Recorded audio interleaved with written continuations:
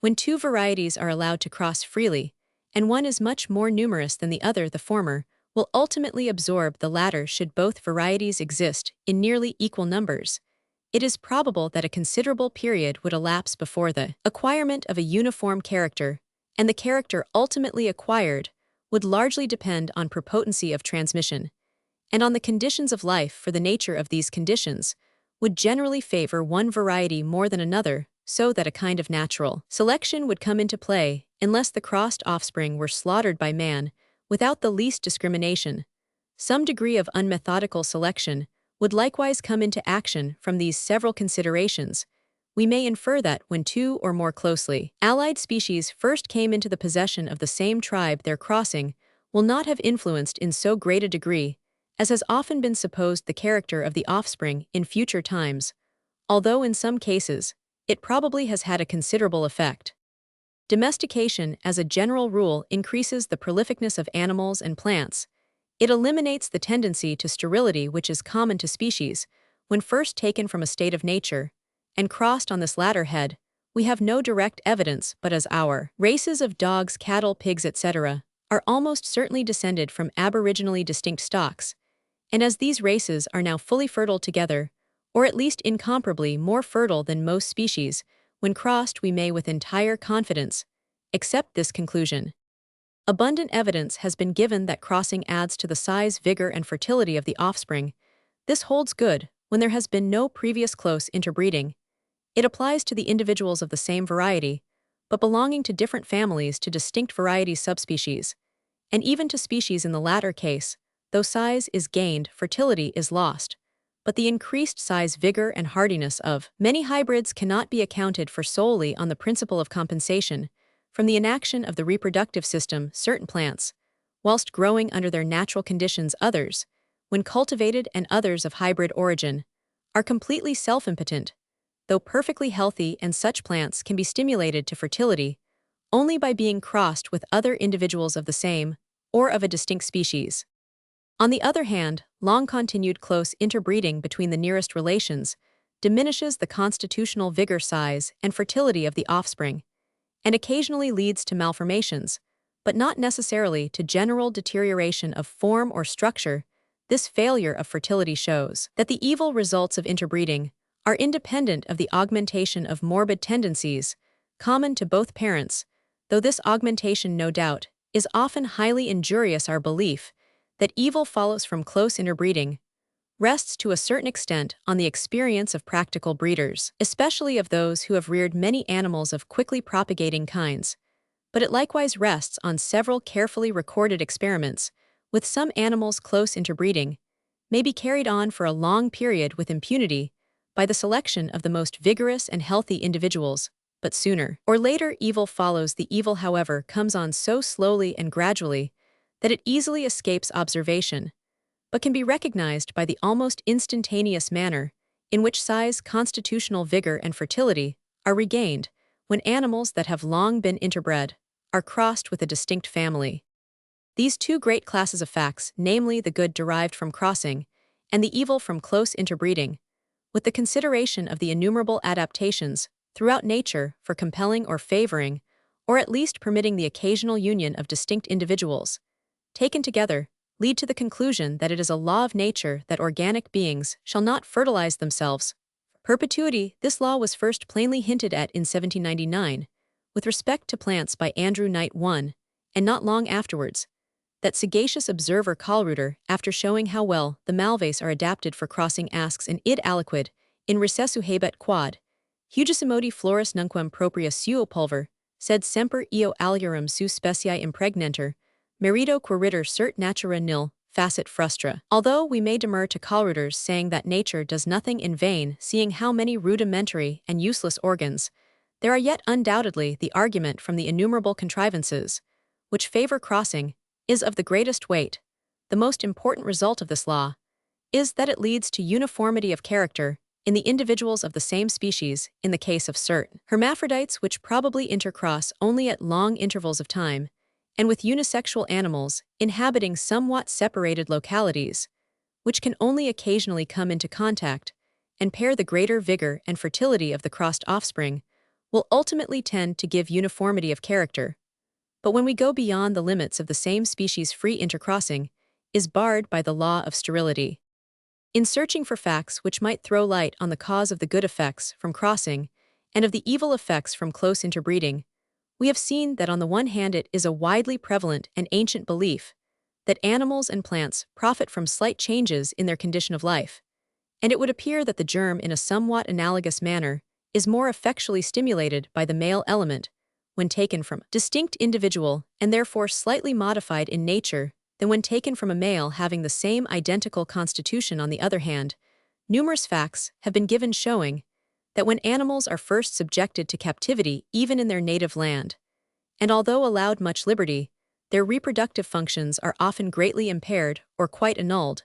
Some groups of animals are more affected than others, but with apparently capricious exceptions in every group. Some animals never or rarely couple under confinement, some couple freely, but never or rarely conceive the secondary male characters. The maternal functions and instincts are occasionally affected with plants. When first subjected to cultivation, analogous facts have been observed. We probably owe our double flowers, rich seedless fruits, and in some cases, greatly developed tubers, etc., to incipient sterility of the above nature combined with a copious supply of nutriment. Animals which have long been domesticated and plants which have long been cultivated can generally withstand with unimpaired fertility great changes in their conditions of life, though both are sometimes slightly affected. With animals, the somewhat rare capacity of breeding freely under confinement together with their utility mainly determine the kinds which have been domesticated. We can in no case precisely say what is the cause of the diminished fertility of an animal when first captured or of a plant when first cultivated. We can only infer that it is caused by a change of some kind in the natural conditions of life. The remarkable susceptibility of the reproductive system to such change, susceptibility, not common to any other organ apparently, has an important bearing on variability, as we shall see in a future chapter. It is impossible not to be struck with the double parallelism between the two classes of facts, just alluded to. On the one hand, slight changes in the conditions of life and crosses between slightly modified forms or varieties are beneficial as far as prolificness and constitutional vigor are concerned. On the other hand, changes in the conditions greater in degree or of a different nature and crosses between forms which have been slowly and greatly modified by natural means, in other words between species, are highly injurious as far as the reproductive system is concerned, and in some few instances, as far as constitutional vigor is concerned. Can this parallelism be accidental? Does it not rather indicate some real bond of connection, as a fire goes out unless it be stirred up? So the vital forces are always tending, according to Mr. Herbert Spencer, to a state of equilibrium, unless disturbed and renovated through the action of other forces. In some few cases, varieties tend to keep distinct by breeding at different seasons, by great difference in size, or by sexual preference.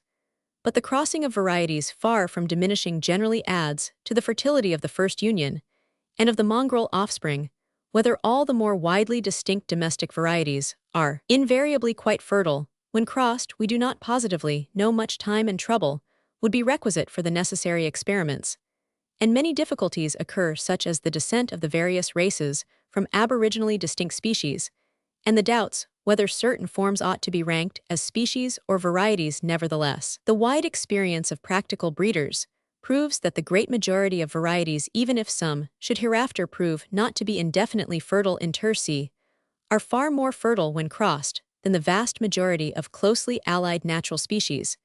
A few remarkable cases have however been given on the authority of excellent observers, showing that with plants certain forms which undoubtedly must be ranked as varieties yield fewer seeds when crossed than is natural to the parent species.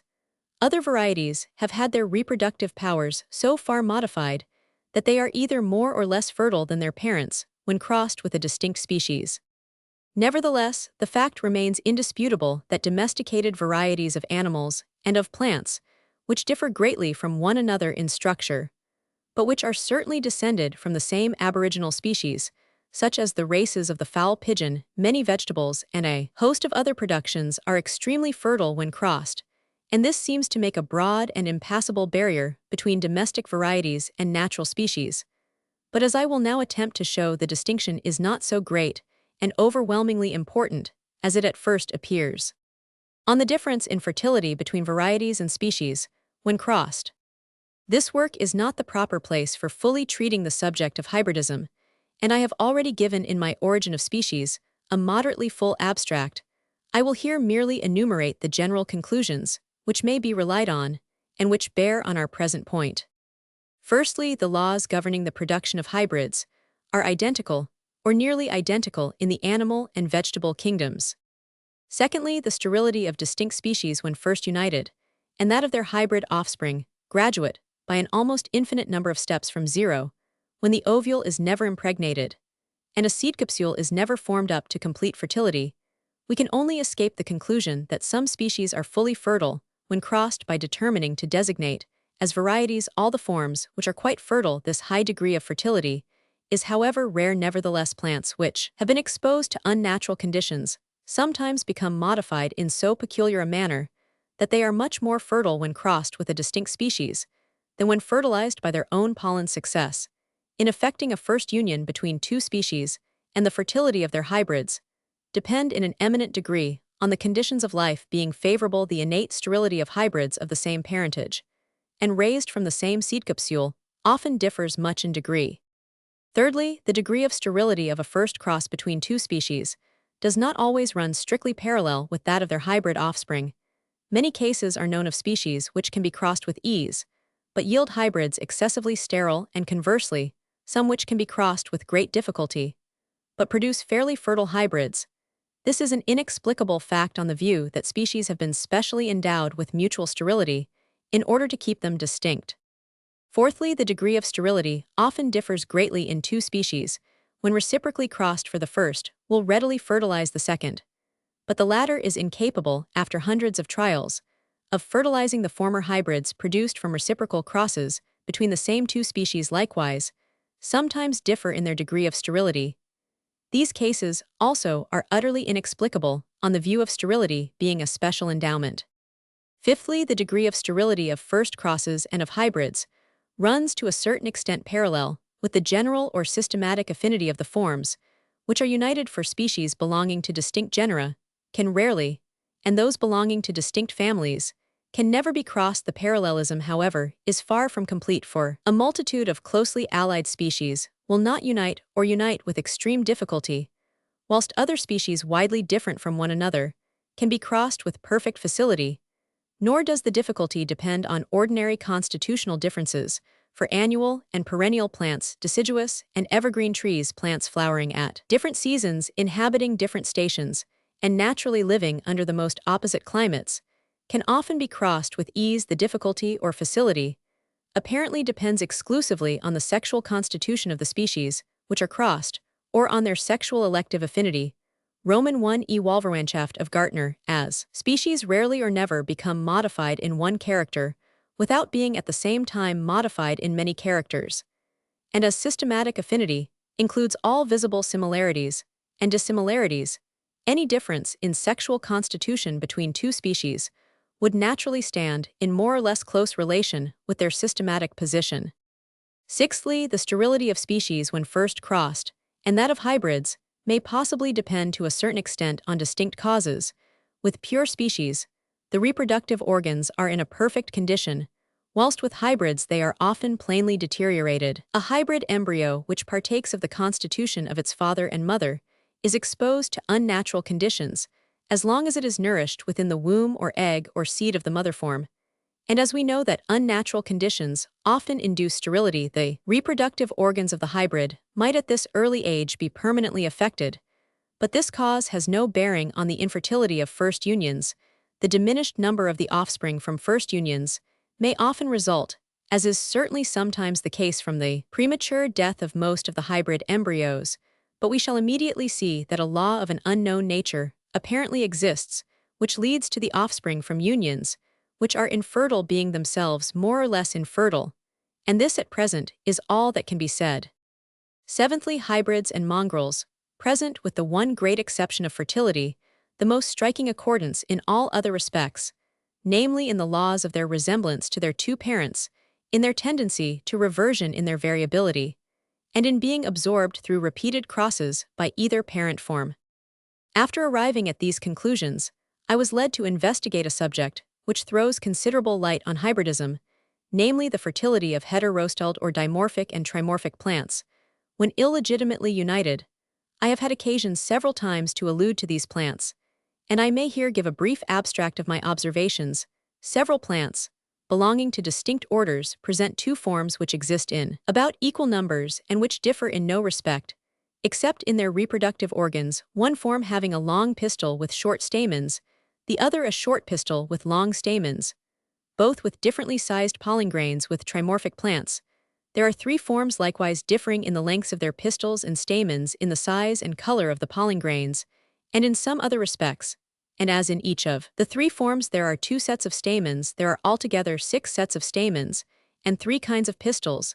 These organs are so proportioned in length to one another that in any two of the forms half the stamens in each stand on a level with the stigma of the third form now I have shown, and the result has been confirmed by other observers that in order to obtain full fertility with these plants, it is necessary that the stigma of the one form should be fertilized by pollen taken from the stamens of corresponding height in the other form, so that with dimorphic species 2 unions, which may be called legitimate, are fully fertile, and 2, which may be called illegitimate, are more or less infertile with trimorphic species. 6 unions are legitimate, or fully fertile, and 12 are illegitimate, or more or less infertile too. The infertility which may be observed in various dimorphic and trimorphic plants, when illegitimately fertilized, that is by pollen taken from stamens not corresponding in height with the pistil, differs much in degree up to absolute and utter sterility, just in the same manner as occurs in crossing distinct species, as the degree of sterility in the latter case depends in an eminent degree on the conditions of life being more or less favorable. So I have found it with illegitimate unions. It is well known that if pollen of a distinct species be placed on the stigma of a flower, and its own pollen be afterwards, even after a considerable interval of time, placed on the same stigma, its action is so strongly prepotent that it generally annihilates the effect of the foreign pollen. So it is with the pollen of the several forms of the same species, for legitimate pollen is strongly prepotent over illegitimate pollen when both are placed on the same stigma. I ascertained this by fertilizing several flowers, first illegitimately, and 24 hours afterwards, legitimately, with pollen taken from a peculiarly colored variety, and all the seedlings were similarly colored. This shows that the legitimate pollen, though applied 24 hours, subsequently had wholly destroyed or prevented the action of the previously applied illegitimate pollen again. As in making reciprocal crosses between the same two species, there is occasionally a great difference in the result. So the same thing occurs with trimorphic plants. For instance, the mid-styled form of Lythrum salicaria could be illegitimately fertilized with the greatest ease by pollen from the longer stamens of the short-styled form, and yielded many seeds, but the short-styled form did not yield a single seed when fertilized by the longer stamens of the mid-styled form. In all these respects the forms of the same undoubted species, when illegitimately united, behave in exactly the same manner as do two distinct species. When crossed, this led me carefully to observe during 4 years many seedlings raised from several illegitimate unions. The chief result is that these illegitimate plants, as they may be called, are not fully fertile. It is possible to raise from dimorphic species both long-styled and short-styled illegitimate plants, and from trimorphic plants all 3 illegitimate forms. These can then be properly united in a legitimate manner. When this is done, there is no apparent reason why they should not yield as many seeds as did their parents when legitimately fertilized. But such is not the case. They are all infertile, but in various degrees, some being so utterly and incurably sterile that they did not yield during 4 seasons a single seed, or even seed capsule. These illegitimate plants, which are so sterile although united with each other in a legitimate manner, may be strictly compared with hybrids when crossed inter se, and it is well known how sterile these latter generally are when, on the other hand, a hybrid is crossed with either pure parent species. The sterility is usually much lessened, and so it is when an illegitimate plant is fertilized by a legitimate plant in the same manner, as the sterility of hybrids does not always run parallel with the difficulty of making the first cross between the two parent species. So the sterility of certain illegitimate plants was unusually great, whilst the sterility of the union from which they were derived was by no means great with hybrids raised from the same seed capsule. The degree of sterility is innately variable, so it is in a marked manner with illegitimate plants. Lastly, many hybrids are profuse and persistent flowers, whilst other and more sterile hybrids produce few flowers and are weak, miserable dwarfs. Exactly similar cases occur with the illegitimate offspring of various dimorphic and trimorphic plants. Although there is the closest identity in character and behavior between illegitimate plants and hybrids, it is hardly an exaggeration to maintain that the former are hybrids, but produced within the limits of the same species, by the improper union of certain forms, whilst ordinary hybrids are produced from an improper union between so-called distinct species. We have already seen that there is the closest similarity in all respects between first illegitimate unions and first crosses between distinct species. This will perhaps be made more fully apparent by an illustration. We may suppose that a botanist found two well-marked varieties, and such occur of the long-stalled form of the trimorphic Lythrum Salicaria, and that he determined to try by crossing whether they were specifically distinct. He would find that they yielded only about 1/5 of the proper number of seed, and that they behaved in all the other above specified respects as if they had been two distinct species. But to make the case sure, he would raise plants from his supposed hybridized seed, and he would find that the seedlings were miserably dwarfed and utterly sterile, and that they behaved in all other respects like ordinary hybrids. He might then maintain that he had actually proved in accordance with the common view that his two varieties were as good and as distinct species as any in the world, but he would be completely mistaken. The facts now given on dimorphic and trimorphic plants are important because they show us first that the physiological test of lessened fertility, both in first crosses and in hybrids, is no criterion of specific distinctions. Secondly, because we may conclude that there is some unknown bond which connects the infertility of illegitimate unions with that of their illegitimate offspring, and we are led to extend the same view to first crosses and hybrids. Thirdly, because we find, and this seems to me of a special importance, that two or three forms of the same species may exist, and may differ in no respect whatever, either structure or in constitution relatively to external conditions, and yet be sterile when united in certain ways. For we must remember that it is the union of the sexual elements of individuals of the same form, for instance of two long-stalled forms, which results in sterility, whilst it is the union of the sexual element proper to two distinct forms which is fertile. Hence, the case appears at first sight exactly the reverse of what occurs in the ordinary unions of the individuals of the same species, and with crosses between distinct species. It is, however, doubtful whether this is really so, but I will not enlarge on this obscure subject. We may, however, infer as probable from the consideration of dimorphic and trimorphic plants that the sterility of distinct species, when crossed, and of their hybrid progeny, depends exclusively on the nature of their sexual elements, and not on any difference in their structure or general constitution. We are also led to this same conclusion by considering reciprocal crosses, in which the male of one species cannot be united, or only with great difficulty, with the female of a second species, whilst the converse cross can be effected with perfect facility. That excellent observer Gartner likewise concluded that species when crossed are sterile owing to differences confined to their reproductive systems, on the principle which makes it necessary for man, whilst he is selecting and improving his domestic varieties, to keep them separate. It would clearly be advantageous to varieties in a state of nature, that is to incipient species, if they could be kept from blending either through sexual aversion or by becoming mutually sterile. Hence it at one time appeared to me probable, as it has to others, that this sterility might have been acquired through natural selection. On this view, we must suppose that a shade of lessened fertility, first, spontaneously appeared like any other modification in certain individuals of a species, when crossed with other individuals of the same species, and that successive slight degrees of infertility, from being advantageous, were slowly accumulated. This appears all the more probable if we admit that the structural differences between the forms of dimorphic and trimorphic plants, as the length and curvature of the pistil, etc., have been co-adapted through natural selection. For if this be admitted, we can hardly avoid extending the same conclusion to their mutual infertility. Sterility, moreover, has been acquired through natural selection for other and widely different purposes, as with neuter insects, in reference to their social economy.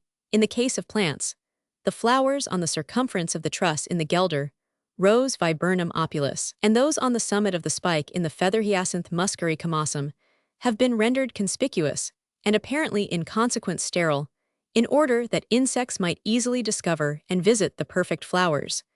But when we endeavor to apply the principle of natural selection to the acquirement by distinct species of mutual sterility, we meet with great difficulties. In the first place, it may be remarked that separate regions are often inhabited by groups of species, or by single species, which when brought together and crossed, are found to be more or less sterile. Now, it could clearly have been no advantage to such separated species to have been rendered mutually sterile, and consequently, this could not have been effected through natural selection. But it may perhaps be argued that if a species were rendered sterile with some one compatriot sterility with other species, would follow as a necessary consequence. In the second place, it is as much opposed to the theory of natural selection as to the theory of special creation that in reciprocal crosses the male element of one form should have been rendered utterly impotent on a second form, whilst at the same time the male element of this second form is enabled freely to fertilize the first form. For this peculiar state of the reproductive system could not possibly have been advantageous to either species. In considering the probability of natural selection having come into action in rendering species mutually sterile, one of the greatest difficulties will be found to lie in the existence of many graduated steps from slightly lessened fertility to absolute sterility. It may be admitted on the principle above explained that it would profit an incipient species if it were rendered in some slight degree sterile when crossed with its parent form, or with some other variety, for thus fewer bastardized and deteriorated offspring would be produced to commingle their blood with the new species in process of formation. But he who will take the trouble to reflect on the steps by which this first degree of sterility could be increased through natural selection to that higher degree which is common to so many species, and which is universal with species which have been differentiated to a generic or family rank, will find the subject extraordinarily complex. After mature reflection, it seems to me that this could not have been effected through natural selection. Take the case of any two species which when crossed produce few and sterile offspring. Now what is there which could favor the survival of those individuals, which happen to be endowed in a slightly higher degree with mutual infertility, and which thus, approached by one small step towards absolute sterility, yet an advance of this kind, if the theory of natural selection be brought to bear, must have incessantly occurred with many species, for a multitude are mutually quite barren. With sterile neuter insects we have reason to believe that modifications in their structure and fertility have been slowly accumulated by natural selection from an advantage, having been thus indirectly given to the community to which they belonged over other communities of the same species. But an individual animal not belonging to a social community, if rendered slightly sterile when crossed with some other variety, would not thus itself gain any advantage, or indirectly give any advantage to the other individuals of the same variety, thus leading to their preservation. But it would be superfluous to discuss this question in detail, for with plants we have conclusive evidence that the sterility of cross species must be due to some principle quite independent of natural selection.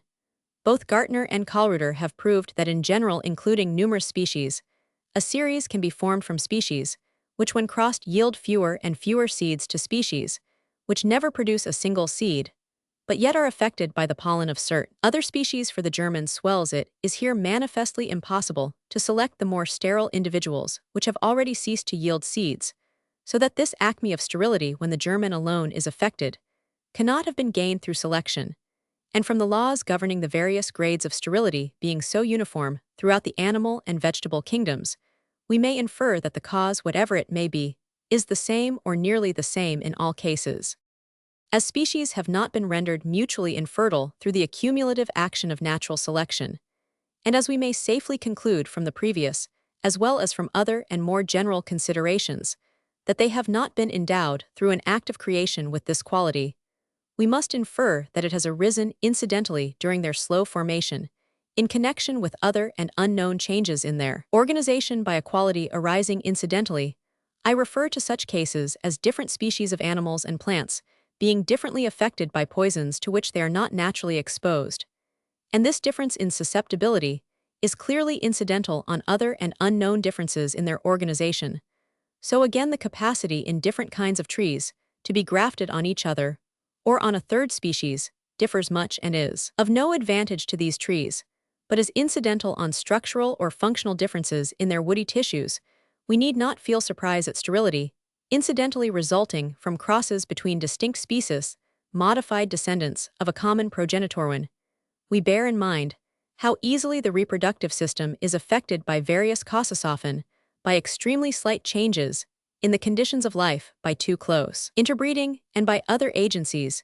It is well to bear in mind such cases as that of the Passiflora alata, which recovered its self-fertility from being grafted on a distinct species. Cases of plants, which normally or abnormally are self-impotent, but can readily be fertilized by the pollen of a distinct species. And lastly, the cases of individual domesticated animals, which evince towards each other sexual incompatibility. We now at last come to the immediate point under discussion. How is it that, with some few exceptions in the case of plants' domesticated varieties, such as those of the dog, fowl, pigeons, several fruit trees, and culinary vegetables, which differ from each other in external characters more than many species, are perfectly fertile when crossed or even fertile in excess, whilst closely allied species are almost invariably in some degree sterile? We can, to a certain extent, give a satisfactory answer to this question, passing over the fact that the amount of external difference between two species is no sure guide to their degree of mutual sterility, so that similar differences in the case of varieties would be no sure guide. We know that with species the cause lies exclusively in differences in their sexual constitution. Now the conditions to which domesticated animals and cultivated plants have been subjected have had so little tendency towards modifying the reproductive system in a manner leading to mutual sterility that we have very good grounds for admitting the directly opposite doctrine of Pallas, namely, that such conditions generally eliminate this tendency, so that the domesticated descendants of species, which in their natural state would have been in some degree sterile, when crossed become perfectly fertile together.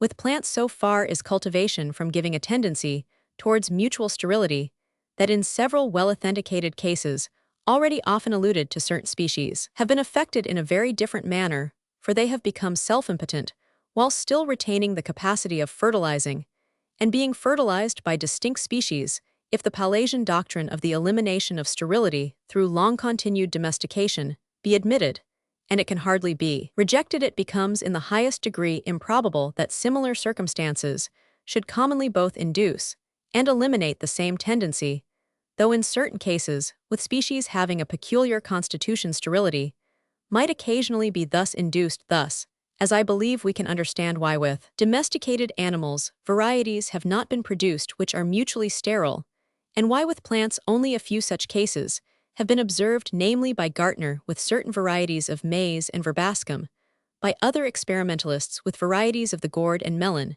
and by Kallreuter with one kind of tobacco.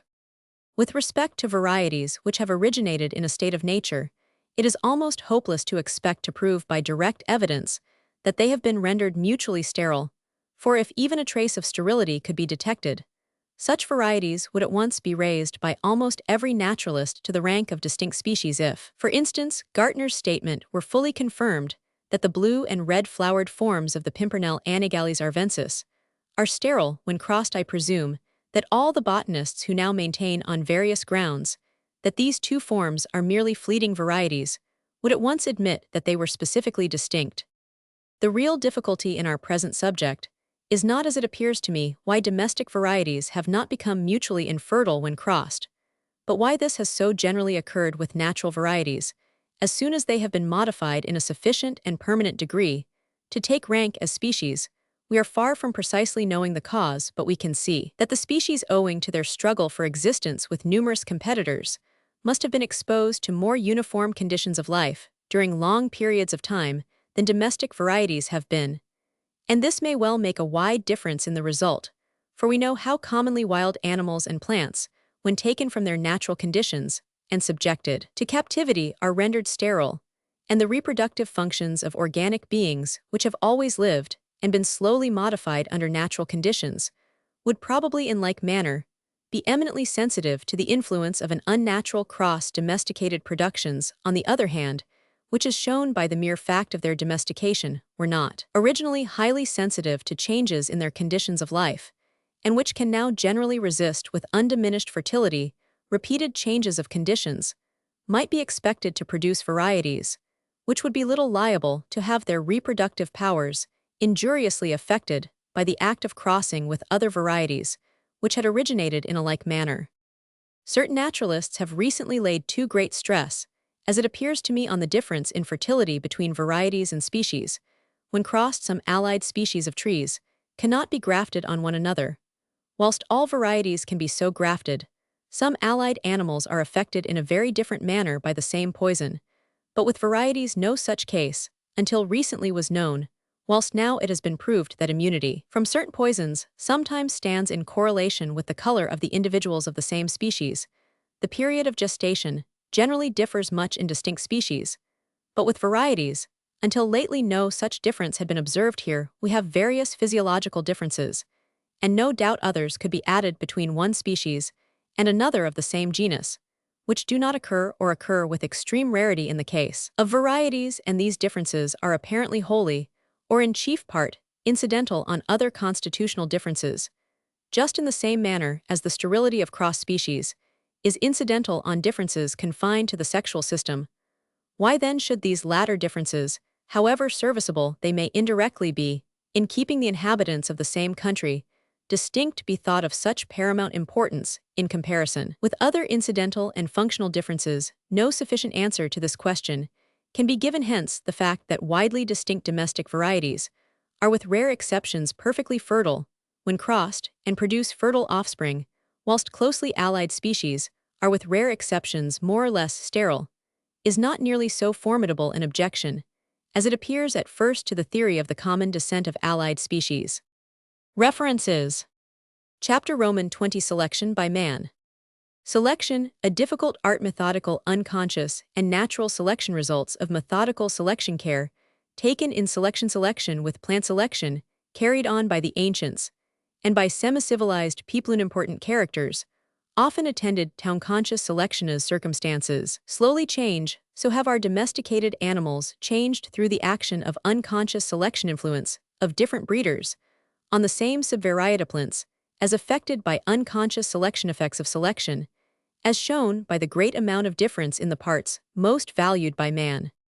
The power of selection, whether exercised by man or brought into play under nature through the struggle for existence, and the consequent survival of the fittest, absolutely depends on the variability of organic beings. Without variability, nothing can be effected. Slight individual differences, however, suffice for the work, and are probably the chief or sole means in the production of new species. Hence, our discussion on the causes and laws of variability ought in strict order to have preceded the present subject, as well as inheritance, crossing, etc. But practically the present arrangement has been found the most convenient. Man does not attempt to cause variability, though he unintentionally affects this by exposing organisms to new conditions of life, and by crossing breeds already formed. But variability being granted, he works wonders. Unless some degree of selection be exercised, the free commingling of the individuals of the same variety soon obliterates, as we have previously seen, the slight differences which arise, and gives uniformity of character to the whole body of individuals in separated districts.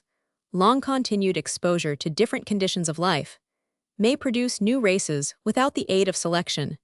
But to this subject of the direct action of the conditions of life I shall recur in a future chapter.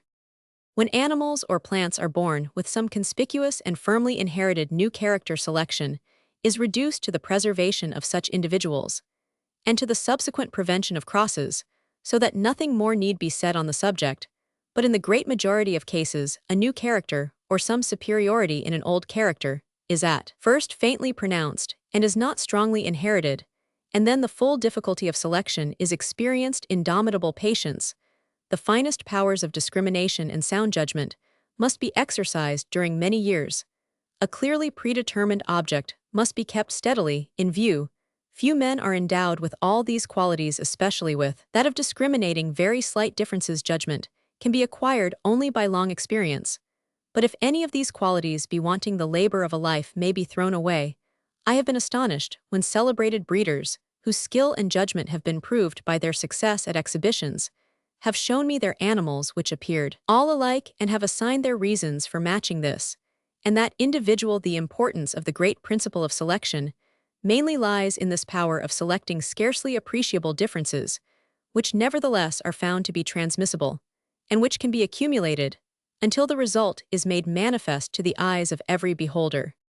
The principle of selection may be conveniently divided into three kinds. Methodical selection is that which guides a man who systematically endeavors to modify a breed according to some predetermined standard. Unconscious selection is that which follows from men naturally preserving the most valued and destroying the less valued individuals without any thought of altering the breed, and undoubtedly, this process slowly works great changes. Unconscious selection graduates into methodical, and only extreme cases can be distinctly separated, for he who preserves a useful or perfect animal will generally breed from it with the hope of getting offspring of the same character.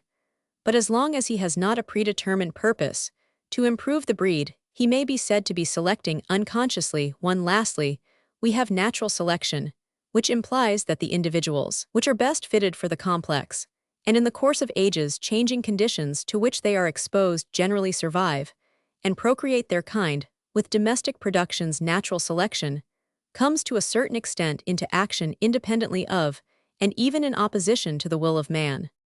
Methodical selection. What man has effected within recent times in England by methodical selection is clearly shown by our exhibitions of improved quadrupeds and fancy birds. With respect to cattle, sheep, and pigs, we owe their great improvement to a long series of well-known names: Bakewell, Coiling, Elman, Bates, Jonas, Webb, Lords, Leicester, and Western, Fisher, Hobbs, and others. Agricultural writers are unanimous on the power of selection.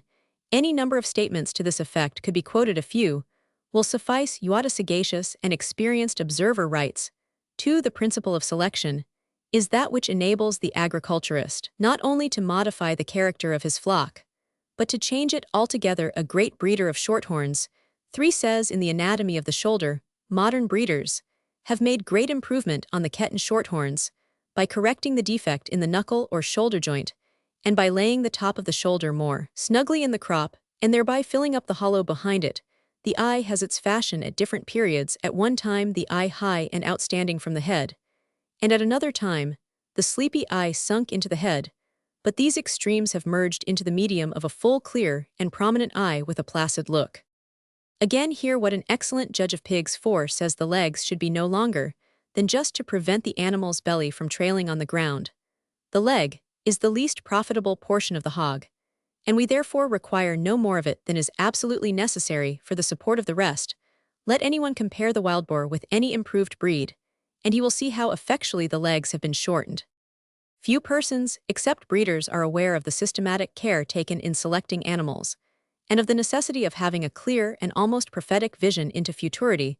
Lord Spencer's skill and judgment were well known, and he writes 5. It is therefore very desirable, before any man commences to breed either cattle or sheep, that he should make up his mind to the shape and qualities he wishes to obtain, and steadily pursue this object. Lord Somerville, in speaking of the marvelous improvement of the new Leicester sheep effected by Bakewell and his successors, says it would seem as if they had first drawn a perfect form, and then given it life. Youat 6 urges the necessity of annually drafting each flock, as many animals will certainly degenerate from the standard of excellence which the breeder has established in his own mind. Even with a bird of such little importance as the canary, long ago 17,801,790 rules were established, and a standard of perfection was fixed according to which the London fanciers tried to breed the several subvarieties.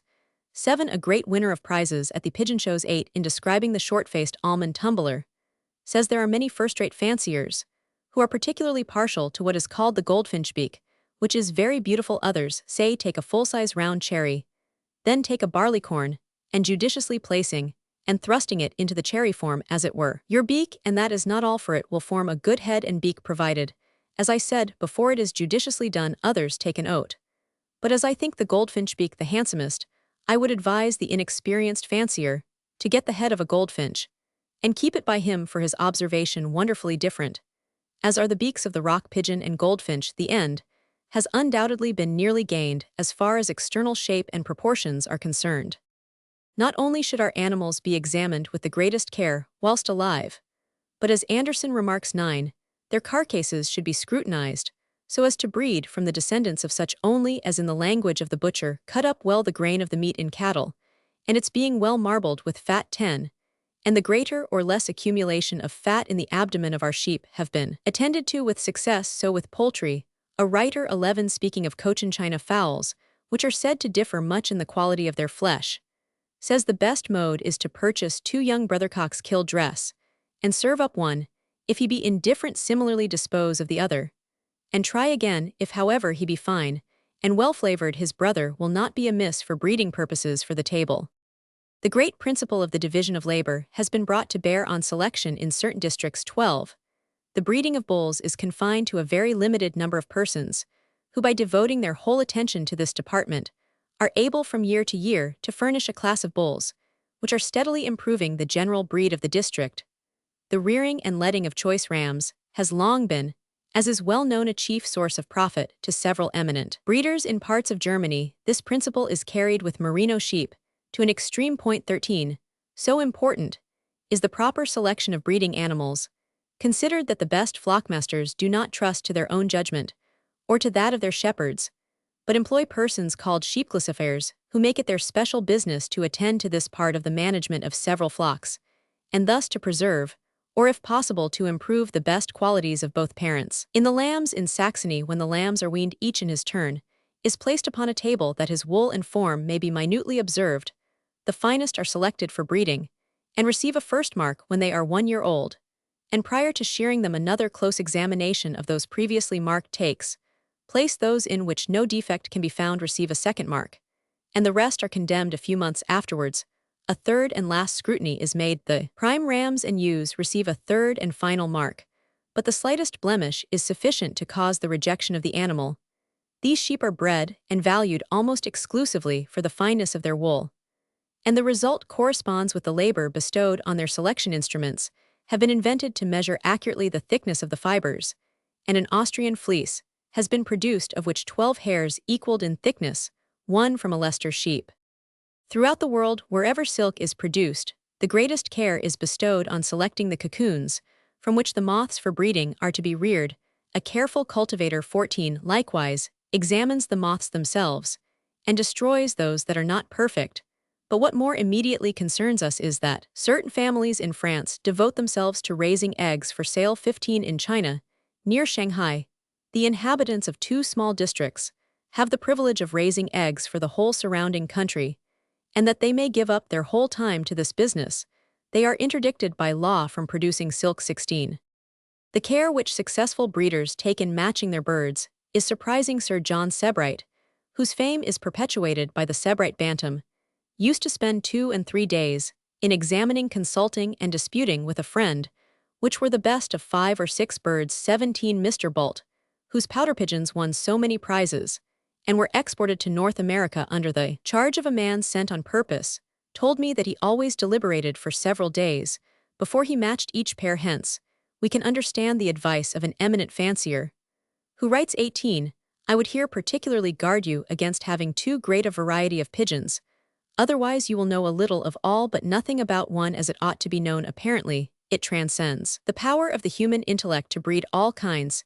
It is possible that there may be a few fanciers that have a good general knowledge of fancy pigeons, but there are many more who labor under the delusion of supposing they know what they do not. The excellence of one subvariety, the almond tumbler, lies in the plumage, carriage, head, beak, and eye, but it is too presumptuous in the beginner to try for all these points. The great judge above quoted says there are some young fanciers who are over-covetous, who go for all the above 5 properties at once. They have their reward by getting nothing. We thus see that breeding even fancy pigeons is no simple art.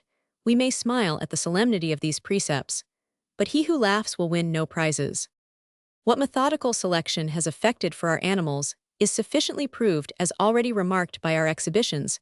So greatly were the sheep belonging to some of the earlier breeders, such as Bakewell and Lord Western, changed that many persons could not be persuaded that they had not been crossed. Our pigs, as Mr. Corringham remarks, 19, during the last 20 years have undergone through rigorous selection together with crossing a complete metamorphosis.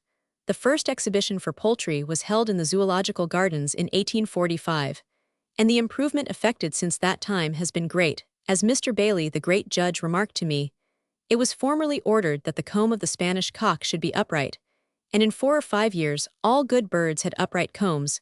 It was ordered that the Polish cock should have no comb or wattles, and now a bird thus furnished would be at once disqualified. Beards were ordered, and out of 57 pens lately 1860, exhibited at the Crystal Palace, all had beards, so it has been in many other cases. But in all cases the judges order only what is occasionally produced, and what can be improved, and rendered constant by selection, the steady increase in weight during the last few years in our fowls, turkeys, ducks, and geese, is notorious. 6-pound ducks are now common, whereas 4 pounds was formerly the average. As the time required to make a change has not often been recorded, it may be worth mentioning that it took Mr. Wicking 13 years to put a clean white head on an almond tumbler's body. A triumph, says another fancier, of which he may be justly proud. 20. Mr. Tollet of Betley Hall selected cows, and especially bulls descended from good milkers, for the sole purpose of improving his cattle for the production of cheese. He steadily tested the milk with the lactometer, and in 8 years he increased, as I was informed by him, the product in proportion of 4 to 3. Here is a curious case. 21 of steady but slow progress with the end, not as yet fully attained. In 1784, a race of silkworms was introduced into France, in which 100 in the 1,000 failed to produce white cocoons. But now, after careful selection during 6 to 5 generations, the proportion of yellow cocoons has been reduced to 35 in the 1,000.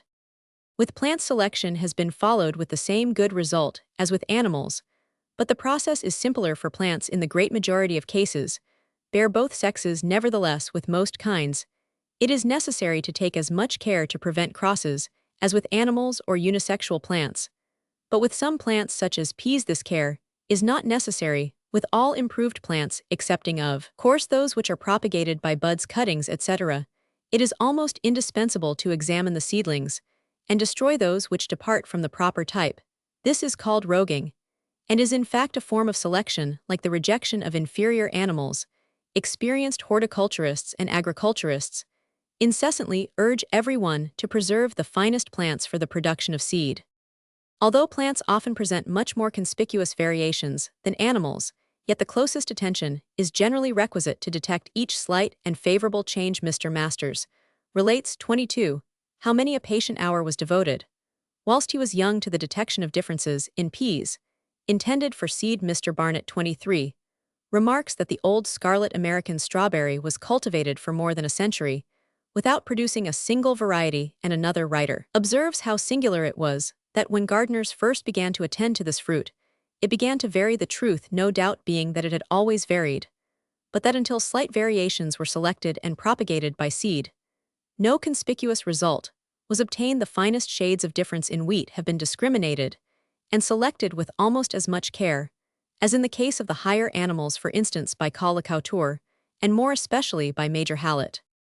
It may be worthwhile to give a few examples of methodical selection with plants, but in fact, the great improvement of all our anciently cultivated plants may be attributed to selection long carried on in part methodically, and in part unconsciously. I have shown in a former chapter how the weight of the gooseberry has been increased by systematic selection, and culture. The flowers of the heartsease have been similarly increased in size and regularity of outline.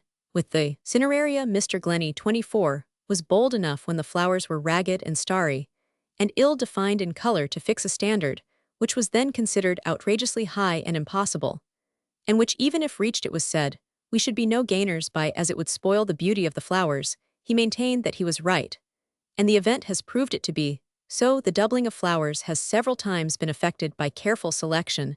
The Rev. W. Williamson. 25, after sowing during several years seed of anemone, coronaria, found a plant with one additional petal. He sowed the seed of this, and by perseverance in the same course, obtained several varieties with 6 or 7 rows of petals. The single Scotch rose was doubled and yielded 8 good varieties in 9 or 10 years. 26. The Canterbury Bell Campanula medium was doubled by careful selection in 4 generations. 27. In 4 years. Mr. Buckman. 28. By culture and careful selection converted parsnips raised from wild seed into a new and good variety by selection during a long course of years. The early maturity of peas has been hastened by between 10 and 21 days. 29. A more curious case is offered by the beet plant, which since its cultivation in France has almost exactly doubled its yield of sugar. This has been effected by the most careful selection. The the specific gravity of the roots being regularly tested, and the best roots saved for the production of seed. 30. Selection by ancient and semi-civilized people. In attributing so much importance to the selection of animals and plants, it may be objected that methodical selection would not have been carried on during ancient times. A distinguished naturalist considers it as absurd to suppose that semi-civilized people should have practiced selection of any kind. Undoubtedly, the principle has been systematically acknowledged and followed to a far greater extent within the last 100 years than at any former period, and a corresponding result has been gained, but it would be a greater error to suppose, as we shall immediately see, that its importance was not recognized and acted on during the most ancient times, and by semi-civilized people. I should premise that many facts now to be given only show that care was taken in breeding. But when this is the case, selection is almost sure to be practiced to a certain extent. We shall hereafter be enabled better to judge how far selection, when only occasionally carried on by a few of the inhabitants of a country, will slowly produce a great effect. In a well-known passage in the 30th chapter of Genesis, rules are given for influencing, as was then thought possible, the color of sheep, and speckled and dark breeds are spoken of as being kept separate by the time of David. The fleece was likened to snow. 31, who has discussed all the passages in relation to breeding in the Old Testament, concludes that at this early period, some of the best principles of breeding must have been steadily and long pursued. It was ordered according to Moses, that thou shalt not let thy cattle gender with a diverse kind, but mules were purchased. 32, so that at this early period other nations must have crossed the horse and ass. It is said. 33, that Eratosthenius some generations before the Trojan War had many broodmares which by his care and judgment in the choice of stallions produced a breed of horses superior to any in the surrounding countries. Homer Book 5 speaks of Aeneas horses, as bred from mares, which were put to the steeds of Laomed, and Plato in his Republic says to Glaucus, I see that you raise at your house a great many dogs for the chase. Do you take care about breeding and pairing them among animals of good blood? Are there not always some which are superior to the rest? To which Glaucus answers, in the affirmative. 34 Alexander the Great selected the finest Indian cattle to send to Macedonia to improve the breed. 35 According to Pliny, King Pyrrhus had an especially valuable breed of oxen, and he did not suffer the bulls and cows to come together till 4 years old, that the breed might not degenerate. Virgil in his Georgics, Lib. 3, gives us strong advice, as any modern agriculturist could do, carefully to select the breeding stock, to note the tribe, the lineage, and the sire whom to reserve for husband of the Herdto brand, the progenito select sheep of the purest white, and to examine if their tongues are swarthy. We have seen that the Romans kept pedigrees of their pigeons, and this would have been a senseless proceeding had not great care been taken in breeding them. Columella gives detailed instructions about breeding fowls. Let the breeding hens therefore be of a choice color, a robust body, square-built, full-breasted, with large heads, with upright and brighted combs. Those are believed to be the best bred which have 5 toes. 37 According to Tacitus, the Celts attended to the races of their domestic animals, and Caesar states that they paid high prices to merchants for fine imported horses. 38 In regard to plants, Virgil speaks of yearly culling the largest seeds, and Celsus says, where the corn and crop is but small, we must pick out the best ears of corn, and of them lay up our seed separately by itself. 39 Coming down the stream of time, we may be brief. At about the beginning of the 9th century, Charlemagne expressly ordered his officers to take great care of his stallions, and if any proved bad or old, to forewarn him in good time before they were put to the mares. 40 Even in a country so little civilized as Ireland during the 9th century, it would appear from some ancient verses, 41, describing a ransom demanded by Cormac, that animals from particular places, or having a particular character, were valued. Thus it is said, 2 pigs of the pigs of Maclure, a ram and ewe both round and red, I brought with me from Ingus. I brought with me a stallion and a mare from the beautiful stud of Mannanan, a bull and a white cow from Druim Cane.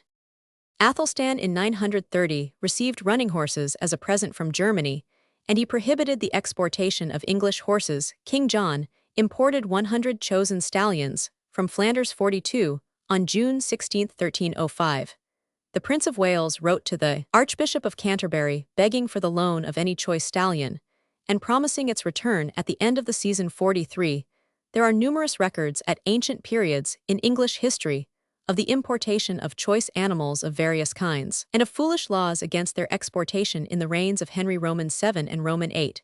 It was ordered that the magistrates at Michaelmas should scour the heaths and commons, and destroy all mares beneath a certain size 40, for some of our earlier kings passed laws against the slaughtering rams of any good breed, before they were 7 years old, so that they might have time to breed. In Spain, Cardinal Ximenes issued, in 1509, regulations on the selection of good rams for breeding 45.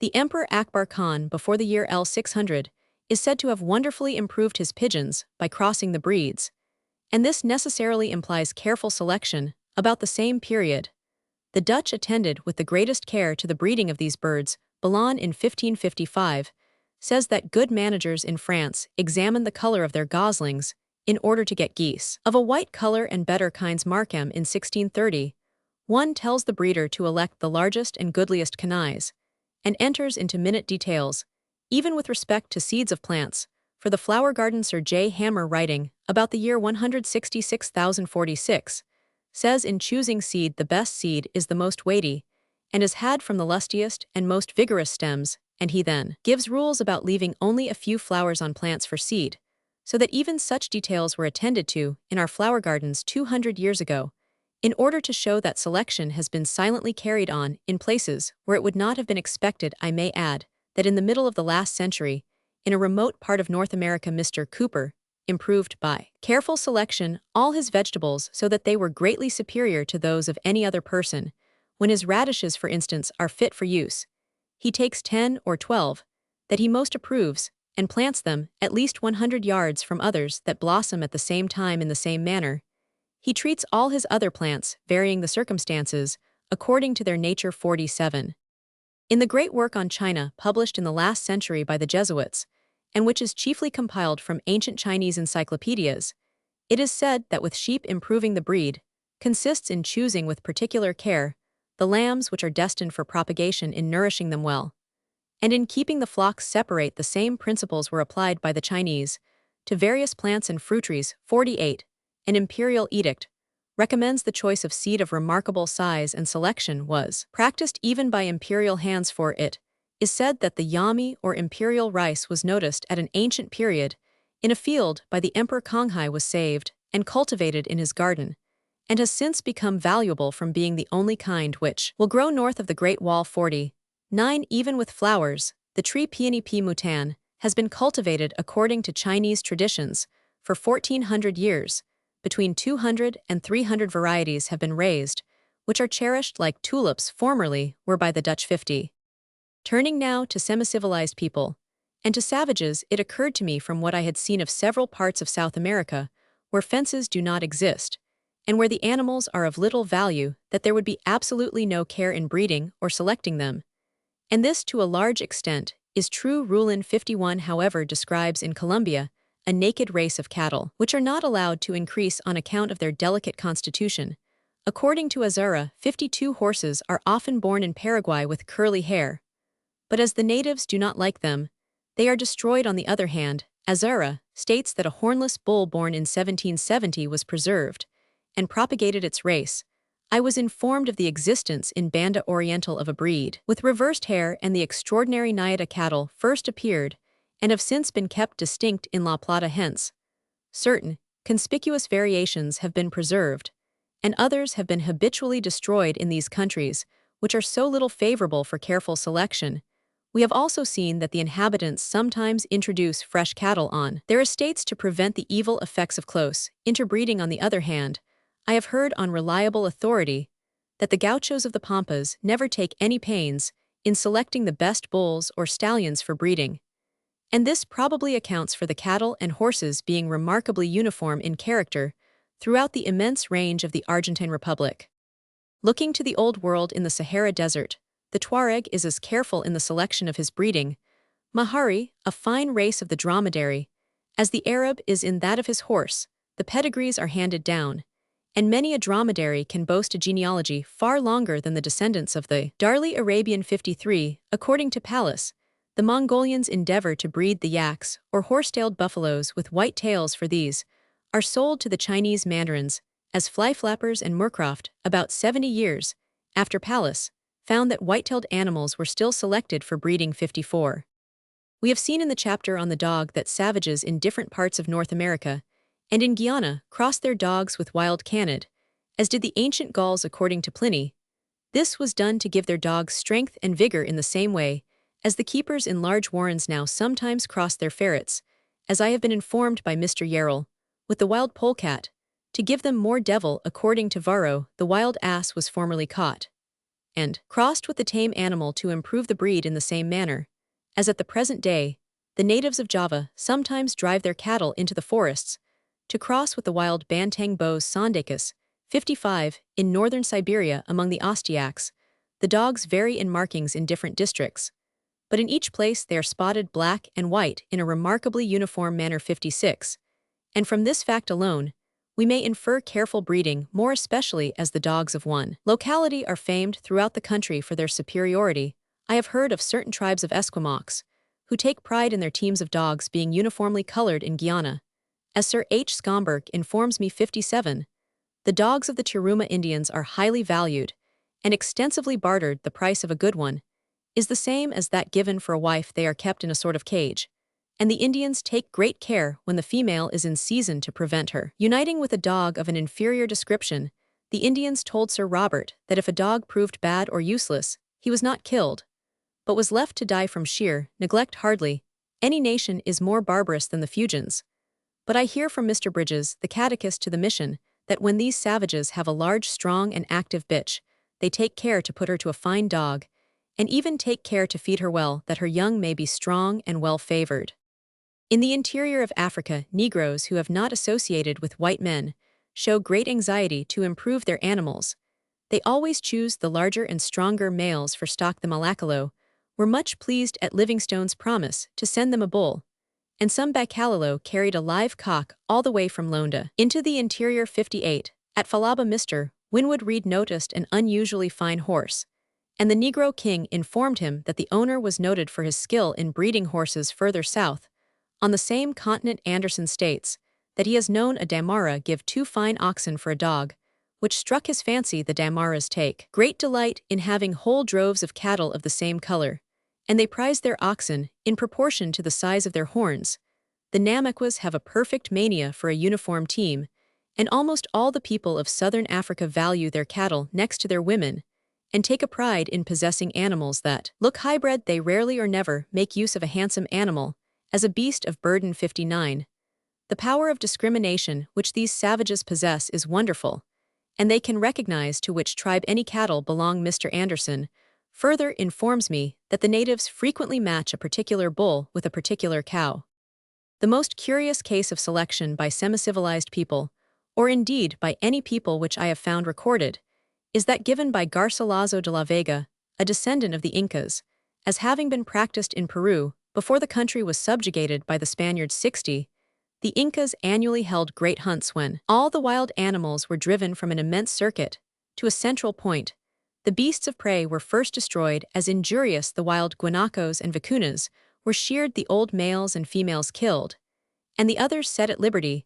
The various kinds of deer were examined. The old males and females were likewise killed, but the young females, with a certain number of males selected from the most beautiful and strong, were given their freedom. Here then we have selection by man aiding natural selection, so that the Incas followed exactly the reverse system of that which our Scottish sportsmen are accused of following, namely of steadily killing the finest stags, thus causing the whole race to degenerate. 61.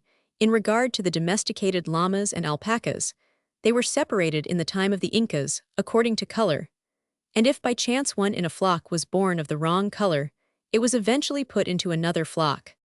In the genus Auchenia, there are 4 forms: guanaco and vicuna, found wild and undoubtedly distinct species, the llama and alpaca, known only in a domesticated condition. These 4 animals appear so different that most naturalists, especially those who have studied these animals in their native country, maintain that they are specifically distinct, notwithstanding that no one pretends to have seen a wild llama or alpaca. Mr. Ledger, however, who has closely studied these animals both in Peru and during their exportation to Australia, and who has made many experiments on their propagation, adduces arguments. 62, which seem to me conclusive that the llama is the domesticated descendant of the guanaco and the alpaca of the vicuna. And now that we know that these animals were systematically bred and selected many centuries ago, there is nothing surprising in the great amount of change which they have undergone. It appeared to me at one time probable that though ancient and semi-civilized people might have attended to the improvement of their more useful animals in essential points, yet that they would have disregarded unimportant characters, but human nature is the same throughout. The world fashion everywhere reigns supreme, and man is apt to value whatever he may chance to possess. We have seen that in South America, the Nayada cattle, which certainly are not made useful by their short faces and upturned nostrils, have been preserved. The Damaras of South Africa value their cattle for uniformity of color and enormously long horns, and I will now show that there is hardly any peculiarity in our most useful animals which from fashion, superstition, or some other motive has not been valued and consequently preserved. With respect to cattle, an early record, according to Yacht 63, speaks of 100 white cows, with red ears being demanded as a compensation by the princes of North and South Wales.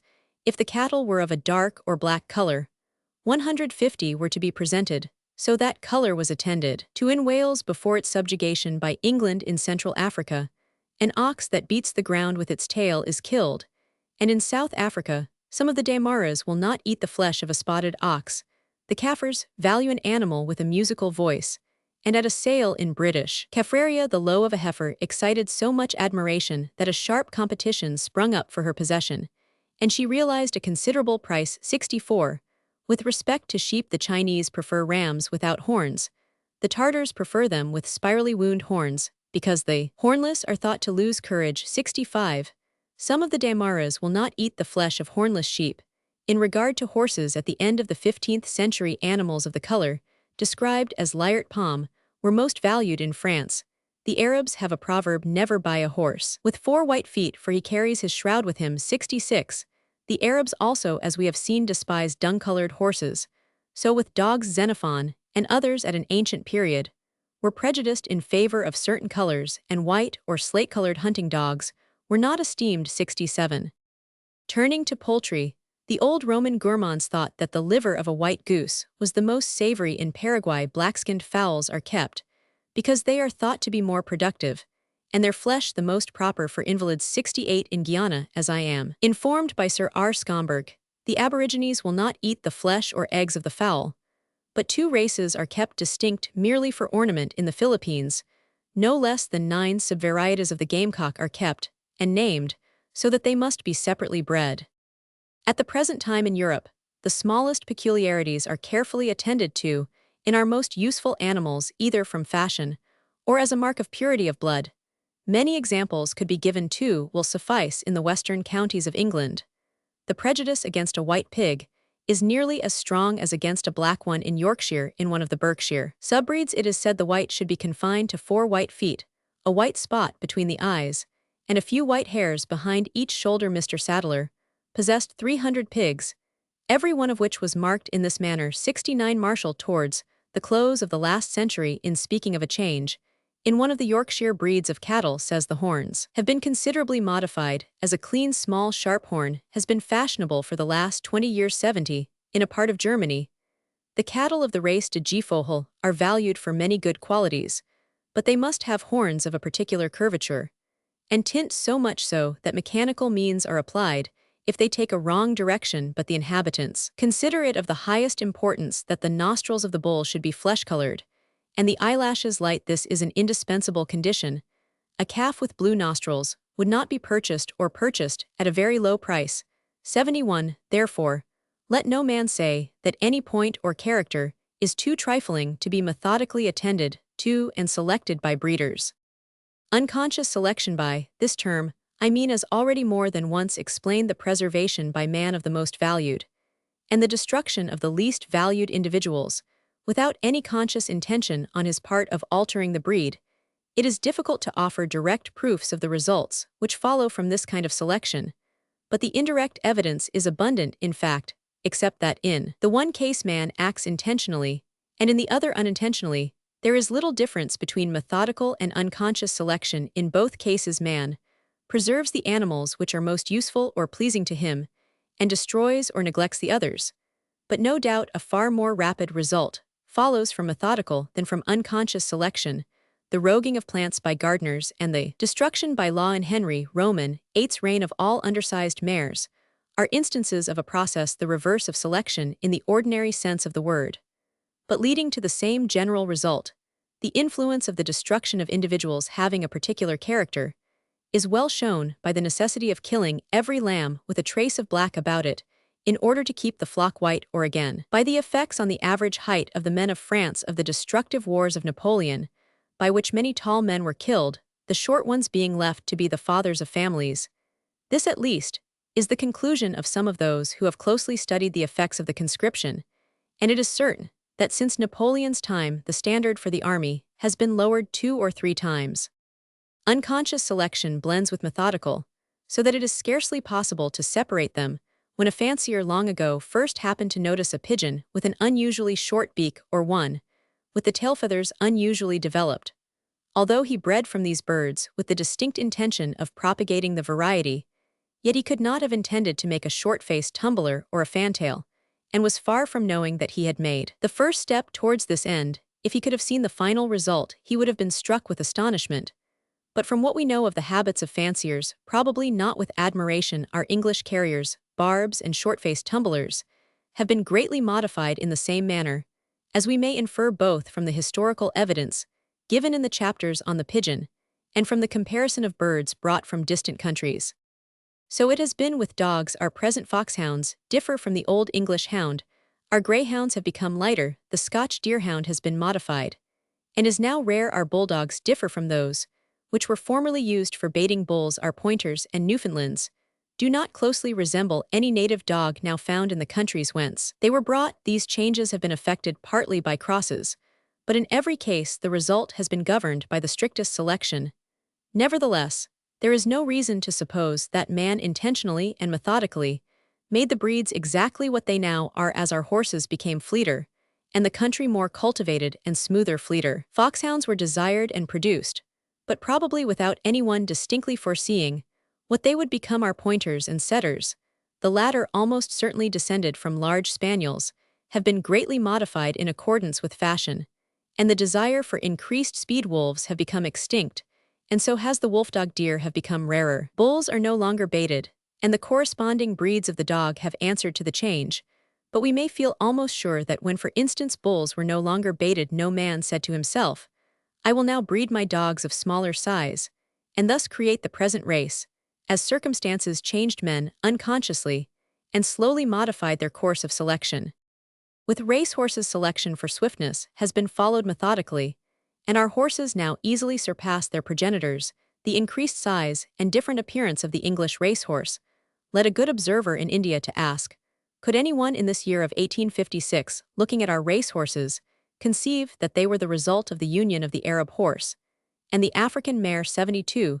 This change has, it is probable, been largely effected through unconscious selection, that is, by the general wish to breed as fine horses as possible in each generation, combined with training and high feeding, but without any intention to give to them their present appearance. According to Youat 73, the introduction in Oliver Cromwell's time of 3 celebrated Eastern stallions speedily affected the English breed, so that Lord Harley, one of the old school, complained that the great horse was fast disappearing. This is an excellent proof how carefully selection must have been attended to, for without such care all traces of so small an infusion of Eastern blood would soon have been absorbed and lost. Notwithstanding that the climate of England has never been esteemed particularly favorable to the horse, yet long-continued selection, both methodical and unconscious together with that practiced by the Arabs during a still longer and earlier period, has ended in giving us the best breed of horses in the world. Macaulay 74 remarks, men whose authority on such subjects was held in great esteem, the Duke of Newcastle and Sir John Fenwick, pronounced that the meanest hack ever imported from Tangier would produce a finer progeny than could be expected from the best sire of our native breed. They would not readily have believed that a time would come when the princes and nobles of neighboring lands would be as eager to obtain horses from England as ever the English had been to obtain horses from Barbary. The London drayhorse, which differs so much in appearance from any natural species, and which from its size has so astonished many Eastern princes, was probably formed by the heaviest and most powerful animals, having been selected during many generations in Flanders and England, but without the least intention or expectation of creating a horse, such as we now see if we go back to an early period of history, we behold in the antique Greek statues, as Schaffhausen has remarked 75, a horse equally unlike a race or dray horse, and differing from any existing breed. The results of unconscious selection in an early stage are well shown in the difference between the flocks descended from the same stock, but separately reared by careful breeders. Youatt gives an excellent instance of this fact in the sheep belonging to Messrs. Buckley and Burgess, which have been purely bred from the original stock of Mr. Bakewell for upwards of 50 years. There is not a suspicion existing in the mind of anyone at all acquainted with the subject that the owner of either flock has deviated in any one instance from the pure blood of Mr. Bakewell's flock. Yet the difference between the sheep possessed by these two gentlemen is so great that they have the appearance of being quite different varieties. 76. I have seen several analogous and well-marked cases with pigeons. For instance, I had a family of barbs descended from those long bred by Sir J. Sebright and another family long bred by another fancier, and the two families plainly differed from each other. Nathusiasand, a more competent witness, could not be cite observes that though the shorthorns are remarkably uniform in appearance, except in color, yet the individual character and wishes of each breeder become impressed on his cattle, so that different herds differ slightly from one another. 77. The Hereford cattle assumed their present well-marked character soon after the year 1769, through careful selection by Mr. Tompkins. 78. And the breed has lately split into two strains. Strain having a white face and differing slightly, it is said 79 in some other points. But there is no reason to believe that this split, the origin of which is unknown, was intentionally made. It may with much more probability be attributed to different breeders, having attended to different points. So again, the Berkshire breed of swine in the year 1810 had greatly changed from what it was in 1780, and since 1810, at least two distinct subbreeds have arisen bearing the same name. 80. Keeping in mind how rapidly all animals increase, and that some must be annually slaughtered, and some saved for breeding, then if the same breeder during a long course of years deliberately settles which shall be saved, and which shall be killed, it is almost inevitable that his individual turn of mind will influence the character of his stock without his having had any intention to modify the breed. Unconscious selection in the strictest sense of the word, that is, the saving of the more useful animals, and the neglect or slaughter of the less useful without any thought of the future, must have gone on occasionally from the remotest period, and amongst the most barbarous nations, savages often suffer from famines and are sometimes expelled by war from their own homes. In such cases, it can hardly be doubted that they would save their most useful animals. When the Fuegians are hard-pressed by want, they kill their old women for food, rather than their dogs, for as we were assured, old women no use dogs catch otters. The same sound sense would surely lead them to preserve their more useful dogs when still harder pressed by famine. Mr. Oldfield, who has seen so much of the Aborigines of Australia, informs me that they are all very glad to get a European kangaroo dog, and several instances have been known of the father killing his own infant, that the might suckle the much-prized puppy. Different kinds of dogs would be useful to the Australian for hunting opossums and kangaroos, and to the Fuegian for catching fish and otters, and the occasional preservation in the two countries of the most useful animals would ultimately lead to the formation of two widely distinct breeds. With plants from the earliest dawn of civilization, the best variety which was known would generally have been cultivated at each period, and its seeds occasionally sown, so that there will have been some selection from an extremely remote period, but without any prefixed standard of excellence, or thought of the future. We, at the present day, profit by a course of selection, occasionally and unconsciously carried on during thousands of years. This is proved in an interesting manner by Oswald Here's researches on the lac inhabitants of Switzerland, as given in a former chapter, for he shows that the grain and seed of our present varieties of wheat, barley, oats, peas, beans, lentils, and poppy exceed, in size, those which were cultivated in Switzerland during the Neolithic and Bronze periods. These ancient people during the Neolithic period possessed also a crab considerably larger than that now growing wild on the Jura. 81. The pears described by Pliny were evidently extremely inferior in quality to our present pears, we can realize the effects of long-continued selection and cultivation in another way for would anyone in his senses expect to raise a first-rate apple from the seed of a truly wild crab, or a luscious melting pear from the wild pear Alphonse de Candolle, informs me that he has lately seen on an ancient mosaic at Rome a representation of the melon, and as the Rotnans, who were such gourmands, are silent on this fruit, he infers that the melon has been greatly ameliorated since the classical period.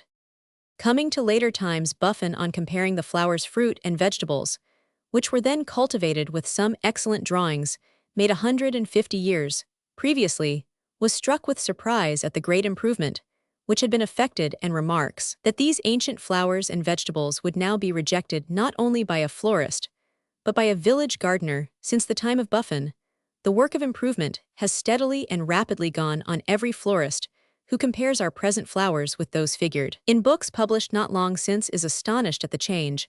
A well-known amateur 83, in speaking of the varieties of pelargonium, raised by Mr. Garth only 22 years before, remarks what a rage they excited. Surely we had attained perfection, it was said. And now not one of the flowers of those days will be looked at, but none the less is the debt of gratitude which we owe to those who saw what was to be done, and did it. Mr. Paul, the well-known horticulturist, in writing of the same flower 84, says, he remembers when young, being delighted with the portraits in Sweet's work, but what are they in point of beauty compared with the pelargoniums of this day? Here again, nature did not advance by leaps, the improvement was gradual, and if we had neglected those very gradual advances, we must have foregone the present grand results. How well this practical horticulturist appreciates and illustrates the gradual and accumulative force of selection. The dahlia has advanced in beauty, in a like manner, the line of improvement being guided by fashion and by the successive modifications which the flower slowly underwent. 85. A steady and gradual change has been noticed in many other flowers. Thus an old florist 86, after describing the leading varieties of the pink which were grown in 1813, adds the pinks of those days would now be scarcely grown as border flowers. The improvement of so many flowers, and the number of the varieties which have been raised, is all the more striking when we hear that the earliest known flower garden in Europe, namely at Padua, dates only from the year 154,587. Effects of selection, as shown by the parts most valued by man, presenting the greatest amount of difference. The power of long-continued selection, whether methodical or unconscious or both combined, is well shown in a general way, namely by the comparison of the differences between the varieties of distinct species, which are valued for different parts, such as for the leaves or stems or tubers, the seed or fruit or flowers. Whatever part man values most, that part will be found to present the greatest amount of difference, with trees cultivated for their fruit. Sadgerit remarks that the fruit is larger than in the parent species, whilst with those cultivated for the seed, as with nuts, walnuts, almonds, chestnuts, etc., it is the seed itself which is larger, and he accounts for this fact by the fruit in the one case, and by the seed in the other, having been carefully attended to and selected during many ages. Galesio has made the same observation. Godrin insists on the diversity of the tuber in the potato, of the bulb in the onion, and of the fruit in the melon, and on the close similarity of the other parts in these same plants. 88. In order to judge how far my own impression on this subject was correct, I cultivated numerous varieties of the same species close to one another. The comparison of the amount of difference between widely different organs is necessarily vague. I will therefore give the results in only a few cases. We have previously seen in the 9th chapter how greatly the varieties of the cabbage differ in their foliage and stems, which are the selected parts, and how closely they resemble one another in their flowers, capsules, and seeds. In 7 varieties of the radish, the roots differed greatly in color and shape, but no difference whatever could be detected in their foliage, flowers, or seeds. Now what a contrast is presented if we compare the flowers of the varieties of these two plants with those of any species cultivated in our flower gardens for ornament, or if we compare their seeds with those of the varieties of maize, peas, beans, etc., which are valued and cultivated for their seeds. In the 9th chapter, it was shown that the varieties of the pea differ but little except in the tallness of the plant, moderately in the shape of the pod, and greatly in the pea itself. And these are all selected points. The varieties, however, of the pois sans parchymon differ much more in their pods, and these are eaten, and valued I cultivated 12 varieties of the common bean. One alone, the dwarf fan, differed considerably in general appearance.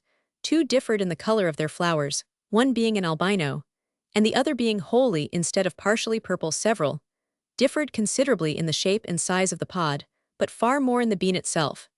And this is the valued and selected part. Toker's bean, for instance, is twice and a half as long and broad as the horse bean, and is much thinner and of a different shape.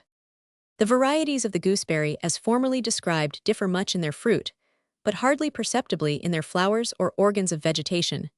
With the plum, the differences likewise appear to be greater in the fruit than in the flowers or leaves. On the other hand, the seed of the strawberry, which corresponds with the fruit of the plum, differs hardly at all, whilst every one knows how greatly the fruit that is the enlarged receptacle differs in several varieties. In apples, pears, and peaches, the flowers and leaves differ considerably, but not as far as I can judge in proportion with the fruit. The Chinese double-flowering peaches, on the other hand, show that varieties of this tree have been formed, which differ more in flower than in fruit, if, as is highly probable, the peach is the modified descent of the almond. A surprising amount of change has been effected in the same species in the fleshy covering of the former, and in the kernels of the latter. When parts stand in close relationship to each other, such as the seed and the fleshy covering of the fruit, whatever its homological nature may be, changes in the one are usually accompanied by modifications in the other, though not necessarily to the same degree. With the plum tree, for instance, some varieties produce plums, which are nearly alike, but include stones extremely dissimilar in shape, whilst conversely other varieties produce dissimilar fruit with barely distinguishable stones, and generally, the stones, though they have never been subjected to selection, differ greatly in the several varieties of the plum. In other cases, organs, which are not manifestly related through some unknown bond, vary together, and are consequently liable, without any intention on man's part, to be simultaneously acted on by selection. Thus the varieties of the stock Matthiola have been selected solely for the beauty of their flowers, but the seeds differ greatly in color and somewhat in size. Varieties of the lettuce have been selected solely on account of their leaves, yet produce seeds which likewise differ in color, generally through the law of correlation. When a variety differs greatly from its fellow varieties in any one character, it differs to a certain extent in several other characters.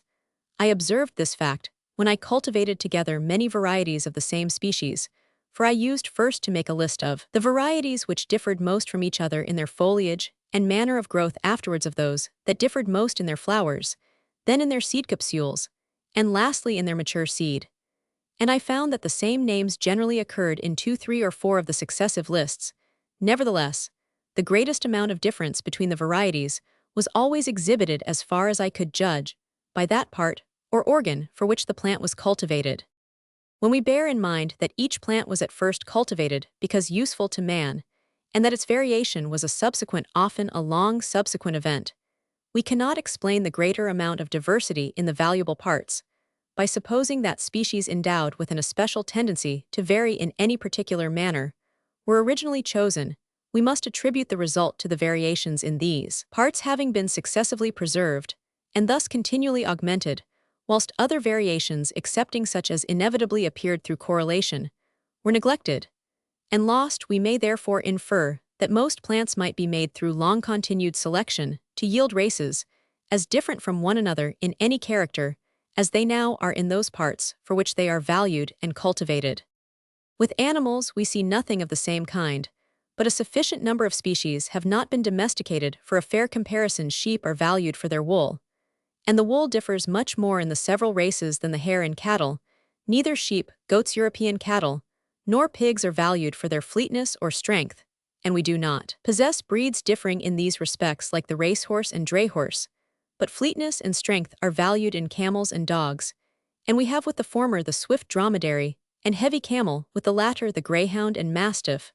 But dogs are valued even in a higher degree for their mental qualities and senses, and everyone knows how greatly the races differ in these respects. On the other hand, where the dog is kept solely to serve for food, as in the Polynesian islands and China, it is described as an extremely stupid animal. 89 Blumenbach remarks that many dogs, such as the badger have a build so marked and so appropriate for particular purposes that I should find it very difficult to persuade myself that this astonishing figure was an accidental consequence of degeneration. 90 had Blumenbach reflected on the great principle of selection, he would not have used the term degeneration, and he would not have been astonished that dogs and other animals should become excellently adapted for the service of man.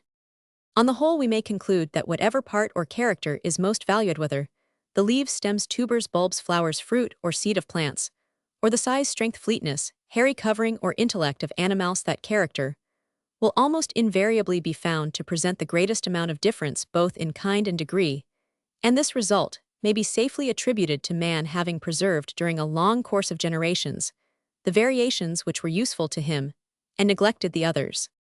I will conclude this chapter by some remarks on an important subject. With animals such as the giraffe, of which the whole structure is admirably coordinated for certain purposes, it has been supposed that all the parts must have been simultaneously modified, and it has been argued that on the principle of natural selection this is scarcely possible, but in thus arguing it has been tacitly assumed that the variations must have been abrupt, and great, no doubt. If the neck of a ruminant were suddenly to become greatly elongated, the forelimbs and back would have to be simultaneously strengthened and modified, but it cannot be denied that an animal might have its neck or head or tongue or forelimbs elongated a very little without any corresponding modification in other parts of the body, and animals, thus slightly modified, would during a dearth have a slight advantage, and be enabled to browse on higher twigs, and thus survive a few mouthfuls more or less every day. Would make all the difference between life and death by the repetition of the same process, and by the occasional intercrossing of the survivors. There would be some progress, slow and fluctuating, though it would be towards the admirably coordinated structure of the giraffe, if the short-faced tumbler pigeon, with its small conical beak, globular head, rounded body, short wings, and small feature actors, which appear all in harmony, had been a natural species, its whole structure would have been viewed as well fitted for its life. But in this case, we know that inexperienced breeders are urged to attend to point after point, and not to attempt improving the whole structure at the same time. Look at the greyhound, that perfect image of grey symmetry and vigor. No natural species can boast of a more admirably coordinated structure, with its tapering head, slim body, deep chest, tucked-up abdomen, rat-like tail, and long muscular limbs, all adapted for extreme fleetness, and for running down weak prey. Now, from what we see of the variability of animals, and from what we know of the method which different men follow in improving their stock, some chiefly attending to one point, others to another point, others again correcting defects by crosses, and so forth, we may feel assured that if we could see the long line of ancestors of a first-rate greyhound up to its wild wolf-like progenitor, we should behold an infinite number of the finest gradations, sometimes in one character, and sometimes in another, but all leading towards our present perfect type, by small and doubtful steps, such as these nature, as we may confidently believe, has progressed on her grand march of improvement and development.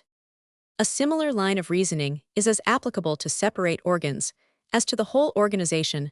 A writer 91 has recently maintained that it is probably no exaggeration to suppose that in order to improve such an organ as the eye at all, it must be improved in 10 different ways at once, and the improbability of any complex organ being produced and brought to perfection in any such way is an improbability of the same kind and degree as that of producing a poem or a mathematical demonstration by throwing letters at random on a table. If the eye were abruptly and greatly modified, no doubt many parts would have to be simultaneously altered in order that the organ should remain serviceable. But is this the case with smaller changes? There are persons who can see distinctly only in a dull light, and this condition depends, I believe, on the abnormal sensitiveness of the retina, and is known to be inherited. Now, if a bird, for instance, receives some great advantage from seeing well in the twilight, all the individuals with the most sensitive retina would succeed best, and be the most likely to survive. And why should not all those which happen to have the eye itself a little larger, or the pupil capable of greater dilatation, be likewise preserved, whether or not these modifications were strictly simultaneous? These individuals would subsequently intercross and blend their respective advantages. By such slight successive changes, the eye of a diurnal bird would be brought into the condition of that of an owl, which has often been advanced as an excellent instance of adaptation. Shortsight, which is often inherited, permits a person to see distinctly a minute object at so near a distance that it would be indistinct to ordinary eyes, and here we have a capacity which might be serviceable under certain conditions. abruptly gain the fusions on board the Beagle, could certainly see distant objects more distinctly than our sailors, with all their long practice. I do not know whether this depends upon sensitiveness or on the power of adjustment in the focus, but this capacity for distant vision might, it is probable, be slightly augmented by successive modifications of either kind amphibious animals, which are enabled to see both in the water and in the air require, and possess, as Roman 1000 plateau has shown 92 eyes constructed on the following plan. The cornea is always flat or at least much flattened in the front of the crystalline, and over space equal to the diameter of that lens.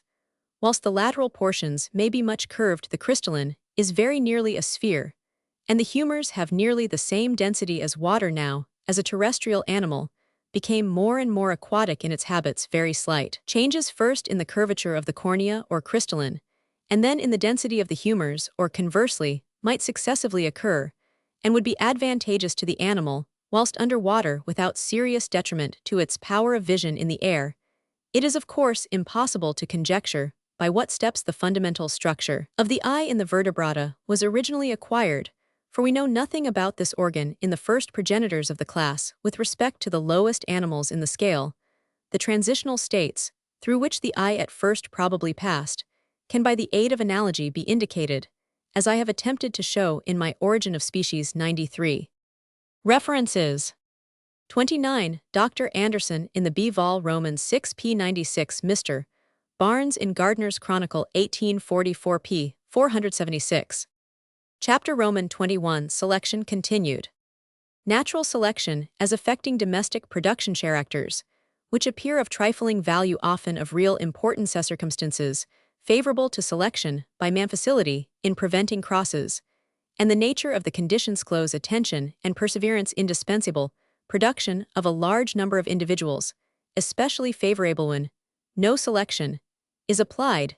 Distinct races are not formed hybrid animals liable to degeneration, tendency in man to carry the selection of each character to an extreme point, leading to divergence of character, rarely to convergence, characters continuing to vary in the same direction in which they have already varied. Divergence of character, with the extinction of intermediate varieties, leads to distinctness in our domestic race, limit to the power of selection, lapse of time, important manner in which domestic races have originate. Summary: natural selection, or the survival of the fittest, as affecting domestic productions. We know little on this head, but as animals kept by savages have to provide throughout the year their own food either entirely or to a large extent, it can hardly be doubted that in different countries varieties differing in constitution and in various characters would succeed best, and so be naturally selected. Hence, perhaps it is that the few domesticated animals kept by savages partake, as has been remarked by more than one writer, of the wild appearance of their masters, and likewise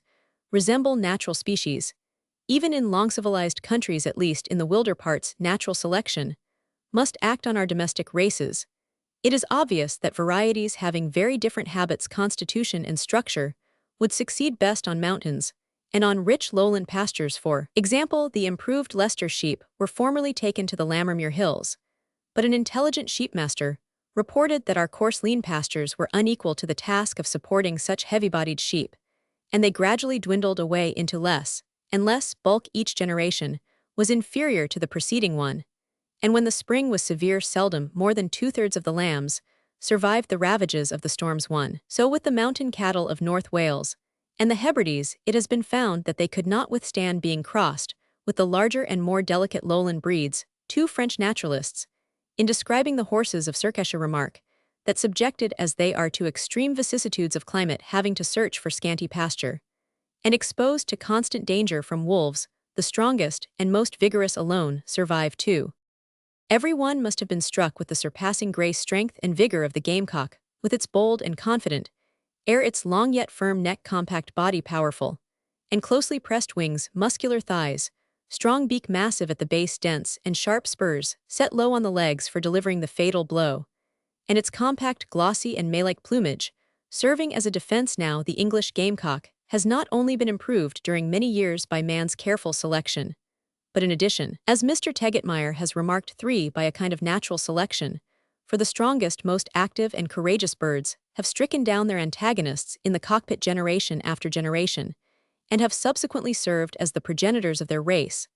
The same kind of double selection has come into play with the carrier pigeon, for during their training the inferior birds fail to return home and are lost, so that even without selection by man, only the superior birds propagate their race. In Great Britain in former times, almost every district had its own breed of cattle and sheep. They were indigenous to the soil, climate, and pasturage of the locality on which they grazed. They seem to have been formed for it, and by it for, but in this case we are quite unable to disentangle the effects of the direct action of the conditions of life off use, or habitat natural selection, and of that kind of selection, which we have seen, is occasionally and unconsciously followed by man, even during the rudest periods of history. Let us now look to the action of natural selection on special characters. Although nature is difficult to resist, yet man often strives against her power, and sometimes with success. From the facts to be given, it will also be seen that natural selection would powerfully affect many of our domestic productions. If left unprotected, this is a point of much interest, for we thus learn that differences apparently of very slight importance would certainly determine the survival of a form. When forced to struggle for its own existence, it may have occurred to some naturalists, as it formerly did to me, that though selection acting under natural conditions would determine the structure of all important organs, yet that it could not affect characters, which are esteemed by us of little importance. But this is an error to which we are eminently liable from our ignorance of what characters are of real value to each living creature. When man attempts to make a breed with some serious defect in structure, or in the mutual relation of the several parts, he will partly or completely fail or encounter much difficulty. He is in fact resisted by a form of natural selection. We have seen that an attempt was once made in Yorkshire to breed cattle with enormous buttocks, but the cows perished so often in bringing forth their calves that the attempt had to be given up in rearing short-faced tumblers. Mr. Eaton says 5. I am convinced that better head and beak birds have perished in the shell than ever were hatched, the reason being that the amazingly short-faced bird cannot reach and break the shell with its beak, and so perishes. Here is a more curious case in which natural selection comes into play only at long intervals of time. During ordinary seasons, the Naiada cattle can graze as well as others, but occasionally, as from 1827 to 1830, the plains of La Plata suffer from long-continued droughts, and the pasture is burnt up. At such times common cattle and horses perish by the thousand, but many survive by browsing on twigs, reeds, etc. This the Naiada cattle cannot so well affect from their upturned jaws, and the shape of their lips. Consequently, if not attended to, they perish before the other cattle in Colombia. According to Rulin, there is a breed of nearly hairless cattle called pelones. These succeed in their native hot district, but are found too tender for the Cordillera. In this case, however, natural selection determines only the range of the variety. It is obvious that a host of artificial races could never survive in a state of nature, such as Italian greyhound shareless and almost toothless Turkish dogsfintail pigeons, which cannot fly well against a strong wind, barbs and Polish fowls with their vision impeded by their eye wattles, and great top-notched hornless bulls and rams, which consequently cannot cope with other males, and thus have a poor chance of leaving offspring. Seedless plants, and many other such cases. Color is generally esteemed by the systematic naturalist as unimportant. Let us therefore see how far it indirectly affects our domestic productions, and how far it would affect them if they were left exposed to the full force of natural selection. In a future chapter, one shall have to show that constitutional peculiarities of the strangest kind, entailing liability to the action of certain poisons, are correlated with the color of the skin. I will here give a single case on the high authority of Professor Wyman. He informs me that being surprised at all the pigs in a part of Virginia being black, he made inquiries and ascertained that these animals feed on the roots of the Lachnans tinctoria, which colors their bones pink, and excepting in the case of the black varieties, causes the hoofs to drop off. Hence, as one of the squatters remarked, we select the black members of the litter for raising, as they alone have a good chance of living, so that here we have artificial and natural selection working hand in hand. I may add that in the Tarantino, the inhabitants keep black sheep alone, because the Hypericum crispum abounds there, and this plant does not injure black sheep, but kills the white ones in about a fortnight's time. 6. Complexion and liability to certain diseases are believed to run together in man, and the lower animals, thus white terriers, suffer more than those of any other color from the fatal distemper.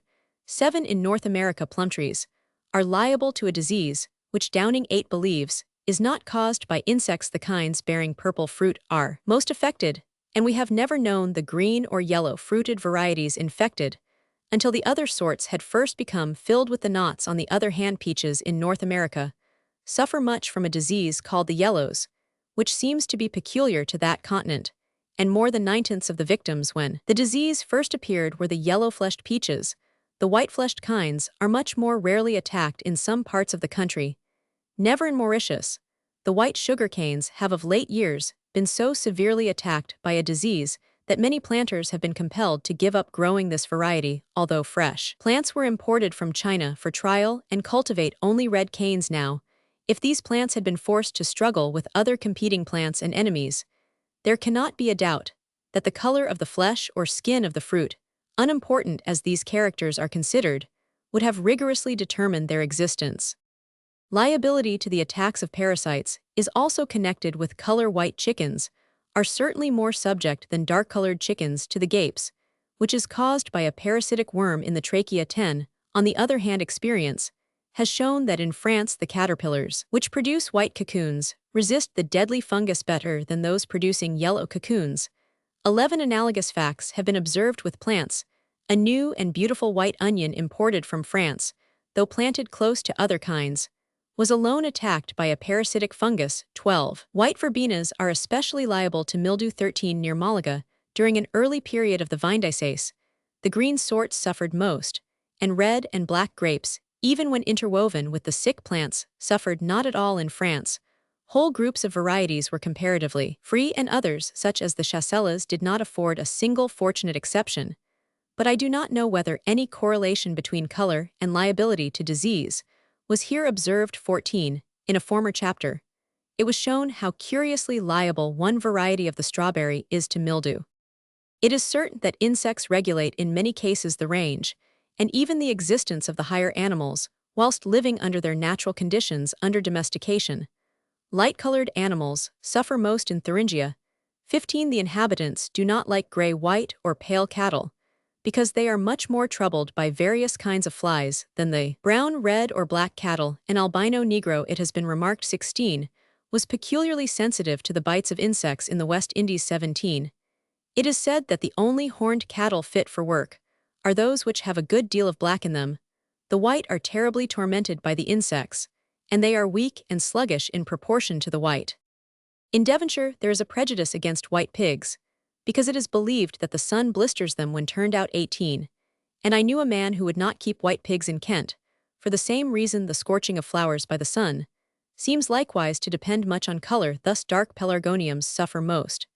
And from various accounts, it is clear that the cloth of gold variety will not withstand a degree of exposure to sunshine which other varieties enjoy. Another amateur asserts that not only all dark-colored verbenas, but likewise scarlets suffer from the sun. The paler kinds stand better, and pale blue is perhaps the best of all. So again, with the heartsease viola tricolor, hot weather suits the blotched sorts whilst it destroys the beautiful markings of some other kinds. 19. During one extremely cold season in Holland, all red-flowered hyacinths were observed to be very inferior in quality. It is believed by many agriculturists that red wheat is hardier in northern climates than white wheat. 20.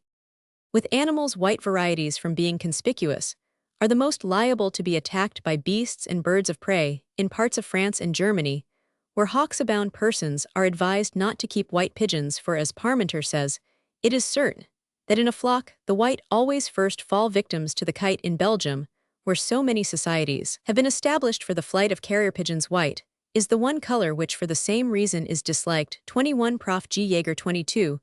Whilst fishing, found 4 pigeons which had been killed by hawks, and all were white. On another occasion, he examined the eyrie of a hawk, and the feathers of the pigeons which had been caught were all of a white or yellow color. On the other hand, it is said that the seagull Falco ossifragus lynn on the west coast of Ireland picks out the black fowls, so that the villagers avoid as much as possible rearing birds of that color. Roman 1023. Speaking of white rabbits, kept in warrens in Russia, remarks that their color is a great disadvantage, as they are thus more exposed to attack, and can be seen during bright nights from a distance. A gentleman in Kent, who failed to stock his woods with a nearly white and hardy kind of rabbit, accounted in the same manner for their early disappearance. Anyone who will watch a white cat prowling after her prey will soon perceive under what a disadvantage she lies.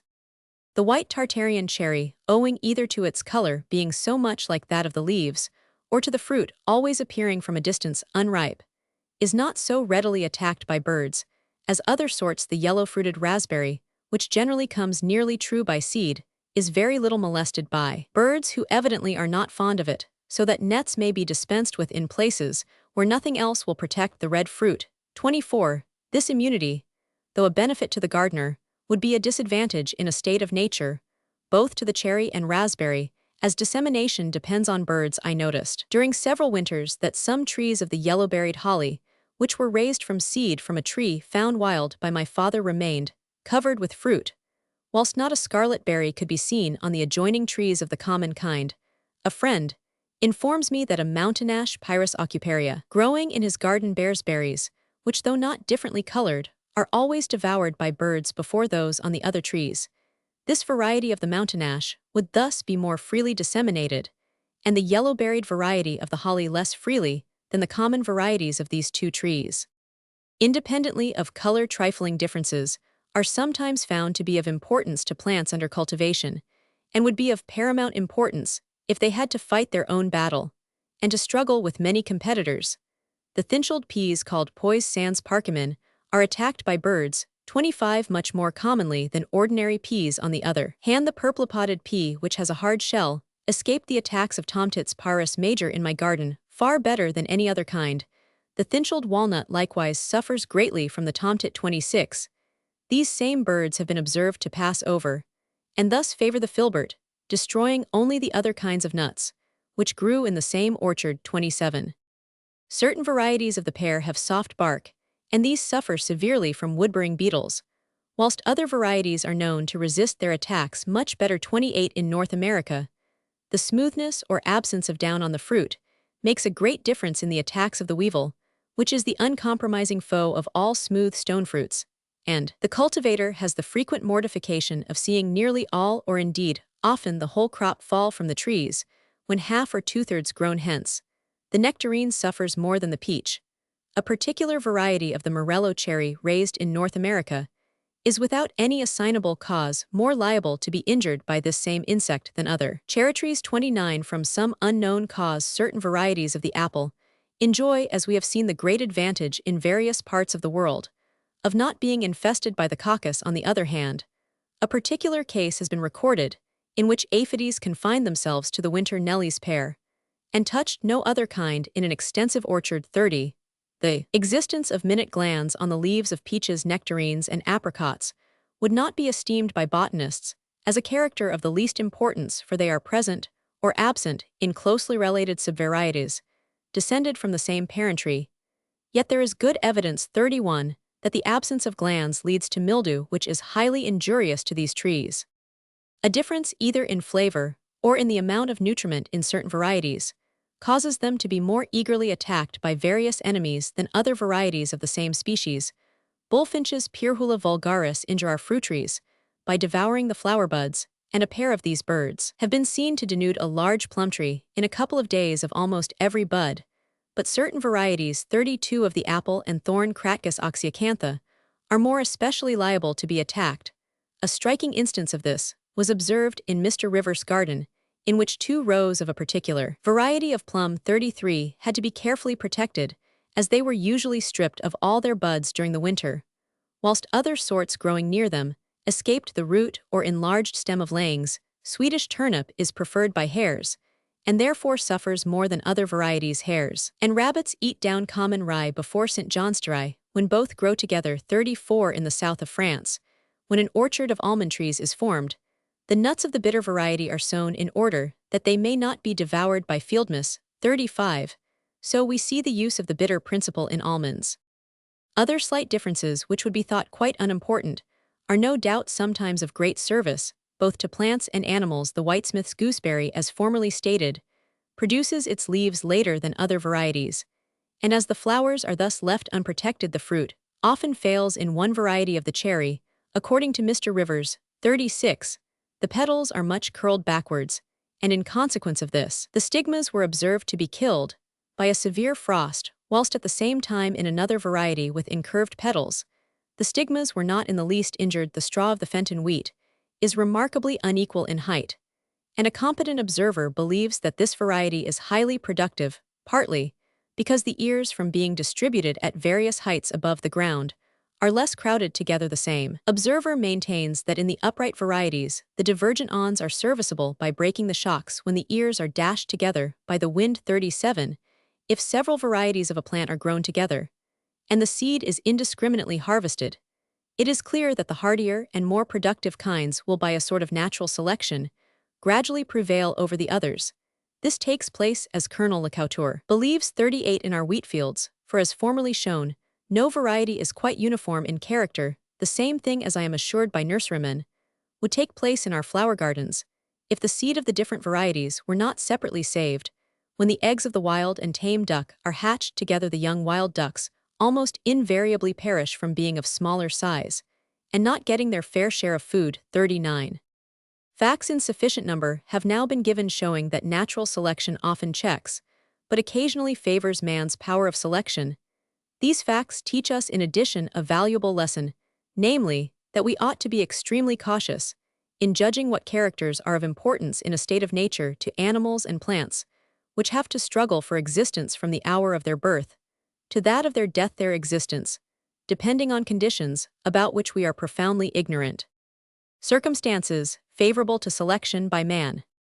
The possibility of selection rests on variability, and this, as we shall see in the following chapters, mainly depends on changed conditions of life, but is governed by infinitely complex and unknown laws. Domestication, even when long continued, occasionally causes but a small amount of variability, as in the case of the goose and turkey. The slight differences, however, which characterize each individual animal and plant would most probably in all cases suffice for the production of distinct races. Through careful and prolonged selection, we see what selection, though acting on mere individual differences, can effect when families of cattle, sheep, pigeons, etc. of the same race have been separately bred during a number of years by different men, without any wish on their part to modify the breed. We see the same fact in the difference between hounds bred for hunting in different districts. 40, and in many other such cases. In order that selection should produce any result, it is manifest that the crossing of distinct races must be prevented. Hence facility in pairing, as with the pigeon, is highly favorable for the work, and difficulty in pairing, as with cats, prevents the formation of distinct breeds. On nearly the same principle, the cattle of the small island of Jersey have been improved in their milking qualities, with a rapidity that could not have been obtained in a widely extended country like France. 41. Although free crossing is a danger on the one side, which everyone can see, too close interbreeding is a hidden danger on the other side. Unfavorable conditions of life overrule the power of selection. Our improved heavy breeds of cattle and sheep could not have been formed on mountainous pastures, nor could dray horses have been raised on a barren and inhospitable land, such as the Falkland Islands, where even the light horses of La Plata rapidly decrease in size. It seems impossible to preserve several English breeds of sheep in France, for as soon as the lambs are weaned their vigor decays, as the heat of the summer increases. 42. It would be impossible to give great length of wool to sheep within the tropics, yet selection has kept the merino breed nearly true under diversified and unfavorable conditions. The power of selection is so great that breeds of the dog, sheep, and poultry of the largest and smallest size, long and short-beaked pigeons, and other breeds with opposite characters have had their characteristic qualities augmented, though treated in every way alike, being exposed to the same climate and fed on the same food. Selection, however, is either checked or favored by the effects of use or habit. Our wonderfully improved pigs could never have been formed if they had been forced to search for their own food. The English racehorse and greyhound could not have been improved up to their present high standard of excellence without constant training. As conspicuous deviations of structure occur rarely, the improvement of each breed is generally the result of the selection of slight individual differences. Hence, the closest attention, the sharpest powers of observation, and indomitable perseverance are indispensable. It is also highly important that many individuals of the breed which is to be improved should be raised, for thus there will be a better chance of the appearance of variations in the right direction, and individuals varying in an unfavorable manner may be freely rejected or destroyed. but that a large number of individuals should be raised, it is necessary that the conditions of life should favor the propagation of the species. Had the peacock been reared as easily as the fowl, we should probably have had many distinct races. We see the importance of a large number of plants from the fact of nursery gardeners almost always beating amateurs in the exhibition of new varieties. In 1845, it was estimated that between 4,000 and 5,000 pelargoniums were annually raised from seed in England. Yet a decidedly improved variety is rarely obtained at Messrs. Carter's grounds in Essex, where such flowers as the Lobelia nemophila mignonette, etc. are grown by the acre for seed. Scarcely a season passes without some new kinds being raised, or some improvement effected on old kinds. 44 at Kew. As Mr. Beeton remarks, where many seedlings of common plants are raised, you see new forms of laburnum, spireas, and other shrubs. 45. So with animals. Marshall. 46. In speaking of the sheep in one part of Yorkshire remarks, as they belong to poor people, and are mostly in small lots, they never can be improved. Lord Rivers, when asked how he succeeded in always having first-rate greyhounds, answered, I breed many, and hang many. This, as another man remarks, was the secret of his success. And the same will be found in exhibiting fowls. Successful competitors breed largely and keep the best. 47. It follows from this that the capacity of breeding at an early age and at short intervals, as with pigeons, rabbits, etc., facilitates selection, for the result is thus soon made visible and perseverance in the work encouraged. It can hardly be an accident that the great majority of the culinary and agricultural plants, which have yielded numerous races, are annuals or biennials, which therefore are capable of rapid propagation, and thus of improvement. See kale, asparagus, common and Jerusalem artichokes, potatoes, and onions must be accepted, as they are perennials, but onions are propagated like annuals, and of the other plants, just specified, none, with the exception of the potato, have yielded in this country more than one or two varieties. In the Mediterranean region, where artichokes are often raised from seed, there are several kinds, as I hear from Mr. Bentham. No doubt fruit trees, which cannot be propagated quickly by seed, have yielded a host of varieties, though not permanent races. But these, judging from prehistoric remains, have been produced at a comparatively late period.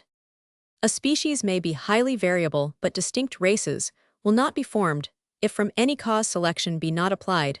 It would be difficult to select slight variations in fishes from their place of habitation, and though the carp is extremely variable and is much attended to in Germany, only one well-marked race has been formed, as I hear from Lord A. Russell, namely the spiegelcarp, and this is carefully secluded from the common scaly kind. On the other hand, a closely allied species, the goldfish, from being reared in small vessels and from having been carefully attended to by the Chinese, has yielded many races. Neither the bee, which has been semi-domesticated from an extremely remote period, nor the cochineal insect, which was cultivated by the aboriginal Mexicans. 48, has yielded races, and it would be impossible to match the queen bee with any particular drone, and most difficult to match cochineal insects. Silk moths, on the other hand, have been subjected to rigorous selection, and have produced a host of races. Cats, which from their nocturnal habits cannot be selected for breeding, do not, as formerly remarked, yield distinct races within the same country. Dogs are held in abomination in the East, and their breeding is neglected. Consequently, as Prof. Moritz Wagner 49 remarks, one kind alone exists there. The ass in England varies much in color and size, but as it is an animal of little value and bred by poor people, there has been no selection and distinct races have not been formed. We must not attribute the inferiority of our asses to climate, for in India they are of even smaller size than in Europe. But when selection is brought to bear on the ass, all is changed. Near Cordova, as I am informed, Feb. 1860, by Mr. W. E. Webb, Roman 100 E, they are carefully bred as much as 200 L, having been paid for a stallion ass, and they have been immensely improved. In Kentucky, asses have been imported for breeding mules from Spain, Malta, and France. These seldom averaged more than 14 hands high, but the Kentuckians by great care have raised them up to 15 hands, and sometimes even to 16. The prices paid for these splendid animals, for such they really are, will prove how much they are in request. One male of great celebrity was sold for upwards of £1,000 sterling. These choice asses are sent to cattle shows, a day being given for their exhibition. 50. Analogous facts have been observed with plants. The nutmeg tree in the Malay archipelago is highly variable, but there has been no selection, and there are no distinct races. 51. The common mignonette Reseda odorata, from bearing inconspicuous flowers, valued solely for their fragrance, remains in the same unimproved condition as when first introduced. 52. Our common forestries are very variable, as may be seen in every extensive nursery ground, but as they are not valued like fruit trees, and as they seed late in life, no selection has been applied to them. Consequently, as Mr. Patrick Matthews remarks. 53, they have not yielded distinct races leafing at different periods, growing to different sizes, and producing timber fit for different purposes. We have gained only some fanciful and semi-monstrous varieties, which no doubt appeared suddenly as we now see them. Some botanists have argued that plants cannot have so strong a tendency to vary, as is generally supposed, because many species long grown in botanic gardens, or unintentionally cultivated year after year, mingled with our corn crops, have not produced distinct races, but this is accounted for by slight variations not having been selected and propagated. Let a plant which is now grown in a botanic garden or any common weed be cultivated on a large scale, and let a sharp-sighted gardener look out for each slight variety and sow the seed. And then, if distinct races are not produced, the argument will be valid. The importance of selection is likewise shown by considering special characters. For instance, with most breeds of fowls, the form of the comb and the color of the plumage have been attended to and are eminently characteristic of each race. But in Dorking's fashion has never demanded uniformity of comb or color, and the utmost diversity in these respects prevails. Rosecombs, doublecombs, cupcombs, etc., and colors of all kinds may be seen in purely bred and closely related Dorking fowls, whilst other points such as the general form of body and the presence of an additional toe have been attended to and are invariably present. It has also been ascertained that color can be fixed in this breed, as well as in any other. 54. During the formation or improvement of a breed, its members will always be found to vary much in those characters to which a special attention is directed, and of which each slight improvement is eagerly sought and selected. Thus with short-faced tumbler pigeons, the shortness of the beak, shape of head and plumage; with carriers, the length of the beak, and wattle; with fantails, the tail and carriage; with Spanish fowls, the white face and comb; with longered rabbits, the length of ear, are all points which are eminently variable. So it is in every case, and the large price paid for first-rate animals proves the difficulty of breeding them up to the highest standard of excellence. This subject has been discussed by fanciers. 55, and the greater prizes given for highly improved breeds in comparison with those given for old breeds, which are not now undergoing rapid improvement, have been fully justified. Nathusius makes 56 a similar remark when discussing the less uniform character of improved shorthorn cattle, and of the English horse in comparison, for example, with the unennobled cattle of Hungary, or with the horses of the Asiatic steppes. This want of uniformity in the parts, which at the time are undergoing selection, chiefly depends on the strength of the principle of reversion, but it likewise depends to a certain extent on the continued variability of the parts, which have recently varied. That the same parts do continue varying in the same manner, we must admit, for if it were not so, there could be no improvement beyond an early standard of excellence, and we know that such improvement is not only possible, but is of general occurrence.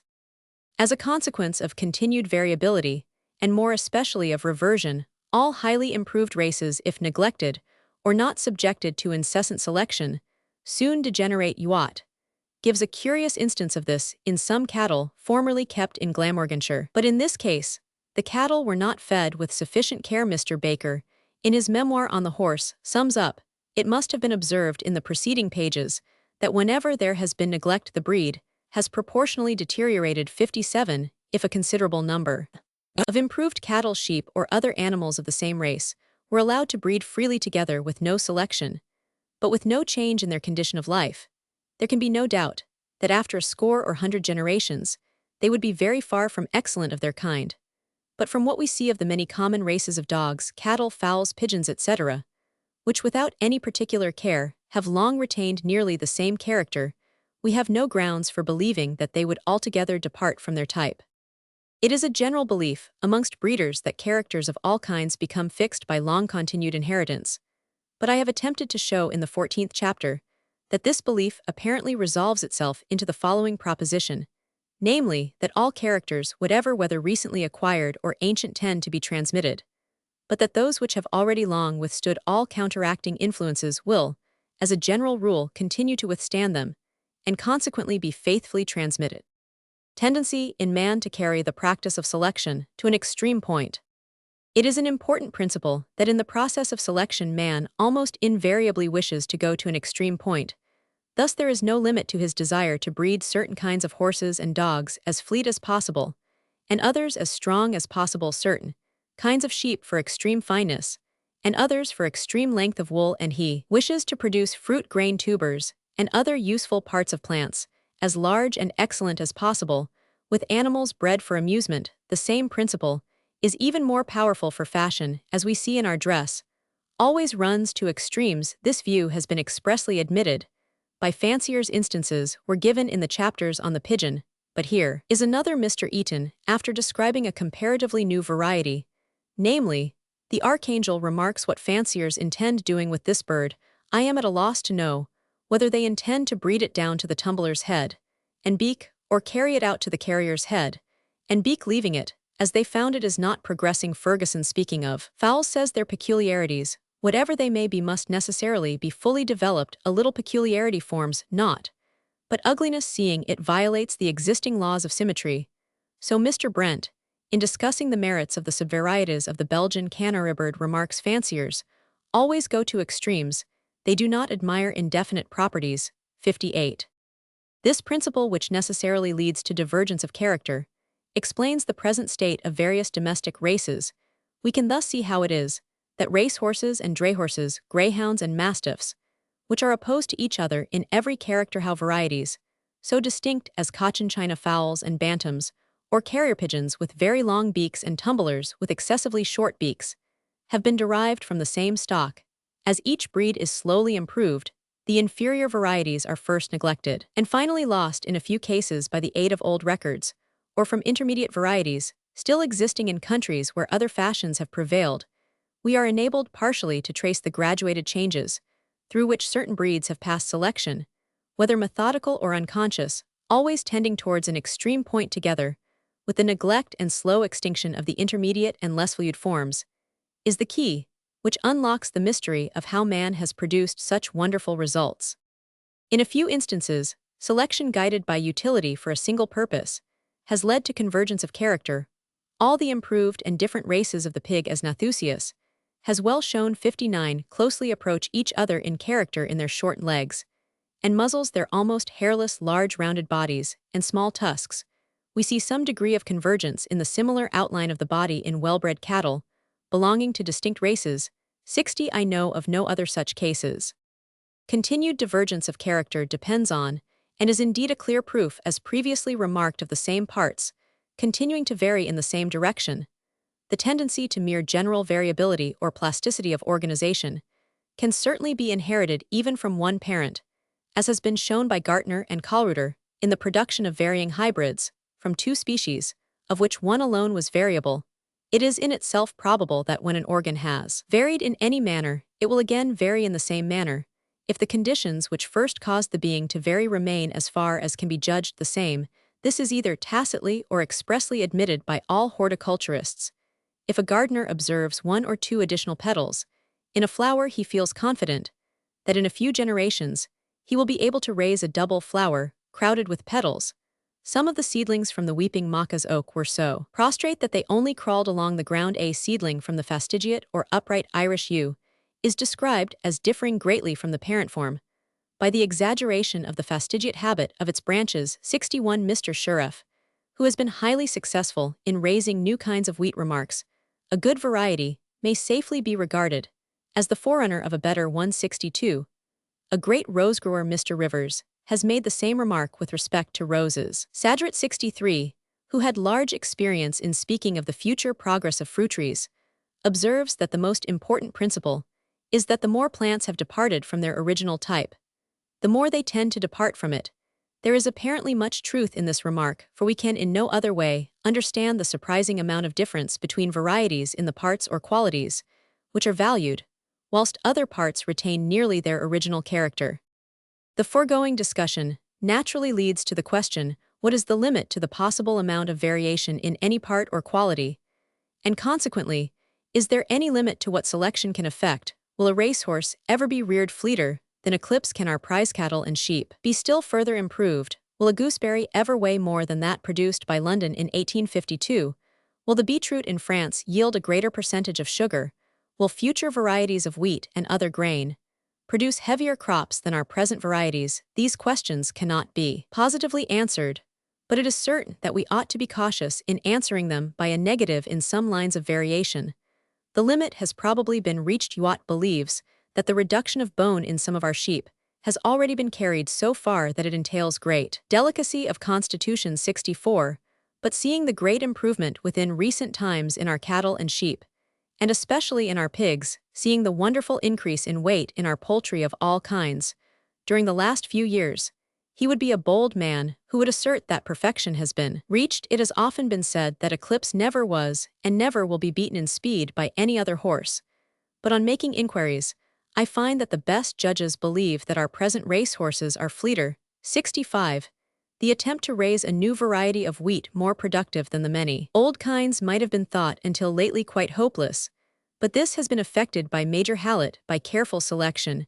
With respect to almost all our animals and plants, those who are best qualified to judge do not believe that the extreme point of perfection has yet been reached. Even in the characters, which have already been carried to a high standard, for instance, the short-faced tumbler pigeon has been greatly modified. Nevertheless, according to Mr. Eaton 66, the field is still as open for fresh competitors as it was 100 years ago. Over and over again it has been said that perfection had been attained with our flowers, but a higher standard has soon been reached. Hardly any fruit has been more improved than the strawberry. Yet a great authority remarks 67, it must not be concealed that we are far from the extreme limits at which we may arrive. No doubt there is a limit beyond which the organization cannot be modified compatibly with health or life.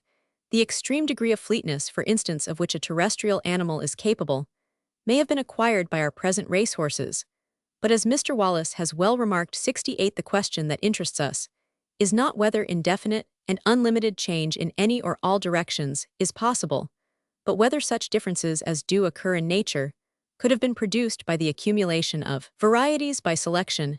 And in the case of our domestic productions, there can be no doubt that many parts of the organization to which man has attended have been thus modified to a greater degree than the corresponding parts in the natural species of the same genera or even families. We see this in the form and size of our light and heavy dogs or horseson, the beak, and many other characters of our pigeonson, the size and quality of many fruits in comparison with the species belonging to the same natural groups.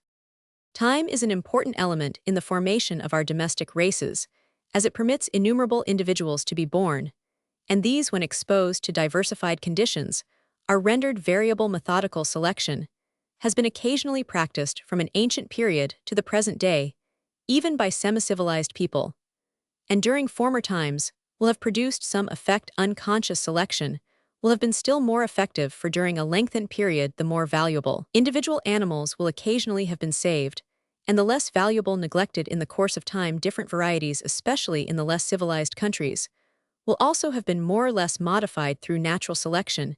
It is generally believed, though on this head we have little or no evidence, that new characters in time become fixed, and after having long remained fixed, it seems possible that under new conditions they might again be rendered variable. How great the lapse of time has been since man first domesticated animals and cultivated plants, we begin dimly to see when the lake dwellings of Switzerland were inhabited during the Neolithic period. Several animals were already domesticated, and various plants cultivated. The science of language tells us that the art of plowing and sowing the land was followed, and the chief animals had been already domesticated at an epoch so immensely remote that the Sanskrit, Greek, Latin, Gothic, Celtic, and Slavonic languages had not as yet diverged from their common parent. 69. It is scarcely possible to overrate the effects of selection, occasionally carried on in various ways and places during thousands of generations. All that we know, and in a still stronger degree, all that we do not know, 70, of the history of the great majority of our breeds, even of our more modern breeds, agrees with the view that their production through the action of unconscious and methodical selection has been almost insensibly slow. When a man attends rather more closely than is usual to the breeding of his animals, he is almost sure to improve them to a slight extent. They are in consequence valued in his immediate neighborhood, and are bred by others, and their characteristic features, whatever these may be, will then slowly, but steadily be increased, sometimes by methodical, and almost always by unconscious selection. At last a strain deserving to be called a subvariety becomes a little more widely known, receives a local name, and spreads. The spreading will have been extremely slow during ancient and less civilized times, but now is rapid by the time that the new breed had assumed a somewhat distinct character. Its history, hardly noticed at the time, will have been completely forgotten, for, as Lowe remarks 71, we know how quickly the memory of such events is effaced. As soon as a new breed is thus formed, it is liable through the same process to break up into new strains and subvarieties, for different varieties are suited for, and are valued under different circumstances. Fashion changes, but should a fashion last for even a moderate length of time, so strong is the principle of inheritance that some effect will probably be impressed on the breed. Thus varieties go on increasing in number, and history shows us how wonderfully they have increased since the earliest records 72, as each new variety is produced. The earlier intermediate and less valuable forms will be neglected and perish. When a breed, from not being valued, is kept in small numbers, its extinction almost inevitably follows sooner or later, either from accidental causes of destruction or from close interbreeding. And this is an event which, in the case of well-marked breeds, excites attention. The birth or production of a new domestic race is so slow a process that it escapes notice. Its death or destruction is comparatively sudden, is often recorded, and when too late, sometimes regretted. Several authors have drawn a wide distinction between artificial and natural races. The latter are more uniform in character, possessing, in a high degree, the appearance of natural species, and are of ancient origin. They are generally found in less civilized countries, and have probably been largely modified by natural selection, and only to a small extent by man's unconscious and methodical selection. They have also, during a long period, been directly acted on by the physical conditions of the countries which they inhabit. The so-called artificial races, on the other hand, are not so uniform in character. Some have a semi-monstrous character, such as the Rylig terriers, so useful in rabbit shooting, 73 turnspit dogs, Ancon sheep, Nyada oxen, Polish fowls, fantail pigeons, etc. Their characteristic features have generally been acquired suddenly, though subsequently increased by careful selections. In many cases other races, which certainly must be called artificial, for they have been largely modified by methodical selection, and by crossing, as the English racehorse terrier dogs, the English gamecock, Antwerp carrier pigeons, etc. nevertheless, cannot be said to have an unnatural appearance, and no distinct line, as it seems to me, can be drawn between natural and artificial races. It is not surprising that domestic races should generally present a different aspect from natural species. Man selects and propagates modifications solely for his own use or fancy, and not for the creature's own good. His attention is struck by strongly marked modifications, which have appeared suddenly due to some great disturbing cause in the organization. He attends almost exclusively to external characters, and when he succeeds in modifying internal organs, when, for instance, he reduces the bones, and offal or loads the viscera with fat, or gives early maturity, chances are strong that he will at the same time weaken the constitution. On the other hand, when an animal has to struggle throughout its life with many competitors and enemies under circumstances inconceivably complex and liable to change, modifications of the most varied nature in the internal organs, as well as in external characters in the functions and mutual relations of parts, will be rigorously tested, preserved, or rejected. Natural selection often checks man's comparatively feeble and capricious attempts at improvement, and if it were not so, the result of his work and of nature's work would be even still more different. Nevertheless, we must not overrate the amount of difference between natural species and domestic races. The most experienced naturalists have often disputed whether the latter are descended from one or from several aboriginal stocks, and this clearly shows that there is no palpable difference between species and races.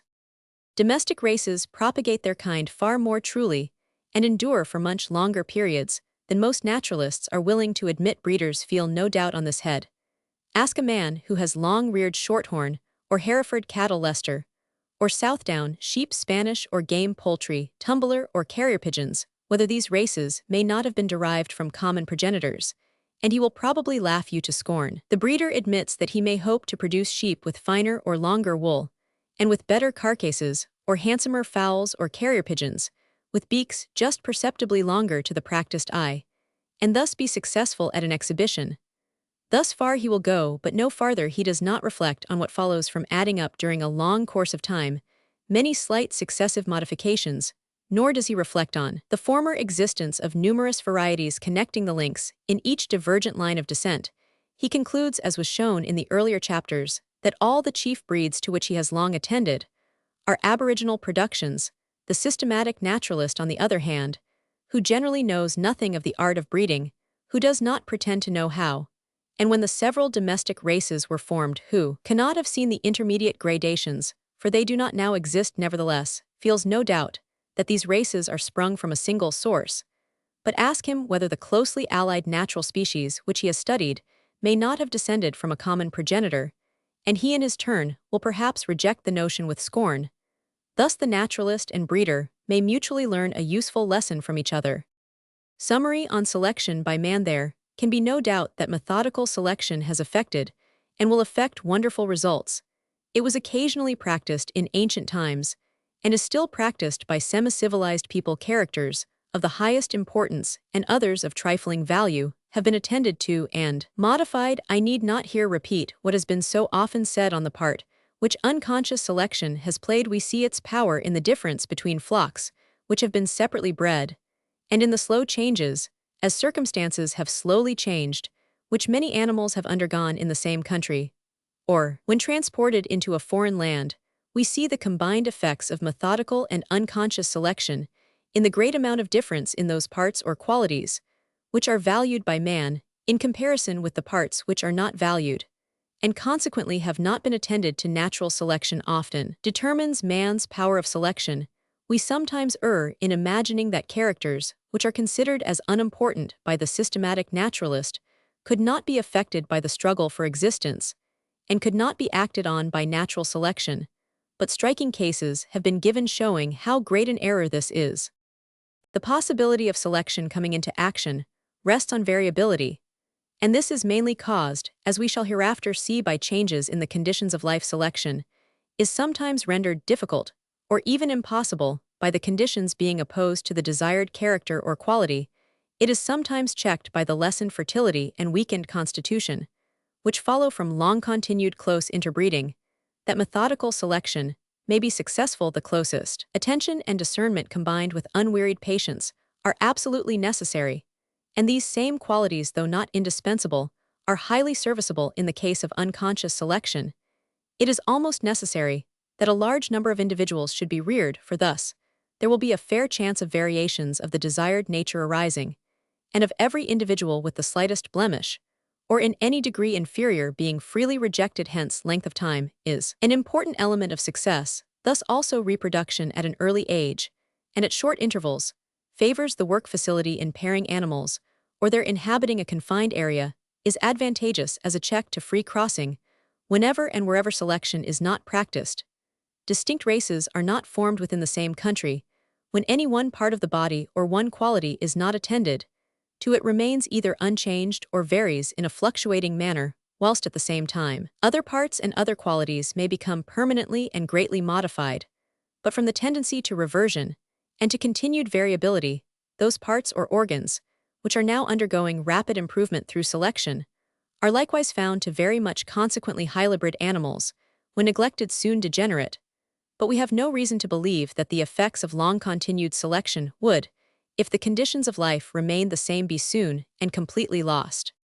Man always tends to go to an extreme point in the selection, whether methodical or unconscious, of all useful and pleasing qualities. This is an important principle, as it leads to continued divergence, and in some rare cases to convergence of character. The possibility of continued divergence rests on the tendency in each part or organ to go on varying in the same manner in which it has already varied, and that this occurs is proved by the steady and gradual improvement of many animals and plants during lengthened periods. The principle of divergence of character, combined with the neglect and final extinction of all previous less valued and intermediate varieties, explains the amount of difference and the distinctness of our several races. Although we may have reached the utmost limit to which certain characters can be modified, yet we are far from having reached, as we have good reason to believe, the limit in the majority of cases. Finally, from the difference between selection, as carried on by man, and by nature, we can understand how it is that domestic races often, though by no means always, differ in general aspect from closely allied natural species. Throughout this chapter and elsewhere, I have spoken of selection as the paramount power, yet its action absolutely depends on what we in our ignorance call spontaneous or accidental variability. Let an architect be compelled to build an edifice with uncut stones, fallen from a precipice. The shape of each fragment may be called accidental, yet the shape of each has been determined by the force of gravity, the nature of the rock, and the slope of the precipice, events and circumstances, all of which depend on natural laws. But there is no relation between these laws and the purpose, for which each fragment is used by the builder in the same manner. The variations of each creature are determined by fixed and immutable laws, but these bear no relation to the living structure, which is slowly built up through the power of selection, whether this be natural or artificial selection. If our architect succeeded in rearing a noble edifice, using the rough wedge-shaped fragments for the arches, the longer stones for the lintels, and so forth, we should admire his skill even in a higher degree than if he had used stones shaped for the purpose. So it is with selection, whether applied by man or by nature, for although variability is indispensably necessary, yet when we look at some highly complex and excellently adapted organism, variability sinks to a quite subordinate position in importance in comparison with selection, in the same manner as the shape of each fragment used by our supposed architect is unimportant in comparison with his skill. References: Chapter Roman 22, Causes of Variability. Variability does not necessarily accompany reproduction causes assigned by various authors. Individual differences, variability of every kind, due to changed conditions of life on the nature of such changed climate, food, excess of nutriment, slight changes, sufficient effects of grafting on the variability of seedling trees. Domestic productions become habituated to changed conditions, and the accumulative action of changed conditions close interbreeding, and the imagination of the mother, supposed to cause variability, crossing as a cause of the appearance of new characters. Variability from the commingling of characters, and from reversion in the manner and period of action of the causes, which either directly or indirectly through the reproductive system induce variability. We will now consider as far as we can the causes of the almost universal variability of our domesticated productions. The subject is an obscure one, but it may be useful to probe our ignorance. Some authors, for instance Dr. Prosper Lucas, look at variability as a necessary contingent on reproduction, and as much an aboriginal law as growth or inheritance. Others have of late encouraged, perhaps unintentionally, this view by speaking of inheritance and variability as equal and antagonistic principles. Pallas maintained, and he has had some followers, that variability depends exclusively on the crossing of primordially distinct forms. Other authors attribute variability to an excess of food, and with animals to an excess, relatively, to the amount of exercise taken, or again to the effects of a more genial climate. That these causes are all effective is highly probable, but we must, I think, take a broader view and conclude that organic beings, when subjected during several generations to any change, whatever in their conditions, tend to vary. The kind of variation which ensues depending in most cases in a far higher degree on the nature or constitution of the being than on the nature of the changed conditions. Those authors who believe that it is a law of nature that each individual should differ in some slight degree from every other may maintain, apparently with truth, that this is the fact not only with all domesticated animals and cultivated plants, but likewise with all organic beings in a state of nature. The Laplander by long practice knows, and gives a name to each reindeer, though as Linus remarks, to distinguish one from another among such multitudes was beyond my comprehension, for they were like ants on an anthill. In Germany, shepherds have won wagers by recognizing each sheep in a flock of 100 which they had never seen until the previous fortnight. This power of discrimination, however, is as nothing compared to that which some florists have acquired. Verlot mentions a gardener who could distinguish 150 kinds of camellia when not in flower, and it has been positively asserted that the famous old Dutch florist Voorhelm, who kept above 1,200 varieties of the hyacinth, was hardly ever deceived in knowing each variety by the bulb alone. Hence, We must conclude that the bulbs of the hyacinth and the branches and leaves of the camellia, though appearing to an unpracticed eye absolutely undistinguishable, yet really differ one. As Linus has compared the reindeer in number to ants, I may add that each ant knows its fellow of the same community. Several times I carried ants of the same species, Formica rufa, from one anthill to another inhabited apparently by tens of thousands of ants. But the strangers were instantly detected and killed. I then put some ants taken from a very large nest into a bottle strongly perfumed with asafoetida, and after an interval of 24 hours returned them to their home. They were at first threatened by their fellows, but were soon recognized and allowed to pass hence, each ant certainly recognized independently of odor its fellow. And if all the ants of the same community have not some countersign or watchword, they must present to each other's senses some distinguishable character. The dissimilarity of brothers or sisters of the same family and of seedlings from the same capsule may be in part accounted for by the unequal blending of the characters of the two parents, and by the more or less complete recovery through reversion of ancestral characters on either side. But we thus only push the difficulty further back in time for what made the parents or their progenitors different. Hence the belief too that an innate tendency to vary exists independently of external differences seems at first sight probable, but even the seeds nurtured in the same capsule are not subjected to absolutely uniform conditions, as they draw their nourishment from different points, and we shall see in a future chapter that this difference sometimes suffices to affect the character of the future plant. The greater dissimilarity of the successive children of the same family in comparison with twins, which often resemble each other in external appearance, mental disposition and constitution, in so extraordinary a manner apparently proves that the state of the parents at the exact period of conception, or the nature of the subsequent embryonic development, has a direct and powerful influence on the character of the offspring. Nevertheless, when we reflect on the individual differences between organic beings in a state of nature, as shown by every wild animal knowing its mate, and when we reflect on the infinite diversity of the many varieties of our domesticated productions, we may well be inclined to exclaim, though falsely, as I believe, that variability must be looked at as an ultimate fact, necessarily contingent on reproduction. Those authors who adopt this latter view would probably deny that each separate variation has its own proper exciting cause. Although we can seldom trace the precise relation between cause and effect, yet the considerations presently to be given lead to the conclusion that each modification must have its own distinct cause, and is not the result of what we blindly call accident. The following striking case has been communicated to me by Dr. William Ogle. Two girls born as twins, and in all respects extremely alike, had their little fingers on both hands crooked, and in both children, the second bicuspid tooth of the second dentition on the right side in the upper jaw was misplaced, for instead of standing in a line with the others it grew from the roof of the mouth behind the first bicuspid. Neither the parents nor any other members of the family were known to have exhibited any similar peculiarity, but a son of one of these girls had the same tooth similarly misplaced.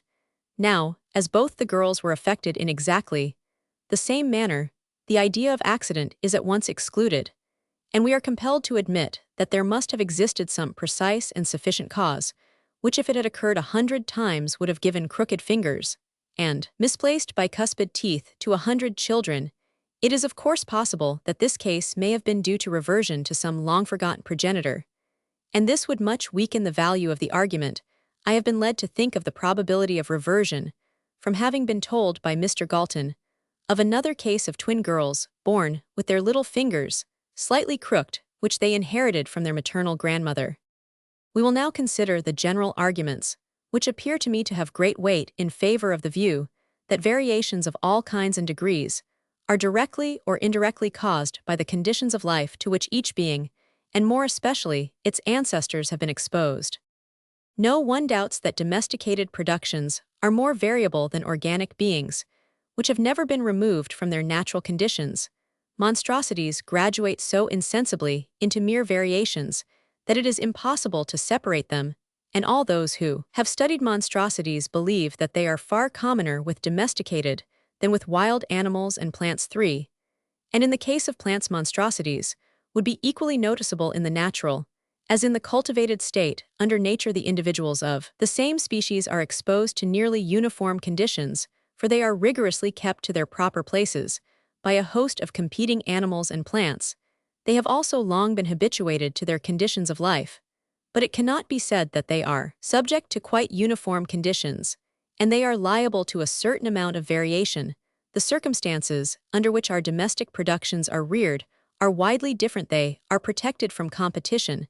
They have not only been removed from their natural conditions and often from their native land, but they are frequently carried from district to district, where they are treated differently, so that they rarely remain during any considerable length of time exposed to closely similar conditions in conformity. With this, all our domesticated productions, with the rarest exceptions, vary far more than natural species. The hive bee, which feeds itself and follows in most respects its natural habits of life, is the least variable of all domesticated animals, and probably the goose is the next least variable, but even the goose varies more than almost any wild bird, so that it cannot be affiliated with perfect certainty to any natural species.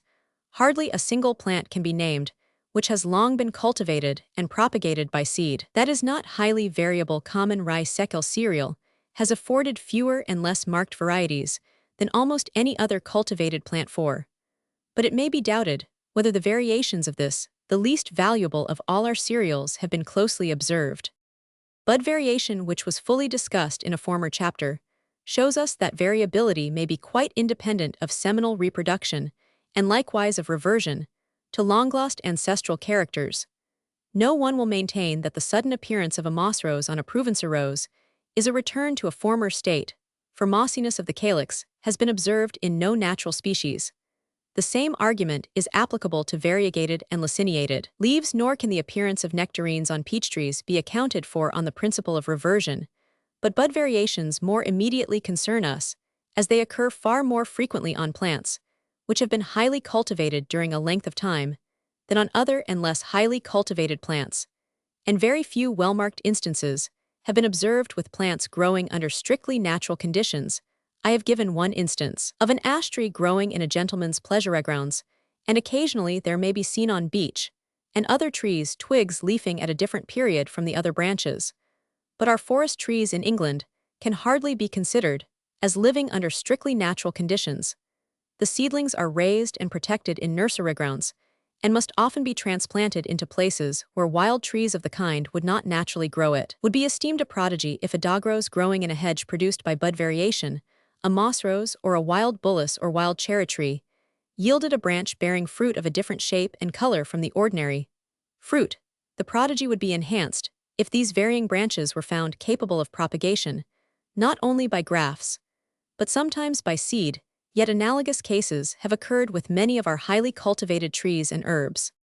These several considerations alone render it probable that variability of every kind is directly or indirectly caused by changed conditions of life. Or to put the case under another point of view, if it were possible to expose all the individuals of a species during many generations to absolutely uniform conditions of life, there would be no variability. On the nature of the changes in the conditions of life which induce variability.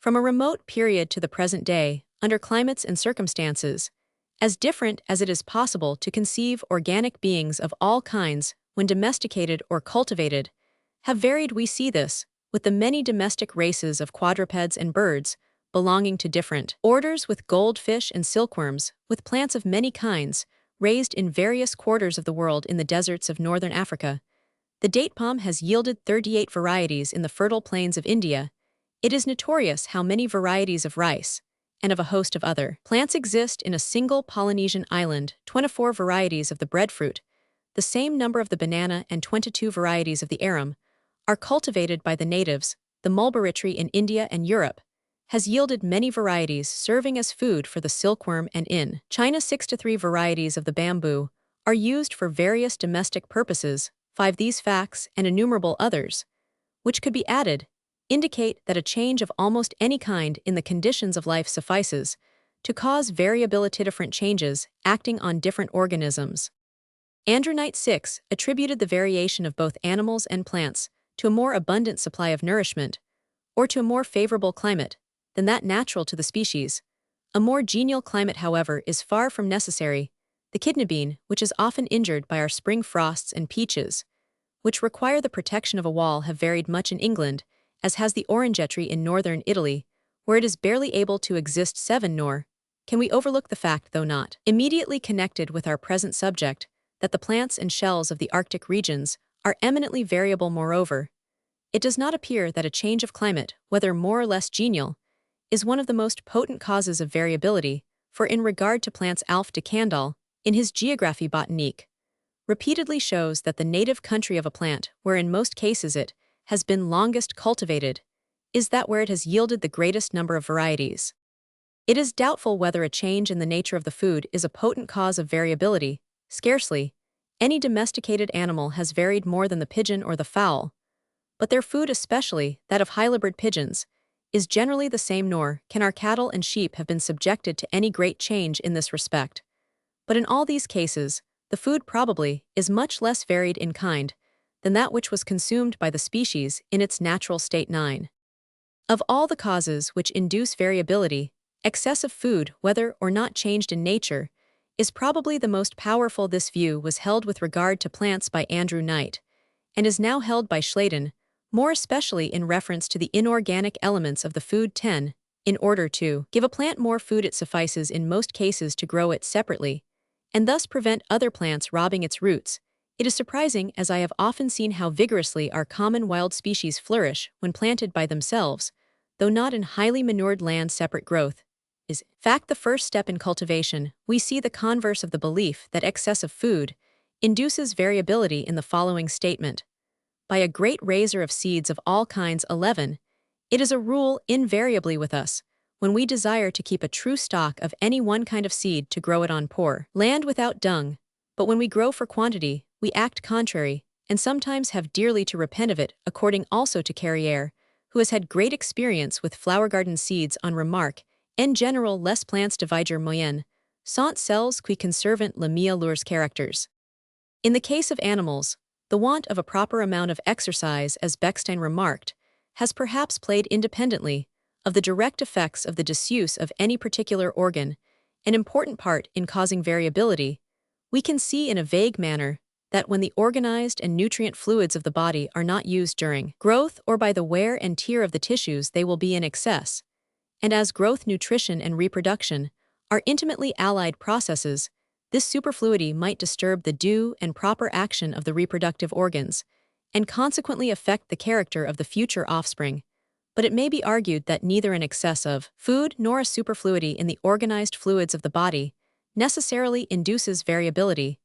The goose and the turkey have been well fed for many generations, yet have varied very little. Our fruit trees and culinary plants, which are so variable, have been cultivated from an ancient period, and though they probably still receive more nutriment than in their natural state, yet they must have received during many generations nearly the same amount, and it might be thought that they would have become habituated to the excess. Nevertheless, on the whole, Knight's view that excessive food is one of the most potent causes of variability appears, as far as I can judge, probable.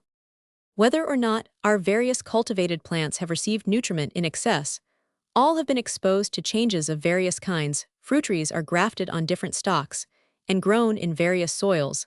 The seeds of culinary and agricultural plants are carried from place to place, and during the last century, the rotation of our crops and the manures used have been greatly changed. Slight changes of treatment often suffice to induce variability. The simple fact of almost all our cultivated plants and domesticated animals having varied in all places, and at all times, leads to this conclusion: seeds taken from common English forestries grown under their native climate, not highly manured or otherwise artificially treated, yield seedlings, which, very much as may be seen in every extensive seedbed. I have shown in a former chapter what a number of well-marked and singular varieties the thorn Crataegus oxyacantha has produced, yet this tree has been subjected to hardly any cultivation in Staffordshire. I carefully examined a large number of two British plants, namely Geranium fum and Pyrenacum, which have never been highly cultivated. These plants had spread spontaneously by seed from a common garden into an open plantation, and the seedlings varied in almost every single character, both in their flower and foliage, to a degree which I have never seen exceeded, yet they could not have been exposed to any great change in their conditions. With respect to animals, Azara has remarked with much surprise: 12. that whilst the feral horses on the pampas are always of one of three colors, and the cattle always of a uniform color, yet these animals, when bred on the unenclosed estancias, though kept in a state which can hardly be called domesticated, and apparently exposed to almost identically the same conditions as when they are feral, nevertheless display a great diversity of color. So again, in India, several species of freshwater fish are only so far treated artificially that they are reared in great tanks, but this small change is sufficient to induce much variability. 13. Some facts on the effects of grafting in regard to the variability of trees deserve attention. Cabanis asserts that when certain pears are grafted on the quince, their seeds yield a greater number of varieties than do the seeds of the same variety of pear when grafted on the wild pear. 14. But as the pear and quince are distinct species, though so closely related that the one can be readily grafted and succeeds admirably on the other, the fact of variability being thus caused is not surprising, as we are here enabled to see the cause, namely the very different nature of the stock, and graft. Several North American varieties of the plum and peach are well known to reproduce themselves truly by seed, but Downing asserts 15 that when a graft is taken from one of these trees and placed upon another stock, this grafted tree is found to lose its singular property of producing the same variety by seed, and becomes like all other worked trees, that is, its seedlings become highly variable. Another case is worth giving: the Lalande variety of the walnut tree leaves between April 20th and May 15th, and its seedlings invariably inherit the same habit, whilst several other varieties of the walnut leaf in June. Now, if seedlings are raised from the maleafing Lalande variety, grafted on another maleafing variety, though both stock and graft have the same early habit of leafing, yet the seedlings leaf at various times, even as late as the 5th of June. 16 such facts as these are well fitted to show on what obscure and slight causes variability depends. I may here just allude to the appearance of new and valuable varieties of fruit trees, and of wheat in woods and waste places, which at first sight seems a most anomalous circumstance. In France, a considerable number of the best pears have been discovered in woods, and this has occurred so frequently that Poitou asserts that improved varieties of our cultivated fruits rarely originate with nurserymen. 17. In England, on the other hand, no instance of a good pear having been found wild has been recorded, and Mr. Rivers informs me that he knows of only one instance with apples, namely the Bess Pool, which was discovered in a wood in Nottinghamshire.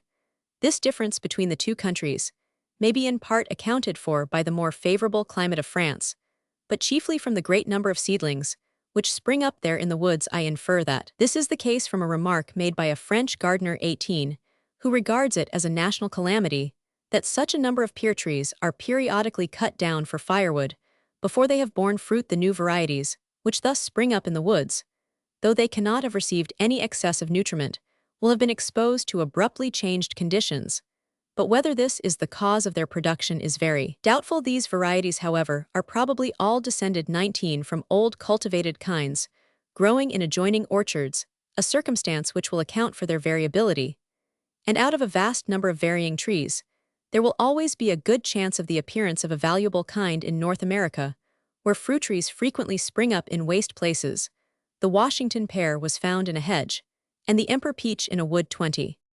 With respect to wheat, some writers have spoken 21 as if it were an ordinary event for new varieties to be found in waste places. The Fenton wheat was certainly discovered growing on a pile of basaltic detritus in a quarry, but in such a situation, the plant would probably receive a sufficient amount of nutriment.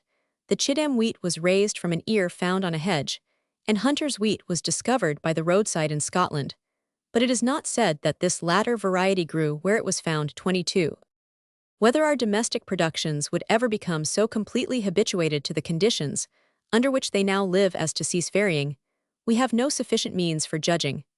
But in fact, our domestic productions are never exposed for a great length of time to uniform conditions, and it is certain that our most anciently cultivated plants, as well as animals, still go on varying, for all have recently undergone marked improvement. In some few cases, however, plants have become habituated to new conditions. Thus Metzger, who cultivated in Germany during many years numerous varieties of wheat brought from different countries.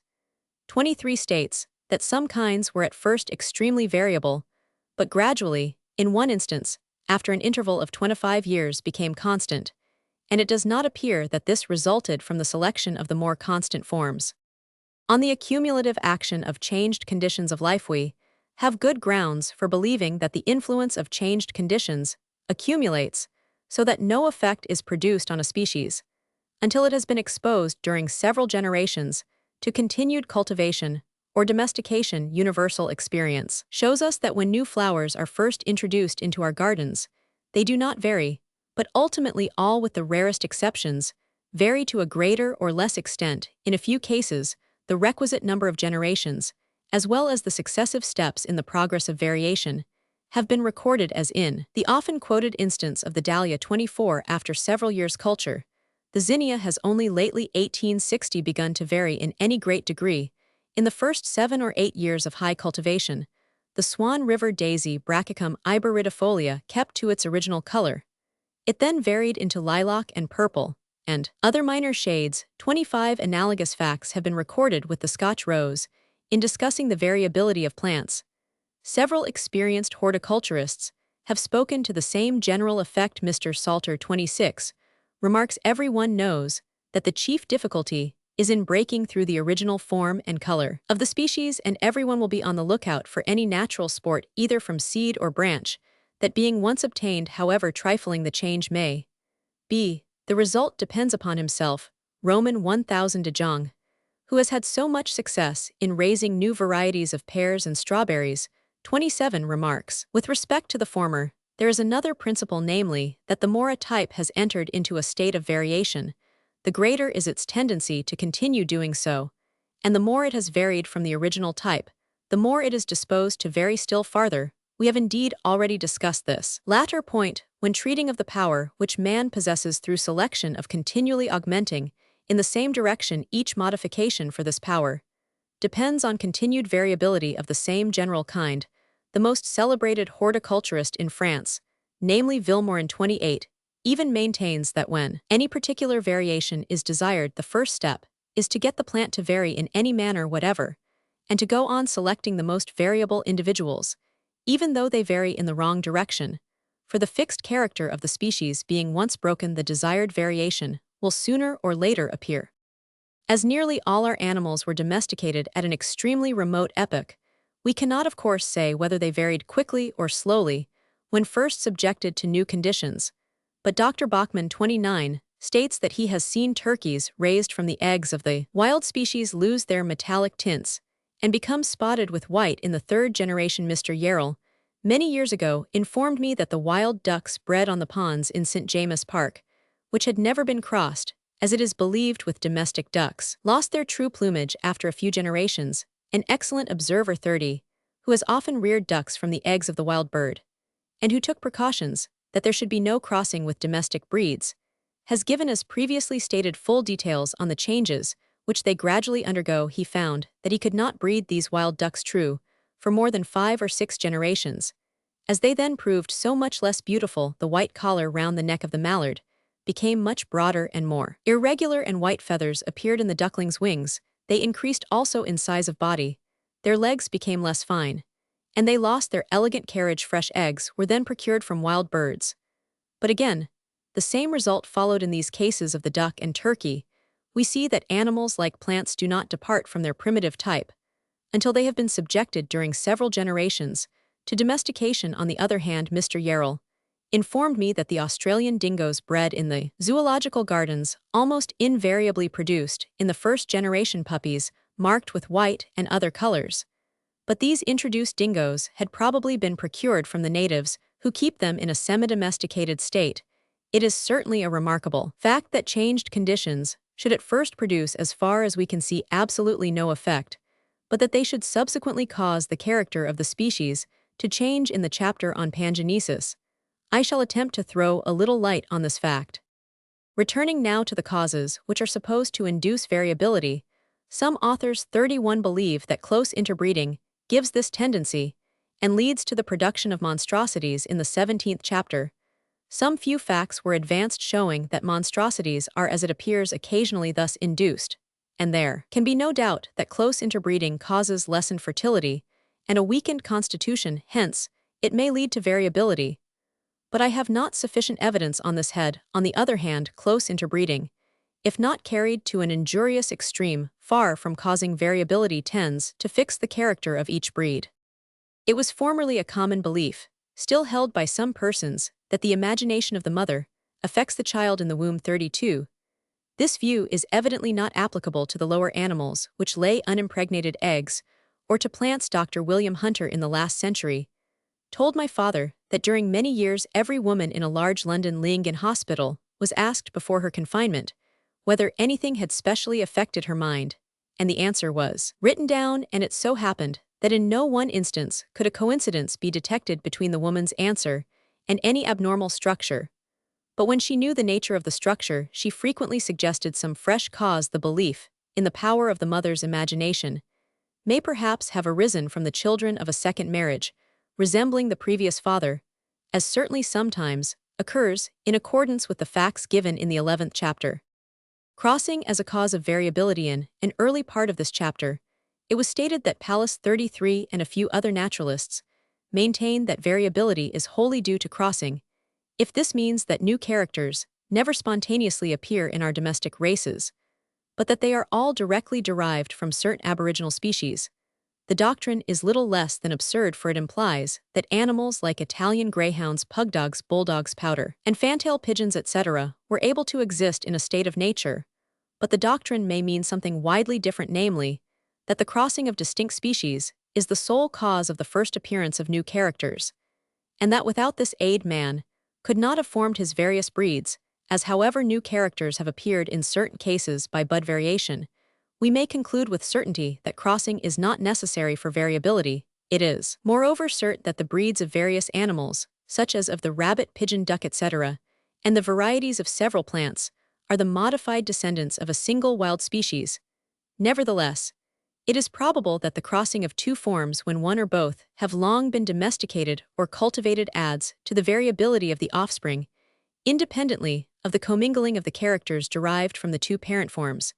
And this implies that new characters actually arise, but we must not forget the facts advanced in the 13th chapter, which clearly prove that the act of crossing often leads to the reappearance or reversion of long-lost characters, and in most cases, it would be impossible to distinguish between the reappearance of ancient characters and the first appearance of absolutely new characters. Practically, whether new or old, they would be new to the breed in which they reappeared.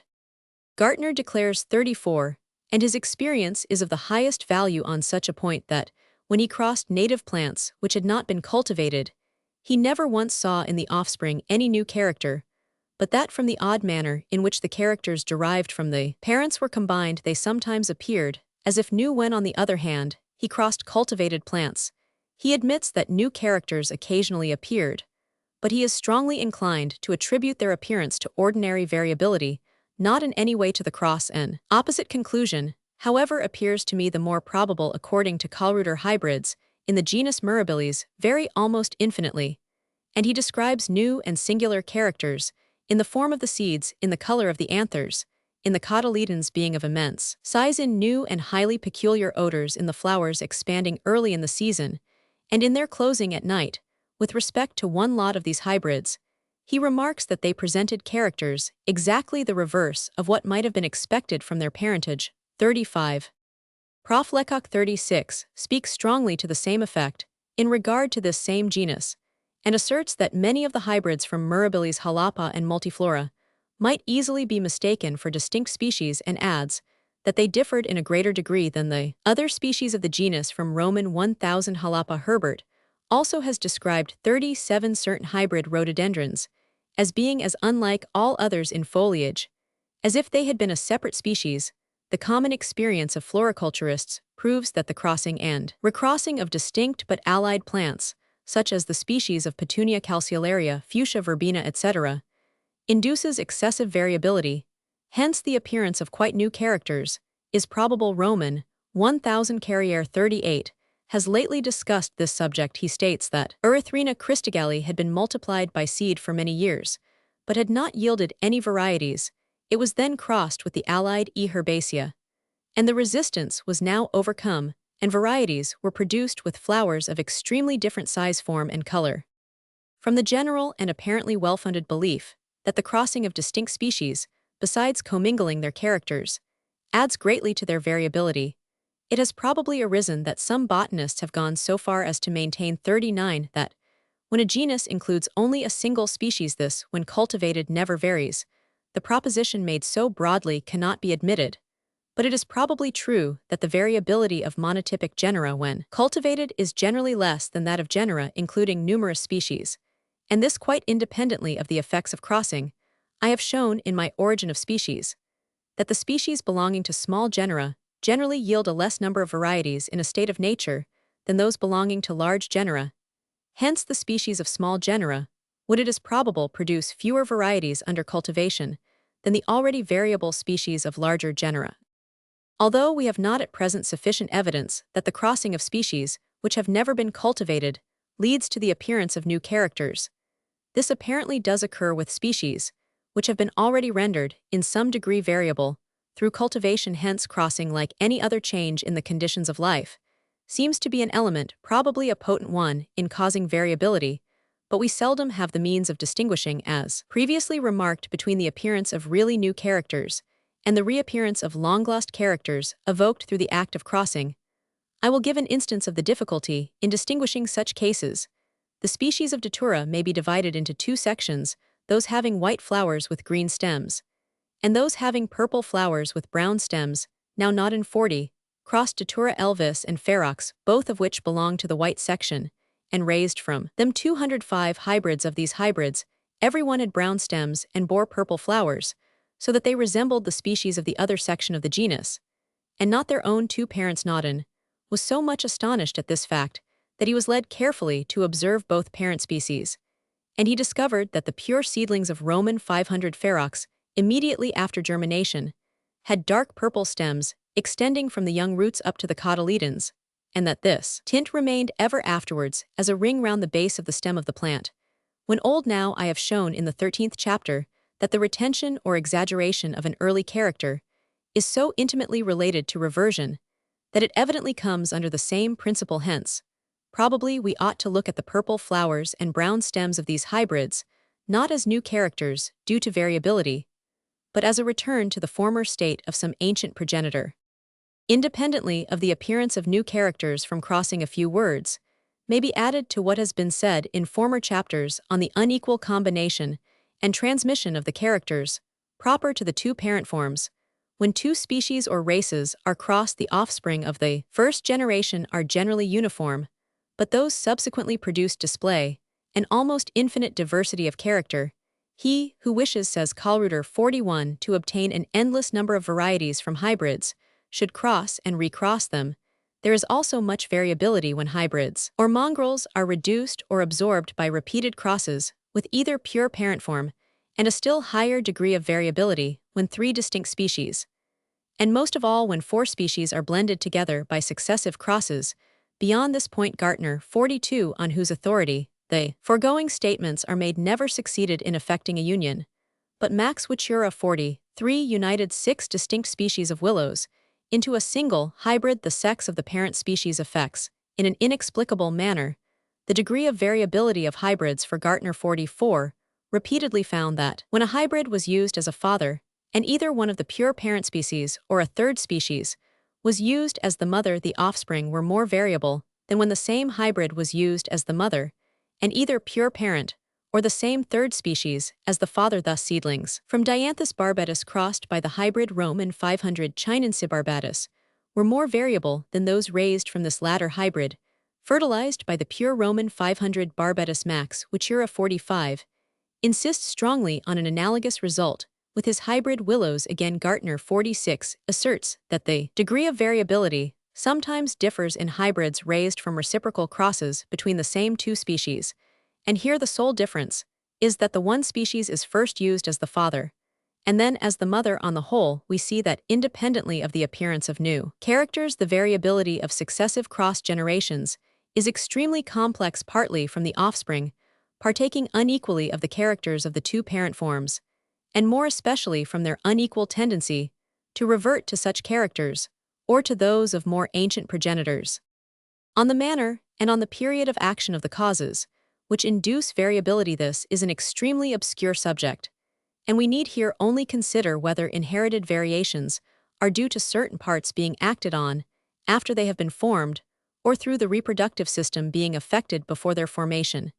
And in the former case, at what period of growth or development the effect is produced. We shall see in the two following chapters that various agencies, such as an abundant supply of food exposure to a different climate, increased use or disuse of parts, etc., prolonged during several generations, certainly modify either the whole organization or certain organs, and it is clear, at least in the case of bud variation, that the action cannot have been through the reproductive system. With respect to the part which the reproductive system takes in causing variability, we have seen in the 18th chapter that even slight changes in the conditions of life have a remarkable power in causing a greater or less degree of sterility. Hence, it seems not improbable that beings generated through a system so easily affected should themselves be affected, or should fail to inherit or inherit in excess characters proper to their parents. We know that certain groups of organic beings, but with exceptions in each group, have their reproductive systems much more easily affected by changed conditions than other groups. For instance, carnivorous birds more readily than carnivorous mammals, and parrots more readily than pigeons. And this fact harmonizes with the apparently capricious manner and degree in which various groups of animals and plants vary under domestication. Kallreuter 47 was struck with the parallelism between the excessive variability of hybrids, when crossed and recrossed in various ways, these hybrids having their reproductive powers more or less affected, and the variability of anciently cultivated plants. Max Wichura 48 has gone one step farther and shows that with many of our highly cultivated plants, such as the hyacinth, tulip, auricula, snapdragon, potato, cabbage, etc., which there is no reason to believe have been hybridized, the anthers contain many irregular pollen grains in the same state as in hybrids. He finds also in certain wild forms the same coincidence between the state of the pollen and a high degree of variability, as in many species of rubus, but in R. caesius and idius, which are not highly variable species, the pollen is sound. It is also notorious that many cultivated plants, such as the banana, pineapple, breadfruit, and others previously mentioned, have their reproductive organs so seriously affected as to be generally quite sterile, and when they do yield seedlings, judging from the large number of cultivated races which exist, must be variable in an extreme degree. These facts indicate that there is some relation between the state of the reproductive organs and a tendency to variability, but we must not conclude that the relation is strict. Although many of our highly cultivated plants may have their pollen in a deteriorated condition, yet as we have previously seen, they yield more seeds, and our anciently domesticated animals are more prolific than the corresponding species in a state of nature. The peacock is almost the only bird which is believed to be less fertile under domestication than in its native state, and it has varied in a remarkably small degree. From these considerations, it would seem that changes in the conditions of life lead either to sterility or to variability, or to both, and not that sterility induces variability. On the whole, it is probable that any cause affecting the organs of reproduction would likewise affect their product, that is, the offspring thus generated. The period of life at which the causes that induce variability act is likewise an obscure subject which has been discussed by various authors. 49 in some of the cases to be given in the following chapter of modifications from the direct action of changed conditions, which are inherited, there can be no doubt that the causes have acted on the mature or nearly mature animal. On the other hand, monstrosities, which cannot be distinctly separated from lesser variations, are often caused by the embryo being injured whilst in the mother's womb, or in the egg. Thus Roman 1 Geoffroy St. Hilaire 50 asserts that poor women who work hard during their pregnancy, and the mothers of illegitimate children troubled in their minds and forced to conceal their state, are far more liable to give birth to monsters than women in easy circumstances. The eggs of the fowl, when placed upright or otherwise treated unnaturally, frequently produce monstrous chickens. It would, however, appear that complex monstrosities are induced more frequently during a rather late than during a very early period of embryonic life, but this may partly result from some one part which has been injured during an early period, affecting by its abnormal growth other parts subsequently developed, and this would be less likely to occur with parts injured at a later period. 51. When any part or organ becomes monstrous through abortion, a rudiment is generally left, and this likewise indicates that its development had already commenced. Insects sometimes have their antennae or legs in a monstrous condition, the larvae of which do not possess either antennae or legs. And in these cases, as Quatrophages 52 believes, we are enabled to see the precise period at which the normal progress of development was troubled, but the nature of the food given to a caterpillar sometimes affects the colors of the moth, without the caterpillar itself being affected. Therefore, it seems possible that other characters in the mature insect might be indirectly modified through the larvae. There is no reason to suppose that organs which have been rendered monstrous have always been acted on during their development. The cause may have acted on the organization at a much earlier stage. It is even probable that either the male or female sexual elements, or both before their union, may be affected in such a manner as to lead to modifications in organs developed at a late period of life, in nearly the same manner as a child may inherit from his father a disease which does not appear until old age. In accordance with the facts above given, which prove that in many cases a close relation exists between variability and the sterility following from changed conditions, we may conclude that the exciting cause often acts at the earliest possible period, namely on the sexual elements, before impregnation has taken place. That an affection of the female sexual element may induce variability, we may likewise infer as probable from the occurrence of bud variations, for a bud seems to be the analog of an ovule, but the male element is apparently much oftener affected by changed conditions, at least in a visible manner, than the female element or ovule. And we know from Gartner's and Wichura's statements that a hybrid used as the father and crossed with a pure species gives a greater degree of variability to the offspring than does the same hybrid when used as the mother. Lastly, it is certain that variability may be transmitted through either sexual element, whether or not originally excited in them, for Kallreuter and Gartner 53 found that when two species were crossed, if either one was variable, the offspring were rendered variable. Summary: from the facts given in this chapter, we may conclude that the variability of organic beings under domestication, although so general, is not an inevitable contingent on life, but results from the conditions to which the parents have been exposed. Changes of any kind in the conditions of life, even extremely slight changes, often suffice to cause variability. Excessive nutriment is perhaps the most efficient single exciting cause. Animals and plants continue to be variable for an immense period after their first domestication, but the conditions to which they are exposed never long remain quite constant. In the course of time, they can be habituated to certain changes so as to become less variable, and it is possible that when first domesticated they may have been even more variable than at present. There is good evidence that the power of changed conditions accumulates, so that 2, 3, or more generations must be exposed to new conditions before any effect is visible. The crossing of distinct forms, which have already become variable, increases in the offspring the tendency to further variability by the unequal commingling of the characters of the two parents, by the reappearance of long-lost characters, and by the appearance of absolutely new characters. Some variations are induced by the direct action of the surrounding conditions on the whole organization, or on certain parts alone. Other variations appear to be induced indirectly through the reproductive system being affected, as we know is often the case with various beings, which when removed from their natural conditions become sterile. The causes which induce variability act on the mature organism, on the embryo, and probably on the sexual elements before impregnation has been affected.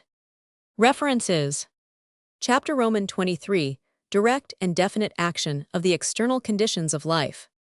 Slight modifications in plants from the definite action of changed conditions in size, color, chemical properties, and in the state of the tissues. Local disease, conspicuous modifications from changed climate or food et plumage of birds affected by peculiar nutriment, and by the inoculation of poisonland shells. Modifications of organic beings in a state of nature through the definite action of external conditions. Comparison of American and European treescales. Effects of parasitic fungi. Considerations opposed to the belief in the potent influence of changed external conditions. Parallel series of varietous amount of variation does not correspond with the degree of change in the conditions. Bud variation. Monstrosities produced by unnatural treatment. Summary: if we ask ourselves why this or that character has been modified under domestication, we are in most cases lost in utter darkness.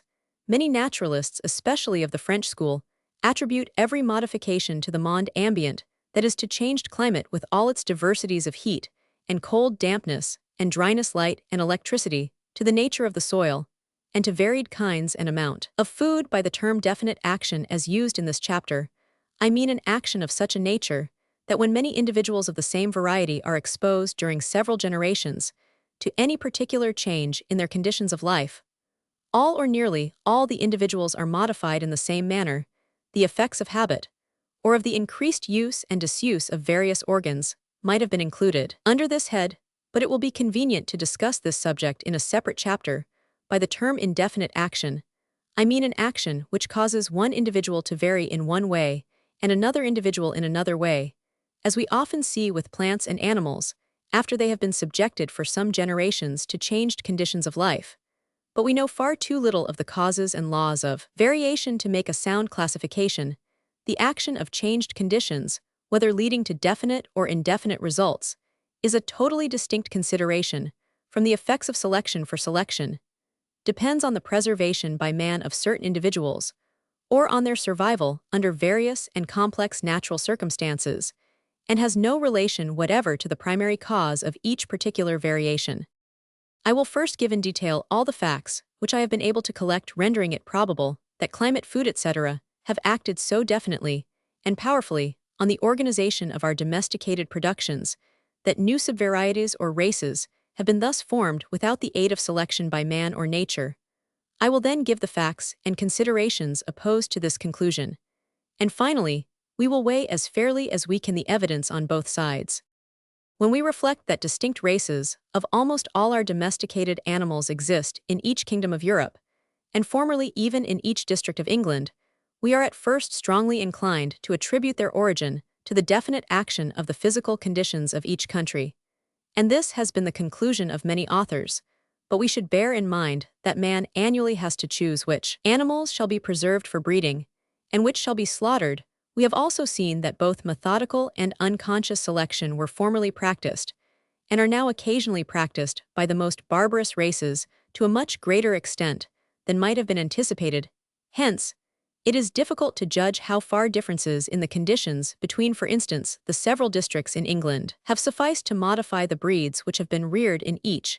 It may be argued that as numerous wild animals and plants have ranged during many ages throughout Great Britain, and still retain the same character, the difference in conditions between the several districts could not have modified in a marked manner the various native races of cattle, sheep, pigs, and horses. The same difficulty of distinguishing between the effects of natural selection and the definite action of external conditions is encountered in a still higher degree when we compare closely allied species inhabiting two countries such as North America and Europe, which do not differ greatly in climate, nature of soil, etc. For in this case, natural selection will inevitably and rigorously have acted during a long succession of ages.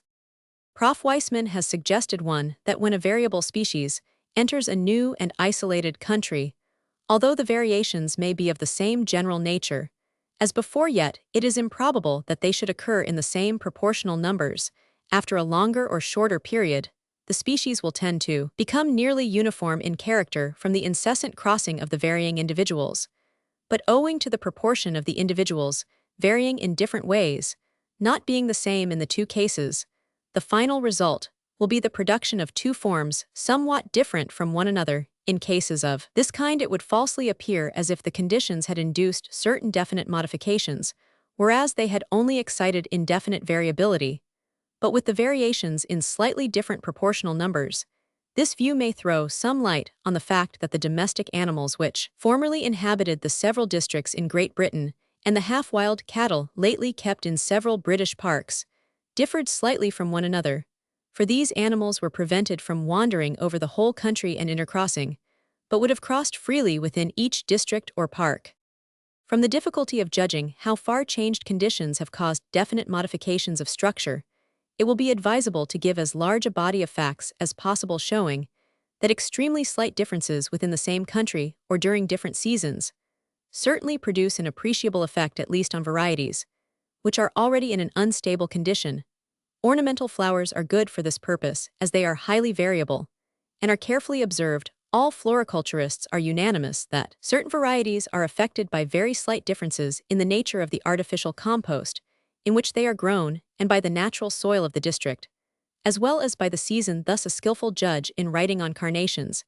And Picatis too asks, where can Admiral Curzon be seen possessing the color, size, and strength, which it has in Derbyshire, where can Flora's garland be found equal to those at Slough, where do high-colored flowers revel better than at Woolwich and Birmingham, yet in no two of these districts do the same varieties attain an equal degree of excellence, although each may be receiving the attention of the most skillful cultivators. The same writer then recommends every cultivator to keep 5 different kinds of soil and manure, and to endeavor to suit the respective appetites of the plants you are dealing with, for without such attention, all hope of general success will be vain.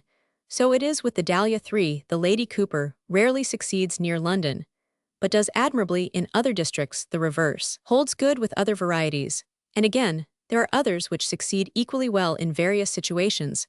A skillful gardener states that he procured cuttings of an old and well-known variety Pulchella of Verbena, which from having been propagated in a different situation, presented a slightly different shade of color.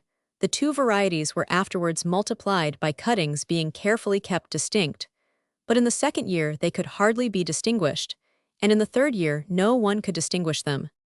The nature of the season has an especial influence on certain varieties of the dahlia. In 1841, 2 varieties were preeminently good, and the next year these same 2 were preeminently bad. A famous amateur 5 asserts that in 1861, many varieties of the rose came so untrue in character that it was hardly possible to recognize them, and the thought was not seldom entertained that the grower had lost his tally. The same amateur 6 states that in 1862 2/3 of his auriculas produced central trusses of flowers, and such trusses are liable not to keep true, and he adds that in some seasons, certain varieties of this plant all prove good, and the next season all prove bad, whilst exactly the reverse happens with other varieties. In 1845, the editor of the Gardener's Chronicle 7 remarked how singular it was that this year many calceolarias tended to assume a tubular form, with heartsease 8. The blotch sorts do not acquire their proper character until hot weather sets in, whilst other varieties lose their beautiful marks as soon as this occurs.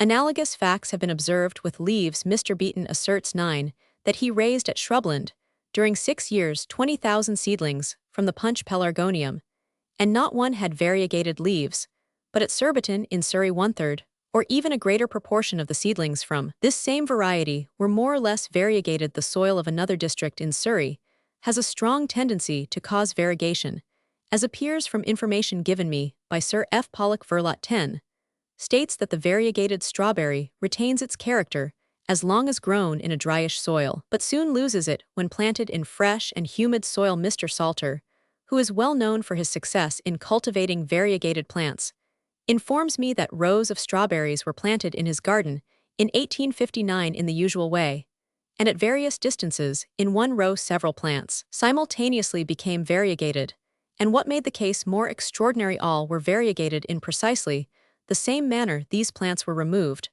but during the 3 succeeding years, other plants in the same row became variegated, and in no instance were the plants in any adjoining row affected. The chemical qualities, odors, and tissues of plants are often modified by a change, which seems to us slight. The hemlock is said not to yield canicine in Scotland. The root of the Aconitum napellus becomes innocuous in frigid climates. The medicinal properties of the digitalis are easily affected by culture, as the Pistacia lentiscus grows abundantly in the south of France. The climate must suit it, but it yields no mastic. The Laurus sassafras in Europe loses the odor proper to it in North America. 11 Many similar facts could be given, and they are remarkable because it might have been thought that definite chemical compounds would have been little liable to change either in quality or quantity. The wood of the American locust tree Robinia, when grown in England, is nearly worthless, as is that of the oak tree when grown at the Cape of Good Hope. 12 Hemp and flax, as I hear from Dr. Falconer, flourish and yield plenty of seed on the plains of India, but their fibers are brittle, and useless. Hemp, on the other hand, fails to produce in England that resinous matter which is so largely used in India as an intoxicating drug. The fruit of the melon is greatly influenced by slight differences in culture and climate. Hence, It is generally a better plan, according to Naudin, to improve an old kind than to introduce a new one into any locality. The seed of the Persian melon produces near Paris fruit inferior to the poorest market kinds, but at Bordeaux yields delicious fruit. 13 seed is annually brought from Thibet to Kashmir. 14 and produces fruit weighing from 4 to 10 pounds. But plants raised next year from seeds saved in Kashmir give fruit weighing only from 2 to 3 pounds. It is well known that American varieties of the apple produce in their native land magnificent and brightly colored fruit, but these in England are of poor quality and a dull color in Hungary. There are many varieties of the kidney bean remarkable for the beauty of their seeds, but the Rev. Roman 1000 J. Berkeley 15 found that their beauty could hardly ever be preserved in England, and in some cases the color was greatly changed. We have seen in the 9th chapter with respect to wheat what a remarkable effect transportal from the north to the south of France, and conversely produced on the weight of the grain. When man can perceive no change in plants or animals which have been exposed to a new climate, or to different treatment, insects can sometimes perceive a marked change. A cactus has been imported into India from Canton, Manila, Mauritius, and from the hothouses of Kew, and there is likewise so-called native kind which was formerly introduced from South America. All these plants belong to the same species, and are alike in appearance, but the cochineal insect flourishes only on the native kind, on which it thrives prodigiously. 16 Humboldt remarks 17 that white men born in the torrid zone walk barefoot with impunity in the same apartment where a European recently landed is exposed to the attacks of the Pulex penetrans. This insect, the too well-known chigo, must therefore be able to perceive what the most delicate chemical analysis fails to discover, namely a difference between the blood or tissues of a European and those of a white man born in the tropics. But the discernment of the chigo is not so surprising as it at first appears, for according to Liebig 18, the blood of men with different complexions, though inhabiting the same country, emits a different odor. Diseases peculiar to certain localities, heights, or climates may be here briefly noticed, as showing the influence of external circumstances on the human body. Diseases confined to certain races of man do not concern us, for the constitution of the race may play the more important part, and this may have been determined by unknown causes. The Plica polonica stands in this respect in a nearly intermediate position, for it rarely affects Germans who inhabit the neighborhood of the Vistula, where so many Poles are grievously affected. Neither does it affect Russians, who are said to belong to the same original stock as the Poles. 19 The elevation of a district often governs the appearance of diseases in Mexico. The yellow fever does not extend above 924 meters, and in Peru people are affected with the verrugas only between 600 and 1600 meters above the sea. Many other such cases could be given. A peculiar cutaneous complaint called the Bouton d'Alep affects in Aleppo and some neighboring districts almost every native infant and some few strangers, and it seems fairly well established that this singular complaint depends on drinking certain waters in the healthy little island of St. Helena. The scarlet fever is dreaded like the plague. Analogous facts have been observed in Chile and Mexico. 20 Even in the different departments of France, it is found that the various infirmities which render the conscript unfit for serving in the army prevail with remarkable inequality, revealing, as Boudin observes, that many of them are endemic, which otherwise would never have been suspected. 21 Anyone who will study the distribution of disease will be struck with surprise at what slight differences in the surrounding circumstances govern the nature and severity of the complaints by which man is at least temporarily affected. The modifications as yet referred to are extremely slight, and in most cases have been caused, as far as we can judge, by equally slight differences in the conditions, but such conditions acting during a series of generations would perhaps produce a marked effect. With plants, a considerable change of climate sometimes produces a conspicuous result. I have given in the 9th chapter the most remarkable case known to me, namely that of varieties of maize, which were greatly modified in the course of only 2 or 3 generations, when taken from a tropical country to a cooler one, or conversely. Dr. Falconer informs me that he has seen the English Ribston pippin apple, a Himalayan oak prunus, and pyrus all assume in the hotter parts of India a fastigiate or pyramidal habit, and this fact is the more interesting as a Chinese tropical species of pyrus naturally grows thus, although in these cases the changed manner of growth seems to have been directly caused by the great heat. We know that many fastigiate trees have originated in their temperate homes in the botanic gardens of Ceylon. The apple tree 22 sends out numerous runners underground, which continually rise into small stems and form a growth around the parent tree. The varieties of the cabbage, which produce heads in Europe, fail to do so in certain tropical countries. 23. The rhododendron ciliatum produced at Kew flowers, so much larger and pallor-colored than those which it bears on its native Himalayan mountain, that Dr. Hooker 24 would hardly have recognized the species. By the flowers alone, many similar facts with respect to the color and size of flowers could be given. The experiments of Vilmorin and Buckman on carrots and parsnips prove that abundant nutriment produces a definite and inheritable effect on the roots, with scarcely any change in other parts of the plant. Alum directly influences the color of the flowers of the hydrangea. 25. Dryness seems generally to favor the hairiness or velocity of plants. Gartner found that hybrid verbascums became extremely woolly when grown in pots. Mr. Masters, on the other hand, states that the Opuntia leucotricha is well clothed with beautiful white hairs when grown in a damp heat, but in a dry heat exhibits none of this peculiarity. 26. Slight variations of many kinds, not worth specifying in detail, are retained only as long as plants are grown in certain soils, of which Sadrat 27 gives some instances from his own experience. Odart, who insists strongly on the permanence of the varieties of the grape, admits 28 that some varieties, when grown under a different climate or treated differently, vary in a slight degree, as in the tint of the fruit and in the period of ripening. Some authors have denied that grafting causes even the slightest difference in the cyan, but there is sufficient evidence that the fruit is sometimes slightly affected in size and flavor, the leaves in duration, and the flowers in appearance. 29.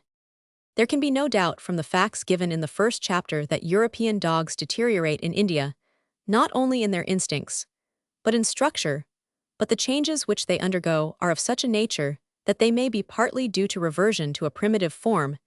As in the case of feral animals in parts of India, the turkey becomes reduced in size with the pendulous appendage over the beak enormously developed. 30. We have seen how soon the wild duck, when domesticated, loses its true character from the effects of abundant or changed food, or from taking little exercise from the direct action of a humid climate and poor pasture.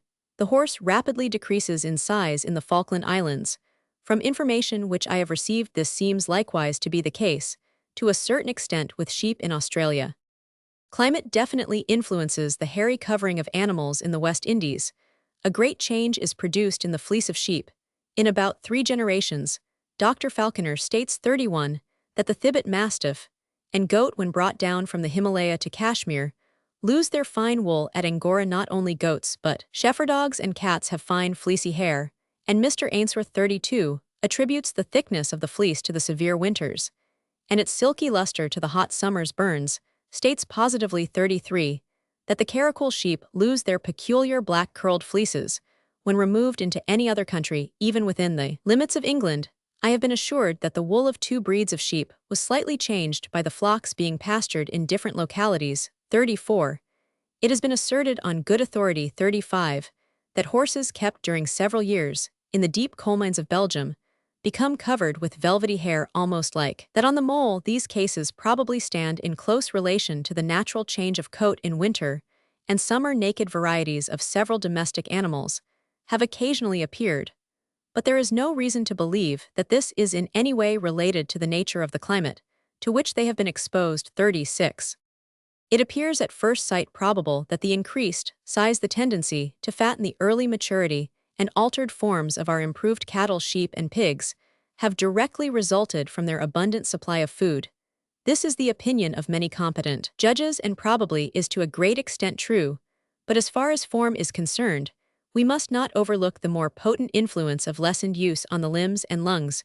We see, moreover, as far as size is concerned, that selection is apparently a more powerful agent than a large supply of food, for we can thus only account for the existence, as remarked to me by Mr. Blyth, of the largest and smallest breeds of sheep in the same country, of Cochin China fowls and bantams, of small tumbler and large runt pigeons, all kept together and supplied with abundant nourishment. Nevertheless, there can be little doubt that our domesticated animals have been modified independently of the increased or lessened use of parts, by the conditions to which they have been subjected without the aid of selection. For instance, Prof. Rudimir 37 shows that the bones of domesticated quadrupeds can be distinguished from those of wild animals.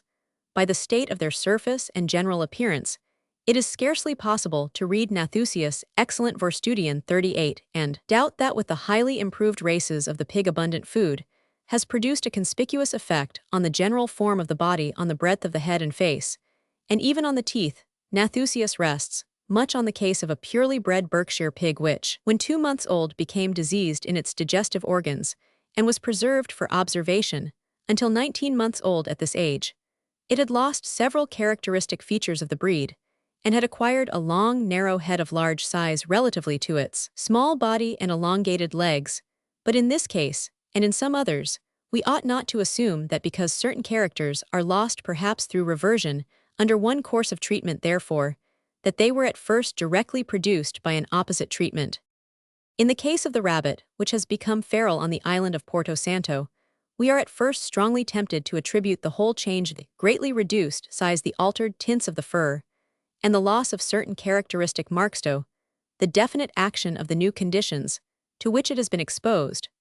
But in all such cases, we have to consider in addition the tendency to reversion to progenitors more or less remote, and the natural selection of the finest shades of difference.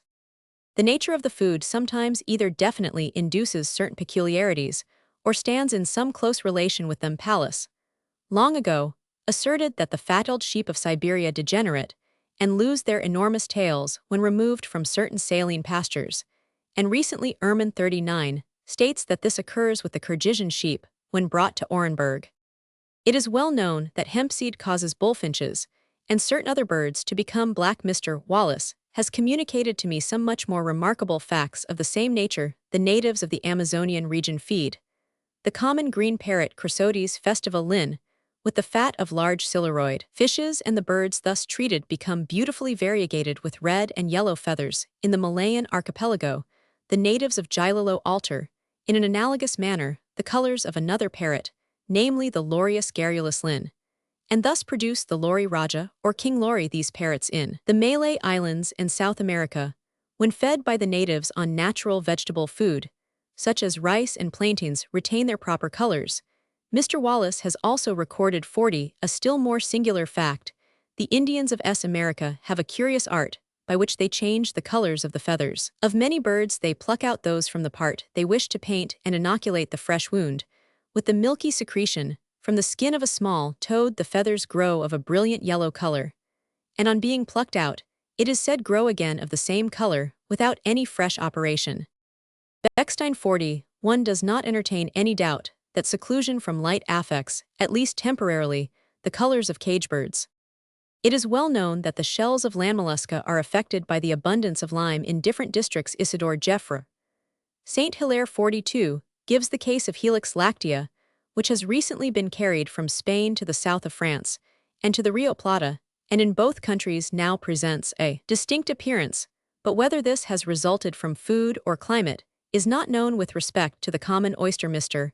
F. Buckland informs me that he can generally distinguish the shells from different districts. Young oysters brought from Wales and laid down in beds where natives are indigenous in the short space of 2 months begin to assume the native character. Roman 1000 Costa 43 has recorded a much more remarkable case of the same nature, namely, that young shells taken from the shores of England and placed in the Mediterranean at once altered their manner of growth and formed prominent, diverging rays like those on the shells of the proper Mediterranean oyster. The same individual shell showing both forms of growth was exhibited before a society in Paris. Lastly, it is well known that caterpillars fed on different food sometimes either themselves acquire a different color or produce moths differing in color. 44. It would be traveling beyond my proper limits here to discuss how far organic beings in a state of nature are definitely modified by changed conditions. In my Origin of Species, I have given a brief abstract of the facts bearing on this point, and have shown the influence of light on the colors of birds, and of residence near the sea on the lurid tints of insects, and on the succulency of plants. Mr. Herbert Spencer 45 has recently discussed with much ability this whole subject on general grounds. He argues, for instance, that with all animals, the external and internal tissues are differently acted on by the surrounding conditions, and they invariably differ in intimate structure, so again the upper and lower surfaces of true leaves, as well as of stems and petioles, when these assume the function and occupy the position of leaves, are differently circumstanced with respect to light, etc., and apparently in consequence differ in structure, but as Mr. Herbert Spencer admits, it is most difficult in all such cases to distinguish between the effects of the definite action of physical conditions and the accumulation through natural selection of inherited variations, which are serviceable to the organism and which have arisen independently of the definite action of these conditions. Although we are not here concerned with the definite action of the conditions of life on organisms in a state of nature, I may state that much evidence has been gained during the last few years on this subject in the United States. For instance, it has been clearly proved, more especially by Mr. J. A. Allen, that with birds, many species differ in tint, size of body and of beak, and in length of tail in proceeding from the north to the south, and it appears that these differences must be attributed to the direct action of temperature. 46. With respect to plants, I will give a somewhat analogous case.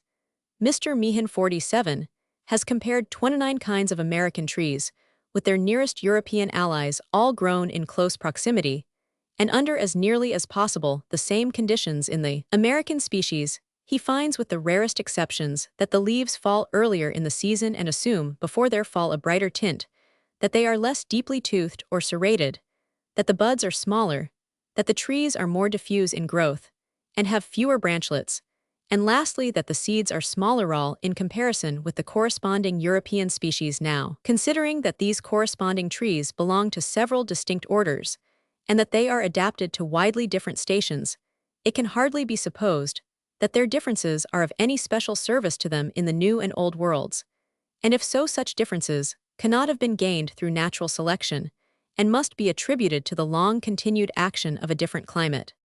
Galls. Another class of facts not relating to cultivated plants deserves attention.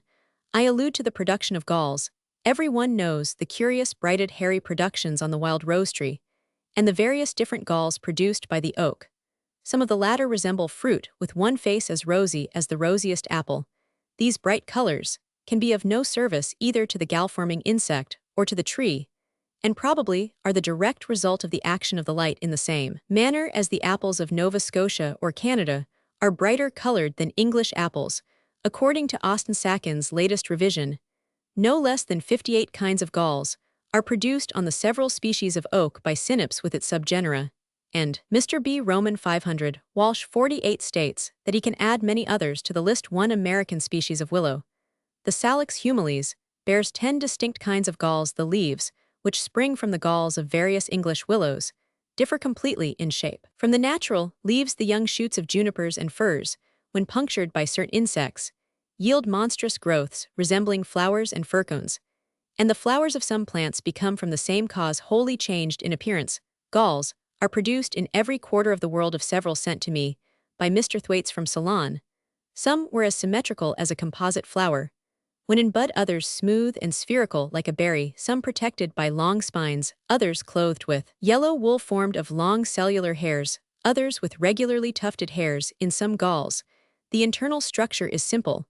but in others, it is highly complex. Thus Roman 1000 Laches Duthiers 49 has figured in the common ink gall no less than 7 concentric layers composed of distinct tissue, namely the epidermic, subepidermic, spongy intermediate, and the hard protective layer formed of curiously thickened woody cells, and lastly the central mass, abounding with starch granules on which the larvae feed. Galls are produced by insects of various orders, but the greater number by species of Cynips. It is impossible to read Roman 1000 Laches Duthiers discussion and doubt that the poisonous secretion of the insect causes the growth of the gall, and every one knows how virulent is the poison secreted by wasps and bees, which belong to the same group with Cynips. Galls grow with extraordinary rapidity, and it is said that they attain their full size in a few days. 50.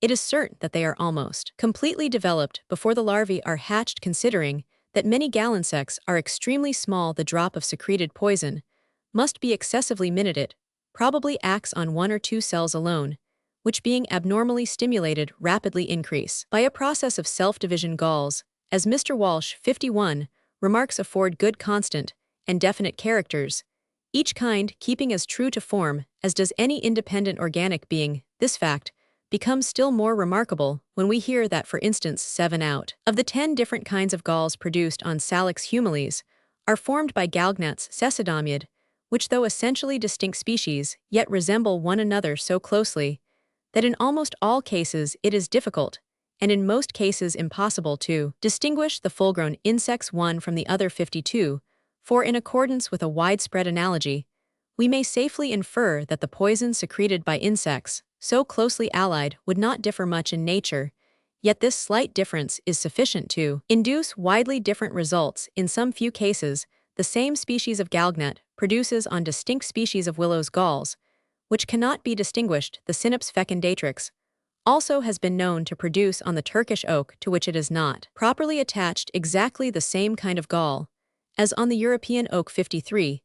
These latter facts apparently prove that the nature of the poison is a more powerful agent in determining the form of the gall than the specific character of the tree which is acted on. As the poisonous secretion of insects belonging to various orders has the special power of affecting the growth of various plants, as a slight difference in the nature of the poison suffices to produce widely different results.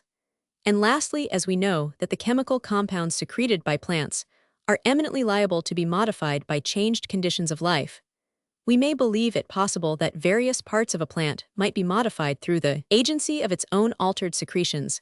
Compare, for instance, the mossy and viscid calyx of a moss rose, which suddenly appears through bud variation on a Provencer rose, with the gall of red moss, growing from the inoculated leaf of a wild rose, with each filament symmetrically branched like a microscopical sprucifer bearing a glandular tip and secreting odoriferous gummy matter 54. Or compare on the one hand the fruit of the peach, with its hairy skin fleshy covering, hard shell and kernel, and on the other hand, one of the more complex galls with its epidermic spongy and woody layers, surrounding tissue loaded with starch granules. These normal and abnormal structures manifestly present a certain degree of resemblance. Or again, reflect on the cases above given of parrots, which have had their plumage brightly decorated through some change in their blood, caused by having been fed on certain fishes or locally inoculated with the poison of a toad. I am far from wishing to maintain that the moss rose, or the hard shell of the peachstone, or the bright colors of birds, are actually due to any chemical change in the sap or blood. But these cases of galls and of parrots are excellently adapted to show us how powerfully and singularly external agencies may affect structure. With such facts before us, we need feel no surprise at the appearance of any modification in any organic being.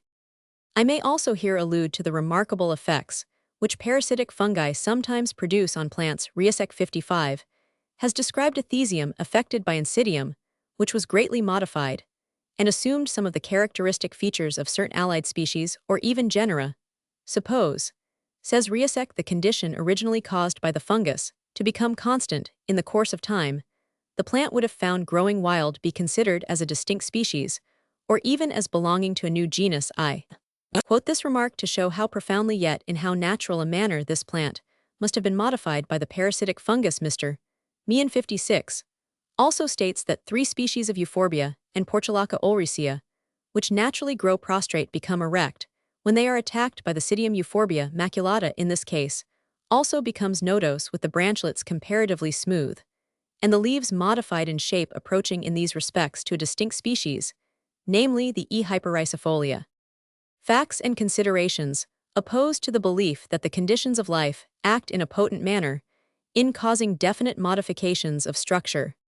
I have alluded to the slight differences in species naturally living in distinct countries under different conditions, and such differences we feel at first inclined to attribute, probably often with justice, to the definite action of the surrounding conditions. But it must be borne in mind that there exist many animals and plants which range widely and have been exposed to great diversities of climate, yet remain uniform in character. Some authors, as previously remarked, account for the varieties of our culinary and agricultural plants by the definite action of the conditions to which they have been exposed in the different parts of Great Britain.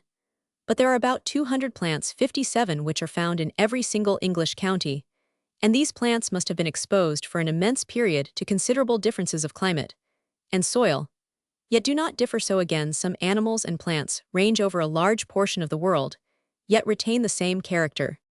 Notwithstanding the facts previously given on the occurrence of highly peculiar local diseases, and on the strange modifications of structure in plants caused by the inoculated poison of insects, and other analogous cases still, there are a multitude of variations such as the modified skull of the Naiada ox and bulldog, the long horns of Kaffir cattle, the conjoined toes of the solid-hoofed swine, the immense crest and protuberant skull of Polish fowls, the crop of the pouter pigeon, and a host of other such cases which we can hardly attribute to the definite action, in the sense before specified, of the external conditions of life. No doubt, in every case, there must have been some exciting cause, but as we see, innumerable individuals exposed to nearly the same conditions, and one alone is affected, we may conclude that the constitution of the individual is of far higher importance than the conditions to which it has been exposed.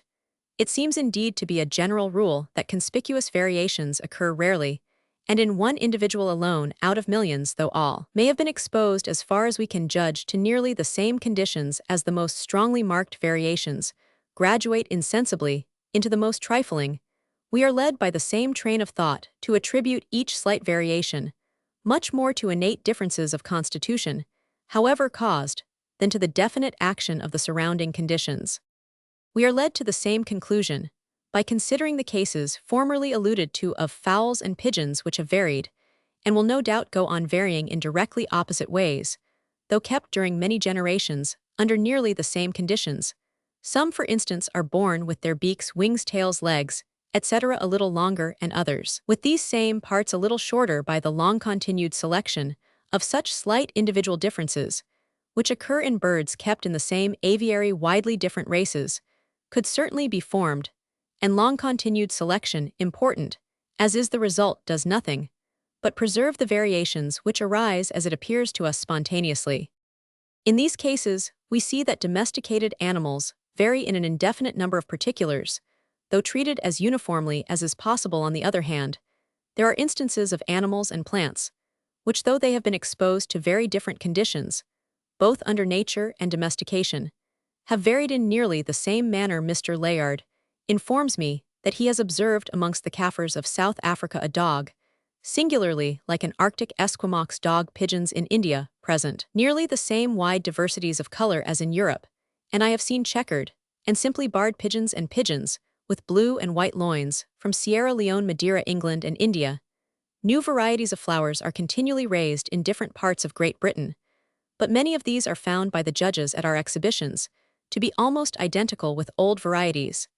A vast number of new fruit trees and culinary vegetables have been produced in North America. These differ from European varieties in the same general manner as the several varieties raised in Europe differ from one another, and no one has ever pretended that the climate of America has given to the many American varieties any general character by which they can be recognized. Nevertheless, from the facts previously advanced on the authority of Mr. Meehan, with respect to American and European forestries, it would be rash to affirm that varieties raised in the two countries would not in the course of ages assume a distinctive character. Dr. Roman 1000 Masters has recorded a striking fact 58 bearing on this subject.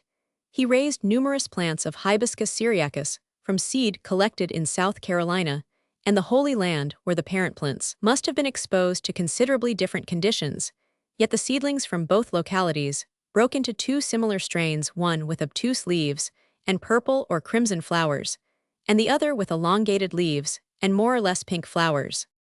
We may also infer the prepotent influence of the constitution of the organism over the definite action of the conditions of life, from the several cases given in the earlier chapters of parallel series of varieties. An important subject, hereafter to be more fully discussed, subvarieties of the several kinds of wheat, gourds, peaches, and other plants, and to a limited extent subvarieties of the fowl, pigeon, and dog, have been shown either to resemble or to differ from one another in a closely corresponding or parallel manner. In other cases, a variety of one species resembles a distinct species, or the varieties of two distinct species resemble one another, although these parallel resemblances, no doubt, often result from reversion to the former characters of a common progenitor. Yet in other cases, when new characters first appear, the resemblance must be attributed to the inheritance of a similar constitution, and consequently to a tendency to vary in the same manner, we see something of a similar kind in the same monstrosity, appearing and reappearing many times in the same species of animal. And as Dr. Maxwell Masters has remarked to me in the same species of plant. We may at least conclude that the amount of modification which animals and plants have undergone under domestication does not correspond with the degree to which they have been subjected to changed circumstances, as we know the parentage of domesticated birds far better than of most quadrupeds. We will glance through the list. The pigeon has varied in Europe more than almost any other bird, yet it is a native species and has not been exposed to any extraordinary change of conditions. The fowl has varied equally or almost equally with the pigeon, and is a native of the hot jungles of India. Neither the peacock, a native of the same country, nor the guinea fowl, an inhabitant of the dry deserts of Africa, has varied at all or only in color. The turkey from Mexico has varied, but little. The duck, on the other hand, a native of Europe, has yielded some well-marked races, and as this is an aquatic bird, it must have been subjected to a far more serious change in its habits than the pigeon, or even the fowl, which nevertheless have varied in a much higher degree. The goose, a native of Europe and aquatic like the duck, has varied less than any other domesticated bird, except the peacock. Bud variation is also important under our present point of view in some few cases, as when all the eyes on the same tuber of the potato, or all the fruit on the same plum tree, or all the flowers on the same plant, have suddenly varied in the same manner. It might be argued that the variation had been definitely caused by some change in the conditions to which the plants had been exposed, yet in other cases, such an admission is extremely difficult, as new characters sometimes appear by bud variation, which do not occur in the parent species, or in any allied species. We may reject, at least in these cases, the idea that they are due to reversion. Now, it is well worthwhile to reflect maturely on some striking case of bud variation. For instance, that of the peach. This tree has been cultivated by the million in various parts of the world, has been treated differently, grown on its own roots, and grafted on various stalks, planted as a standard, trained against a wall or under glass.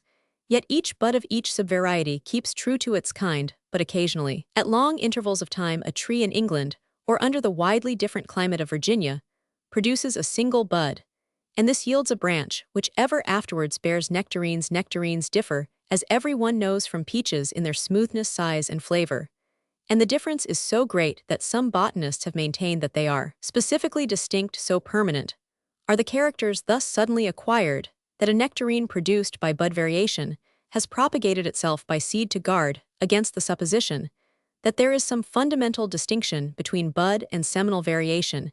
It is well to bear in mind that nectarines have likewise been produced from the stone of the peach, and reversely, peaches from the stone of the nectarine. Now, is it possible to conceive external conditions more closely alike than those to which the buds on the same tree are exposed? Yet one bud alone, out of the many thousands borne by the same tree, has suddenly, without any apparent cause, produced a nectarine. But the case is even stronger than this, for the same flower bud has yielded a fruit, one half, or one quarter, a nectarine, and the other half, or three quarters, a peach. Again, 7 or 8 varieties of the peach have yielded by bud variation nectarines. The nectarines thus produced no doubt differ a little from one another, but still, they are nectarines. Of course, there must be some cause, internal or external, to excite the peach bud to change its nature, but I cannot imagine a class of facts better adapted to force on our minds the conviction that what we call the external conditions of life are in many cases quite insignificant in relation to any particular variation, in comparison with the organization or constitution of the being which varies. It is known from the labors of Geoffroy St. Hilaire, and recently from those of Derst and others, that eggs of the fowl, if shaken, placed upright, perforated, covered in part with varnish, etc., produce monstrous chickens. Now these monstrosities may be said to be directly caused by such unnatural conditions, but the modifications thus induced are not of a definite nature. An excellent observer, Roman 1000 Camille Derst 59, remarks that the various species of monstrosities are not determined by specific causes. The external agencies, which modify the development of the embryo, act solely in causing a perturbation, a perversion in the normal course of development. He compares the result to what we see in illness. A sudden chill, for instance, affects one individual alone, out of many, causing either a cold or sore throat, rheumatism, or inflammation of the lungs, or pleura. Contagious matter acts in an analogous manner. 60. We may take a still more specific instance, 7 pigeons were struck by rattlesnakes. 61. Some suffered from convulsions. Some had their blood coagulated in others. It was perfectly fluid. Some showed ecchymose spots on the heart, others on the intestines, etc. Others again showed no visible lesion in any organ. It is well known that excess in drinking causes different diseases in different men, but in the tropics the effects of intemperance differ from those caused in a cold climate. 62. And in this case, we see the definite influence of opposite conditions. The foregoing facts apparently give us as good an idea as we are likely for a long time to obtain how in many cases external conditions act directly, though not definitely, in causing modifications of structure. Summary: there can be no doubt from the facts given in this chapter that extremely slight changes in the conditions of life, sometimes probably often act in a definite manner on our domesticated productions.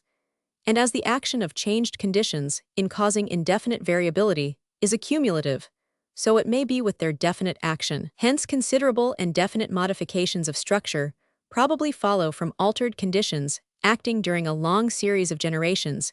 In some few instances, a marked effect has been produced quickly on all or nearly all the individuals which have been exposed to a marked change of climate, food, or other circumstance. This has occurred with European men in the United States, with European dogs in India, with horses in the Falkland Islands, apparently with various animals at Angora, with foreign oysters in the Mediterranean, and with maize transported from one climate to another. We have seen that the chemical compounds of some plants and the state of their tissues are readily affected by changed conditions.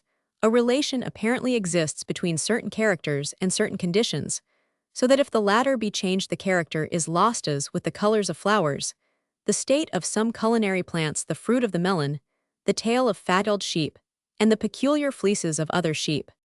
The production of galls and the change of plumage in parrots when fed on peculiar food, or when inoculated by the poison of a toad, prove to us what great and mysterious changes in structure and color may be the definite result of chemical changes in the nutrient fluids or tissues. We now almost certainly know that organic beings in a state of nature may be modified in various definite ways by the conditions to which they have been long exposed, as in the case of the birds and other animals in the northern and southern United States, and of American trees in comparison with their representatives in Europe. But in many cases, it is most difficult to distinguish between the definite result of changed conditions and the accumulation through natural selection of indefinite variations, which have proved serviceable if it profited a plant to inhabit a humid instead of an arid station. A fitting change in its constitution might possibly result from the direct action of the environment, though we have no grounds for believing that variations of the right kind would occur more frequently with plants inhabiting a station little more humid than usual than with other plants, whether the station was unusually dry or humid. Variations adapting the plant in a slight degree for directly opposite habits of life would occasionally arise, as we have good reason to believe from what we actually see in other cases. The organization or constitution of the being which is acted on is generally a much more important element than the nature of the changed conditions.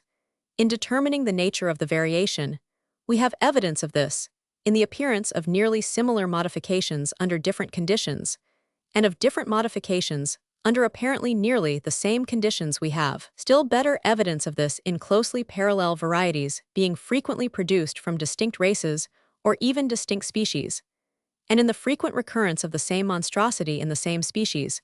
We have also seen that the degree to which domesticated birds have varied does not stand in any close relation with the amount of change to which they have been subjected.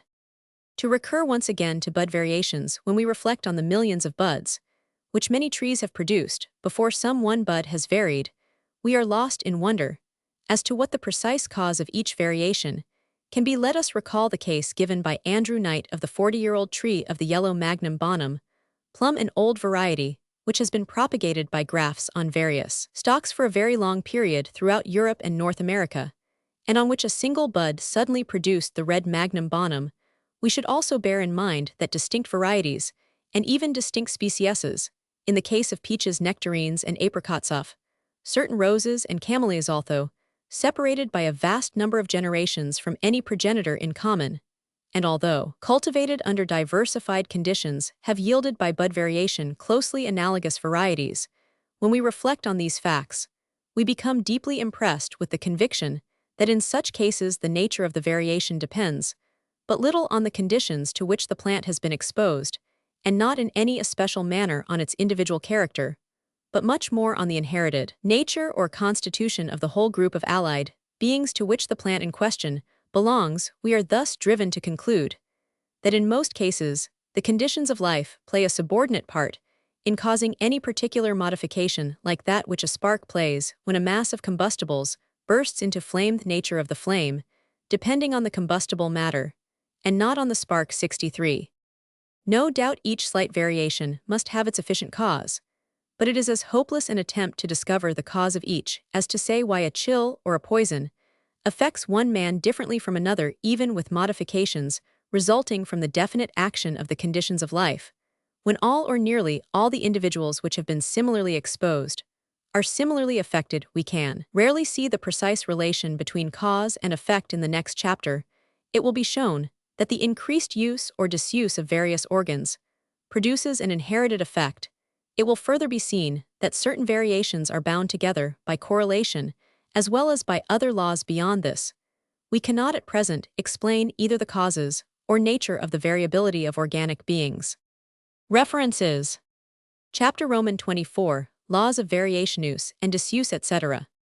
Nisus formativus, or the coordinating power of the organization in the effects of the increased use and disuse of organ-changed habits of life. Acclimatization with animals and plants. Various methods by which this can be effected. Arrests of development. Rudimentary organs. In this and the two following chapters I shall discuss, as well as the difficulty of the subject permits, the several laws which govern variability. These may be grouped under the effects of use and disuse, including changed habits and acclimatization. Arrest of development. Correlated variation, the cohesion of homologous parts, variability of multiple parts, compensation of growth, the position of buds with respect to the axis of the plant, and lastly analogous variation. These several subjects so graduate into one another that their distinction is often arbitrary. It may be convenient first briefly to discuss that coordinating and reparative power which is common in a higher or lower degree to all organic beings, and which was formerly designated by physiologists as nisus formativus. Blumenbach and others have insisted that the principle which permits a hydra, when cut into fragments, to develop itself into two or more perfect animals, is the same with that which causes a wound in the higher animals to heal by a cicatrice. Such cases, as that of the hydra, are evidently analogous to the spontaneous division or falciparous generation of the lowest animals, and likewise to the budding of plants. Between these extreme cases and that of a mere cicatrice we have every gradation. Spallanzani too, by cutting off the legs and tail of a salamander, got in the course of 3 months 6 crops of these members, so that 687 perfect bones were reproduced by one animal during one season. At whatever point the limb was cut off the deficient part, and no more was exactly reproduced. When a diseased bone has been removed, a new one sometimes gradually assumes the regular form, and all the attachments of muscles, ligaments, etc. become as complete as before. 3. This power of regrowth does not, however, always act perfectly. The reproduced tail of a lizard differs in the form of the scales from the normal tail. With certain orthopterous insects, the large hind legs are reproduced of smaller size, for the white cicatrice, which in the higher animals unites the edges of a deep wound, is not formed of perfect skin, for elastic tissue is not produced till long afterwards. 5. The activity of the nisus formativus, says Blumenbach, is in an inverse ratio to the age of the organized body. Its power is also greater with animals the lower they stand in the scale of organization, and animals low in the scale correspond with the embryos of higher animals belonging to the same class. Newport's observations 6 afford a good illustration of this fact, for he found that myriapods whose highest development scarcely carries them beyond the larva of perfect insects can regenerate limbs and antennae up to the time of their last molt, and so can the larvae of true insects, but except in one order, not in the mature insect. Salamanders correspond in development with the tadpoles or larvae of the tailless batrachians, and both possess to a large extent the power of regrowth, but not so the mature tailless batrachians. Absorption often plays an important part in the repair of injuries when a bone is broken, and does not unite, the ends are absorbed and rounded, so that a false joint is formed, or if the ends unite, but overlap, the projecting parts are removed, a dislocated bone will form for itself. A new socket displaced tendons and varicose veins excavate new channels in the bones against which they press, but absorption comes into action. As Virchow remarks, during the normal growth of bones, parts which are solid during youth become hollowed out for the medullary tissue as the bone increases in size, in trying to understand the many well-adapted cases of regrowth. When aided by absorption, we should remember that almost all parts of the organization, even whilst retaining the same form, undergo constant renewal, so that a part which is not renewed would be liable to absorption. Some cases, usually classed under the so-called nisus formativus, at first appear to come under a distinct head, for not only are old structures reproduced, but new structures are formed. Thus, after inflammation, false membranes furnished with blood vessels, lymphatics and nerves are developed, or a eptus escapes from the fallopian tubes and falls into the abdomen. Nature pours out a quantity of plastic lymph, which forms itself into organized membrane, richly supplied with blood vessels, and the eptus is nourished for a time. In certain cases of hydrocephalus, the open and dangerous spaces in the skull are filled up with new bones which interlock by perfect serrated sutures. 8. But most physiologists, especially on the continent, have now given up the belief in plastic lymph or blastema, and Virchow 9 maintains that every structure, new or old, is formed by the proliferation of pre-existing cells. On this view, false membranes like cancerous or other tumors are merely abnormal developments of normal growths, and we can thus understand how it is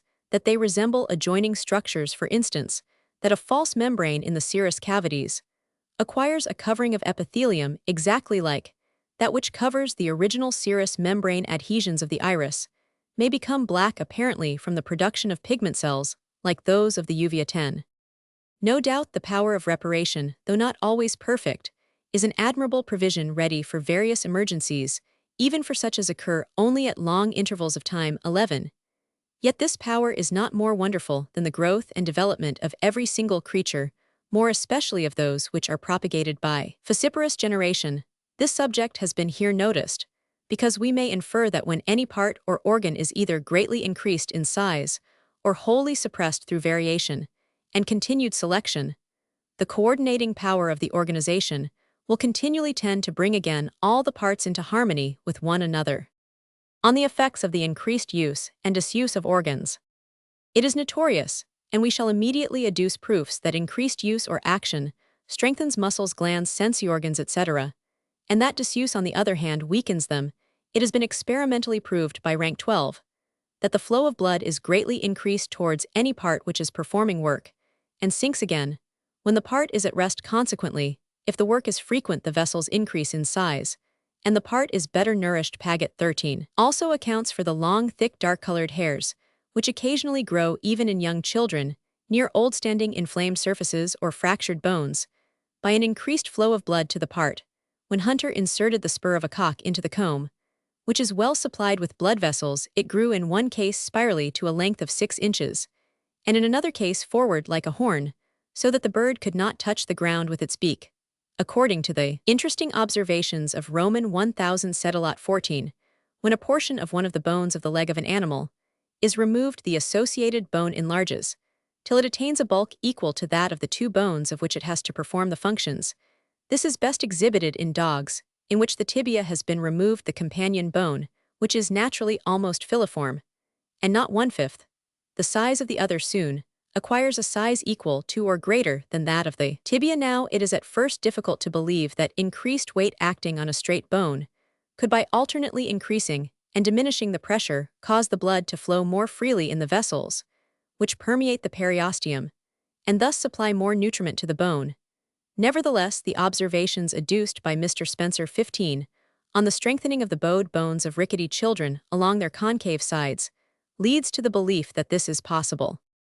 The rocking of the stem of a tree increases in a marked manner the growth of the woody tissue in the parts which are strained. Prof. Sachs believes, from reasons which he assigns, that this is due to the pressure of the bark being relaxed in such parts, and not, as Knight and H. Spencer maintain, to an increased flow of sap caused by the movement of the trunk. 16.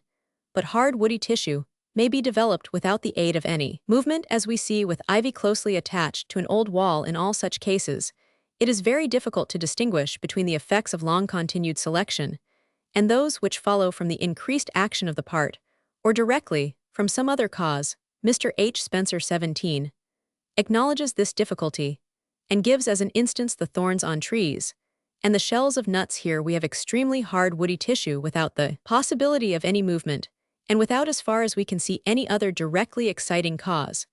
And as the hardness of these parts is of manifest service to the plant, we may look at the result as probably due to the selection of so-called spontaneous variations. Every one knows that hard work thickens the epidermis on the hands, and when we hear that with infants long before birth, the epidermis is thicker on the palms and soles of the feet than on any other part of the body, as was observed with admiration by Albinus 18, we are naturally inclined to attribute this to the inherited effects of long-continued use or pressure. We are tempted to extend the same view even to the hoofs of quadrupeds. But who will pretend to determine how far natural selection may have aided in the formation of structures of such obvious importance to the animal? That use strengthens the muscles may be seen in the limbs of artisans who follow different trades, and when a muscle is strengthened, the tendons and the crests of bone to which they are attached become enlarged, and this must likewise be the case with the blood vessels and nerves. On the other hand, when a limb is not used as by Eastern fanatics, or when the nerve supplying it with nervous power is effectually destroyed, the muscles wither. So again, when the eye is destroyed, the optic nerve becomes atrophied, sometimes even in the course of a few months. 19. The Proteus is furnished with branchiae, as well as with lungs and Schreber's 20 found that when the animal was compelled to live in deep water, the branchiae were developed to thrice their ordinary size, and the lungs were partially atrophied. When on the other hand the animal was compelled to live in shallow water, the lungs became larger and more vascular, whilst the branchiae disappeared in a more or less complete degree. Such modifications as these are, however, of comparatively little value for us, as we do not actually know that they tend to be inherited. In many cases, there is reason to believe that the lessened use of various organs has affected the corresponding parts in the offspring, but there is no good evidence that this ever follows in the course of a single generation. It appears, as in the case of general or indefinite variability, that several generations must be subjected to changed habits for any appreciable result. Our domestic fowls, ducks and geese, have almost lost, not only in the individual, but in the race, their power of flight, for we do not see a young fowl, when frightened, take flight like a young pheasant. Hence, I was led carefully to compare the limb bones of fowls, ducks, pigeons, and rabbits with the same bones in the wild parent species. As the measurements and weights were fully given in the earlier chapters, I need here only recapitulate the results with domestic pigeons: the length of the sternum, the prominence of its crest, the length of the scapulae, and furculum, the length of the wings, as measured from tip to tip of the radii, are all reduced relatively to the same parts in the wild pigeon. The wing and tail feathers, however, are increased in length, but this may have as little connection with the use of the wings, or tail, as the lengthened hair on a dog, with the amount of exercise which it has habitually taken. The feet of pigeons, except in the long-beaked races, are reduced in size. With fowls, the crest of the sternum is less prominent, and is often distorted or monstrous. The wingbones have become lighter relatively to the legbones, and are apparently a little shorter in comparison with those of the parent form, the Gallus. Bankiva. With ducks, the crest of the sternum is affected in the same manner. As in the foregoing cases, the furculum, coracoids, and scapulae are all reduced in weight relatively to the whole skeleton. The bones of the wings are shorter and lighter, and the bones of the legs longer and heavier relatively to each other and relatively to the whole skeleton. In comparison with the same bones in the wild duck, the decreased weight and size of the bones in the foregoing cases is probably the indirect result of the reaction of the weakened muscles on the bones. I failed to compare the feathers of the wings of the tame and wild duck, but Gloger 21 asserts that in the wild duck the tips of the wing feathers reach almost to the end of the tail, whilst in the domestic duck they often hardly reach to its base. He remarks also on the greater thickness of the legs, and says that the swimming membrane between the toes is reduced, but I was not able to detect this latter difference. With the domesticated rabbit, the body together with the whole skeleton is generally larger and heavier than in the wild animal, and the leg bones are heavier in due proportion. But whatever standard of comparison be taken, neither the leg bones nor the scapulae have increased in length proportionally with the increased dimensions of the rest of the skeleton. The skull has become in a marked manner narrower, and from the measurements of its capacity, formerly given, we may conclude that this narrowness results from the decreased size of the brain consequent on the mentally inactive life led by these closely confined animals. We have seen in the 8th chapter that silk moths, which have been kept during many centuries, closely confined, emerge from their cocoons with their wings distorted, incapable of flight, often greatly reduced in size, or even, according to quatrophages, quite rudimentary. This condition of the wings may be largely owing to the same kind of monstrosity which often affects wild Lepidoptera when artificially reared from the cocoon, or it may be in part due to an inherent tendency, which is common to the females of many Bomicidae, to have their wings in a more or less rudimentary state, but part of the effect may be attributed to long-continued disuse.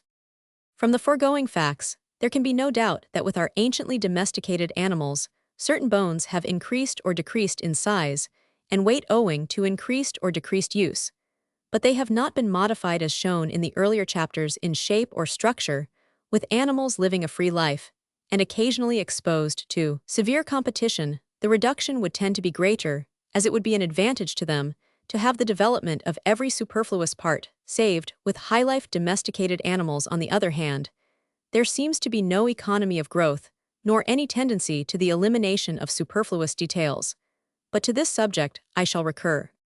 Turning now to more general observations, Nathusius has shown that with the improved races of the pig, the shortened legs and snout, the form of the articular condyles of the occiput, and the position of the jaws with the upper canine teeth projecting in a most anomalous manner in front of the lower canines, may be attributed to these parts not having been fully exercised, for the highly cultivated races do not travel in search of food, nor root up the ground with their ringed muzzles. 22. These modifications of structure, which are all strictly inherited, characterize several improved breeds, so that they cannot have been derived from any single domestic stock. With respect to cattle, Professor Tanner has remarked that the lungs and liver in the improved breeds are found to be considerably reduced in size when compared with those possessed by animals having perfect liberty. 23. And the reduction of these organs affects the general shape of the body. The cause of the reduced lungs in hybrid animals, which take little exercise, is obvious, and perhaps the liver may be affected by the nutritious and artificial food on which they largely subsist. Again, Dr. Wilkins asserts 24 that various parts of the body certainly differ in alpine and lowland breeds of several domesticated animals, owing to their different habits of life, for instance the neck and forelegs in length, and the hoofs in shape. It is well known that when an artery is tied, the anastomosing branches from being forced to transmit more blood increase in diameter, and this increase cannot be accounted for by mere extension, as their coats gain in strength. With respect to glands, Sir J. Paget observes that when one kidney is destroyed, the other often becomes much larger and does double work. 25. If we compare the size of the udders and their power of secretion in cows which have been long domesticated, and in certain breeds of the goat, in which the udders nearly touch the ground with these organs in wild or half-domesticated animals, the difference is great. A good cow with us daily yields more than 5 gallons or 40 pints of milk, whilst a first-rate animal kept, for instance, by the Damaras of South Africa, 26, rarely gives more than 2 or 3 pints of milk daily, and should her calf be taken from her, she absolutely refuses to give any. We may attribute the excellence of our cows and of certain goats partly to the continued selection of the best milking animals, and partly to the inherited effects of the increased action through man's art of the secreting glands. It is notorious that short sight is inherited, and we have seen in the 12th chapter from the statistical researches of Roman 1000 Gerard Tulon that the habit of viewing near objects gives a tendency to short sight. Veterinarians are unanimous that horses are affected with spavins, splints, ringbones, etc. from being shod and from traveling on hard roads, and they are almost equally unanimous that a tendency to these malformations is transmitted. Formerly horses were not shod in North Carolina, and it has been asserted that they did not then suffer from these diseases of the legs and feet. 27. Our domesticated quadrupeds are all descended, as far as is known, from species having erect ears, yet few kinds can be named of which at least one race has not drooping ears. Cats in China, horses in parts of Russia, sheep in Italy, and elsewhere the guinea pig, formerly in Germany goats and cattle in India, rabbits, pigs, and dogs in all long-civilized countries have dependent ears, with wild animals, which constantly use their ears like funnels to catch every passing sound, and especially to ascertain the direction whence it comes. There is not, as Mr. Blyth has remarked, any species with drooping ears, except the elephant. Hence, the incapacity to erect the ears is certainly in some manner the result of domestication, and this incapacity has been attributed by various authors. 28 to disuse, for animals protected by man are not compelled habitually to use their ears. Call Hamilton Smith, 29, states that in ancient effigies of the dog, with the exception of one Egyptian instance, no sculpture of the earlier Grecian era produces representations of hounds with completely drooping ears. Those with them half pendulous are missing in the most ancient, and this character increases by degrees in the works of the Roman period. Godwin also has remarked that the pigs of the ancient Egyptians had not their ears enlarged and pendant 30, but it is remarkable that the drooping of the ear is not accompanied by any decrease in size. On the contrary, animals, so different as fancy rabbits, certain Indian breeds of the goat, our petted spaniels, bloodhounds, and other dogs have enormously elongated ears, so that it would appear as if their weight had caused them to droop, aided perhaps by disuse. With rabbits, the drooping of the much elongated ears has affected even the structure of the skull. The tail of no wild animal, as remarked to me by Mr. Blyth, is curled, whereas pigs and some races of dogs have their tails much curled. This deformity, therefore, appears to be the result of domestication, but whether in any way connected with the lessened use of the tail is doubtful. The epidermis on our hands is easily thickened, as everyone knows by hard work in a district of Ceylon.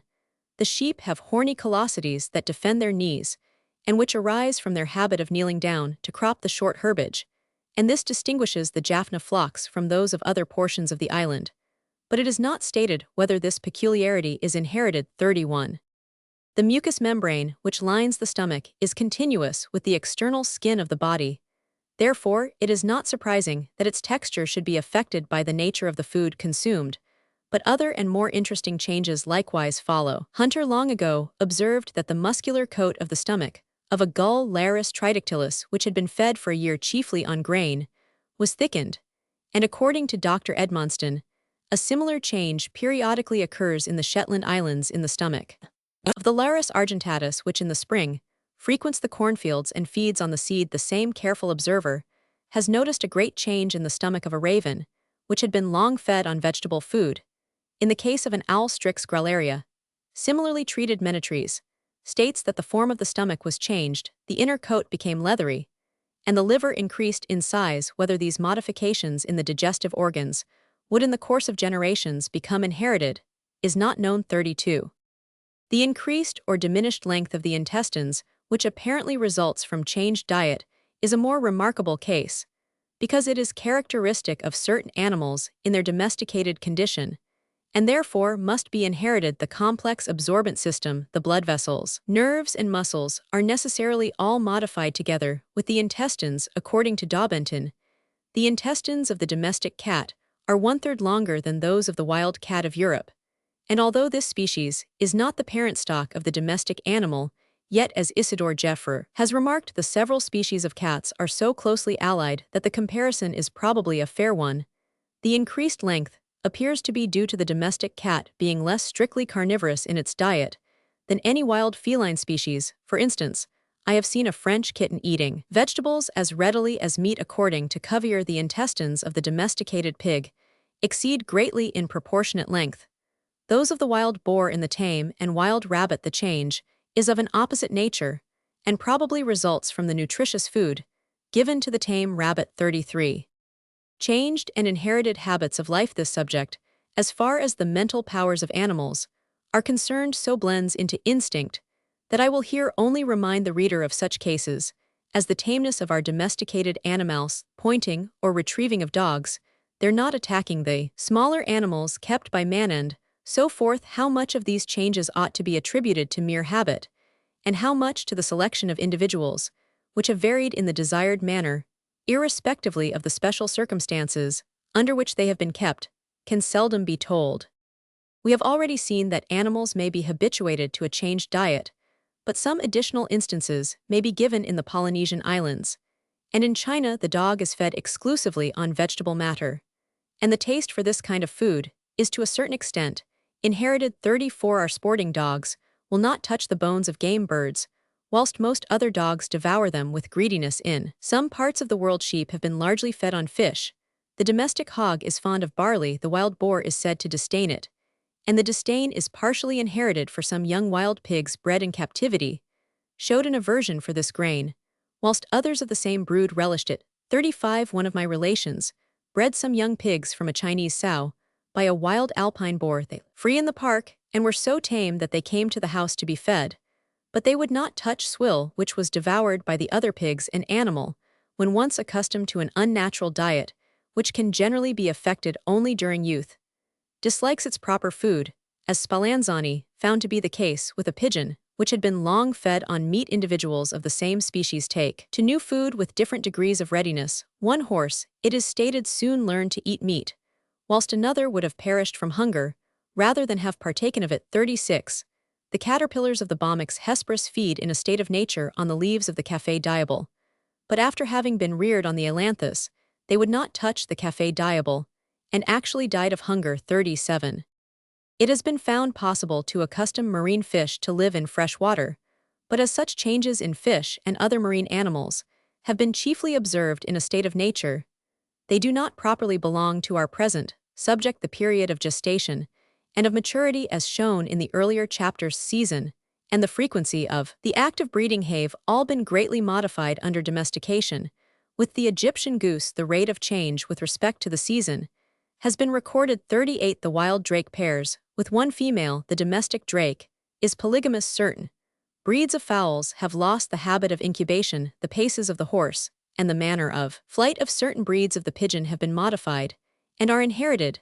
Cattle, horses, and pigs have learnt to browse under water in the St. Johns River, East Florida, where the Vallisneria has been largely naturalized. The cows were observed by Prof. Wyman to keep their heads immersed for a period varying from 15 to 35 seconds. 39 The voice differs much in certain kinds of fowls and pigeons. Some varieties are clamorous, and others silent, as the call and common duck, or the Spitz and Pointer dog. Everyone knows how the breeds of the dog differ from one another in their manner of hunting, and in their ardor after different kinds of game or vermin. With plants, the period of vegetation is easily changed, and is inherited, as in the case of summer and winter wheat, barley, and vetches. But to this subject we shall immediately return under acclimatization. Annual plants sometimes become perennial under a new climate, as I hear from Dr. Hooker is the case with the stock and mignonette in Tasmania. On the other hand, perennials sometimes become annuals, as with the ricinus in England. And as according to Captain Mangles, with many varieties of the Heartsease von Berg, 40 raised from seed of Verbascum ph Niceum, which is usually a biennial, both annual and perennial varieties. Some deciduous bushes become evergreen in hot countries. 41 Rice requires much water, but there is one variety in India which can be grown without irrigation. 42 Certain varieties of the oat and of our other cereals are best fitted for certain soils. 43 Endless similar facts could be given in the animal and vegetable kingdoms. They are noticed here because they illustrate analogous differences in closely allied natural species, and because such changed habits of life, whether due to habit, or to the direct action of external conditions, or to so-called spontaneous variability, would be apt to lead to modifications of structure. Acclimatization. From the previous remarks, we are naturally led to the much disputed subject of acclimatization. There are two distinct questions. Do varieties descended from the same species differ in their power of living under different climates? And secondly, if they so differ, how have they become thus adapted? We have seen that European dogs do not succeed well in India, and it is asserted 44 that no one has there succeeded in keeping the Newfoundland long alive. But then it may be argued, and probably with truth, that these northern breeds are specifically distinct from the native dogs, which flourish in India. The same remark may be made with respect to different breeds of sheep, of which, according to Youat 45, not one brought from a torrid climate lasts out the second year in the zoological gardens. But sheep are capable of some degree of acclimatization, for merino sheep bred at the Cape of Good Hope have been found far better adapted for India than those imported from England. 46 It is almost certain that all the breeds of the fowl are descended from one species, but the Spanish breed, which there is good reason to believe originated near the Mediterranean 47, though so fine and vigorous in England, suffers more from frost than any other breed.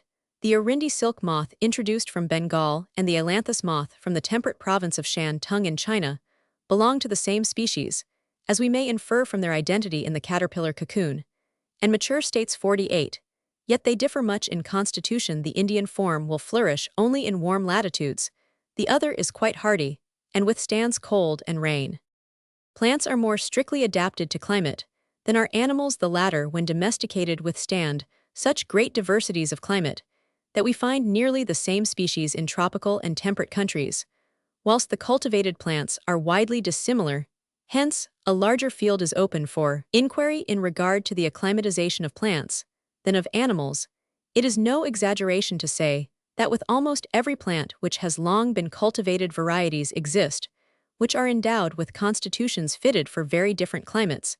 I will select only a few of the more striking cases, as it would be tedious to give all. In North America, numerous fruit trees have been raised, and in horticultural publications, for instance, in that by Downing lists are given of the varieties which are best able to withstand the severe climate of the northern states, and Canada. Many American varieties of the pear, plum, and peach are excellent in their own country, but until recently hardly one was known that succeeded in England. And with apples 49, not one succeeds, though the American varieties can withstand a severe winter than ours. The summer here is not hot enough. Fruit trees have also originated in Europe with different constitutions, but they are not much noticed because nurserymen here do not supply wide areas. The floral pear flowers early, and when the flowers have just set, and this is the critical period, they have been observed both in France and England to withstand, with complete impunity, a frost of 18 deg, and even 14 far, which killed the flowers whether fully expanded or in bud. Of all other kinds of pears 50. This power in the flower of resisting cold and afterwards producing fruit does not invariably depend, as we know on good authority, 51, on general constitutional vigor. In proceeding northward, the number of varieties which are found capable of resisting the climate rapidly decreases, as may be seen in the list of the varieties of the cherry, apple, and pear, which can be cultivated in the neighborhood of Stockholm 52, near Moscow. Prince Traubetskoy planted for experiment in the open ground several varieties of the pear, but one alone, the Poire sans pépins, withstood the cold of winter 53. We thus see that our fruit trees, like distinct species of the same genus, certainly differ from each other in their constitutional adaptation to different climates. With the varieties of many plants, the adaptation to climate is often very close. Thus, it has been proved by repeated trials that few, if any, of the English varieties of wheat are adapted for cultivation in Scotland 54, but the failure in this case is at first only in the quantity, though ultimately in the quality of the grain produced. The Rev. Roman 1000 J. Berkeley sowed wheatseed from India and got the most meager ears on land, which would certainly have yielded a good crop from English wheat 55. In these cases, varieties have been carried from a warmer to a cooler climate. In the reverse case, as when wheat was imported directly from France into the West Indian Islands, it produced either wholly barren spikes or furnished with only 2 or 3 miserable seeds, while West Indian seed by its side yielded an enormous harvest 56. Here is another case of close adaptation to a slightly cooler climate, a kind of wheat which in England may be used indifferently either as a winter or summer variety, when sown under the warmer climate of Grignan in France, behaved exactly as if it had been a true winter wheat 57.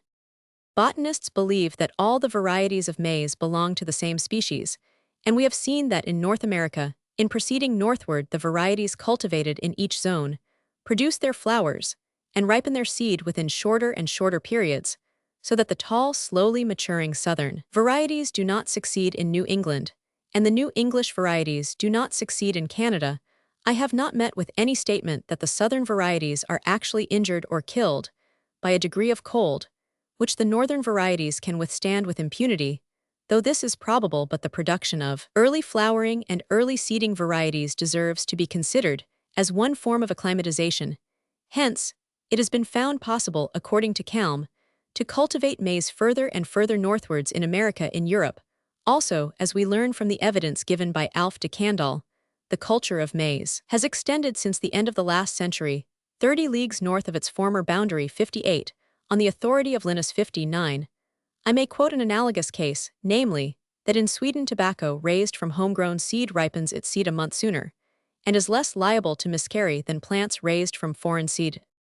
With the vine differently from the maize, the line of practical culture has retreated a little southward since the Middle Ages 60, but this seems due to commerce being now easier, so that it is better to import wine from the south than to make it in northern districts.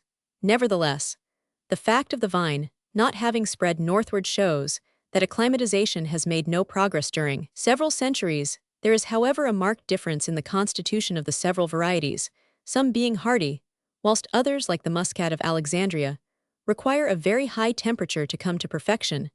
According to Labat, 61 vines taken from France to the West Indies succeed with extreme difficulty, whilst those imported from Madeira or the Canary Islands thrive admirably. Galizio gives a curious account of the naturalization of the orange in Italy during many centuries. The sweet orange was propagated exclusively by grafts, and so often suffered from frosts that it required protection after the severe frost of 1709, and more especially after that of 1763. So many trees were destroyed that seedlings from the sweet orange were raised, and to the surprise of the inhabitants, their fruit was found to be sweet. The trees thus raised were larger, more productive and hardier than the old kinds, and seedlings are now continually raised. Hence Galizio concludes that much more was affected for the naturalization of the orange in Italy by the accidental production of new kinds during a period of about 60 years than had been affected by grafting old varieties during many ages. 62. I may add that Risso 63 describes some Portuguese varieties of the orange as extremely sensitive to cold and as much tenderer than certain other varieties. The peach was known to Theophrastus 322 B. Roman 10,064, according to the authorities quoted by Dr. F. Roll 65. It was tender when first introduced into Greece, and even in the island of Rhodes, only occasionally bore fruit. If this be correct, the peach, in spreading during the last 2,000 years over the middle parts of Europe, must have become much hardier. At the present day, different varieties differ much in hardiness. Some French varieties will not succeed in England, and near Paris, the Pavie de Bonneuil does not ripen its fruit till very late in the season, even when grown on a wall. It is therefore only fit for a very hot southern climate. 66. I will briefly give a few other cases. A variety of Magnolia grandiflora, raised by Roman 1000 Roy, withstands a temperature several degrees lower than that which any other variety can resist. With camellias, there is much difference in hardiness. One particular variety of the Noisette rose withstood the severe frost of 1860 untouched, and hail, amidst a universal destruction of other noisettes in New York. The Irish yew is quite hardy, but the common yew is liable to be cut down. I may add that there are varieties of the sweet potato, Convolvulus batatas, which are suited for warmer as well as for colder climates. 67. The plants as yet mentioned have been found capable of resisting an unusual degree of cold or heat. When fully grown, the following cases refer to plants whilst young in a large bed of young Araucarias of the same age growing close together and equally exposed. It was observed 68, after the unusually severe winter of 186,061, that in the midst of the dying, numerous individuals remained on which the frost had absolutely made no kind of impression. Dr. Lindley, after alluding to this and other similar cases, remarks, among the lessons which the late formidable winter has taught us is that even in their power of resisting cold, individuals of the same species of plants are remarkably different. Near Salisbury, there was a sharp frost on the night of May 24, 1836, and all the French beans Phasalis vulgaris in a bed were killed except about 1 in 30 which completely escaped. 69 on the same day of the month. But in the year 1864 there was a severe frost in Kent, and 2 rows of scarlatrunners P. multiflorus in my garden, containing 390 plants of the same age and equally exposed, were all blackened and killed, except about a dozen plants in an adjoining row of Fulmer's dwarf bean P. vulgaris.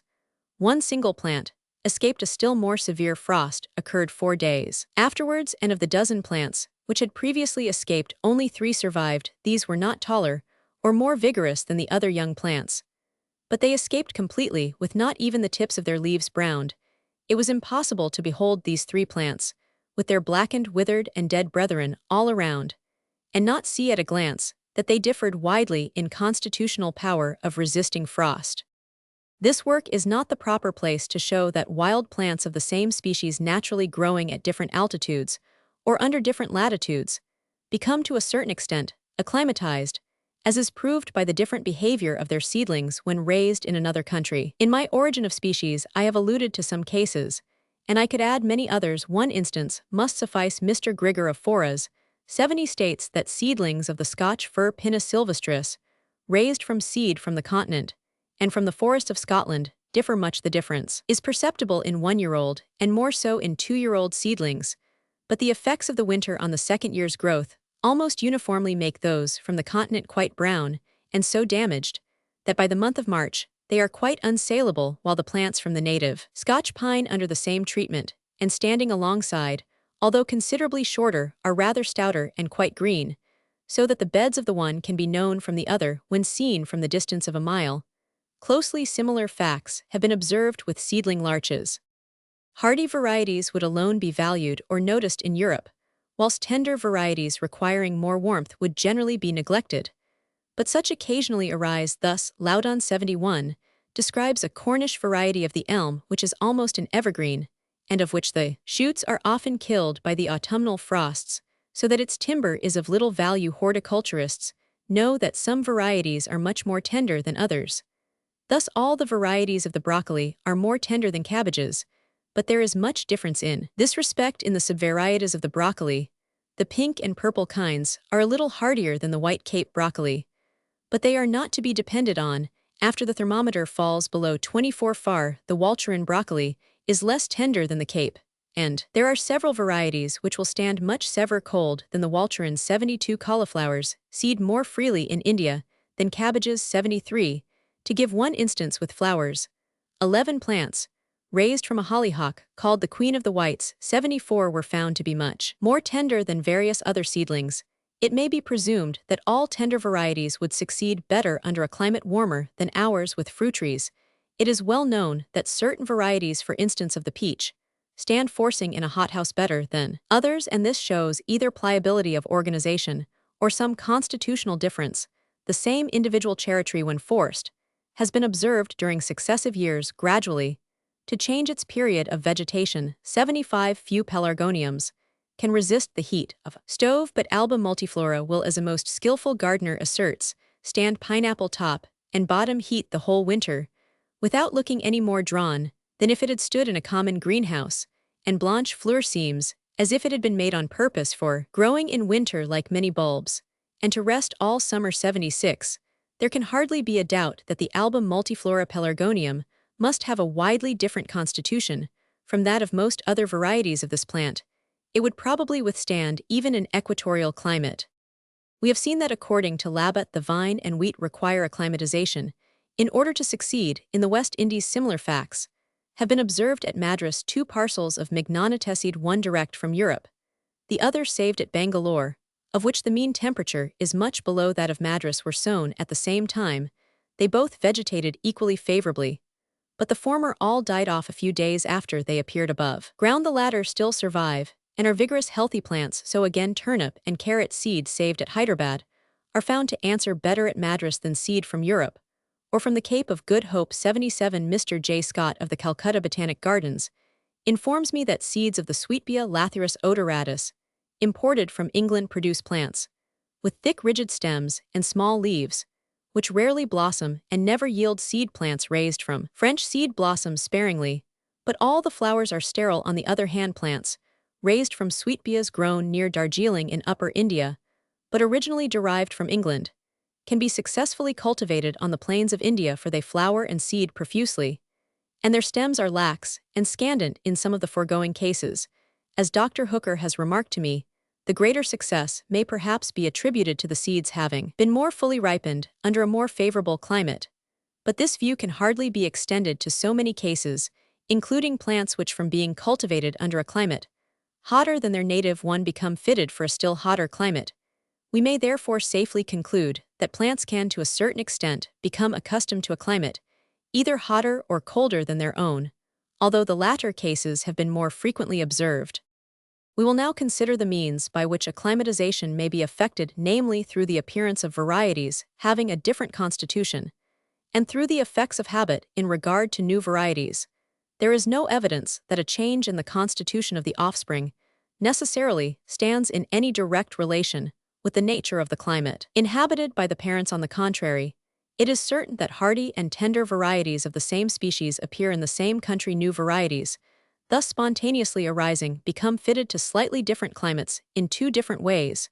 Firstly, they may have the power, either as seedlings or when full-grown, of resisting intense cold, as with the Moscow pear, or of resisting intense heat, as with some kinds of pelargonium, or the flowers may withstand severe frost, as with the foral pear. Secondly, plants may become adapted to climates widely different from their own, from flowering and fruiting, either earlier or later in the season.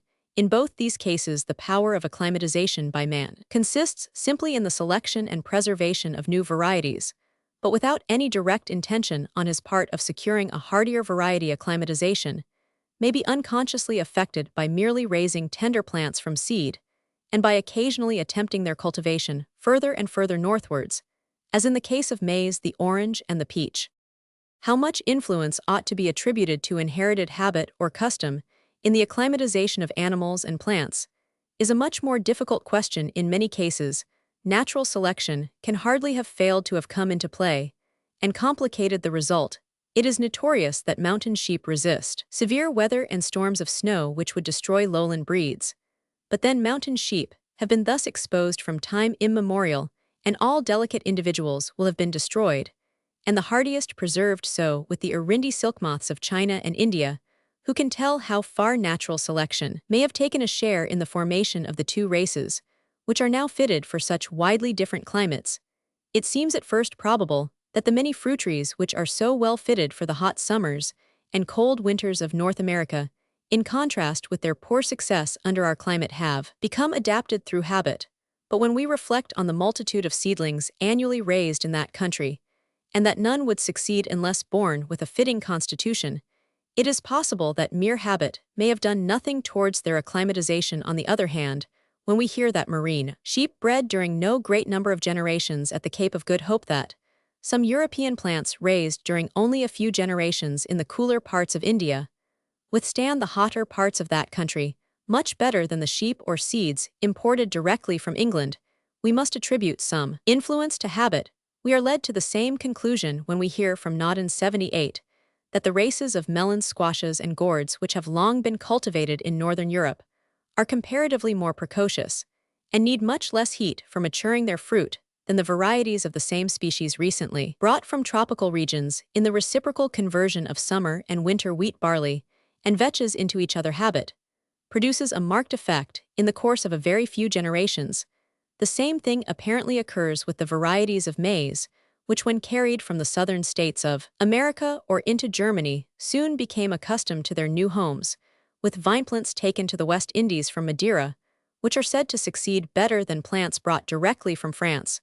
We have some degree of acclimatization in the individual independently of the production of new varieties by seed. The common experience of agriculturists is of some value, and they often advise persons to be cautious in trying the productions of one country. In another, the ancient agricultural writers of China recommend the preservation and cultivation of the varieties peculiar to each country. During the classical period, Columella wrote Vernaculum Pecus, Peregrino, Lunge PR Stantius Est, 79. I am aware that the attempt to acclimatize either animals or plants has been called a vain chimera. No doubt the attempt in most cases deserves to be thus called, if made independently of the production of new varieties, endowed with a different constitution, with plants propagated by buds. Habit rarely produces any effect. It apparently acts only through successive seminal generations, the laurel, bay, laurestinus, etc., and the Jerusalem artichoke, which are propagated by cuttings or tubers, are probably now as tender in England as when first introduced, and this appears to be the case with the potato, which until recently was seldom multiplied by seed, with plants propagated by seed. And with animals, there will be little or no acclimatization, unless the hardier individuals are either intentionally or unconsciously preserved. The kidney bean has often been advanced as an instance of a plant which has not become hardier since its first introduction into Britain. We hear, however, on excellent authority 80, that some very fine seed, imported from abroad, produced plants which blossomed most profusely, but were nearly all but abortive, whilst plants grown alongside from English seed potted abundantly, and this apparently shows some degree of acclimatization in our English plants. We have also seen that seedlings of the kidney bean occasionally appear with a marked power of resisting frost, but no one, as far as I can hear, has ever separated such hardy seedlings so as to prevent accidental crossing, and then gathered their seed and repeated the process year after year. It may, however, be objected with truth that natural selection ought to have had a decided effect on the hardiness of our kidney beans, for the tenderest individuals must have been killed during every severe spring and the hardier preserved. But it should be borne in mind that the result of increased hardiness would simply be that gardeners, who are always anxious for as early a crop as possible, would sow their seed a few days earlier than formerly now, as the period of sowing depends much on the soil and elevation of each district and varies with the season, and as new varieties have often been imported from abroad, can we feel sure that our kidney beans are not somewhat hardier? I have not been able, by searching old horticultural works, to answer this question satisfactorily. On the whole, the facts now given show that though habit does something towards acclimatization, yet that the appearance of constitutionally different individuals is a far more effective agent, as no single instance has been recorded, either with animals or plants, of hardier individuals having been long and steadily selected, though such selection is admitted to be indispensable for the improvement of any other character. It is not surprising that man has done little in the acclimatization of domesticated animals and cultivated plants. We need not, however, doubt that under nature new races and new species would become adapted to widely different climates by variation aided by habit and regulated by natural selection. Arrests of development, rudimentary and aborted organs. Modifications of structure from arrested development, so great or so serious as to deserve to be called monstrosities, are not infrequent with domesticated animals. But as they differ much from any normal structure, they require only a passing notice. Thus the whole head may be represented by a soft nipple-like projection, and the limbs by mere papillae. These rudiments of limbs are sometimes inherited, as has been observed in a dog. 81. Many lesser anomalies appear to be due to arrested development. What the cause of the arrest may be we seldom know, except in the case of direct injury to the embryo, that the cause does not generally act at an extremely early embryonic period. We may infer from the affected organ seldom being wholly aborted. A rudiment being generally preserved, the external ears are represented by mere vestiges in a Chinese breed of sheep, and in another breed, the tail is reduced to a little button, suffocated in a manner by fat. 82 in tailless dogs, and cats. A stump is left in certain breeds of fowls. The comb and wattles are reduced to rudiments. In the Cochinchina breed, scarcely more than rudiments of spurs exist, with polled Suffolk cattle. Rudiments of horns can often be felt at an early age. 83. And with species in a state of nature, the relatively great development of rudimentary organs at an early period of life is highly characteristic of such organs. With hornless breeds of cattle and sheep, another and singular kind of rudiment has been observed, namely minute dangling horns attached to the skin alone, and which are often shed and grow again. With hornless goats, according to Desmarest. 80, for the bony protuberance, which properly supports the horn, exists as a mere rudiment. With cultivated plants, it is far from rare to find the petals, stamens, and pistils represented by rudiments like those observed in natural species. So it is with the whole seed in many fruits. Thus near Astrakhan, there is a grape with mere traces of seeds, so small, and lying so near the stalk that they are not perceived in eating. The grape. 85 in certain varieties of the gourd, the tendrils, according to Naudin, are represented by rudiments, or by various monstrous growths in the broccoli and cauliflower.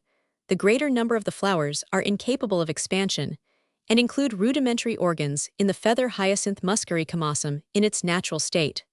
The upper and central flowers are brightly colored, but rudimentary under cultivation. The tendency to abortion travels downwards and outwards, and all the flowers become rudimentary, but the abortive stamens and pistils are not so small in the lower as in the upper flowers. In the viburnum opulus, on the other hand, the outer flowers naturally have their organs of fructification in a rudimentary state, and the corolla is of large size under cultivation. The change spreads to the center, and all the flowers become affected in the composite. the so-called doubling of the flowers, consists in the greater development of the corolla of the central florets generally, accompanied with some degree of sterility, and it has been observed 86 that the progressive doubling invariably spreads from the circumference to the centrothat, is from the ray florets, which so often include rudimentary organs, to those of the disc.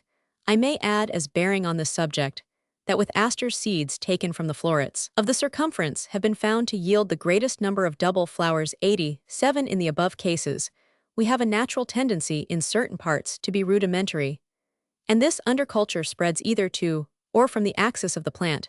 It deserves notice as showing how the same laws govern the changes which natural species and artificial varieties undergo that in the species of Carthamus, one of the compositae, a tendency to the abortion of the pappus, may be traced extending from the circumference to the center of the disc, as in the so-called doubling of the flowers in the members of the same family. Thus, according to a de Jussieu 88, the abortion is only partial in Carthamus creticus, but more extended in Roman 100 lanatus. For in this species, only 2 or 3 of the central seeds are furnished with a pappus, the surrounding seeds being either quite naked or furnished with a few hairs. And lastly, in Roman 100 tinctorius, even the central seeds are destitute of pappus, and the abortion is complete.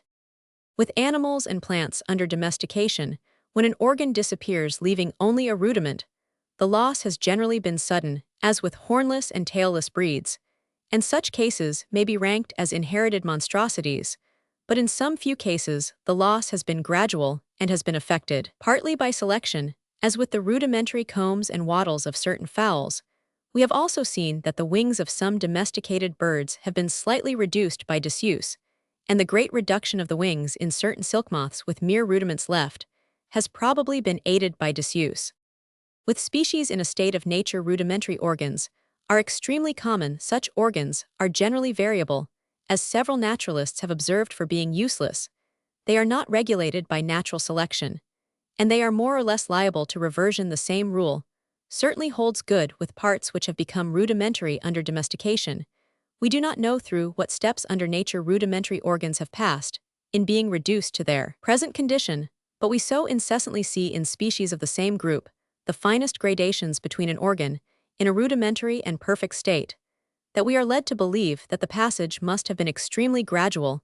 It may be doubted whether a change of structure so abrupt as the sudden loss of an organ would ever be of service to a species in a state of nature, for the conditions to which all organisms are closely adapted usually change very slowly. Even if an organ did suddenly disappear in some one individual, by an arrest of development, intercrossing with the other individuals of the same species would tend to cause its partial reappearance, so that its final reduction could only be effected by some other means.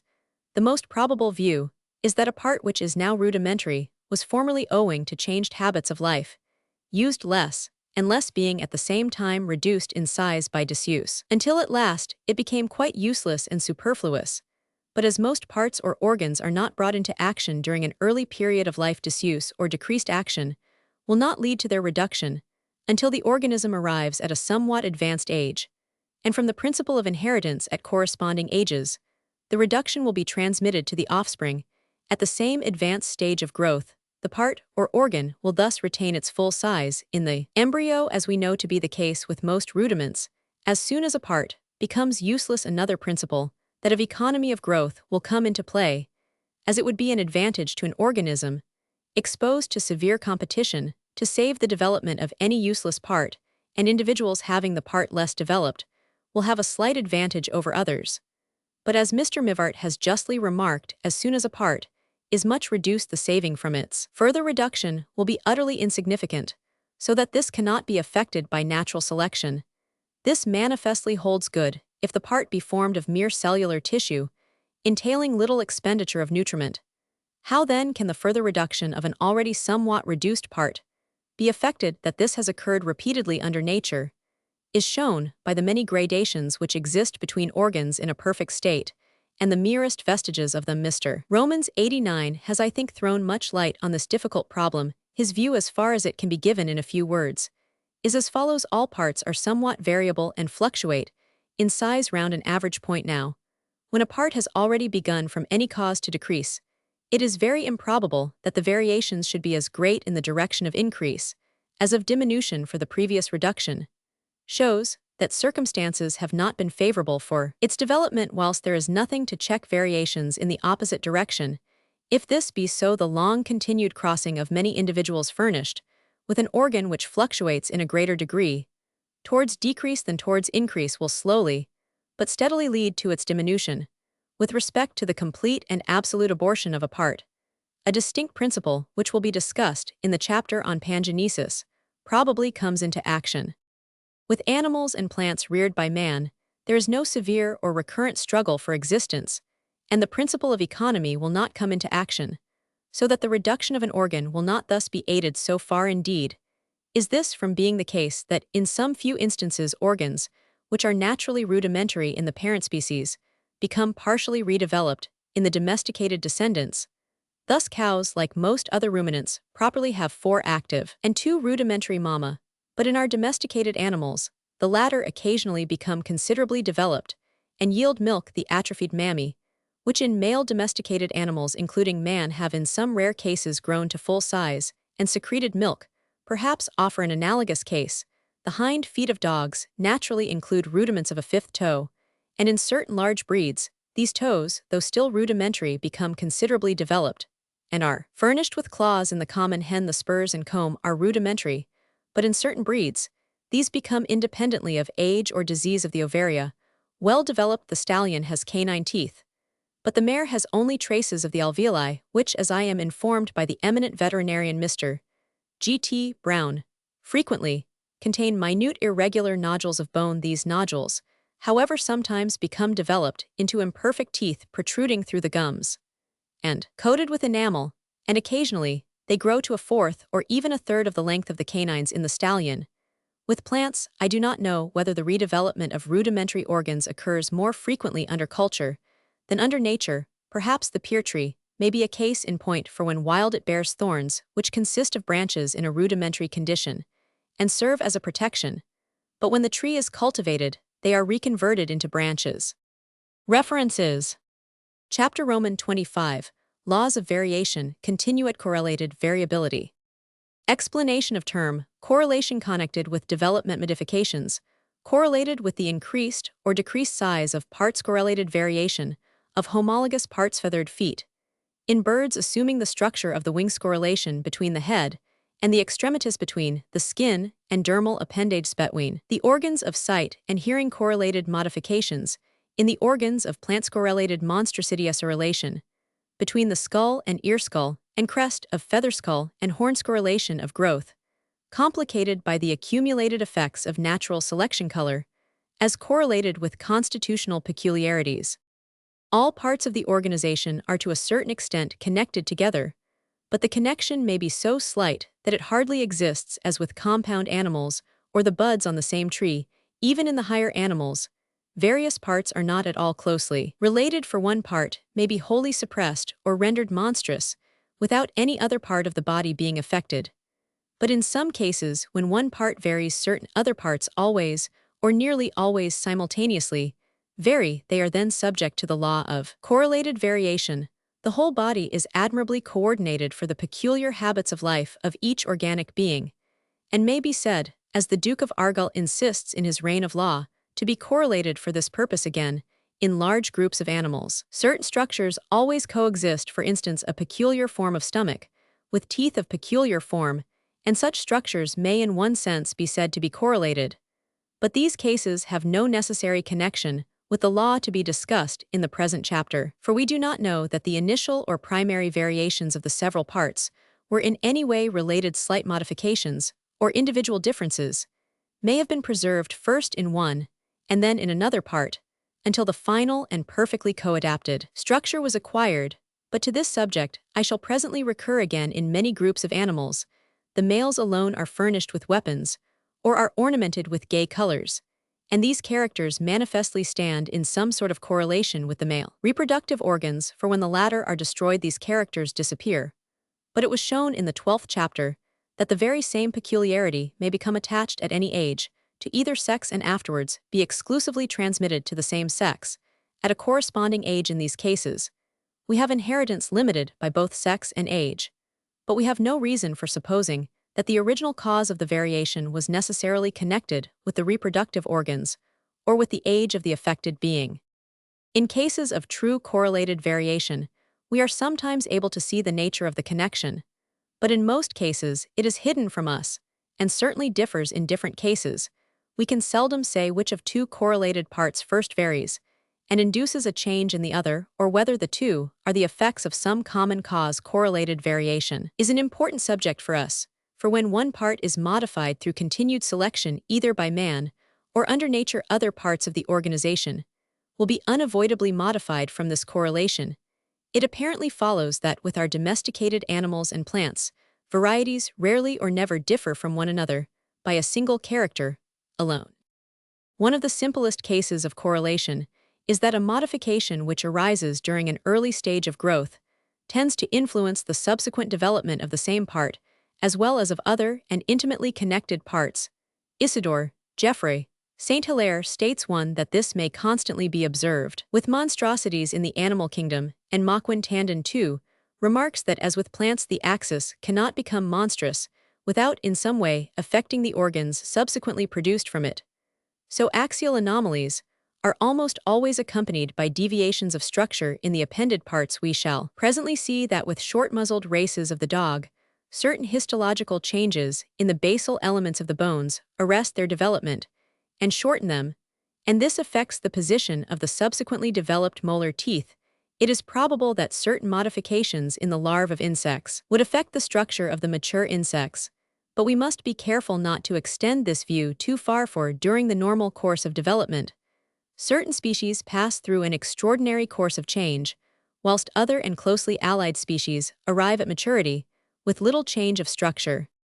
Another simple case of correlation is that with the increased or decreased dimensions of the whole body, or of any particular part, certain organs are increased or diminished in number, or are otherwise modified. Thus pigeon fanciers have gone on selecting pouters for length of body, and we have seen that their vertebrae are generally increased not only in size, but in number, and their ribs in breadth. Tumblers have been selected for their small bodies, and their ribs and primary wing feathers are generally lessened in number. Fantails have been selected for their large, widely expanded tails with numerous tail feathers, and the caudal vertebrae are increased in size, and number. Carriers have been selected for length of beak, and their tongues have become longer but not in strict accordance with the length of beak in this latter breed, and in others having large feet, the number of the scutuli on the toes is greater than in the breeds with small feet.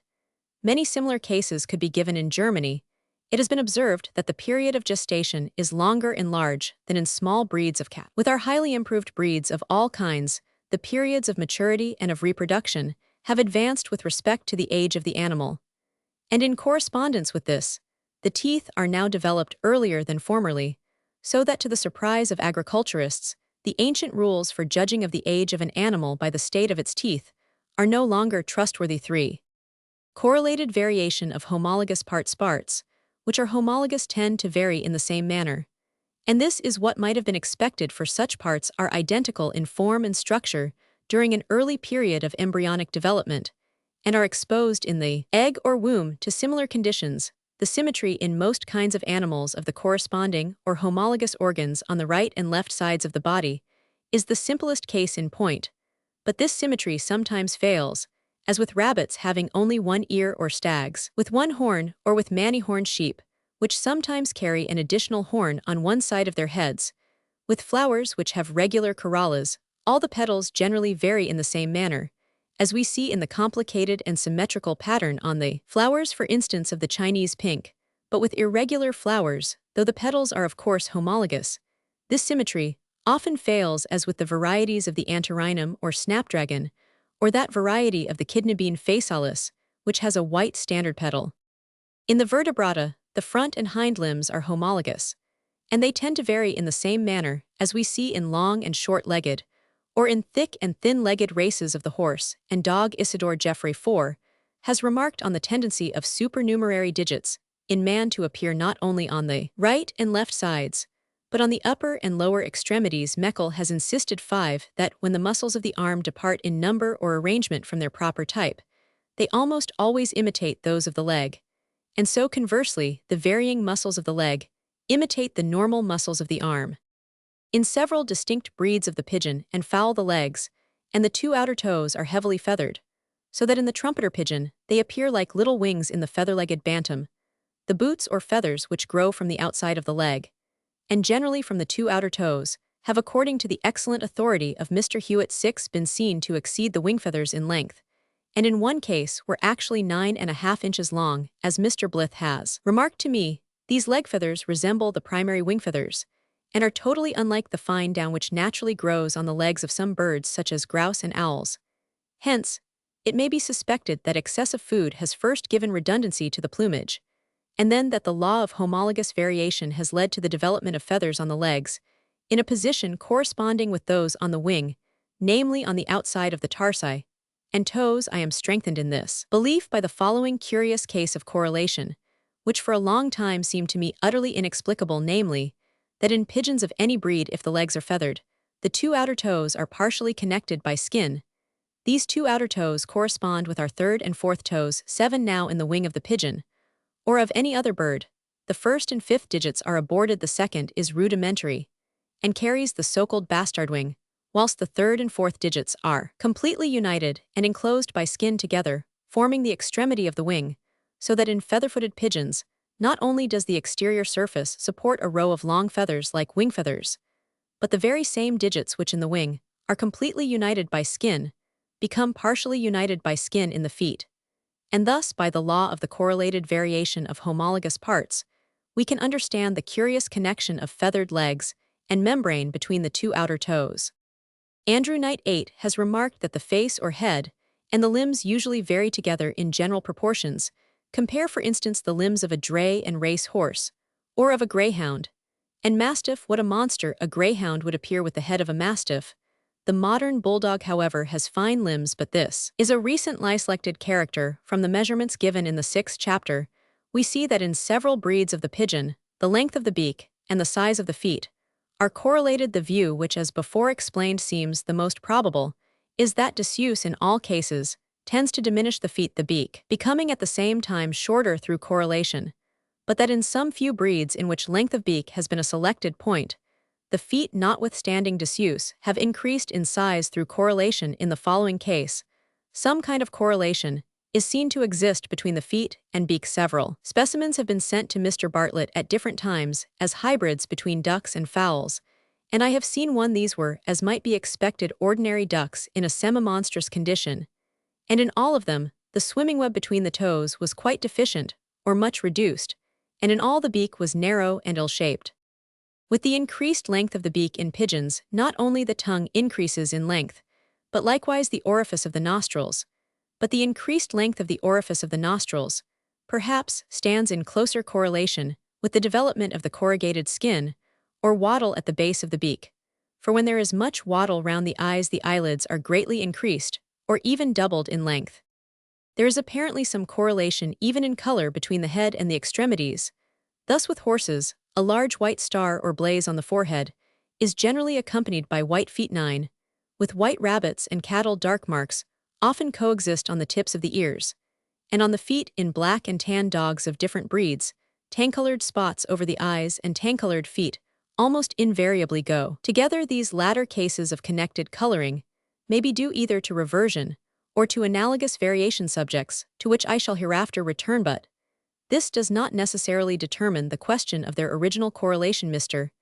H. W. Jackson informs me that he has observed many hundred white-footed cats, and he finds that all are more or less conspicuously marked with white on the front of the neck or chest. The lopping forwards and downwards of the immense ears of fancy rabbits seems partly due to the disuse of the muscles, and partly to the weight and length of the ears, which have been increased by selection during many generations. Now, with the increased size and changed direction of the ears, not only has the bony auditory meatus become changed in outline direction and greatly in size, but the whole skull has been slightly modified. This could be clearly seen in half-lips, that is, in rabbits with only one ear lopping forward, for the opposite sides of their skulls were not strictly symmetrical. This seems to me a curious instance of correlation between hard bones and organs, so soft and flexible, as well as so unimportant under a physiological point of view, as the external ears. The result, no doubt, is largely due to mere mechanical action, that is to the weight of the ears on the same principle that the skull of a human infant is easily modified by pressure. The skin and the appendages of hair feathers, hoofs, horns, and teeth are homologous over the whole body. Everyone knows that the color of the skin and that of the hair usually vary together, so that Virgil advises the shepherd to look whether the mouth and tongue of the ram are black, lest the lambs should not be purely white. The color of the skin and hair and the odor emitted by the glands of the skin are said tend to be connected even in the same race of men. Generally, the hair varies in the same way all over the body in length, fineness, and curliness. The same rule holds good with feathers, as we see with the laced and frizzled breeds both of fowls and pigeons. In the common cock, the feathers on the neck and loins are always of a particular shape called hackles. Now in the Polish breed, both sexes are characterized by a tuft of feathers on the head, and through correlation these feathers in the male always assume the form of hackles. The wing and tail feathers, though arising from parts not homologous, vary in length together, so that long or short-winged pigeons generally have long or short tails. The case of the Jacobin pigeon is more curious, for the wing and tail feathers are remarkably long, and this apparently has arisen in correlation with the elongated and reversed feathers on the back of the neck, which form the hood. The hoofs and hair are homologous appendages, and a careful observer, namely Azara 11, states that in Paraguay horses of various colors are often born with their hair curled and twisted like that on the head of a Negro. This peculiarity is strongly inherited, but what is remarkable is that the hoofs of these horses are absolutely like those of a mule. The hair, also of their manes and tails, is invariably much shorter than usual, being only from 4 to 12 inches in length, so that curliness and shortness of the hair are here, as with the Negro, apparently correlated. With respect to the horns of sheep, Youat 12 remarks that multiplicity of horns is not found in any breed of much value. It is generally accompanied by great length and coarseness of the fleece. Several tropical breeds of sheep, which are clothed with hair, instead of wool, have horns almost like those of a goat. Sturm 13 expressly declares that in different races, the more the wool is curled, the more the horns are spirally twisted. We have seen in the 3rd chapter, where other analogous facts have been given, that the parent of the Machamp breed, so famous for its fleece, had peculiarly shaped horns. The inhabitants of Angora assert 14 that only the white goats which have horns wear the fleece in the long curly locks that are so much admired. Those which are not horned, having a comparatively close coat. From these cases we may infer that the hair or wool and the horns tend to vary in a correlated manner. 15. Those who have tried hydropathy are aware that the frequent application of cold water stimulates the skin, and whatever stimulates the skin tends to increase the growth of the hair, as is well shown in the abnormal growth of hair near old inflamed surfaces. Now Professor Lowe 16 is convinced that with the different races of British cattle, thick skin and long hair depend on the humidity of the climate which they inhabit. We can thus see how a humid climate might act on the hornson, the first place directly on the skin and hair, and secondly by correlation on the horns. The presence or absence of horns, moreover, both in the case of sheep and cattle, acts, as will presently be shown, by some sort of correlation on the skull. With respect to hair and teeth, Mr. Yarrell 17 found many of the teeth deficient in 3 hairless Egyptian dogs, and in a hairless terrier, the incisors, canines, and the premolars suffered most, but in one case all the teeth, except the large tubercular molar on each side, were deficient. With man, several striking cases have been recorded. 18 of inherited baldness, with inherited deficiency, either complete or partial, of the teeth. I may give an analogous case, communicated to me by Mr. W. Wedderburn, of a Hindu family in Sindh, in which 10 men in the course of 4 generations were furnished in both jaws taken together with only 4 small and weak incisor teeth, and with 8 posterior molars. The men thus affected have very little hair on the body, and become bald early in life. They also suffer much during hot weather from excessive dryness of the skin. It is remarkable that no instance has occurred of a daughter being thus affected, and this fact reminds us how much more liable men are in England to become bald than women, though the daughters in the above family are never affected. They transmit the tendency to their sons, and no case has occurred of a son transmitting it to his sons. The affection thus appears only in alternate generations, or after longer intervals. There is a similar connection between hair and teeth, according to Mr. Sedgwick, in those rare cases in which the hair has been renewed in old age. For this has usually been accompanied by a renewal of the teeth. I have remarked, in a former part of this volume that the great reduction in the size of the tusks in domestic boars probably stands in close relation with their diminished bristles due to a certain amount of protection, and that the reappearance of the tusks in boars which have become feral and are fully exposed to the weather probably depends on the reappearance of the bristles, I may add, though not strictly connected with our present point, that an agriculturist 19 asserts that pigs with little hair on their bodies are most liable to lose their tails, showing a weakness of the tegumental structure. It may be prevented by crossing with a more hairy breed. In the previous cases, deficient hair and teeth deficient in number or size are apparently connected in the following cases. Abnormally redundant hair and teeth, either deficient or redundant, are likewise connected. Mr. Crawford 20 saw at the Burmese court a man 30 years old with his whole body, except the hands and feet, covered with straight, silky hair which on the shoulders and spine was 5 inches in length. At birth the ears alone were covered. He did not arrive at puberty or shed his milk teeth until 20 years old, and at this period he acquired 5 teeth in the upper jaw, namely 4 incisors and 1 canine, and 4 incisor teeth in the lower jaw. All the teeth were small. This man had a daughter who was born with hair within her ears, and the hair soon extended over her body. When Captain Yule 21 visited the court, he found this girl grown up, and she presented a strange appearance with even her nose densely covered with soft hair like her father. She was furnished with incisor teeth alone. The king had with difficulty bribed a man to marry her, and of her 2 children, one, a boy 14 months old, had hair growing out of his ears with a beard and mustache. This strange peculiarity has therefore been inherited for 3 generations, with the molar teeth deficient in the grandfather and mother. Whether these teeth would likewise fail in the infant could not then be told. A parallel case of a man 55 years old and of his son with their faces covered with hair has recently occurred in Russia. Dr. Alex Brandt has sent me an account of this case together with specimens of the extremely fine hair from the cheeks. The man is deficient in teeth, possessing only 4 incisors in the lower and 2 in the upper jaw. His son, about 3 years old, has no teeth except 4 lower incisors. The case, as Dr. Brandt remarks in his letter, no doubt, is due to an arrest of development in the hair and teeth. We here see how independent of the ordinary conditions of existence such arrests must be for the lives of a Russian peasant and of a native of Burma are as different as possible. 22. Here is another and somewhat different case communicated to me by Mr. Wallace on the authority of Dr. Perland. A dentist, Julia Pastrana, a Spanish dancer, was a remarkably fine woman, but she had a thick masculine beard and a hairy forehead. She was photographed, and her stuffed skin was exhibited as a show, but what concerns us is that she had in both the upper and lower jaw an irregular double set of teeth, one row being placed within the other, of which Dr. Perland took a cast from the redundancy of teeth. Her mouth projected, and her face had a gorilla-like appearance. These cases, and those of the hairless dogs, forcibly call to mind the fact that the 2 orders of mammals, namely the Edentata and Sidaesaurus, are the most abnormal in their dermal covering, are likewise the most abnormal either by deficiency or redundancy of teeth. The organs of sight and hearing are generally admitted to be homologous with one another, and with various dermal appendages, hence these parts are liable to be abnormally affected in conjunction. Mr. White Cowper says that in all cases of double microphthalmia brought under his notice, he has at the same time met with defective development of the dental system.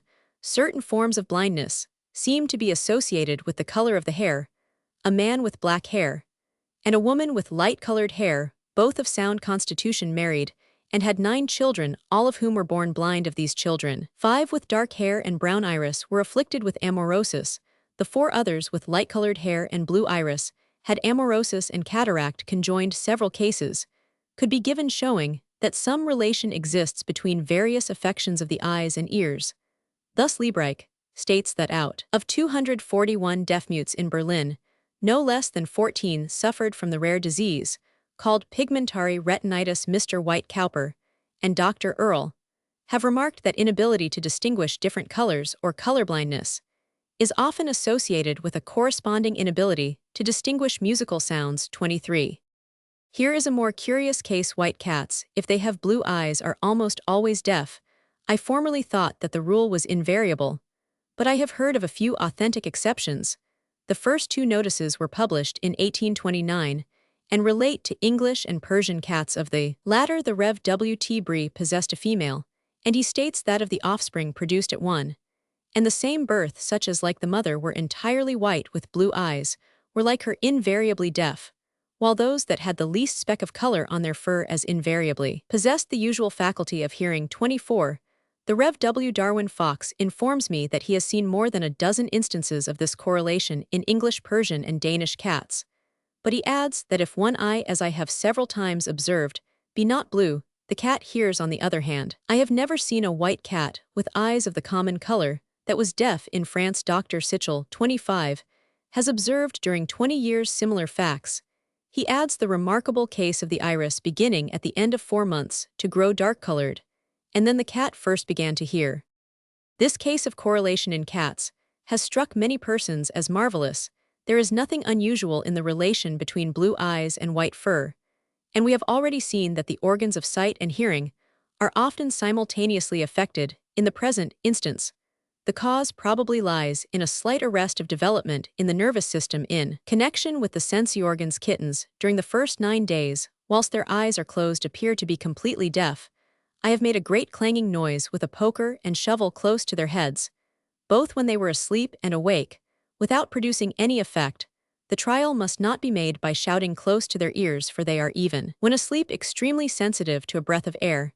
Now, as long as the eyes continue closed, the iris is no doubt blue, for in all the kittens which I have seen this color remains for some time after the eyelids open. Hence, if we suppose the development of the organs of sight and hearing to be arrested at the stage of the closed eyelids, the eyes would remain permanently blue, and the ears would be incapable of perceiving sound, and we should thus understand this curious case as however the color of the fur is determined long before birth, and as the blueness of the eyes and the whiteness of the fur are obviously connected, we must believe that some primary cause acts at a much earlier period. The instances of correlated variability hitherto given have been chiefly drawn from the animal kingdom, and we will now turn to plants. Leaves, sepals, petals, stamens, and pistils are all homologous in double flowers. We see that the stamens and pistils vary in the same manner, and assume the form and color of the petals in the double columbine aquilegia vulgaris. The successive whorls of stamens are converted into cornucopias, which are enclosed within one another, and resemble the true petals in hose. Flowers, the sepals mock the petals in some cases. The flowers and leaves vary together in tint. In all the varieties of the common pea, which have purple flowers, a purple mark may be seen on the stipules. Roman 1000 Favor states that with the varieties of Primula sinensis, the color of the flower is evidently correlated with the color of the underside of the leaves, and he adds that the varieties with fimbriated flowers almost always have voluminous balloon-like calyces.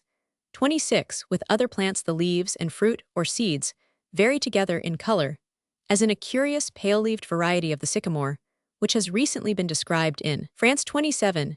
And as in the purple-leaved hazel, in which the leaves, the husk of the nut, and the pellicle round the kernel are all colored purple. 28. Pomologists can predict to a certain extent from the size and appearance of the leaves of their seedlings the probable nature of the fruit, for as Van Mons remarks, 29 variations in the leaves are generally accompanied by some modification in the flower, and consequently in the fruit. In the serpent melon, which has a narrow tortuous fruit above a yard in length, the stem of the plant, the peduncle of the female flower, and the middle lobe of the leaf are all elongated in a remarkable manner. On the other hand, several varieties of cucurbita, which have dwarfed stems, all produce, as Naudin remarks, leaves of the same peculiar shape. Mr.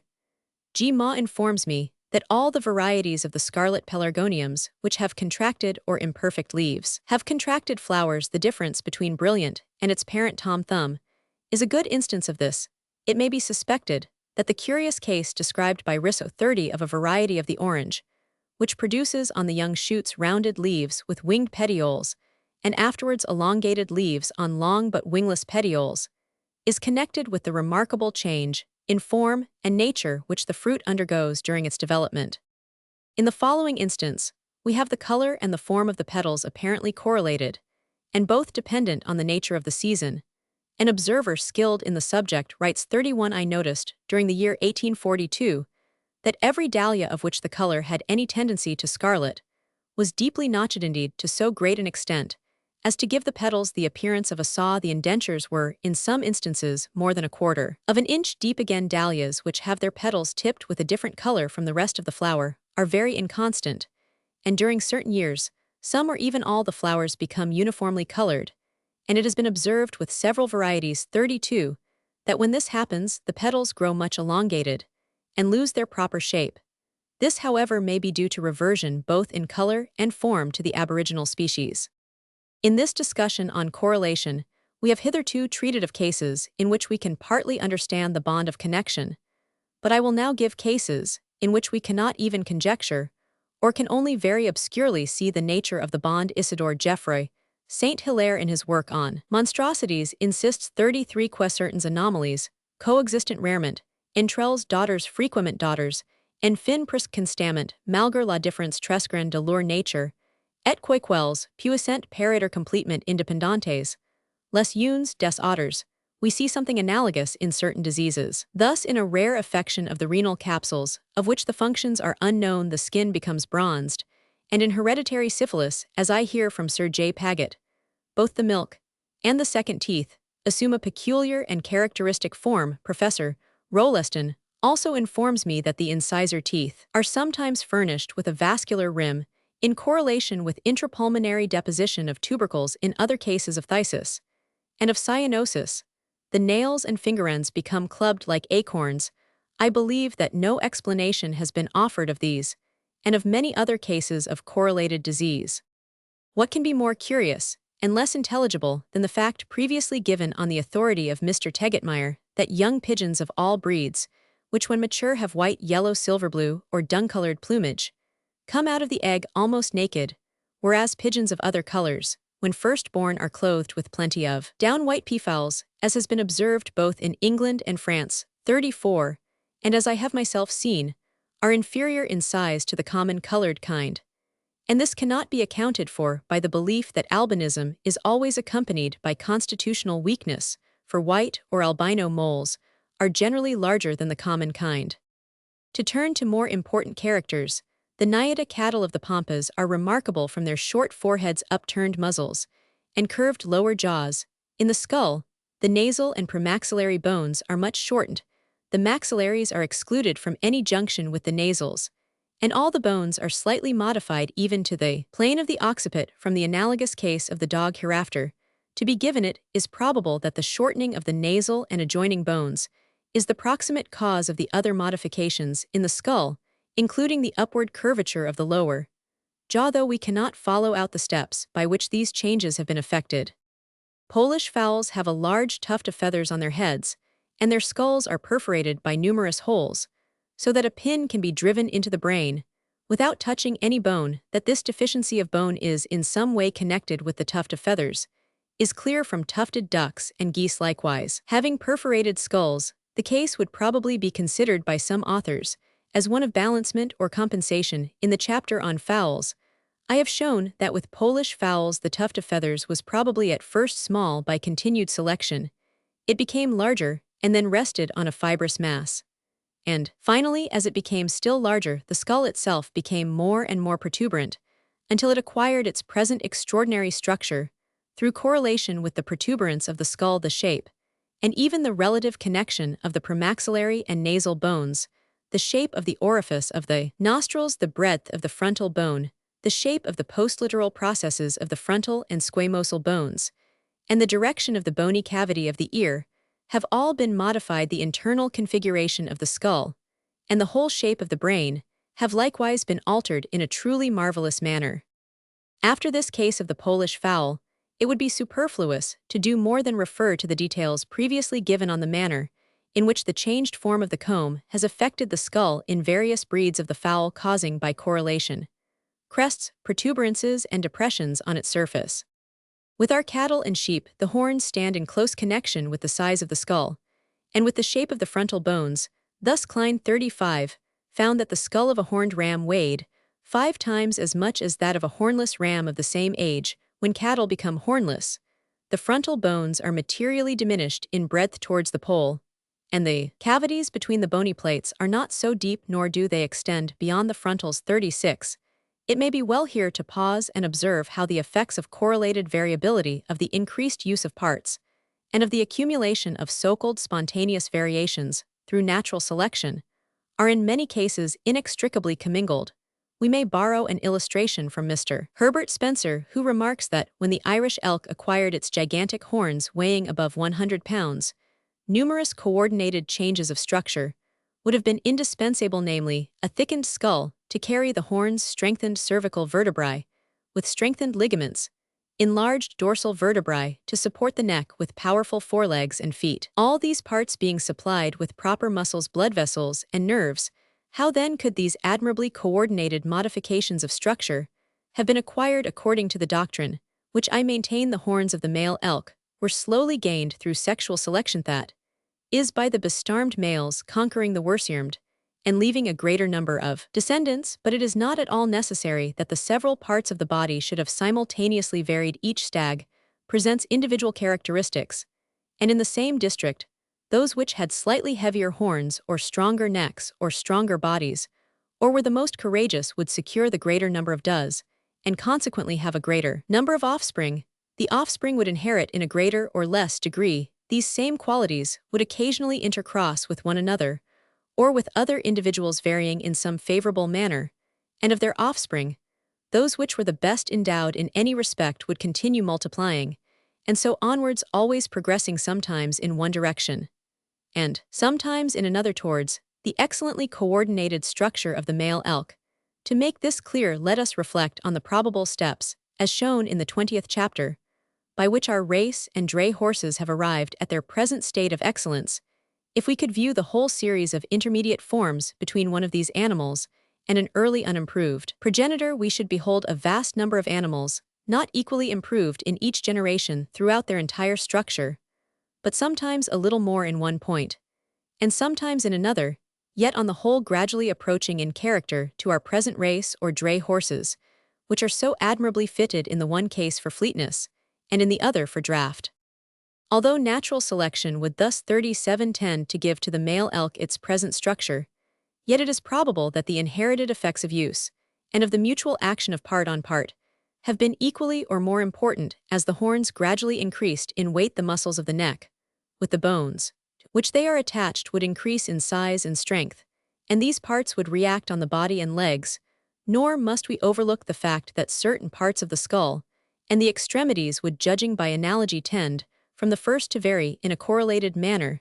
The increased weight of the horns would also act directly on the skull in the same manner as when one bone is removed in the leg of a dog, the other bone, which has to carry the whole weight of the body, increases in thickness.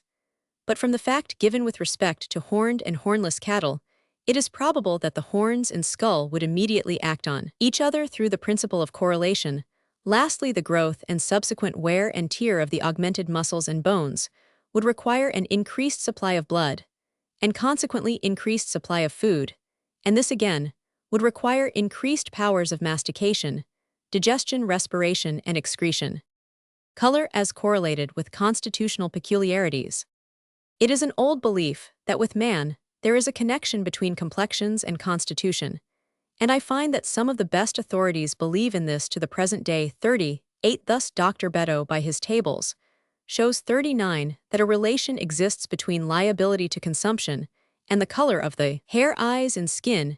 It has been affirmed 40 that in the French army, which invaded Russia, soldiers having a dark complexion from the southern parts of Europe withstood the intense cold better than those with lighter complexions from the north, but no doubt such statements are liable to error.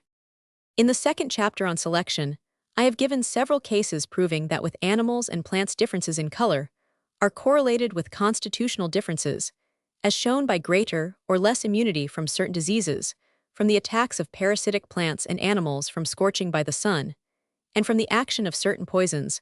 When all the individuals of any one variety possess an immunity of this nature, we do not know that it stands in any sort of correlation with their color, but when several similarly colored varieties of the same species are thus characterized, whilst other colored varieties are not thus favored, we must believe in the existence of a correlation of this kind. Thus, in the United States, purple-fruited plums of many kinds are far more affected by a certain disease than green or yellow-fruited varieties. On the other hand, yellow-fleshed peaches of various kinds suffer from. Another disease, much more than the white-fleshed varieties in the Mauritius red sugar canes, are much less affected by a particular disease than the white canes, white onions, and verbenas, are the most liable to mildew. And in Spain, the green-fruited grapes suffered from the vine disease more than other colored varieties. Dark-colored pelargoniums and verbenas are more scorched by the sun than varieties of other colors. Red wheats are believed to be hardier than white, and red-flowered hyacinths were more injured during one particular winter in Holland than other colored varieties. With animals, white terriers suffer most from the distemper, white chickens from a parasitic worm in their tracheae, white pigs from scorching by the sun, and white cattle from flies. But the caterpillars of the silk moth, which yield white cocoons, suffered in France less from the deadly parasitic fungus than those producing yellow silk. The cases of immunity from the action of certain vegetable poisons in connection with color are more interesting, and are at present wholly inexplicable. I have already given a remarkable instance on the authority of Professor Wyman of all the hogs, excepting those of a black color, suffering severely in Virginia from eating the root of the Lachnans tinctoria according to Spinola, and others 41 buckwheat po 1 igonum fagopirum, when in flower, is highly injurious to white or white-spotted pigs if they are exposed to the heat of the sun, but is quite innocuous to black pigs.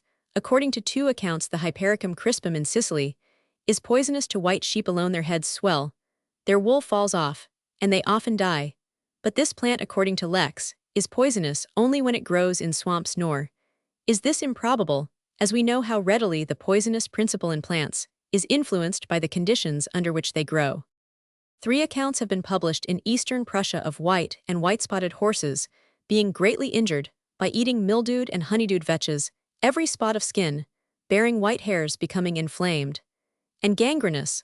The Rev. J. Rodwell informs me that his father turned out about 15 cart horses into a field of tares which in parts swarmed with black aphides, and which no doubt were honeydewed and probably mildewed. The horses, with 2 exceptions, were chestnuts and bays with white marks on their faces and pasterns, and the white parts alone swelled and became angry scabs. The 2 bay horses with no white marks entirely escaped all injury. In Guernsey, when horses eat fool's parsley, Theusa synapium, they are sometimes violently purged, and this plant has a peculiar effect on the nose and lips, causing deep cracks and ulcers, particularly on horses with white muzzles. 42.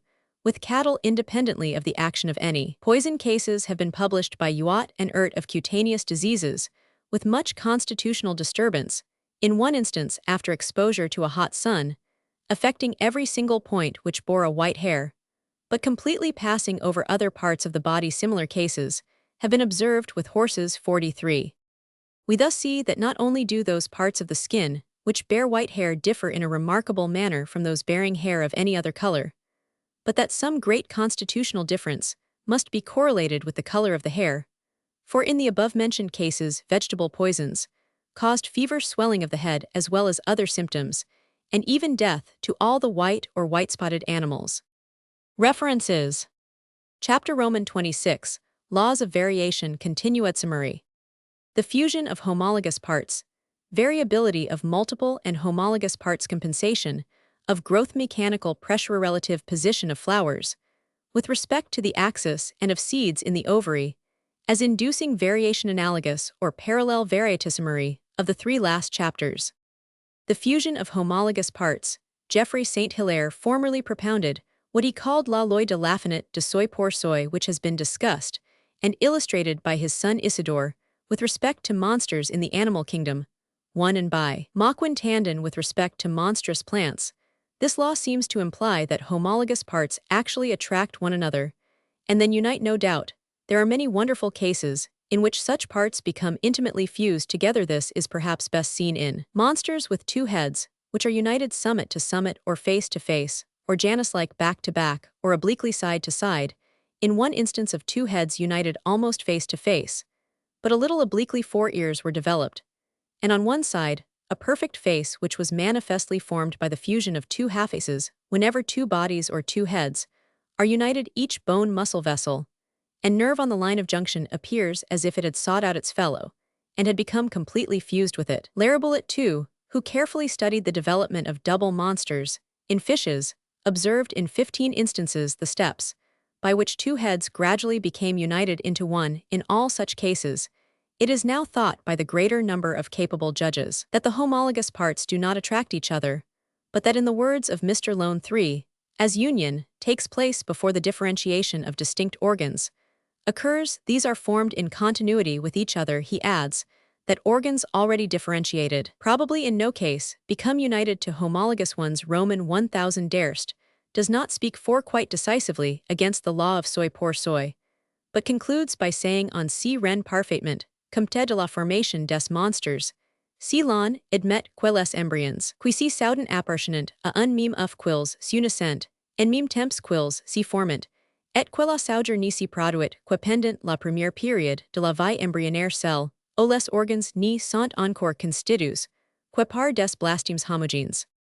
By whatever means the abnormal fusion of homologous parts is effected, such cases throw light on the frequent presence of organs, which are double during an embryonic period, and throughout life in other and lower members of the same class, but which afterwards unite by a normal process into a single medial organ. In the vegetable kingdom, Mauquin Tandon 5 gives a long list of cases showing how frequently homologous parts, such as leaves, petals, stamens, and pistils, flowers, and aggregates of homologous parts, such as buds as well as fruit, become blended both normally and abnormally, with perfect symmetry into one another. The variability of multiple and homologous parts. Isidore Geoffroy 6 insists that when any part or organ is repeated many times in the same animal, it is particularly liable to vary both in number and structure. With respect to number, the proposition may, I think, be considered as fully established, but the evidence is chiefly derived from organic beings living under their natural conditions, with which we are not here concerned. Whenever such parts as the vertebrae or teeth, the rays in the fins of fishes, or the feathers in the tails of birds, or petals, stamens, pistils, or seeds, are very numerous, the number is generally variable with respect to the structure of multiple parts. The evidence of variability is not so decisive, but the fact, as far as it may be trusted, probably depends on multiple parts being of less physiological importance than single parts. Consequently, their structure has been less rigorously guarded by natural selection. Compensation of growth or balancement. This law is applied to natural species, was propounded by Goethe and Geoffroy St. Hilaire at nearly the same time. It implies that when much organized matter is used in building up some one part, other parts are starved and become reduced. Several authors, especially botanists, believe in this law. Others reject it. As far as I can judge, it occasionally holds good, but its importance has probably been exaggerated. It is scarcely possible to distinguish between the supposed effects of such compensation and the effects of long-continued selection, which may lead to the augmentation of one part, and simultaneously to the diminution of another. Anyhow, there can be no doubt that an organ may be greatly increased without any corresponding diminution of an adjoining part. To recur to our former illustration of the Irish elk, it may be asked what part has suffered in consequence of the immense development of the horns.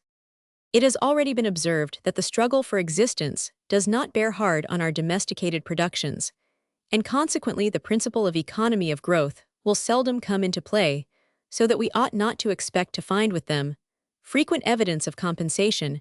We have, however, some such cases. Mauquin Tandon describes a monstrous bean 7 in which the stipules were enormously developed, and the leaflets apparently in consequence completely aborted. This case is interesting as it represents the natural condition of Lathyrus aphaca, with its stipules of great size, and its leaves reduced to mere threads, which act as tendrils. Decandal 8 has remarked that the varieties of Raphanus sativus which have small roots yield numerous seed containing much oil, whilst those with large roots are not productive in oil. And so it is with Brassica asperifolia. The varieties of Cucurbita pepo, which bear large fruit, yield a small crop, according to Naudin, whilst those producing small fruit yield a vast number. Lastly, I have endeavored to show in the 18th chapter that with many cultivated plants unnatural treatment checks the full and proper action of the reproductive organs, and they are thus rendered more or less sterile. Consequently, in the way of compensation, the fruit becomes greatly enlarged, and in double flowers the petals are greatly increased in number. With animals it has been found difficult to produce cows, which yield much milk, and are afterwards capable of fattening well. With fowls which have large topknots and beards, the comb and wattles are generally much reduced in size, Though there are exceptions to this rule, perhaps the entire absence of the oilgland in fantail pigeons may be connected with the great development of their tails. Mechanical pressure as a cause of modifications in some few cases. There is reason to believe that mere mechanical pressure has affected certain structures. Vralik and Weber 9 maintain that the shape of the human head is influenced by the shape of the mother's pelvis. The kidneys in different birds differ much in form and scent. Ange 10 believes that this is determined by the form of the pelvis, which again, no doubt, stands in close relation with their power of locomotion in snakes. The viscera are curiously displaced in comparison with their position in other vertebrates, and this has been attributed by some authors to the elongation of their bodies. But here, as in so many previous cases, it is impossible to disentangle a direct result of this kind from that consequent on natural selection. Godwin has argued 11 that the abortion of the spur on the inner side of the flowers in Corydalus is caused by the buds at a very early period of growth, whilst underground being closely pressed against one another and against the stem. Some botanists believe that the singular difference in the shape, both of the seed and corolla in the interior and exterior florets in certain compositous and umbelliferous plants, is due to the pressure to which the inner florets are subjected, but this conclusion is doubtful. The facts just given do not relate to domesticated productions, and therefore do not strictly concern us, but here is a more appropriate case. H. Muller 12 has shown that in short-faced races of the dog, some of the molar teeth are placed in a slightly different position to that which they occupy in other dogs, especially in those having elongated muzzles, and as he remarks, any inherited change in the arrangement of the teeth deserves notice considering their classificatory importance. This difference in position is due to the shortening of certain facial bones and the consequent want of space, and the shortening results from a peculiar and abnormal state of the embryonal cartilages of the bones. Relative position of flowers with respect to the axis and of seeds in the ovary as inducing variation. In the 13th chapter, various peloric flowers were described, and their production was shown to be due either to arrested development or to reversion to a primordial condition. Mauquin Tandon has remarked that the flowers which stand on the summit of the main stem or of a lateral branch are more liable to become peloric than those on the sides 13, and he adduces amongst other instances that of Teucrium campanulatum in another labiate plant grown by me, viz. The Galebdolin luteum. The peloric flowers were always produced on the summit of the stem, where flowers are not usually borne in pelargonium. A single flower in the truss is frequently peloric, and when this occurs, I have during several years invariably observed it to be the central flower.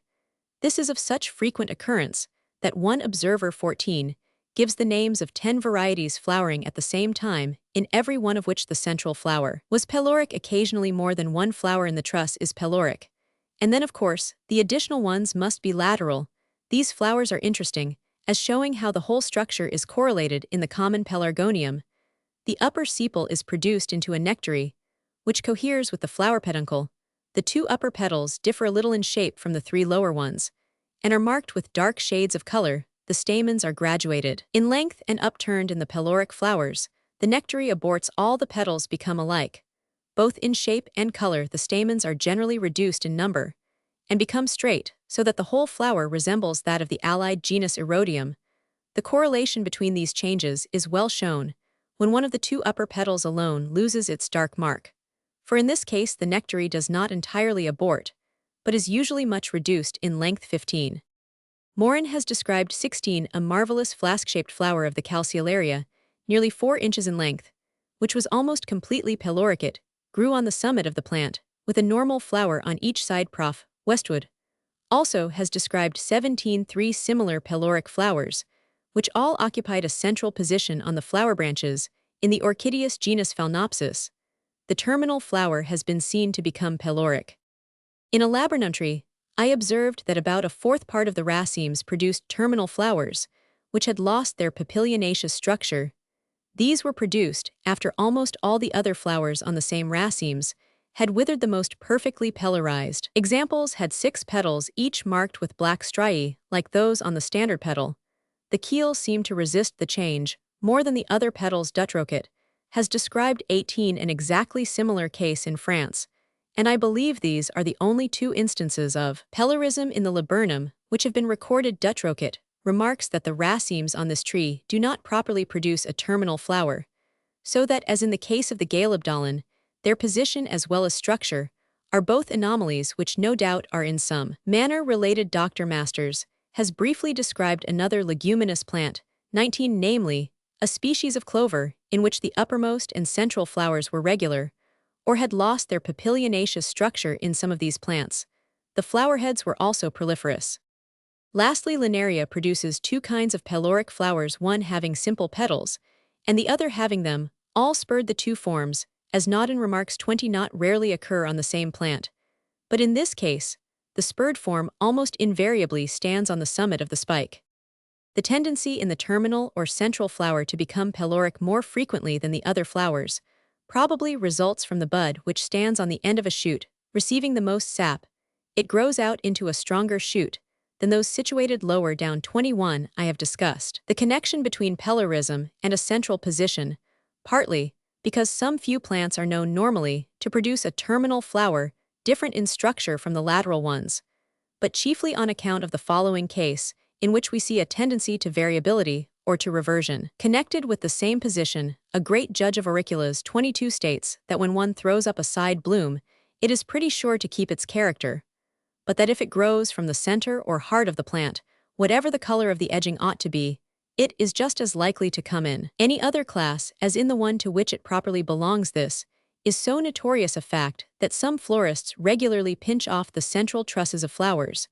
Whether in the highly improved varieties, the departure of the central trusses from their proper type is due to reversion. I do not know. Mr. Dombrain insists that whatever may be the commonest kind of imperfection, in each variety this is generally exaggerated in the central truss. Thus, one variety sometimes has the fault of producing a little green floret in the center of the flower, and in central blooms. These become excessive in size in some central blooms, sent to me by Mr. Dombrain. All the organs of the flower were rudimentary in structure of minute size, and of a green color, so that by a little further change, all would have been converted into small leaves. In this case, we clearly see a tendency to prolification, a term which I may explain for those who have never attended to botany, to mean the production of a branch or flower or head of flowers out of another flower.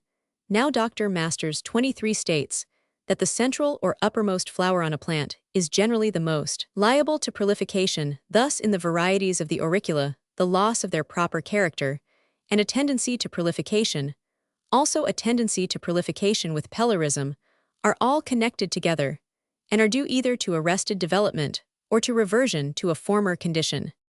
The following is a more interesting case. Metzger 24 cultivated in Germany several kinds of maize brought from the hotter parts of America, and he found, as previously described, that in 2 or 3 generations the grains became greatly changed in form, size, and color, and with respect to 2 races, he expressly states that in the first generation, whilst the lower grains on each head retained their proper character, the uppermost grains already began to assume that character, which in the 3rd generation all the grains acquired.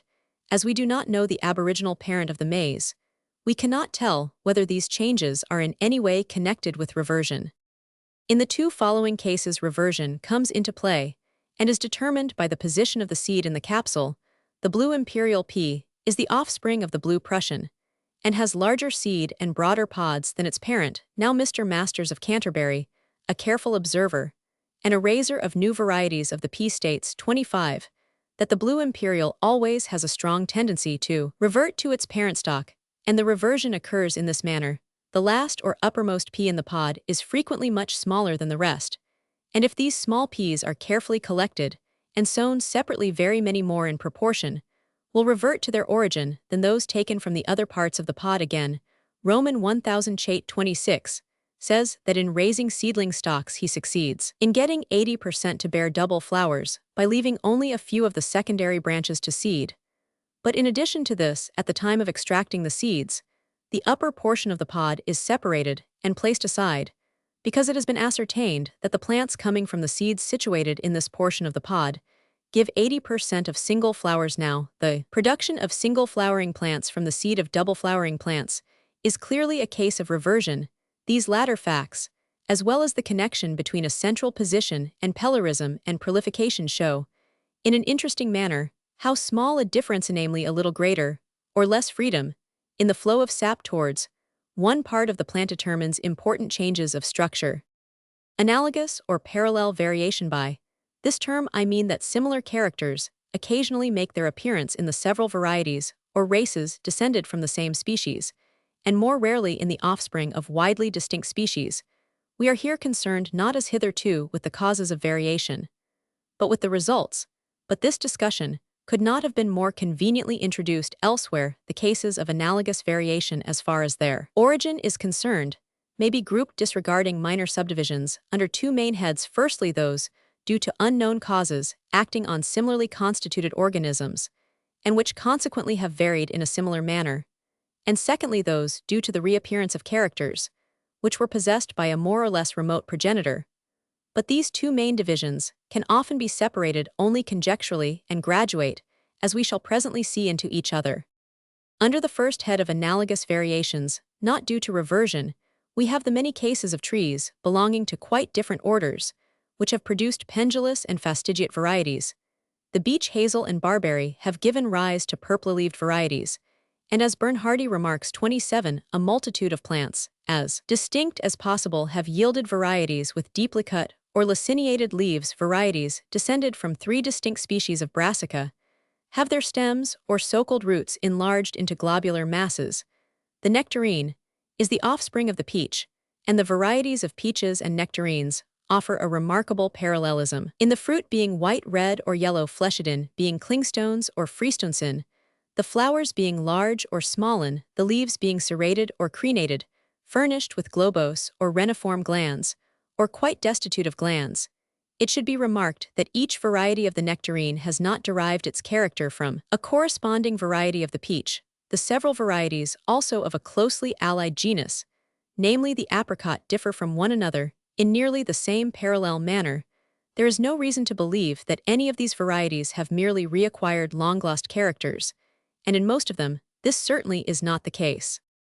Three species of cucurbita have yielded a multitude of races, which correspond so closely in character that, as Naudin insists, they may be arranged in almost strictly parallel series. Several varieties of the melon are interesting from resembling in important characters other species either of the same genus or of allied genera. Thus one variety has fruit so like, both externally and internally, the fruit of a perfectly distinct species, namely the cucumber, as hardly to be distinguished from it. Another has long cylindrical fruit, twisting about like a serpent. In another, the seeds adhere to portions of the pulp. In another, the fruit, when ripe, suddenly cracks and falls into pieces. And all these highly remarkable peculiarities are characteristic of species belonging to allied genera. We can hardly account for the appearance of so many unusual characters by reversion to a single ancient form, but we must believe that all the members of the family have inherited a nearly similar constitution from an early progenitor. Our cereal and many other plants offer similar cases. With animals, we have fewer cases of analogous variation independently of direct reversion. We see something of the kind in the resemblance between the short-muzzled races of the dog, such as the pug and bulldog, in feather-footed races of the fowl, pigeon, and canaribird, in horses of the most different races, presenting the same range of color, in all Blackenton dogs having tan-colored eye spots and feet. But in this latter case reversion may possibly have played a part. Lowe has remarked 28 that several breeds of cattle are sheeted, that is, have a broad band of white passing round their bodies like a sheet. This character is strongly inherited, and sometimes originates from a cross. It may be the first step in reversion to an early type, for as was shown in the third chapter, white cattle, with dark ears, dark feet, and tip of tail formerly existed, and now exist in feral or semi-feral condition in several quarters of the world. Under our second main division, namely of analogous variations, due to reversion, the best cases are afforded by pigeons in all the most distinct breeds. Subvarieties occasionally appear colored exactly like the parent rock pigeon, with black wing bars, white loins, banded tail, etc., and no one can doubt that these characters are due to reversion. So with minor details, turbits properly have white tails, but occasionally bird is born with a dark-colored and banded tail. Pouters properly have their primary wing feathers white, but not rarely a sword-flighted bird appears, that is one with the few first primaries dark-colored. And in these cases, we have characters proper to the rock pigeon, but new to the breed, evidently appearing from reversion in some domestic varieties. the wing bars, instead of being simply black as in the rock pigeon, are beautifully edged with different zones of color, and they then present a striking analogy with the wing bars in certain natural species of the same family, such as Phaps chalcoptera, and this may probably be accounted for by all the species of the family being descended from the same remote progenitor, and having a tendency to vary in the same manner. Thus also we can perhaps understand the fact of some laugher pigeons cooing, almost like turtle doves, and for several races having peculiarities in their flight, since certain natural species, viz. Roman 100 Torquatrix and Palumbus, display singular vagaries in this respect. In other cases, a race, instead of imitating a distinct species, resembles some other race. Thus certain runts tremble, and slightly elevate their tails like fantails, and turbits inflate the upper part of their esophagus like pouter pigeons. It is a common circumstance to find certain colored marks persistently characterizing all the species of a genus, but differing much in tint, and the same thing occurs with the varieties of the pigeon. Thus, instead of the general plumage being blue with the wing bars black, there are snow-white varieties with red bars, and black varieties with white bars. In other varieties, the wing bars, as we have seen, are elegantly zoned with different tints. The spot pigeon is characterized by the whole plumage being white excepting a spot on the forehead and the tail, but these parts may be red, yellow, or black in the rock pigeon, and in many varieties the tail is blue with the outer edges of the outer feathers white. But in the subvariety of the monk pigeon, we have a reverse style of coloration for the tail, is white, except the outer edges of the outer feathers, which are black. 29. With some species of birds, for instance with gulls, certain colored parts appear as if almost washed out, and I have observed exactly the same appearance in the terminal dark tailbar in certain pigeons, and in the whole plumage of certain varieties of the duck. Analogous facts in the vegetable kingdom could be given. Many subvarieties of the pigeon have reversed and somewhat lengthened feathers on the back part of their heads, and this is certainly not due to reversion to the parent species, which shows no trace of such structure. But when we remember that subvarieties of the fowl, turkey, canary bird, duck, and goose all have either topknots or reversed feathers on their heads, and when we remember that scarcely a single large natural group of birds can be named in which some members have not a tuft of feathers on their heads, we may suspect that reversion to some extremely remote form has come into action. Several breeds of the fowl have either spangled or penciled feathers, and these cannot be derived from the parent species, the Gallus bankiva, though of course it is possible that one early progenitor of this species may have been spangled and another penciled. But as many gallinaceous birds are either spangled or penciled, it is a more probable view that the several domestic breeds of the fowl have acquired this kind of plumage from all the members of the family inheriting a tendency to vary in a like manner. The same principle may account for the ewes in certain breeds of sheep being hornless like the females of some other hollow-horned ruminants. It may account for certain domestic cats having slightly tufted ears like those of the lynx, and for the skulls of domestic rabbits, often differing from one another in the same characters, by which the skulls of the various species of the genus Lepus differ. I will only allude to one other case already discussed. Now that we know that the wild parent of the ass commonly has striped legs, we may feel confident that the occasional appearance of stripes on the legs of the domestic ass is due to reversion, but this will not account for the lower end of the shoulder stripe being sometimes angularly bent or slightly forked. So, again, when we see dun and other colored horses with stripes on the spine, shoulders, and legs, we are led from reasons formerly given to believe that they reappear through reversion to the wild parenthorse. But when horses have 2 or 3 shoulder stripes with one of them occasionally forked at the lower end, or when they have stripes on their faces or are faintly striped as foals over nearly their whole bodies, with the stripes angularly bent one under the other on the forehead, or irregularly branched in other parts, it would be rash to attribute such diversified characters to the reappearance of those proper to the aboriginal wild horse, as 3 African species of the genus are much striped, and as we have seen that the crossing of the unstriped species often leads to the hybrid offspring being conspicuously stripe bearing, also in mind that the act of crossing certainly causes the reappearance of long-lost characters. It is a more probable view that the above specified stripes are due to reversion not to the immediate wild parenthorse, but to the striped progenitor of the whole genus.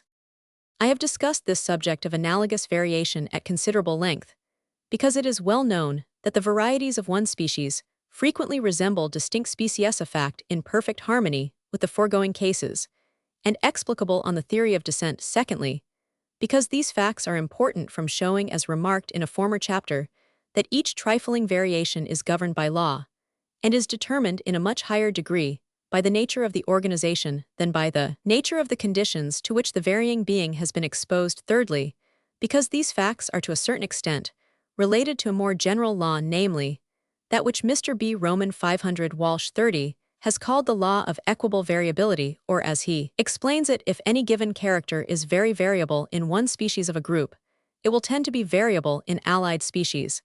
And if any given character is perfectly constant in one species of a group, it will tend to be constant in allied species. This leads me to recall a discussion in the chapter on selection, in which it was shown that with domestic races, which are now undergoing rapid improvement, those parts or characters vary the most which are the most valued. This naturally follows from recently selected characters continually tending to revert to their former less improved standard, and from their being still acted on by the same agencies, whatever these may be, which first caused the characters in question to vary. The same principle is applicable to natural species, for as stated in my Origin of Species, generic characters are less variable than specific characters, and the latter are those which have been modified by variation and natural selection since the period when all the species belonging to the genus branched off from a common progenitor, whilst generic characters are those which have remained unaltered from a much more remote epoch, and accordingly are now less variable. This statement makes a near approach to Mr. Walsh's law of equable variability. Secondary sexual characters, it may be added, rarely serve to characterize distinct genera, for they usually differ much in the species of the same genus, and they are highly variable in the individuals of the same species. We have also seen in the earlier chapters of this work how variable secondary sexual characters become under domestication. Summary of the 3 previous chapters on the laws of variation. In the 23rd chapter, we saw that changed conditions occasionally, or even often, act in a definite manner on the organization, so that all or nearly all the individuals thus exposed become modified in the same manner. But a far more frequent result of changed conditions, whether acting directly on the organization or indirectly through the reproductive system, is indefinite and fluctuating variability. In the 3 last chapters, some of the laws by which such variability is regulated have been discussed. Increased use adds to the size of muscles together with the blood vessels, nerves, ligaments, the crests of bone, and the whole bones to which they are attached. Increased functional activity increases the size of various glands and strengthens the sensory organs. Increased and intermittent pressure thickens the epidermis. A change in the nature of the food sometimes modifies the coats of the stomach and augments or decreases the length of the intestines. Continued disuse, on the other hand, weakens and diminishes all parts of the organization. Animals, which during many generations have taken but little exercise, have their lungs reduced in size, and as a consequence, the bony fabric of the chest and the whole form of the body become modified. With our anciently domesticated birds, the wings have been little used, and they are slightly reduced with their decrease. The crest of the sternum, the scapulae, coracoids, and furculum have all been reduced. With domesticated animals, the reduction of a part from disuse is never carried so far that a mere rudiment is left, whereas we have reason to believe that this has often occurred under nature. The effects of disuse in this latter case being aided by economy of growth, together with the intercrossing of many varying individuals. The cause of this difference between organisms in a state of nature and under domestication probably is that in the latter case there has not been time sufficient for any very great change, and that the principle of economy of growth does not come into action. On the contrary, structures, which are rudimentary in the parent species, sometimes become partially redeveloped in our domesticated productions. Such rudiments as occasionally make their appearance under domestication seem always to be the result of a sudden arrest of development. Nevertheless, they are of interest as showing that rudiments are the relics of organs once perfectly developed.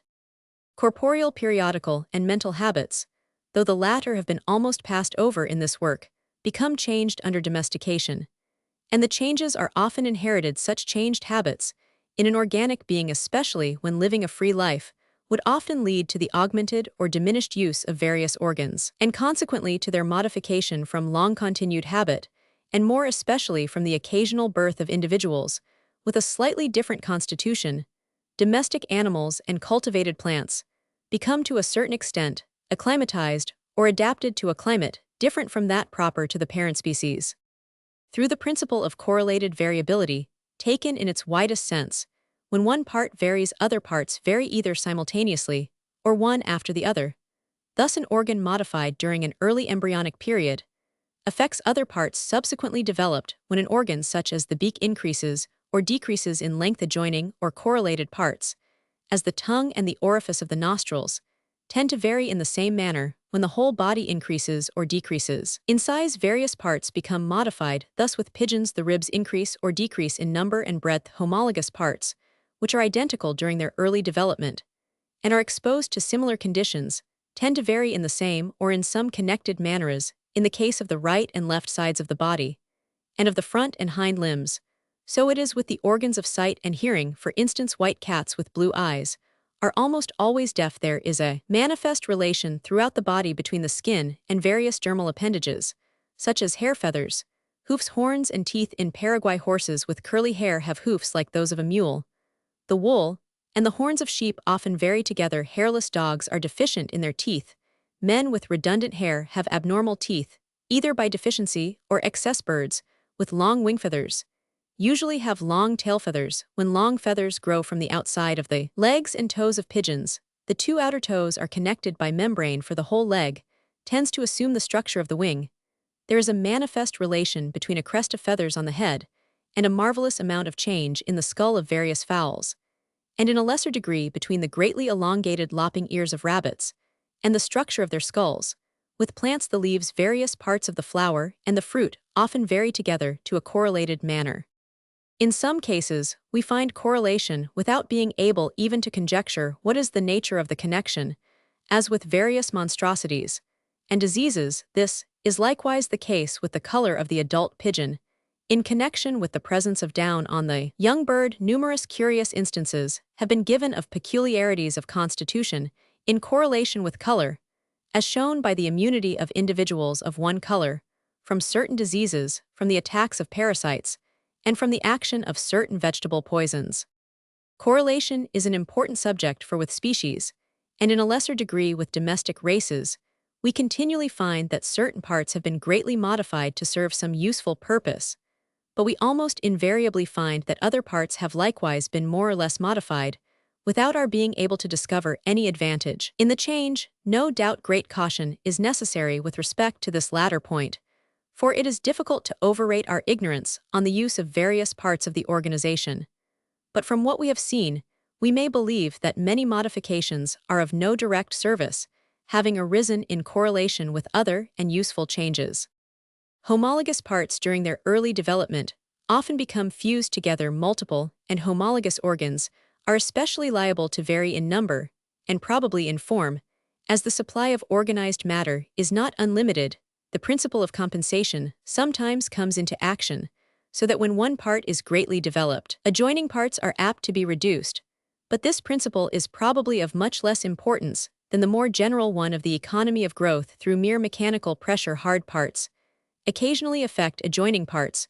With plants, the position of the flowers on the axis and of the seeds in the ovary sometimes leads through a more or less free flow of sap to changes of structure, but such changes are often due to reversion modifications, in whatever manner caused will be to a certain extent regulated by that coordinating power, or so-called nisus formativus, which is in fact a remnant of that simple form of reproduction displayed by many lowly organized beings in their power of vociferous generation and budding. Finally, the effects of the laws which directly or indirectly govern variability may be largely regulated by man's selection, and will so far be determined by natural selection that changes advantageous to any race will be favored, and disadvantageous changes will be checked.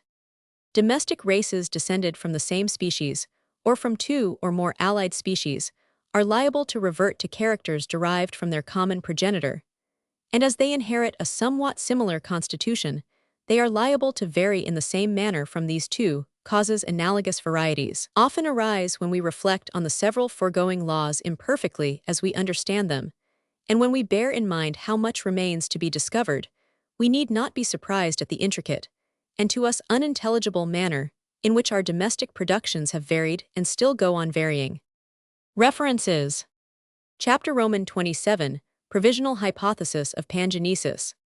Preliminary remarks. First part. The facts to be connected under a single point of view, namely the various kinds of reproduction. Regrowth of amputated parts. Hybrids. Direct action of the male element on the female development. Functional independence of the units of the body. Variability. Inheritance or reversion. Second part. Statement of the hypothesis. Far the necessary assumptions are improbable. Explanation by aid of the hypothesis of the several classes of facts specified in the first part. Conclusion. In the previous chapters, large classes of facts, such as those bearing on bud variation, the various forms of inheritance, the causes and laws of variation have been discussed, and it is obvious that these subjects, as well as the several modes of reproduction, stand in some sort of relation to one another. I have been led, or rather forced, to form a view which to a certain extent connects these facts by a tangible method. Every one would wish to explain to himself, even in an imperfect manner, how it is possible for a character possessed by some remote ancestor suddenly to reappear in the offspring, how the effects of increased or decreased use of a limb can be transmitted to the child, how the male sexual element can act not solely on the ovules, but occasionally on the mother form, how a hybrid can be produced by the union of the cellular tissue of two plants, independently of the organs of generation, how a limb can be reproduced on the exact line of amputation, with neither too much nor too little added, how the same organism may be produced by such widely different processes as budding and true seminal generation, and lastly how of two allied forms one passes in the course of its development through the most complex metamorphoses, and the other does not do so, though when mature both are alike in every detail of structure. I am aware that my view is merely a provisional hypothesis or speculation, but until a better one be advanced, it will serve to bring together a multitude of facts which are at present left disconnected by any efficient cause. As Whewell, the historian of the inductive sciences, remarks, hypotheses may often be of service to science when they involve a certain portion of incompleteness, and even of error. Under this point of view, I venture to advance the hypothesis of pangenesis, which implies that every separate part of the whole organization reproduces itself, so that ovules, spermatozoa, and pollen grains, fertilized egg or seed, as well as buds include, and consist of a multitude of germs thrown off from each separate part or unit. 1.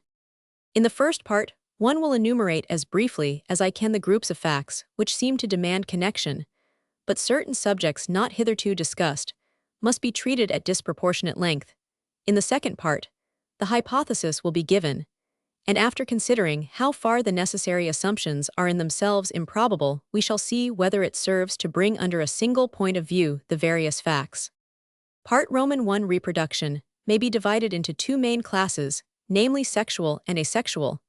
The latter is effected in many ways by the formation of buds of various kinds, and by falciparous generation, that is, by spontaneous or artificial division. It is notorious that some of the lower animals, when cut into many pieces, reproduce so many perfect individuals. Lionnet cut a nyse or freshwater worm into nearly 40 pieces, and these all reproduced perfect animals too. It is probable that segmentation could be carried much further in some of the protozoa, and with some of the lowest plants each cell will reproduce the parent form. Johannes Müller thought that there was an important distinction between gemation and fission, for in the latter case, the divided portion, however small, is more fully developed than a bud, which also is a younger formation. But most physiologists are now convinced that the two processes are essentially alike. 3. Prof. Huxley remarks fission is little more than a peculiar mode of budding, and Prof. H. J. Clark shows in detail that there is sometimes a compromise between self-division and budding when a limb is amputated, or when the whole body is bisected. The cut extremities are said to bud forth. 4. And as the papilla which is first formed consists of undeveloped cellular tissue, like that forming an ordinary bud, the expression is apparently correct. We see the connection of the two processes in another way, for Tremblay observed with the hydra that the reproduction of the head after amputation was checked as soon as the animal put forth reproductive gem. 5. Between the production by falciparous generation of two or more complete individuals and the repair of even a very slight injury, there is so perfect a gradation that it is impossible to doubt that the two processes are connected, as at each stage of growth, an amputated part is replaced by one in the same state of development, We must also follow Sir J. Paget in admitting that the powers of development from the embryo are identical with those exercised for the restoration from injuries. In other words, that the powers are the same by which perfection is first achieved, and by which when lost it is recovered. 6. Finally, we may conclude that the several forms of budding vociferous generation, the repair of injuries and development, are all essentially the results of one and the same power. Sexual generation, the union of the two sexual elements, seems at first sight to make a broad distinction between sexual and asexual generation. But the conjugation of algae, by which process the contents of two cells unite into a single mass capable of development, apparently gives us the first step towards sexual union, and Pringsheim in his memoir on the pairing of zoospores 7 shows that conjugation graduates into true sexual reproduction. Moreover, the now well-ascertained cases of parthenogenesis prove that the distinction between sexual and asexual generation is not nearly so great as was formerly thought, for ova occasionally, and even in some cases, frequently become developed into perfect beings without the concourse of the male with most of the lower animals. And even with mammals, the ova show a trace of parthenogenetic power, for without being fertilized, they pass through the first stages of segmentation. 8. Nor can pseudova which do not need fertilization be distinguished from true ova, as was first shown by Sir J. Lubbock, and is now admitted by Siebold. So again, the germ balls in the larva of Cecidomyia are said by Leuckart 9 to be formed within the ovarium, but they do not require to be fertilized. It should also be observed that in sexual generation, the ovules and the male element have equal power of transmitting every single character possessed by either parent to their offspring. We see this clearly when hybrids are paired inter se, for the characters of both grandparents often appear in the progeny either perfectly or by segments. It is an error to suppose that the male transmits certain characters, and the female other characters, although no doubt from unknown causes one sex sometimes has a much stronger power of transmission than the other. It has however been maintained by some authors that a bud differs essentially from a fertilized germ in always reproducing the perfect character of the parent stock, whilst fertilized germs give birth to variable beings. But there is no such broad distinction as this. In the 11th chapter, numerous cases were advanced showing that buds occasionally grow into plants having quite new characters, and the varieties thus produced can be propagated for a length of time by buds, and occasionally by seed. Nevertheless, it must be admitted that beings produced sexually are much more liable to vary than those produced asexually, and of this fact, a partial explanation will hereafter be attempted. The variability in both cases is determined by the same general causes, and is governed by the same laws. Hence, new varieties arising from buds cannot be distinguished from those arising from seed, although bud varieties usually retain their character during successive bud generations, yet they occasionally revert, even after a long series of bud generations, to their former character. This tendency to reversion in buds is one of the most remarkable of the several points of agreement between the offspring from bud and seminal reproduction. But there is one difference between organisms produced sexually and asexually, which is very general. The former pass, in the course of their development, from a very low stage to their highest stage, as we see in the metamorphoses of insects and of many other animals, and in the concealed metamorphoses of the vertebrata animals, propagated asexually by buds or fission on the other hand, commence their development at that stage at which the budding or self-dividing animal may happen to be, and therefore do not pass through some of the lower developmental stages. 10. Afterwards, they often advance in organization, as we see in the many cases of alternate generation. In thus speaking of alternate generation, I follow those naturalists who look at this process as essentially one of internal budding or of vociferous generation. Some of the lower plants, however, such as mosses and certain algae, according to Dr. Roman 50 Radlkofer, 11, when propagated asexually do undergo a retrogressive metamorphosis. As far as the final cause is concerned, we can to a certain extent understand why beings propagated by buds should not pass through all the early stages of development, for with each organism the structure acquired at each stage must be adapted to its peculiar habits, and if there are places for the support of many individuals at some one stage, the simplest plan will be that they should be multiplied at this stage, and not that they should first retrograde in their development to an earlier or simpler structure, which might not be fitted for the then surrounding conditions. From the several foregoing considerations, we may conclude that the difference between sexual and asexual generation is not nearly so great, as at first appears, the chief difference being that an ovule cannot continue to live and to be fully developed unless it unites with the male element. But even this difference is far from invariable, as shown by the many cases of parthenogenesis. We are therefore naturally led to inquire what the final cause can be of the necessity, in ordinary generation, for the concourse of the two sexual elements. Seeds and ova are often highly serviceable as the means of disseminating plants and animals, and of preserving them during one or more seasons in a dormant state, but unimpregnated seeds or ova and detached buds would be equally serviceable for both purposes. We can, however, indicate two important advantages gained by the concourse of the two sexes, or rather of two individuals belonging to opposite sexes, for as I have shown in a former chapter, the structure of every organism appears to be especially adapted for the concurrence at least occasionally of two individuals, when species are rendered highly variable by changed conditions of life. The free intercrossing of the varying individuals tends to keep each form fitted for its proper place in nature, and crossing can be effected only by sexual generation. But whether the end thus gained is of sufficient importance to account for the first origin of sexual intercourse is extremely doubtful. Secondly, I have shown from a large body of facts that as a slight change in the conditions of life is beneficial to each creature, so in an analogous manner is the change effected in the germ by sexual union with a distinct individual. And I have been led from observing the many widely extended provisions throughout nature for this purpose, and from the greater vigor of crossed organisms of all kinds, as proved by direct experiments, as well as from the evil effects of close interbreeding, when long continued to believe that the advantage thus gained is very great. Why the germ which before impregnation undergoes a certain amount of development ceases to progress and perishes, unless it be acted on by the male element, and why conversely the male element, which in the case of some insects is enabled to keep alive for 4 or 5 years, and in the case of some plants for several years likewise perishes, unless it acts on or unites with the germ, are questions which cannot be answered with certainty.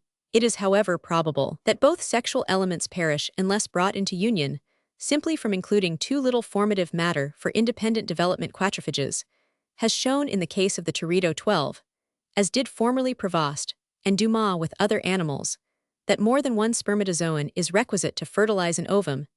This has likewise been shown by Newport 13, who proved by numerous experiments that when a very small number of spermatozoa are applied to the ova of batrachians, they are only partially impregnated, and an embryo is never fully developed. The rate also of the segmentation of the ovum is determined by the number of the spermatozoa. With respect to plants, nearly the same results were obtained by Kallreuter and Gartner, this last careful observer, after making successive trials on a malva, with more and more pollen grains, found 14, that even 30 grains did not fertilize a single seed.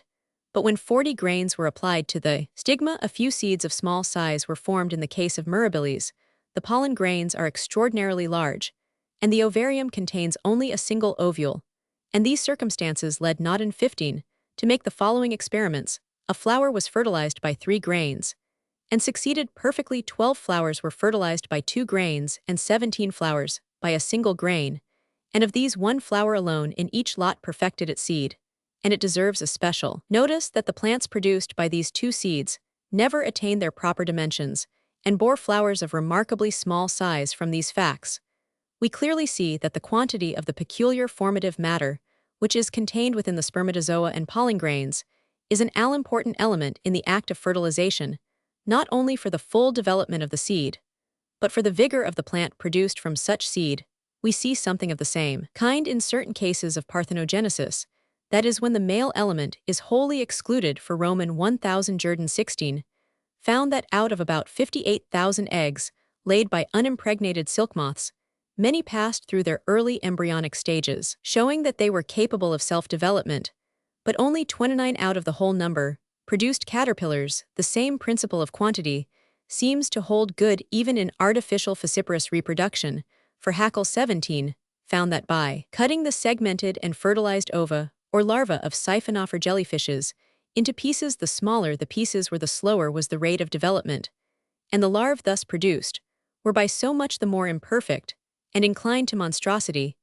It seems therefore probable that with the separate sexual elements deficient quantity of formative matter is the main cause of their not having the capacity for prolonged existence and development unless they combine, and thus increase each other's bulk. The belief that it is the function of the spermatozoa to communicate life to the ovule seems a strange one, seeing that the unimpregnated ovule is already alive and generally undergoes a certain amount of independent development.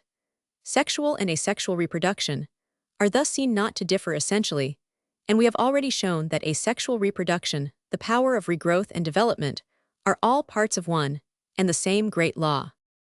Regrowth of amputated parts. This subject deserves a little further discussion. A multitude of the lower animals and some vertebrates possess this wonderful power. For instance, Spallanzani cut off the legs and tail of the same salamander 6 times successively, and Bonnet 18 did so 8 times, and on each occasion the limbs were reproduced on the exact line of amputation, with no part deficient, or in excess. An allied animal, the axolotl, had a limb bitten off which was reproduced in an abnormal condition. But when this was amputated, it was replaced by a perfect limb. 19 The new limbs in these cases bud forth, and are developed in the same manner as during the regular development of a young animal. For instance, with the Amblystoma lurida, 3 toes are first developed, then the 4th, and on the hind feet the 5th, and so it is with a reproduced limb. 20. The power of regrowth is generally much greater during the youth of an animal, or during the earlier stages of its development, than during maturity. The larvae or tadpoles of the batrachians are capable of reproducing lost members, but not so the adults. 21 Mature insects have no power of regrowth excepting in one order, whilst the larvae of many kinds have this power. Animals low in the scale are able as a general rule to reproduce lost parts far more easily than those which are more highly organized. The myriapods offer a good illustration of this rule, but there are some strange exceptions to it. This Nemertians, though lowly organized, are said to exhibit little power of regrowth. With the higher vertebrata such as birds and mammals, the power is extremely limited. 22. In the case of those animals which may be bisected or chopped into pieces, and of which every fragment will reproduce the whole, the power of regrowth must be diffused throughout the whole body. Nevertheless, there seems to be much truth in the view maintained by Prof. Lessona 23 that this capacity is generally a localized and special one, serving to replace parts which are eminently liable to be lost in each particular animal. The most striking case in favor of this view is that the terrestrial salamander, according to Lessona, cannot reproduce lost parts, whilst another species of the same genus, the aquatic salamander, has extraordinary powers of regrowth, as we have just seen, and this animal is eminently liable to have its limbs, tail, eyes, and jaws bitten off by other tritons. 24. Even with the aquatic salamander, the capacity is to a certain extent localized, for when Roman 1000 Philippox 25 extirpated the entire forelimb, together with the scapula, the power of regrowth was completely lost. It is also a remarkable fact, standing in opposition to a very general rule, that the young of the aquatic salamander do not possess the power of repairing their limbs in an equal degree with the adults. 26. But I do not know that they are more active or can otherwise better escape the loss of their limbs than the adults. The walking stick insect Diaphromera femorata, like other insects of the same order, can reproduce its legs in the mature state, and these, from their great length, must be liable to be lost. But the capacity is localized, as in the case of the salamander. For Dr. Scudder found 27 that if the limb was removed within the trochontophoral articulation, it was never renewed. When a crab is seized by one of its legs, this is thrown off at the basal joint, being afterwards replaced by a new leg, and it is generally admitted that this is a special provision for the safety of the animal. Lastly, with gastropod mollusks, which are well known to have the power of reproducing their heads, Lessona shows that they are very liable to have their heads bitten off by fishes, the rest of the body being protected by the shell. Even with plants, we see something of the same kind, for non-deciduous leaves and young stems have no power of regrowth, these parts being easily replaced by growth from new buds, whilst the bark and subjacent tissues of the trunks of trees have great power of regrowth, probably on account of their increase in diameter, and of their liability to injury from being gnawed by animals. Graphibrids. It is well known from innumerable trials made in all parts of the world that buds may be inserted into a stalk, and that the plants thus raised are not affected in a greater degree than can be accounted for by changed nutrition, nor do the seedlings raised from such inserted buds partake of the character of the stalk, though they are more liable to vary than are seedlings from the same variety growing on its own roots. A bud also may sport into a new and strongly marked variety, without any other bud on the same plant being in the least degree affected.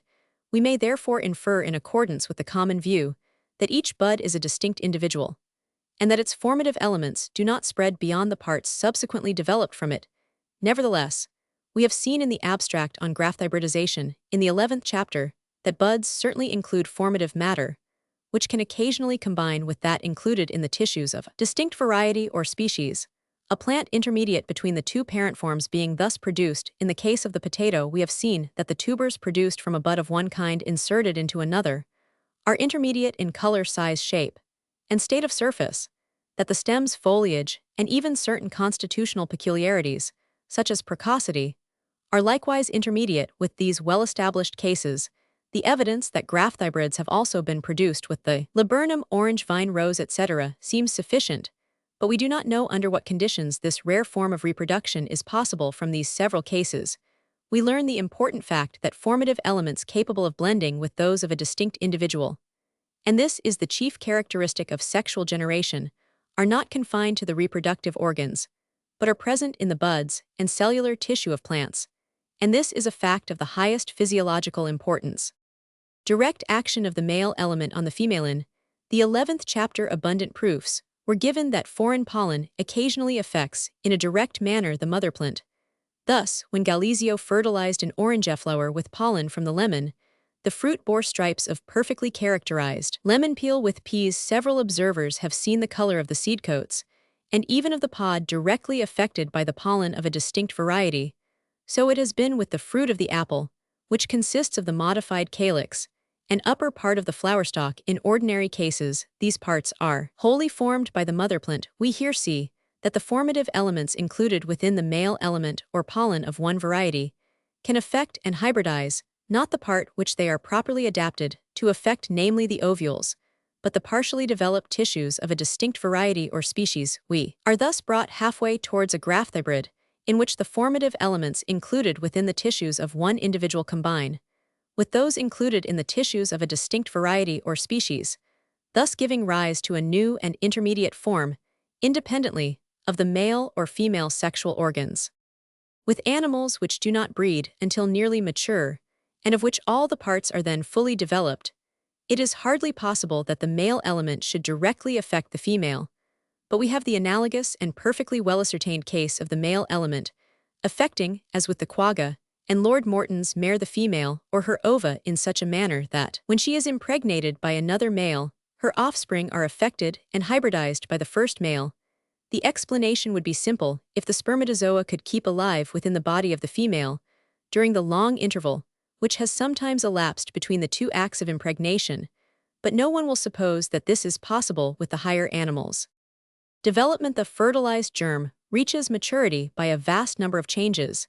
These are either slight and slowly effected, as when the child grows into the man, or are great and sudden, as with the metamorphoses of most insects. Between these extremes, we have every gradation. Even within the same class, thus as Sir J. Lubbock has shown 28, there is an ephemeris insect, which molts above 20 times, undergoing each time a slight but decided change of structure, and these changes, as he further remarks, probably reveal to us the normal stages of development which are concealed and hurried through or suppressed in most other insects. In ordinary metamorphoses, the parts and organs appear to become changed into the corresponding parts in the next stage of development, but there is another form of development which has been called by Professor Owen metagenesis. In this case, the new parts are not molded upon the inner surface of the old ones. The plastic force has changed its course of operation, the outer case, and all that gave form and character to the precedent individual perish and are cast off. They are not changed into the corresponding parts of the new individual. These are due to a new and distinct developmental process, etc. 29. Metamorphosis, however, graduates so insensibly into metagenesis that the two processes cannot be distinctly separated. For instance, in the last change, which cirripeds undergo, the alimentary canal and some other organs are molded on pre-existing parts, but the eyes of the old and the young animal are developed in entirely different parts of the body. The tips of the mature limbs are formed within the larval limbs and may be said to be metamorphosed from them, but their basal portions and the whole thorax are developed in a plane at right angles to the larval limbs and thorax, and this may be called metagenesis. The metagenetic process is carried to an extreme point in the development of some echinoderms. For the animal in the second stage of development is formed almost like a bud within the animal of the first stage, the latter being then cast off like an old vestment, yet sometimes maintaining for a short period an independent vitality. 30. If instead of a single individual several were to be thus developed metagenetically within a pre-existing form, the process would be called one of alternate generation. The young thus developed may either closely resemble the encasing parent form, as with the larvae of Cecidomyia, or may differ to an astonishing degree, as with many parasitic worms and jellyfishes. But this does not make any essential difference in the process, any more than the greatness or abruptness of the change in the metamorphoses of insects. The whole question of development is of great importance for our present subject. When an organ, the eye for instance, is metagenetically formed in a part of the body, where during the previous stage of development no eye existed, we must look at it as a new and independent growth, the absolute independence of new and old structures, although corresponding in structure and function, is still more obvious when several individuals are formed within a previous form. As in the cases of alternate generation, the same important principle probably comes largely into play even in the case of apparently continuous growth, as we shall see when we consider the inheritance of modifications at corresponding ages. We are led to the same conclusion, namely the independence of parts, successively developed by another and quite distinct group of facts. It is well known that many animals belonging to the same order, and therefore not differing widely from each other, pass through an extremely different course of development. Thus certain beetles, not in any way remarkably different from others of the same order, undergo what has been called a hypermetamorphosis, that is, they pass through an early stage wholly different from the ordinary grub-like larva in the same suborder of crabs, namely the Macroura. As Fritz Muller remarks, the river crayfish is hatched under the same form, which it ever afterwards retains. The young lobster has divided legs like a myces, the pommon appears under the form of a zoea, and Peneus under the nauplius form, and how wonderfully these larval forms differ from one another is known to every naturalist. 31. Some other crustaceans, as the same author observes, start from the same point and arrive at nearly the same end, but in the middle of their development are widely different from one another. Still more striking cases could be given with respect to the echinodermata, with the metis or jellyfishes. Professor Allman observes the classification of the hydroida would be a comparatively simple task if, as has been erroneously asserted, genera Colliodental medusaids always arose from genera Colliodental polypoids, and on the other hand that genera Colliodental polypoids always gave origin to genera Colliodental medusaids. So again, Dr. Strethel Wright remarks in the life history of the hydroid, any phase planeloid polypoid or medusaid may be absent. 32. According to the belief, now generally accepted by our best naturalists, all the members of the same order or class, for instance the metis, or the Macrourus crustaceans, are descended from a common progenitor. During their descent, they have diverged much in structure, but have retained much in common, and this has occurred though they have passed through, and still pass through, marvelously different metamorphoses. This fact well illustrates how independent each structure is from that which precedes, and that which follows it in the course of development. The functional independence of the elements or units of the body. Physiologists agree that the whole organism consists of a multitude of elemental parts, which are to a great extent independent of one another. Each organ, says Claude Bernard 33, has its proper life, its autonomy.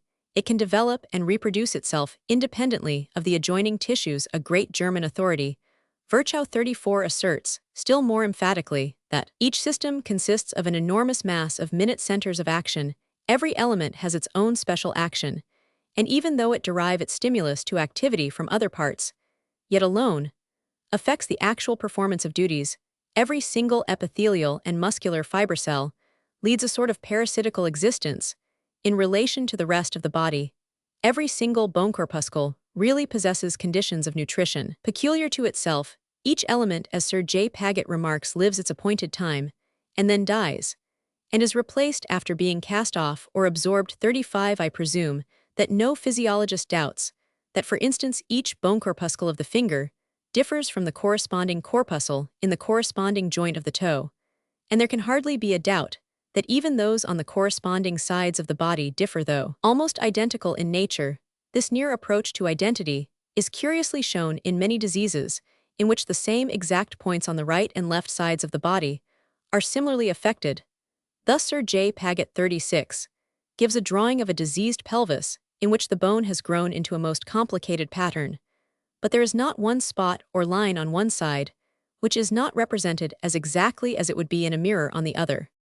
Many facts support this view of the independent life of each minute element of the body. Virchow insists that a single bone corpuscle or a single cell in the skin may become diseased. The spur of a cock, after being inserted into the ear of an ox, lived for 8 years and acquired a weight of 396 grams, nearly 14 ounces, and the astonishing length of 24 centimeters, or about 9 inches, so that the head of the ox appeared to bear 3 horns. 37. The tail of a pig has been grafted into the middle of its back and reacquired sensibility. Dr. Ollier 38 inserted a piece of periosteum from the bone of a young dog under the skin of a rabbit, and true bone was developed. A multitude of similar facts could be given. The frequent presence of hairs and of perfectly developed teeth, even teeth of the second dentition in ovarian tumors. 39 are facts leading to the same conclusion. Mr. Lawson Tate refers to a tumor in which over 300 teeth were found resembling in many respects milk teeth, and to another tumor full of hair which had grown and been shed from one little spot of skin, not bigger than the tip of my little finger. The amount of hair in the sac, had it grown from a similarly sized area of the scalp, would have taken almost a lifetime to grow and be shed. Whether each of the innumerable autonomous elements of the body is a cell, or the modified product of a cell, is a more doubtful question, even if so wide a definition be given to the term as to include cell-like bodies without walls, and without nuclei. 40. The doctrine of omnis cellula e cellula is admitted for plants, and widely prevails with respect to animals. 41. Thus Virchow, the great supporter of the cellular theory, whilst allowing that difficulties exist, maintains that every atom of tissue is derived from cells, and these from pre-existing cells, and these primarily from the egg, which he regards as a great cell, that cells still retaining the same nature increase by self-division or proliferation, is admitted by everyone.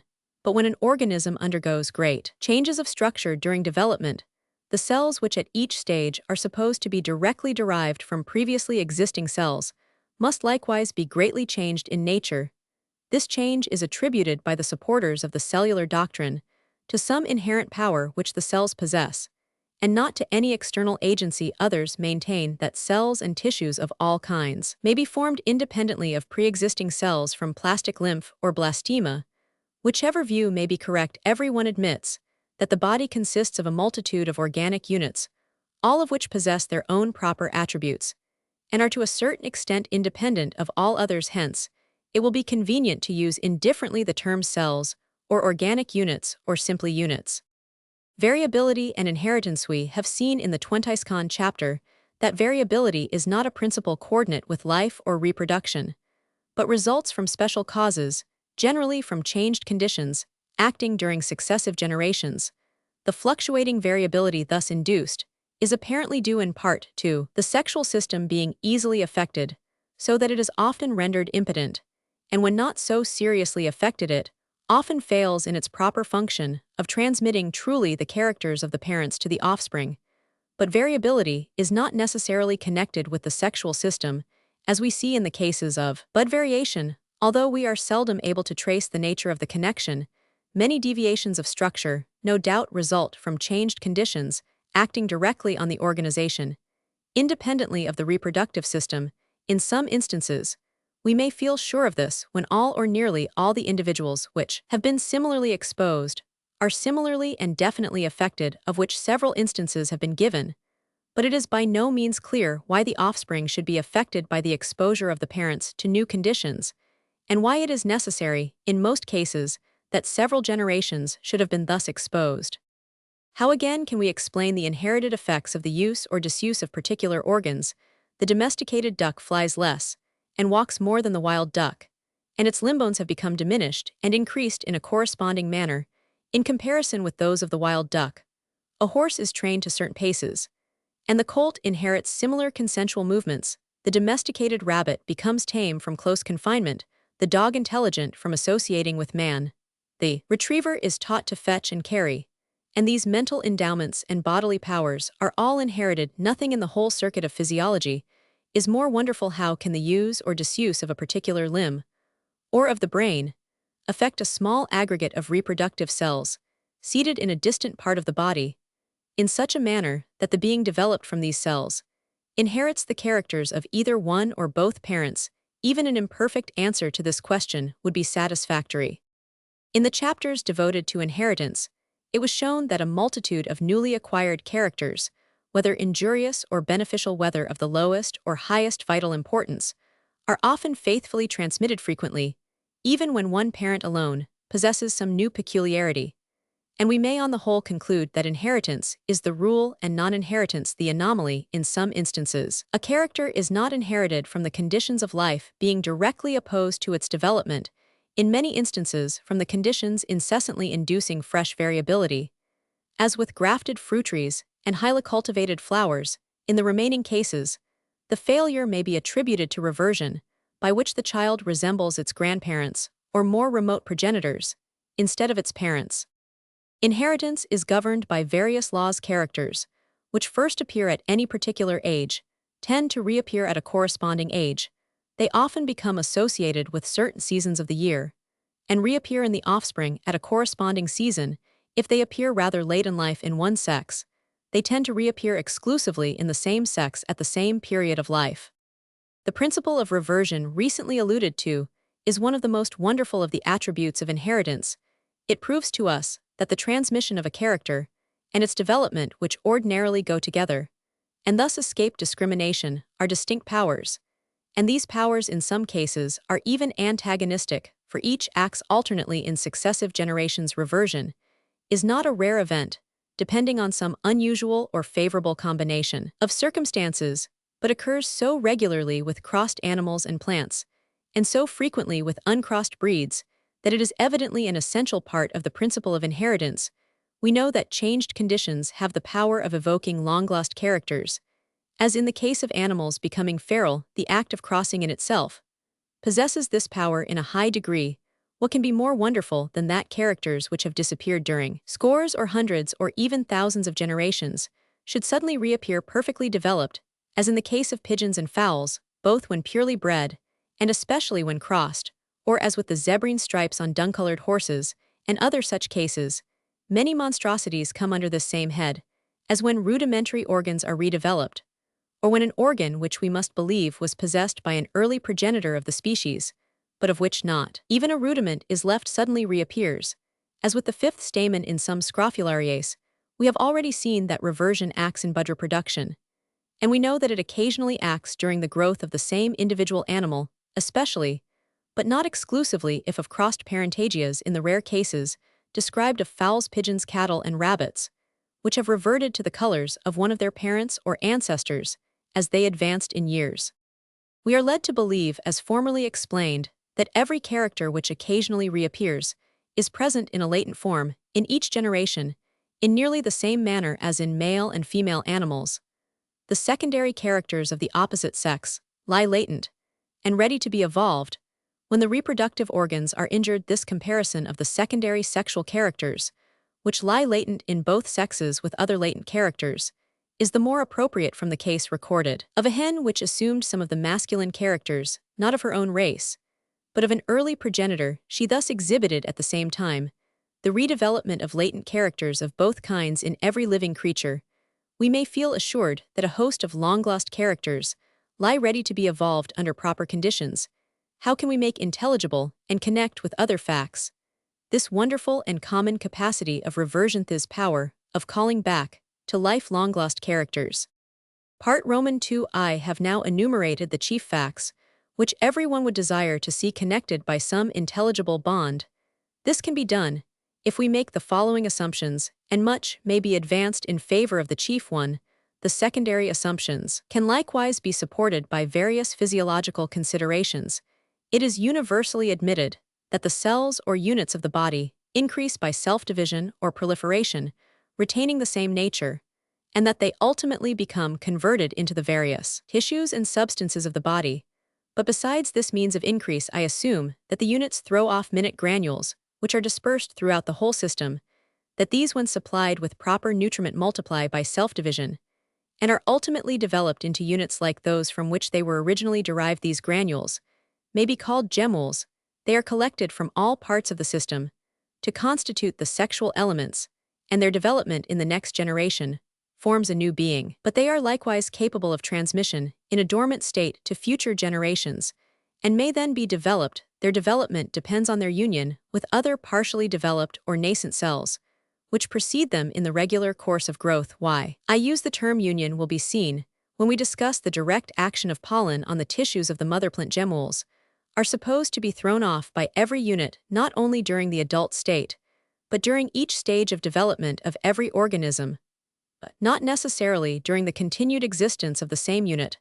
Lastly, I assume that the gemmules in their dormant state have a mutual affinity for each other, leading to their aggregation into buds or into the sexual elements. Hence, it is not the reproductive organs or buds which generate new organisms, but the units of which each individual is composed. These assumptions constitute the provisional hypothesis, which I have called pangenesis. Views, in many respects similar, have been propounded by various authors. 42. Before proceeding to show firstly how far these assumptions are in themselves probable, and secondly how far they connect and explain the various groups of facts with which we are concerned, it may be useful to give an illustration as simple as possible of the hypothesis. If one of the protozoa be formed as it appears under the microscope of a small mass of homogeneous gelatinous matter, a minute particle or gemmule thrown off from any part and nourished under favorable circumstances would reproduce the whole. But if the upper and lower surfaces were to differ in texture from each other and from the central portion, then all three parts would have to throw off gemmules, which when aggregated by mutual affinity would form either buds or the sexual elements, and would ultimately be developed into a similar organism. Precisely, the same view may be extended to one of the higher animals. Although in this case, many thousand gemmules must be thrown off from the various parts of the body at each stage of development, these gemmules being developed in union with pre-existing nascent cells in due order of succession. Physiologists maintain, as we have seen, that each unit of the body, though to a large extent dependent on others, is likewise to a certain extent independent or autonomous, and has the power of increasing by self-division. I go one step further and assume that each unit casts off free gemmules which are dispersed throughout the system and are capable under proper conditions of being developed into similar units, nor can this assumption be considered as gratuitous and improbable. It is manifest that the sexual elements and buds include formative matter of some kind capable of development, and we now know from the production of graft hybrids that similar matter is dispersed throughout the tissues of plants and can combine with that of another and distinct plant, giving rise to a new being intermediate in character. We know also that the male element can act directly on the partially developed tissues of the mother plant and on the future progeny of female animals. The formative matter which is thus dispersed throughout the tissues of plants, and which is capable of being developed into each unit or part, must be generated there by some means, and my chief assumption is that this matter consists of minute particles or gemmules cast off from each unit, or cell. 43. But I have further to assume that the gemmules in their undeveloped state are capable of largely multiplying themselves by self-division like independent organisms. Delpino insists that to admit of multiplication by fissiparity in corpuscles analogous to seeds or buds is repugnant to all analogy, but this seems a strange objection, as Thuret 44 has seen the zoospore of an alga divide itself, and each half-germinated hecle divided the segmented ovum of a siphonophora into many pieces, and these were developed. Nor does the extreme minuteness of the gemmules, which can hardly differ much in nature from the lowest and simplest organisms, render it improbable that they should grow and multiply. A great authority, Dr. Beale, 45, says that minute yeast cells are capable of throwing off buds or gemmules, much less than the 1,100,000 of an inch in diameter, and these he thinks are capable of subdivision, practically ad infinitum. A particle of smallpox matter so minute as to be borne by the wind must multiply itself many thousandfold in a person thus inoculated. And so with the contagious matter of scarlet fever. 46, It has recently been ascertained 47 that a minute portion of the mucus discharge from an animal affected with rinderpest if placed in the blood of a healthy ox increases so fast that in a short space of time, the whole mass of blood weighing many pounds is infected, and every small particle of that blood contains enough poison to give within less than 48 hours the disease to another animal.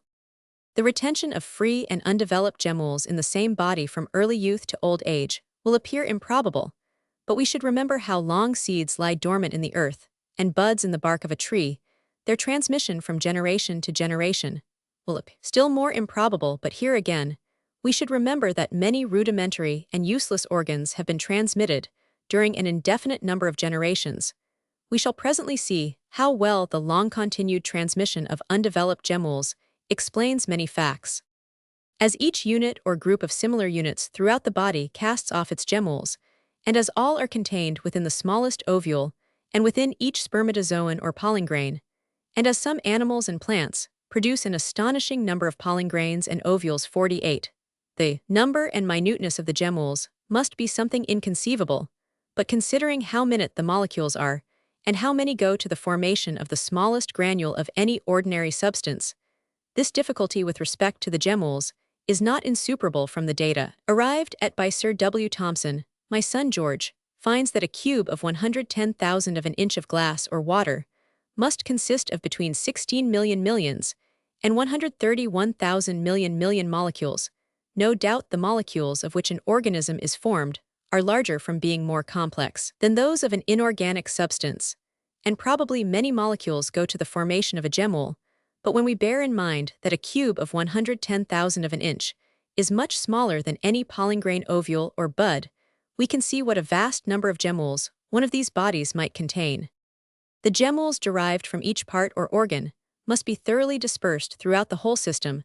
We know, for instance, that even a minute fragment of a leaf of a begonia will reproduce the whole plant, and that if a freshwater worm is chopped into small pieces, each will reproduce the whole animal, considering also the minuteness of the gemmules and the permeability of all organic tissues. The thorough dispersion of the gemmules is not surprising that matter may be readily transferred without the aid of vessels from part to part of the body.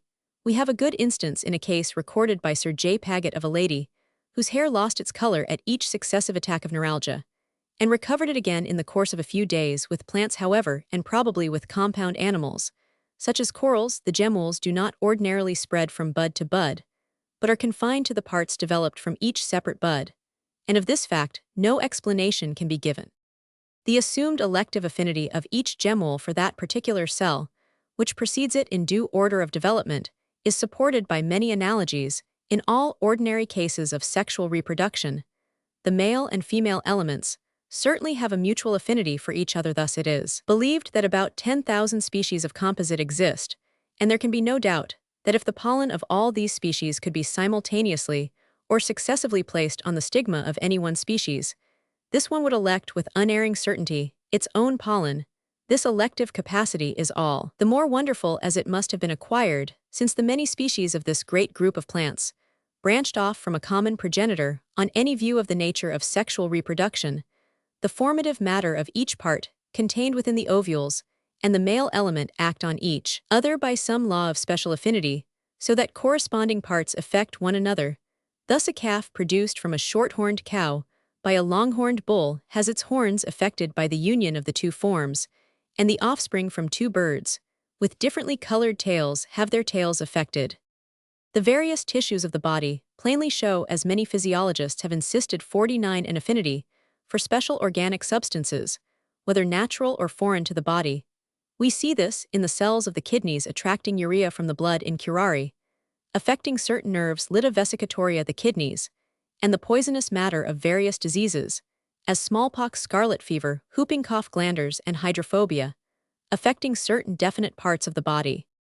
It has also been assumed that the development of each gemmule depends on its union with another cell or unit which has just commenced its development, and which precedes it in due order of growth, that the formative matter within the pollen of plants, which by our hypothesis consists of gemmules, can unite with and modify the partially developed cells of the mother plant. We have clearly seen in the section devoted to this subject, as the tissues of plants are formed as far as is known only by the proliferation of pre-existing cells, we must conclude that the gemmules derived from the foreign pollen do not become developed into new and separate cells, but penetrate and modify the nascent cells of the mother plant. This process may be compared with what takes place in the act of ordinary fertilization, during which the contents of the pollen tubes penetrate the closed embryonic sac within the ovule and determine the development of the embryo. According to this view, the cells of the mother plant may almost literally be said to be fertilized by the gemmules derived from the foreign pollen in this case, and in all others, the proper gemmules must combine in due order with pre-existing nascent cells owing to their elective affinities. A slight difference in nature between the gemmules and the nascent cells would be far from interfering with their mutual union and development, for we well know, in the case of ordinary reproduction, that such slight differentiation in the sexual elements favors in a marked manner their union and subsequent development, as well as the vigor of the offspring thus produced. Thus far we have been able, by the aid of our hypothesis, to throw some obscure light on the problems which have come before us, but it must be confessed that many points remain altogether doubtful. Thus it is useless to speculate at what period of development each unit of the body casts off its gemmules, as the whole subject of the development of the various tissues is as yet far from clear. We do not know whether the gemmules are merely collected by some unknown means at certain seasons within the reproductive organs, or whether after being thus collected they rapidly multiply there, as the flow of blood to these organs at each breeding season seems to render probable. Nor do we know why the gemmules collect to form buds in certain definite places, leading to the symmetrical growth of trees and corals. We have no means of deciding whether the ordinary wear and tear of the tissues is made good by means of gemmules, or merely by the proliferation of pre-existing cells. If the gemmules are thus consumed, as seems probable from the intimate connection between the repair of waste regrowth and development, and more especially from the periodical changes which many male animals undergo in color and structure, then some light would be thrown on the phenomena of old age, with its lessened power of reproduction, and of the repair of injuries, and on the obscure subject of longevity. The fact of castrated animals, which do not cast off innumerable gemmules in the act of reproduction, not being longer lived than perfect males, seems opposed to the belief that gemmules are consumed in the ordinary repair of wasted tissues, unless indeed the gemmules, after being collected in small numbers within the reproductive organs, are there largely multiplied 50. That the same cells or units may live for a long period and continue multiplying without being modified by their union with free gemmules of any kind is probable from such cases as that of the spur of a cock, which grew to an enormous size when grafted into the ear of an ox. How far units are modified during their normal growth by absorbing peculiar nutriment from the surrounding tissues independently of their union with gemmules of a distinct nature is another doubtful point. 51. We shall appreciate this difficulty by calling to mind what complex yet symmetrical growths the cells of plants yield when inoculated by the poison of a gall insect. With animals, various polypoid excrescences and tumors are generally admitted. 52 to be the direct product, through proliferation of normal cells which have become abnormal in the regular growth and repair of bones. The tissues undergo, as Virchow remarks. 53, a whole series of permutations and substitutions. The cartilage cells may be converted by a direct transformation into marrow cells, and continue as such, or they may first be converted into osseous, and then into medullary tissue, or lastly, they may first be converted into marrow, and then into bone. So variable are the permutations of these tissues in themselves, so nearly allied, and yet in their external appearance so completely distinct. But as these tissues thus change their nature at any age without any obvious change in their nutrition, we must suppose, in accordance with our hypothesis, that gemmules derived from one kind of tissue combine with the cells of another kind and cause the successive modifications. We have good reason to believe that several gemmules are requisite for the development of one and the same unit or cell, for we cannot otherwise understand the insufficiency of a single, or even of 2 or 3 pollen grains or spermatozoa. But we are far from knowing whether the gemmules of all the units are free and separate from one another, or whether some are from the first united into small aggregates. A feather, for instance, is a complex structure, and as each separate part is liable to inherited variations, I conclude that each feather generates a large number of gemmules, but it is possible that these may be aggregated into a compound gemmule. The same remark applies to the petals of flowers, which are sometimes highly complex structures with each ridge and hollow contrived for a special purpose, so that each part must have been separately modified, and the modifications transmitted consequently separate gemmules, according to our hypothesis, must have been thrown off from each cell or unit.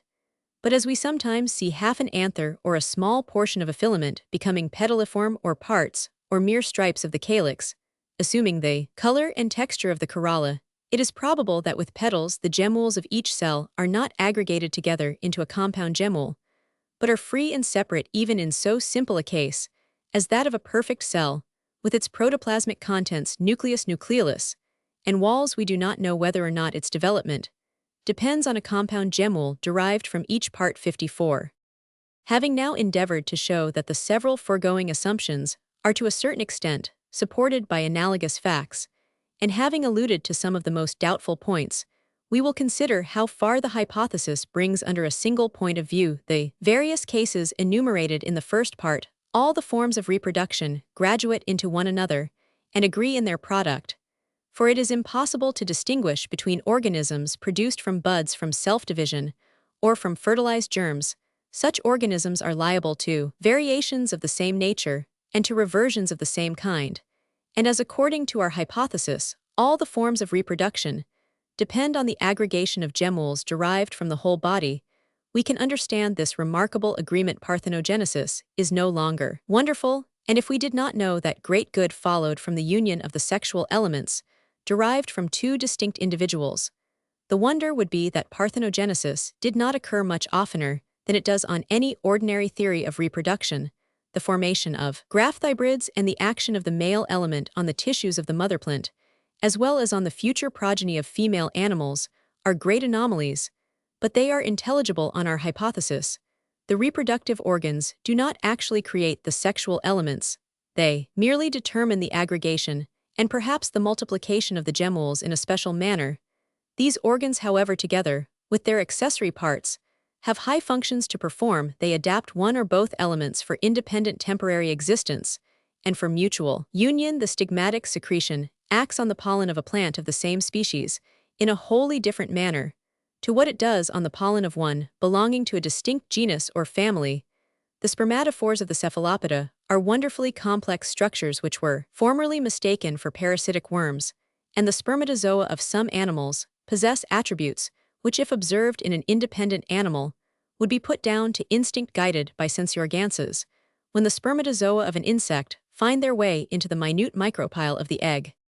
The antagonism, which has long been observed 55, with certain exceptions, between growth and the power of sexual reproduction, between the repair of injuries and gemmation, and with plants between rapid increase by buds, rhizomes, etc., and the production of seed, is partly explained by the gemmules not existing in sufficient numbers for these processes to be carried on simultaneously.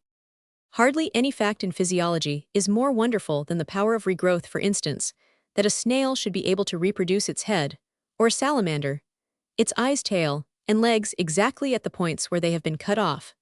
Such cases are explained by the presence of gemmules derived from each part and disseminated throughout the body. I have heard the process compared with that of the repair of the broken angles of a crystal by recrystallization, and the two processes have this much in common, that in the one case the polarity of the molecules is the efficient cause, and in the other the affinity of the gemmules for particular nascent cells. But we have here to encounter two objections, which apply not only to the regrowth of a part, or of a bisected individual, but to falciparous generation and budding. The first objection is that the part which is reproduced is in the same stage of development as that of the being which has been operated on or bisected, and in the case of buds that the new beings thus produced are in the same stage as that of the budding parent. Thus a mature salamander of which the tail has been cut off does not reproduce a larval tail, and a crab does not reproduce a larval leg in the case of budding. It was shown in the first part of this chapter that the new being thus produced does not retrograde in development, that is, does not pass through those earlier stages, which the fertilized germ has to pass through. Nevertheless, the organisms operated on or multiplying themselves by buds must, by our hypothesis, include innumerable gemmules derived from every part or unit of the earlier stages of development. And why do not such gemmules reproduce the amputated part, or the whole body, at a corresponding early stage of development? The second objection, which has been insisted on by Del Pino, is that the tissues, for instance, of a mature salamander or crab, of which a limb has been removed, are already differentiated and have passed through their whole course of development. And how can such tissues, in accordance with our hypothesis, attract and combine with the gemmules of the part which is to be reproduced? In answer to these two objections, we must bear in mind the evidence which has been advanced showing that, at least in a large number of cases, the power of regrowth is a localized faculty acquired for the sake of repairing special injuries to which each particular creature is liable, and in the case of buds or falciparous generation, for the sake of quickly multiplying the organism at a period of life when it can be supported in large numbers. These considerations lead us to believe that in all such cases, a stock of nascent cells or of partially developed gemmules are retained for this special purpose, either locally or throughout the body, ready to combine with the gemmules derived from the cells which come next in due succession. If this be admitted, we have a sufficient answer to the above two objections. Anyhow, pangenesis seems to throw a considerable amount of light on the wonderful power of regrowth. It follows also from the view just given that the sexual elements differ from buds in not including nascent cells or gemmules in a somewhat advanced stage of development, so that only the gemmules belonging to the earliest stages are first developed as young animals, and those which stand low in the scale generally have a much greater capacity for regrowth than older and higher animals. It would also appear that they retain cells in a nascent state or partially developed gemmules more readily than do animals, which have already passed through a long series of developmental changes. I may here add that, although ovules can be detected in most or all female animals at an extremely early age, there is no reason to doubt that gemmules derived from parts modified during maturity can pass into the ovules. With respect to hybridism, pangenesis agrees well with most of the ascertained facts. We must believe, as previously shown, that several gemmules are requisite for the development of each cell or unit, but from the occurrence of parthenogenesis, more especially from those cases in which an embryo is only partially formed, we may infer that the female element generally includes gemmules in nearly sufficient number for independent development, so that when united with the male element, the gemmules are superabundant. Now, when two species or races are crossed reciprocally, the offspring do not commonly differ, and this shows that the sexual elements agree in power. In accordance with the view that both include the same gemmules, hybrids and mongrels are also generally intermediate in character between the two parent forms. Yet occasionally, they closely resemble one parent in one part and the other parent in another part, or even in their whole structure, nor is this difficult to understand on the admission that the gemmules in the fertilized germ are superabundant in number, and that those derived from one parent may have some advantage in number, affinity, or vigor over those derived from the other parent. Crossed forms sometimes exhibit the color or other characters of either parent in stripes or blotches, and this occurs in the first generation, or through reversion in succeeding bud and seminal generations, of which fact several instances were given in the 11th chapter. In these cases, we must follow Naudin 57, and admit that the essence or element of the two species terms, which I should translate into the gemuleshave, an affinity for their own kind, and thus separate themselves into distinct stripes or blotches, and reasons were given, when discussing in the 15th chapter, the incompatibility of certain characters to unite for believing in such mutual affinity. When two forms are crossed, one is not rarely found to be prepotent in the transmission of its characters over the other, and this we can explain by again assuming that the one form has some advantage over the other in the number, vigor, or affinity of its gemmules. In some cases, however, certain characters are present in the one form and latent in the other. For instance, there is a latent tendency in all pigeons to become blue, and when a blue pigeon is crossed with one of any other color, the blue tint is generally prepotent. The explanation of this form of prepotency will be obvious when we come to the consideration of reversion. When two distinct species are crossed, it is notorious that they do not yield the full or proper number of offspring, and we can only say on this head that as the development of each organism depends on such nicely balanced affinities between a host of gemmules and nascent cells, we need not feel at all surprised that the commixture of gemmules derived from two distinct species should lead to partial or complete failure of development. With respect to the sterility of hybrids produced from the union of two distinct species, it was shown in the 19th chapter that this depends exclusively on the reproductive organs being specially affected. But why these organs should be thus affected, we do not know any more than why unnatural conditions of life, though compatible with health, should cause sterility, or why continued close interbreeding, or the illegitimate unions of heterostalled plants, induce the same result, the conclusion that the reproductive organs alone are affected, and not the whole organization agrees perfectly with the unimpaired or even increased capacity in hybrid plants for propagation by buds, for this implies, according to our hypothesis, that the cells of the hybrids throw off hybridized gemmules which become aggregated into buds, but fail to become aggregated within the reproductive organs, so as to form the sexual elements in a similar manner. Many plants, when placed under unnatural conditions, fail to produce seed, but can readily be propagated by buds. We shall presently see that pangenesis agrees well with the strong tendency to reversion exhibited by all crossed animals and plants. Each organism reaches maturity through a longer or shorter course of growth and development, the former term being confined to mere increase of size and development. To changed structure, the changes may be small and insensibly slow, as when a child grows into a man, or many abrupt, and slight as in the metamorphoses of certain ephemerous insects, or again few and strongly marked as with most other insects. Each newly formed part may be molded within a previously existing and corresponding part, and in this case, it will appear falsely as I believe to be developed from the old part, or it may be formed within a distinct part of the body, as in the extreme cases of metagenesis, an eye, for instance, may be developed at a spot where no eye previously existed. We have also seen that allied organic beings in the course of their metamorphoses sometimes attain nearly the same structure after passing through widely different forms, or conversely, after passing through nearly the same early forms arrive at widely different mature forms. In these cases, it is very difficult to accept the common view that the first formed cells or units possess the inherent power, independently of any external agency, of producing new structures wholly different in form, position, and function. But all these cases become plain on the hypothesis of pangenesis.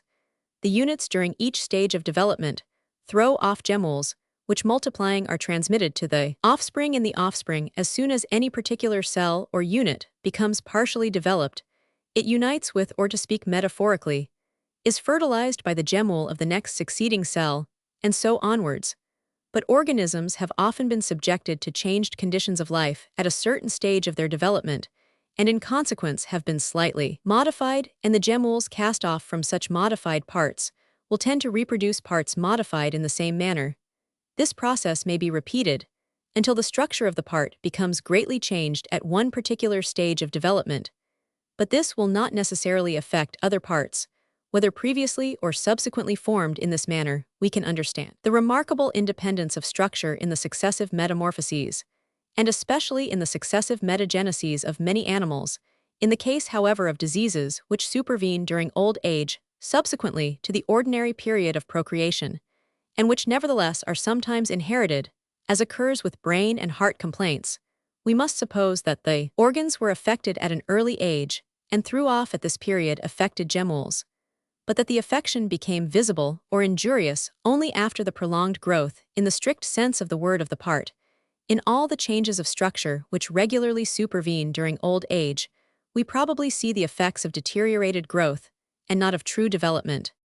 The principle of the independent formation of each part, owing to the union of the proper gemmules with certain nascent cells, together with the superabundance of the gemmules derived from both parents, and the subsequent self-multiplication of the gemmules, throws light on a widely different group of facts, which on any ordinary view of development appears very strange. I allude to organs which are abnormally transposed or multiplied.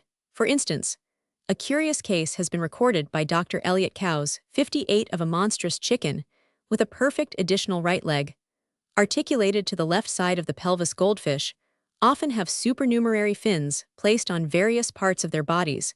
When the tail of a lizard is broken off, a double tail is sometimes reproduced, and when the foot of the salamander was divided longitudinally by bonnet, additional digits were occasionally formed. Valentin injured the caudal extremity of an embryo, and 3 days afterwards, it produced rudiments of a double pelvis, and of double hindlimbs. 59. When frogs, toads, etc., are born with their limbs doubled as sometimes happens. The doubling, as Gervais remarks 60, cannot be due to the complete fusion of two embryos, with the exception of the limbs for the larvae are limbless. The same argument is applicable 61 to certain insects produced with multiple legs or antennae, for these are metamorphosed from apodal or antenneless larvae. Alphonse Milne Edwards 62 has described the curious case of a crustacean in which one epiduncle supported, instead of a complete eye, only an imperfect cornea, and out of the center of this, a portion of an antenna was developed. A case has been recorded 63 of a man who had during both dentitions a double tooth in place of the left second incisor, and he inherited this peculiarity from his paternal grandfather. Several cases are known 64 of additional teeth having been developed in the orbit of the eye, and more especially with horses in the palate hairs, occasionally appear in strange situations, as within the substance of the brain. 65 certain breeds of sheep bear a whole crowd of horns on their foreheads. As many as 5 spurs have been seen on both legs of certain gamefowls. In the Polish fowl, the male is ornamented with a topknot of hackles like those on his neck, whilst the female has a topknot formed of common feathers. In feather-footed pigeons and fowls, feathers like those on the wing arise from the outer side of the legs and toes. Even the elemental parts of the same feather may be transposed, for, in the Sebastopol goose, barbules are developed on the divide. Filaments of the shaft. Imperfect nails sometimes appear on the stumps of the amputated fingers of man. 66, and it is an interesting fact that with the snake-like saurians, which present a series with more and more imperfect limbs, the terminations of the phalanges first disappear, the nails becoming transferred to their proximal remnants, or even to parts which are not phalanges. 67. Analogous cases are of such frequent occurrence with plants that they do not strike us with sufficient surprise. Supernumerary petals, stamens and pistils are often produced. I have seen a leaflet low down in the compound leaf of Vicia sativa replaced by a tendril, and a tendril possesses many peculiar properties such as spontaneous movement and irritability. The calyx sometimes assumes, either wholly or by stripes, the color and texture of the corolla. Stamens are so frequently converted into petals more or less completely that such cases are passed over as not deserving notice, but as petals have special functions to perform, namely, to protect the included organs, to attract insects, and in not a few cases, to guide their entrance by well-adapted contrivances. We can hardly account for the conversion of stamens into petals merely by unnatural or superfluous nourishment. Again, the edge of a petal may occasionally be found, including one of the highest products of the plant, namely pollen. For instance, I have seen the pollen mass of an ophrys, which is a very complex structure developed in the edge of an upper petal. Segments of the calyx of the common pea have been observed partially converted into carpels, including ovules, and with their tips converted into stigmas.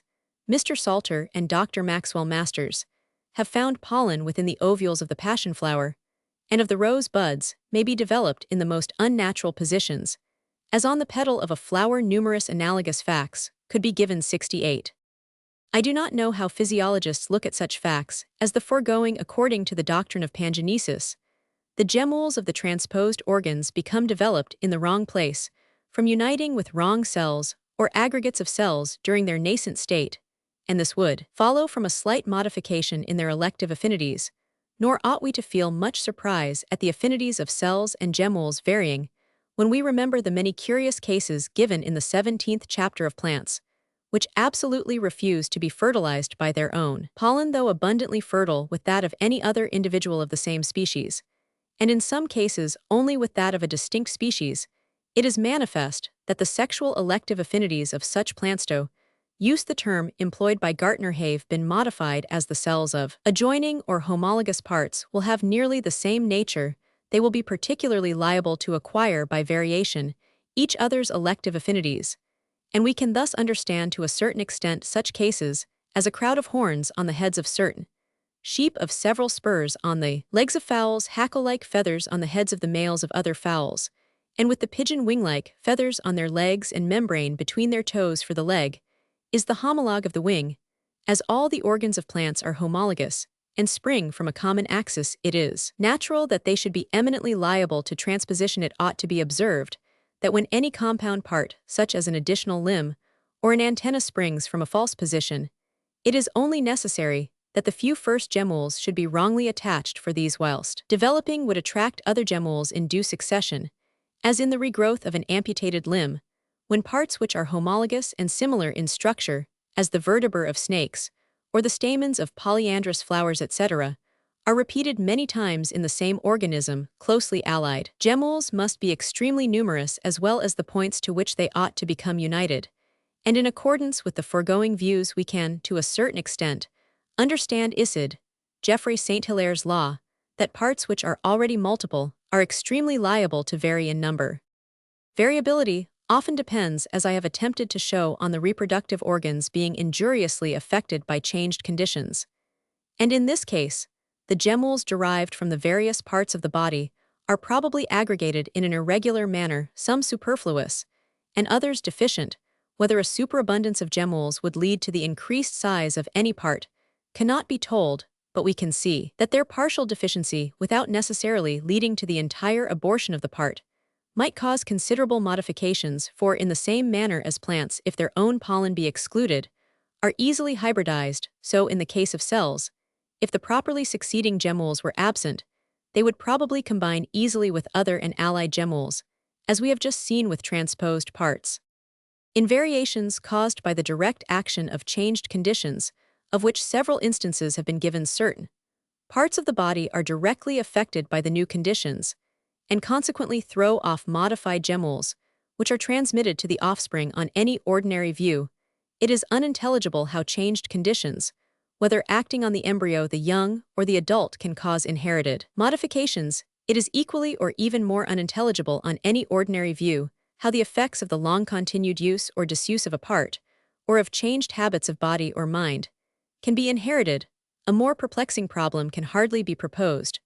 But on our view, we have only to suppose that certain cells become at last structurally modified, and that these throw off similarly modified gemmules. This may occur at any period of development, and the modification will be inherited at a corresponding period, for the modified gemmules will unite in all ordinary cases with the proper preceding cells, and will consequently be developed at the same period at which the modification first arose. With respect to mental habits or instincts, we are so profoundly ignorant of the relation between the brain and the power of thought that we do not know positively whether a fixed habit induces any change in the nervous system, though this seems highly probable. But when such habit, or other mental attribute or insanity, is inherited, we must believe that some actual modification is transmitted. 69, and this implies, according to our hypothesis, that gemmules derived from modified nerve cells are transmitted to the offspring.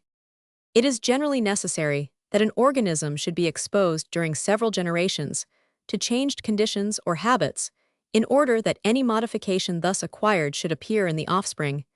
This may be partly due to the changes not being at first marked enough to catch attention, but this explanation is insufficient, and I can account for the fact only by the assumption, which we shall see under the head of reversion is strongly supported, that gemmules derived from each unmodified unit or part are transmitted in large numbers to successive generations, and that the gemmules derived from the same unit, after it has been modified, go on multiplying under the same favorable conditions, which first caused the modification, until at last they become sufficiently numerous to overpower and supplant the old gemmules. A difficulty may be here noticed. We have seen that there is an important difference in the frequency, though not in the nature of the variations in plants, propagated by sexual and asexual generation.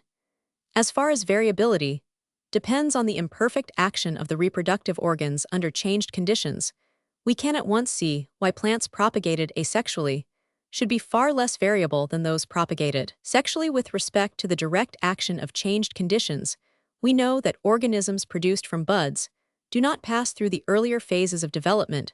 They will therefore not be exposed at that period of life, when structure is most readily modified to the various causes inducing variability in the same manner as are embryos and young larval forms, but whether this is a sufficient explanation I know not. With respect to variations due to reversion, there is a similar difference between plants propagated from buds and seeds.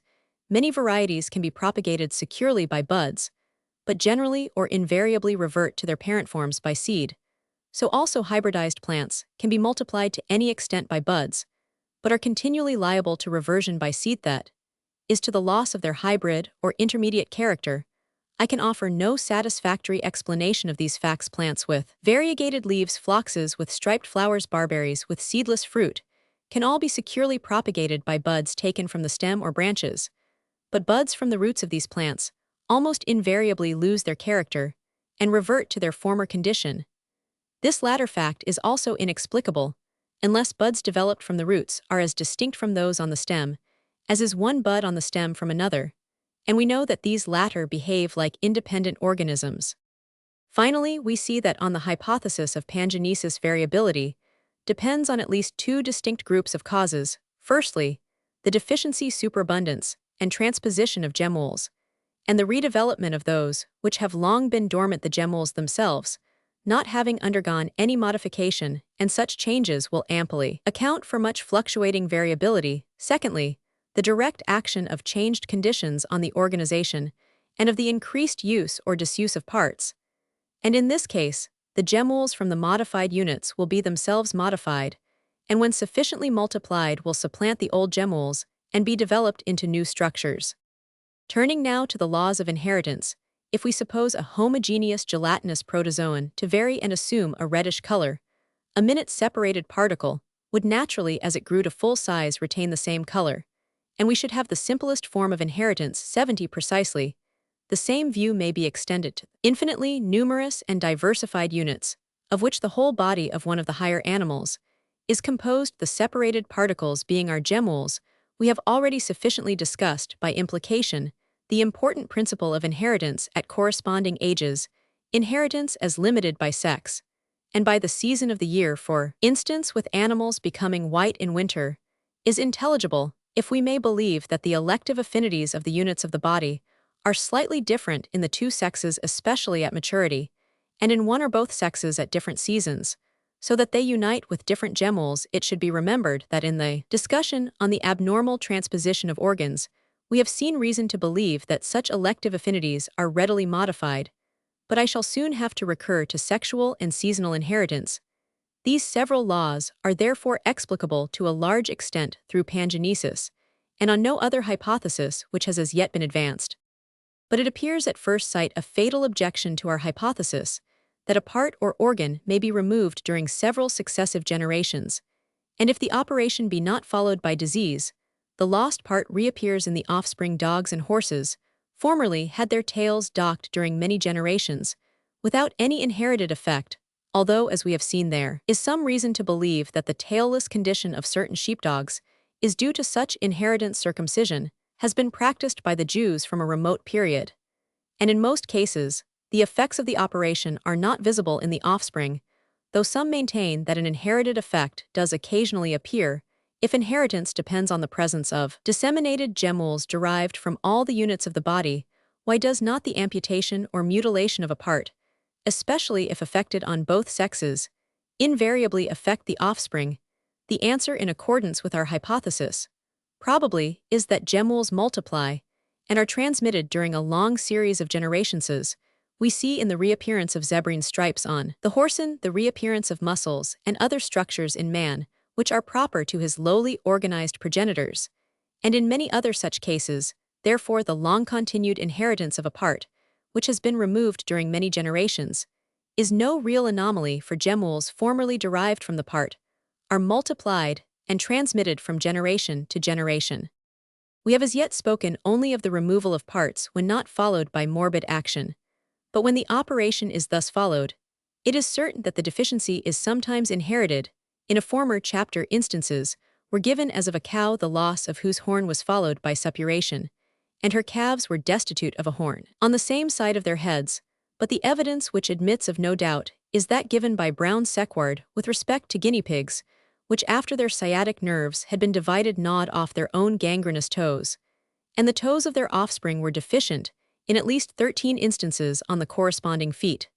The inheritance of the lost part in several of these cases is all the more remarkable as only one parent was affected, but we know that a congenital deficiency is often transmitted from one parent alone. For instance, the offspring of hornless cattle of either sex when crossed with perfect animals are often hornless. How then, in accordance with our hypothesis, Can we account for mutilations being sometimes strongly inherited if they are followed by diseased action?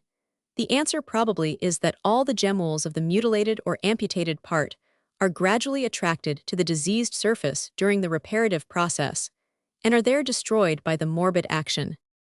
A few words must be added on the complete abortion of organs. When a part becomes diminished by disuse, prolonged during many generations, the principle of economy of growth together with intercrossing will tend to reduce it still further as previously explained. But this will not account for the complete or almost complete obliteration of, for instance, a minute papilla of cellular tissue representing a pistil, or of a microscopically minute nodule of bone representing a tooth in certain cases of suppression, not yet completed, in which a rudiment occasionally reappears through reversion. Dispersed gemmules derived from this part must, according to our view, still exist. We must therefore suppose that the cells in union with which the rudiment was formerly developed fail in their affinity for such gemmules, except in the occasional cases of reversion.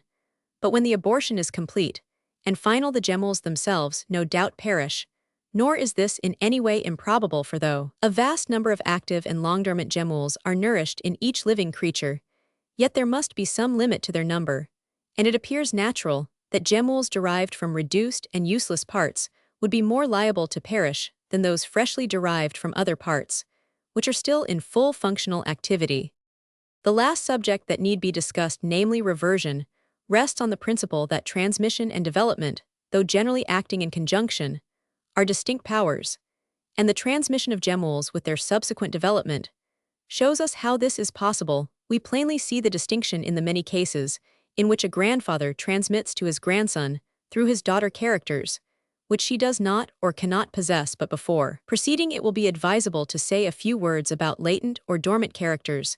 Most or perhaps all of the secondary characters, which appertain to one sex, lie dormant in the other sex, that is, gemmules capable of development into the secondary male. Sexual characters are included within the female and conversely female characters in the male. We have evidence of this in certain masculine characters, both corporeal and mental, appearing in the female when her ovaria are diseased or when they fail to act from old age. In like manner, female characters appear in castrated males, as in the shape of the horns of the ox, and in the absence of horns in castrated stags. Even a slight change in the conditions of life, due to confinement, sometimes suffices to prevent the development of masculine characters in male animals, although their reproductive organs are not permanently injured. In the many cases in which masculine characters are periodically renewed, these are latent at other seasons. Inheritance as limited by sex, and season being here combined. Again, masculine characters generally lie dormant in male animals until they arrive at the proper age for reproduction. The curious case formerly given of a hen, which assumed the masculine characters not of her own breed, but of a remote progenitor, illustrates the close connection between latent sexual characters and ordinary reversion. With those animals and plants, which habitually produce several forms, as with certain butterflies described by Mr. Wallace, in which 3 female forms and 1 male form coexist, or as with the trimorphic species of Lythrum and Oxalis, gemmules capable of reproducing these different forms must be latent in each individual. Insects are occasionally produced with one side or 1/4 of their bodies, like that of the male, with the other half or 3/4, like that of the female. In such cases, the two sides are sometimes wonderfully different in structure, and are separated from each other by a sharp line, as gemmules derived from every part are present in each individual of both sexes. It must be the elective affinities of the nascent cells, which in these cases differ abnormally on the two sides of the body.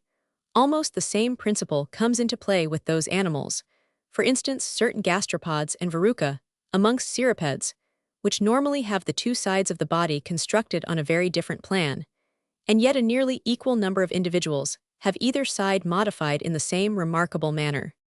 Reversion, in the ordinary sense of the word, acts so incessantly that it evidently forms an essential part of the general law of inheritance.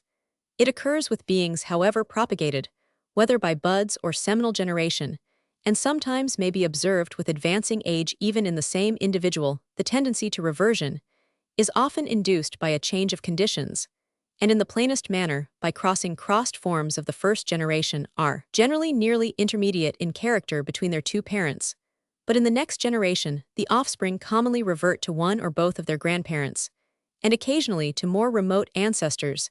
How can we account for these facts? Each unit in a hybrid must throw off, according to the doctrine of pangenesis, an abundance of hybridized gemmules for crossed plants can be readily and largely propagated by buds, but by the same hypothesis dormant gemmules derived from both pure parent forms are likewise present, and as these gemmules retain their normal condition, they would, it is probable, be enabled to multiply largely during the lifetime of each hybrid.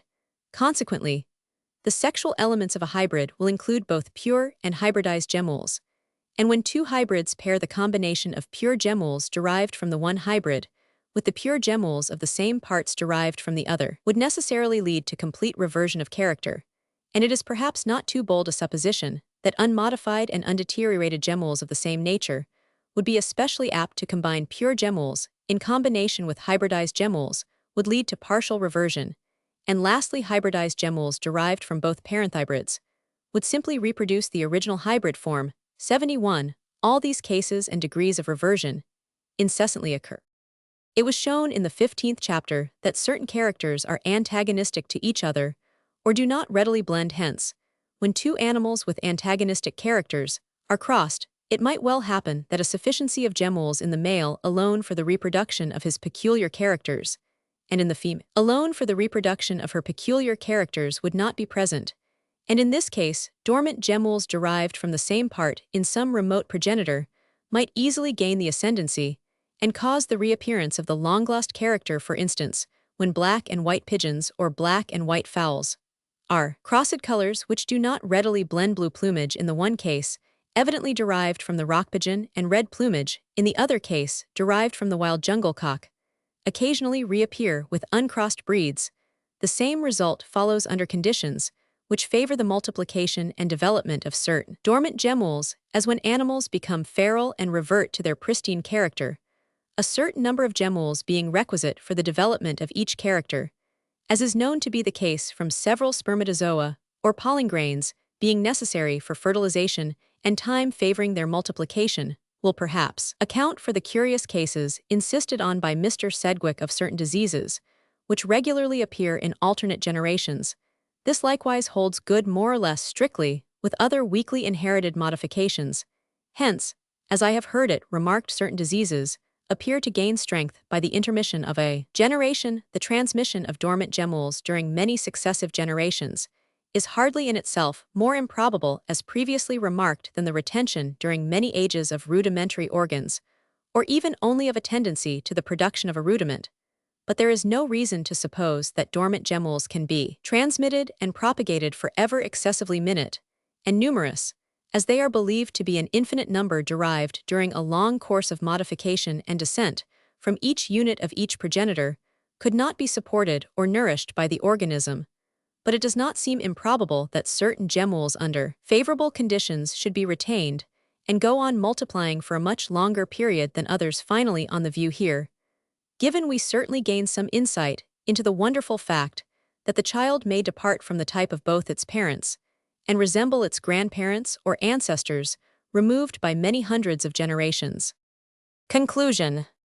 The hypothesis of pangenesis, as applied to the several great classes of facts just discussed, no doubt is extremely complex, but so are the facts. The chief assumption is that all the units of the body, besides having the universally admitted power of growing by self-division, throw off minute gemmules, which are dispersed through the system. Nor can this assumption be considered as too bold, for we know from the cases of graft hybridization that formative matter of some kind is present in the tissues of plants, which is capable of combining with that included in another individual, and of reproducing every unit of the whole organism. But we have further to assume that the gemmules grow, multiply, and aggregate themselves into buds, and the sexual elements, their development depending on their union with other nascent cells or units. They are also believed to be capable of transmission, in a dormant state, like seeds in the ground, to successive generations. In a highly organized animal, the gemmules thrown off from each different unit throughout the body must be inconceivably numerous, and minute each unit of each part as it changes during development. And we know that some insects undergo at least 20 metamorphoses, must throw off its gemmules, but the same cells may long continue to increase by self-division. and even become modified by absorbing peculiar nutriment, without necessarily throwing off modified gemmules. All organic beings, moreover, include many dormant gemmules derived from their grandparents and more remote progenitors, but not from all their progenitors. These almost infinitely numerous and minute gemmules are contained within each bud ovule spermatozoan and pollen grain. Such an admission will be declared impossible, but number and size are only relative difficulties.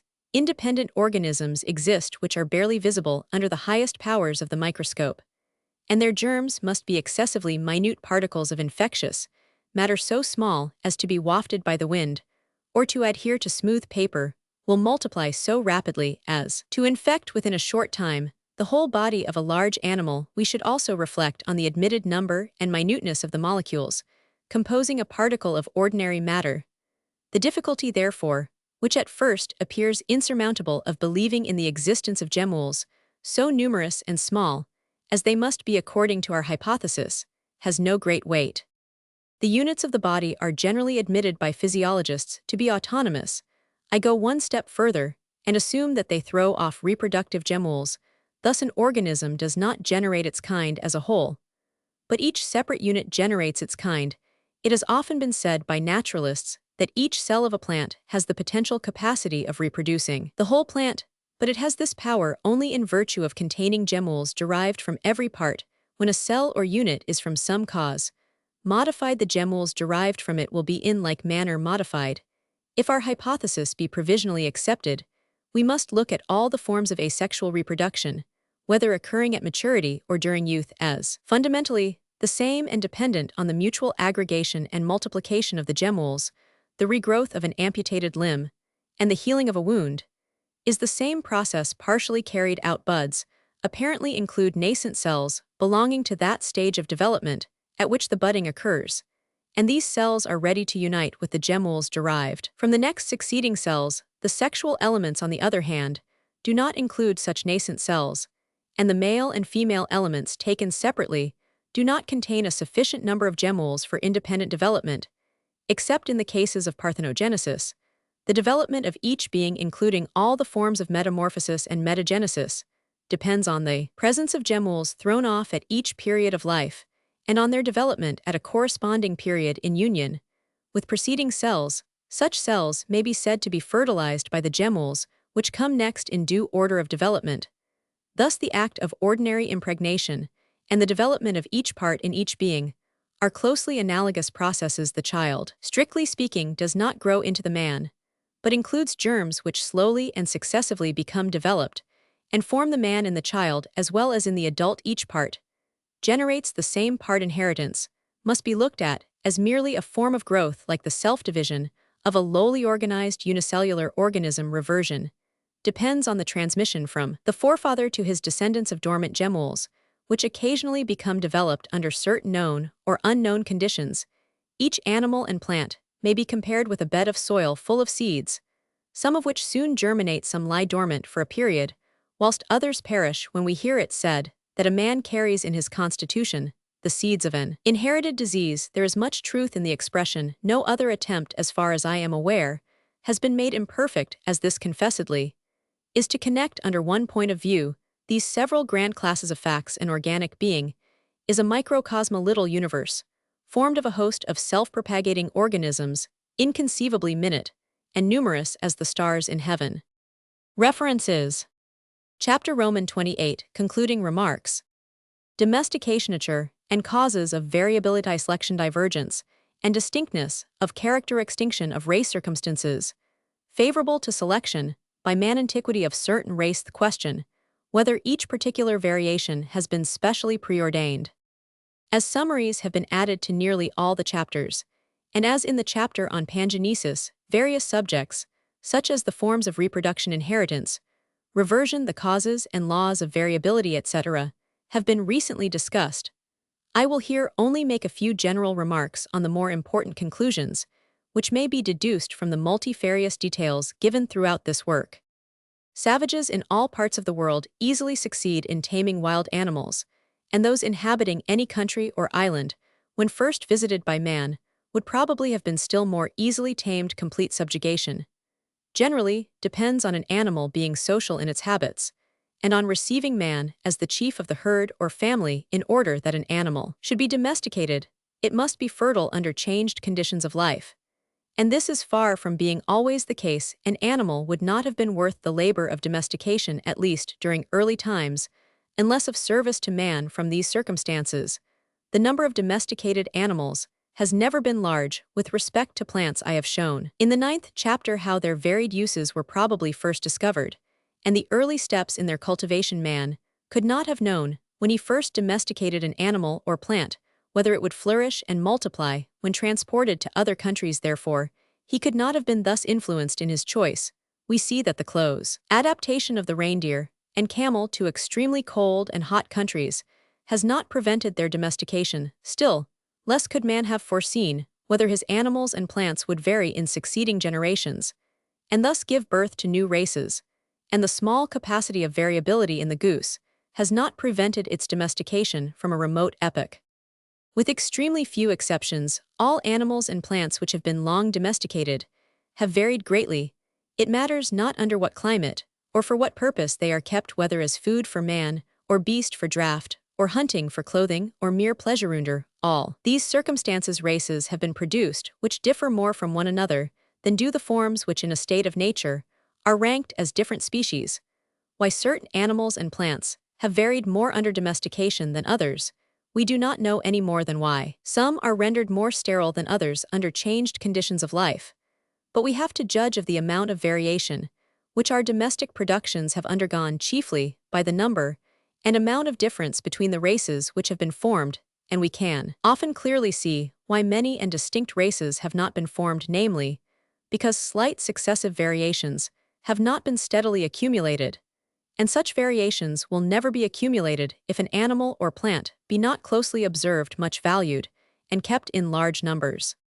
The fluctuating, and as far as we can judge, never-ending variability of our domesticated productions, the plasticity of almost their whole organization, is one of the most important lessons which we learn from the numerous details given in the earlier chapters of this work. Yet domesticated animals and plants can hardly have been exposed to greater changes in their conditions of life than have many natural species during the incessant geological, geographical, and climatal changes to which the world has been subject. But domesticated productions will often have been exposed to more sudden changes and to less continuously uniform conditions, as man has domesticated so many animals and plants belonging to widely different classes, and as he certainly did not choose with prophetic instinct those species which would vary most. We may infer that all natural species, if exposed to analogous conditions, would on an average vary to the same degree. Few men at the present day will maintain that animals and plants were created with a tendency to vary, which long remained dormant, in order that fanciers in after ages might rear, for instance, curious breeds of the fowl pigeon or canary bird. From several causes, it is difficult to judge of the amount of modification which our domestic productions have undergone. In some cases, the primitive parent stock has become extinct, or it cannot be recognized with certainty owing to its supposed descendants having been so much modified. In other cases, two or more closely allied forms, after being domesticated, have crossed, and then it is difficult to estimate how much of the character of the present descendants ought to be attributed to variation, and how much to the influence of the several parent stocks. But the degree to which our domesticated breeds have been modified by the crossing of distinct species has probably been much exaggerated by some authors. A few individuals of one form would seldom permanently affect another form existing in greater numbers, for without careful selection, the stain of the foreign blood would soon be obliterated, and during early and barbarous times, when our animals were first domesticated, such care would seldom have been taken. There is good reason to believe in the case of the dog, ox, pig, and of some other animals that several of our races are descended from distinct wild prototypes. Nevertheless, the belief in the multiple origin of our domesticated animals has been extended by some few naturalists, and by many breeders to an unauthorized extent. Breeders refuse to look at the whole subject under a single point of view. I have heard it said by a man who maintained that our fowls were descended from at least half a dozen aboriginal species, that the evidence of the common origin of pigeons, ducks, and rabbits was of no avail with respect to fowls. Breeders overlook the improbability of many species having been domesticated at an early and barbarous period. They do not consider the improbability of species having existed in a state of nature, which, if they resembled our present domestic breeds, would have been highly abnormal in comparison with all their congeners. They maintain that certain species which formerly existed have become extinct or are now unknown. Although formerly known, the assumption of so much recent extinction is no difficulty in their eyes, for they do not judge of its probability by the facility or difficulty of the extinction of other closely wild forms. Lastly, they often ignore the whole subject of geographical distribution as completely as if it were the result of chance. Although from the reasons just assigned it is often difficult to judge accurately of the amount of change which our domesticated productions have undergone, yet this can be ascertained in the cases in which all the breeds are known to be descended from a single species, with the pigeon, duck, rabbit, and almost certainly with the fowl, and by the aid of analogy, this can be judged of to a certain extent with domesticated animals descended from several wild stocks. It is impossible to read the details given in the earlier chapters and in many published works, or to visit our various exhibitions without being deeply impressed with the extreme variability of our domesticated animals and cultivated plants. No part of the organization escapes the tendency to vary. The variations generally affect parts of small vital or physiological importance, but so it is with the differences which exist between closely-linked species in these unimportant characters.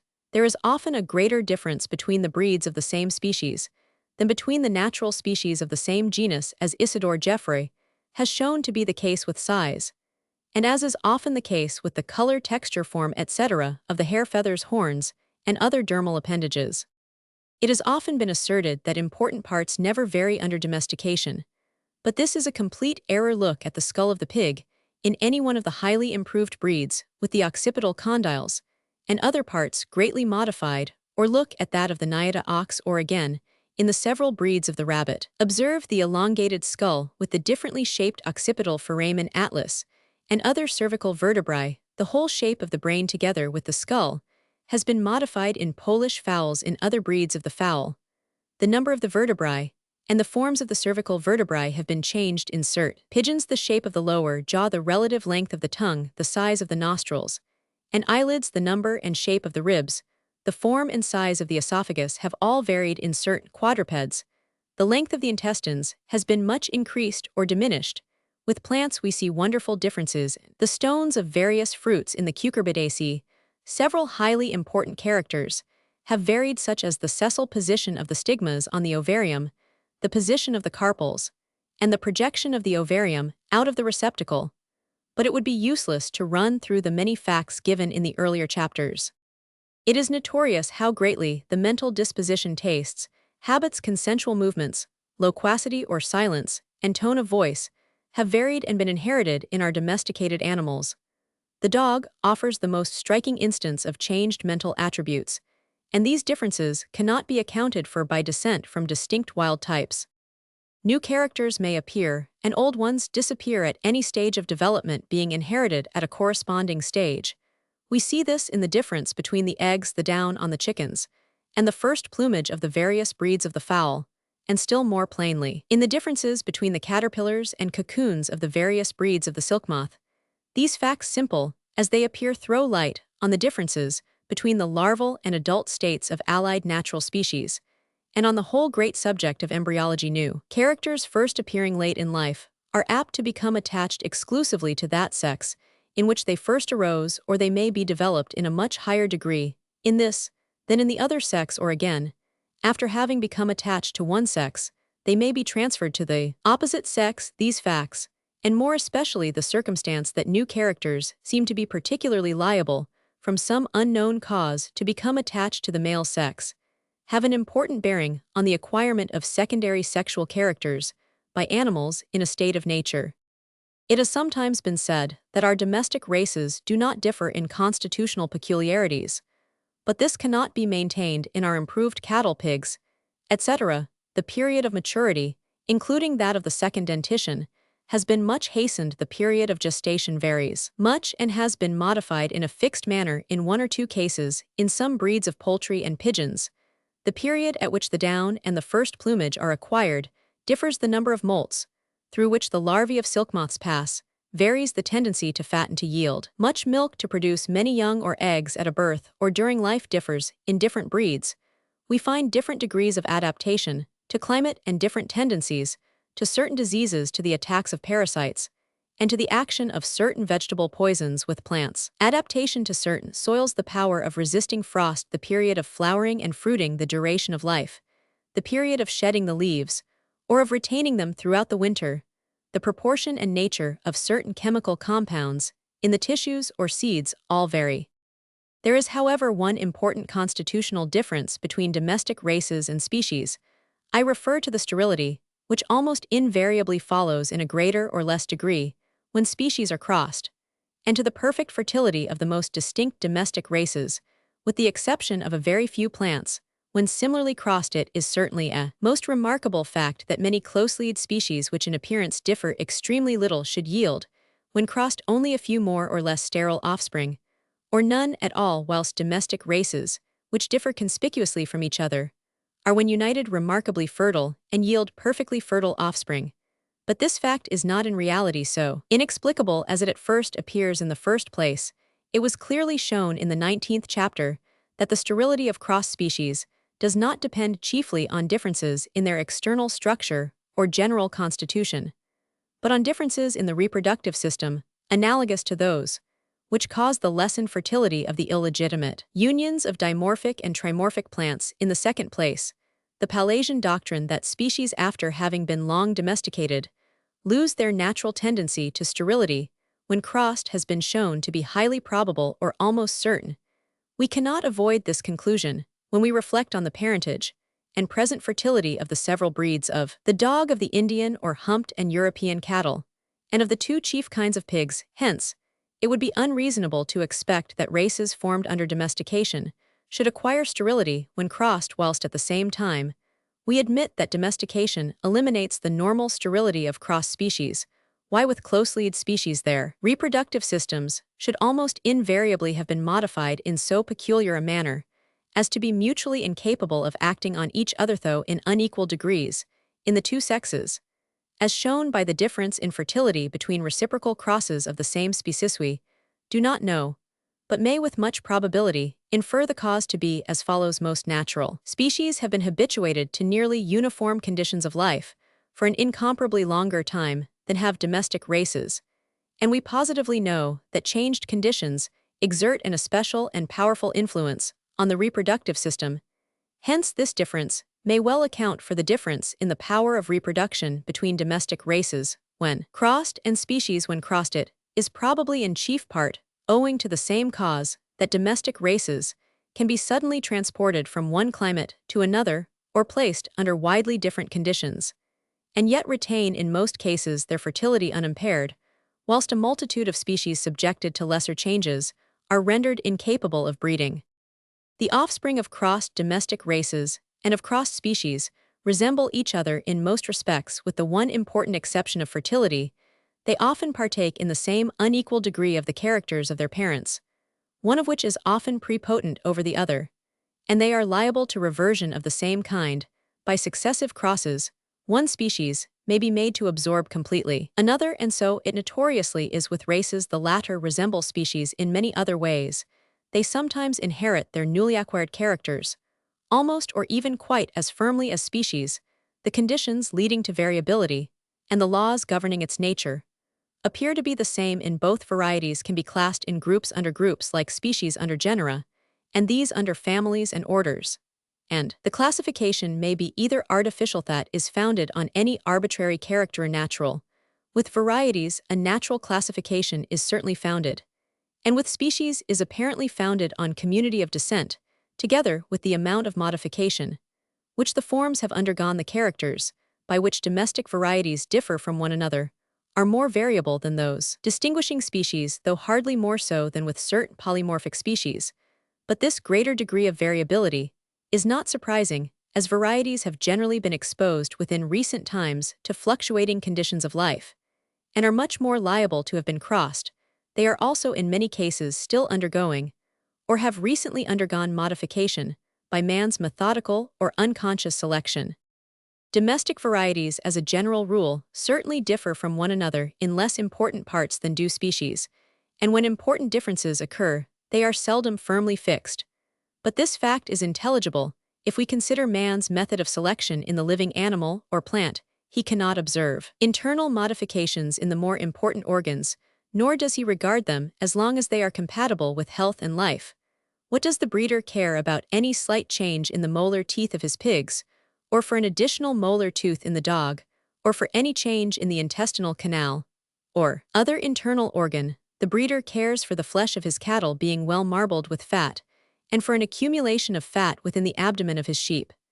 And this, he has affected. What would the floriculturist care for any change in the structure of the ovarium, or of the ovules as important? Internal organs are certainly liable to numerous slight variations, and as these would probably be transmitted for many strange monstrosities, our inherited man could undoubtedly affect a certain amount of change in these organs.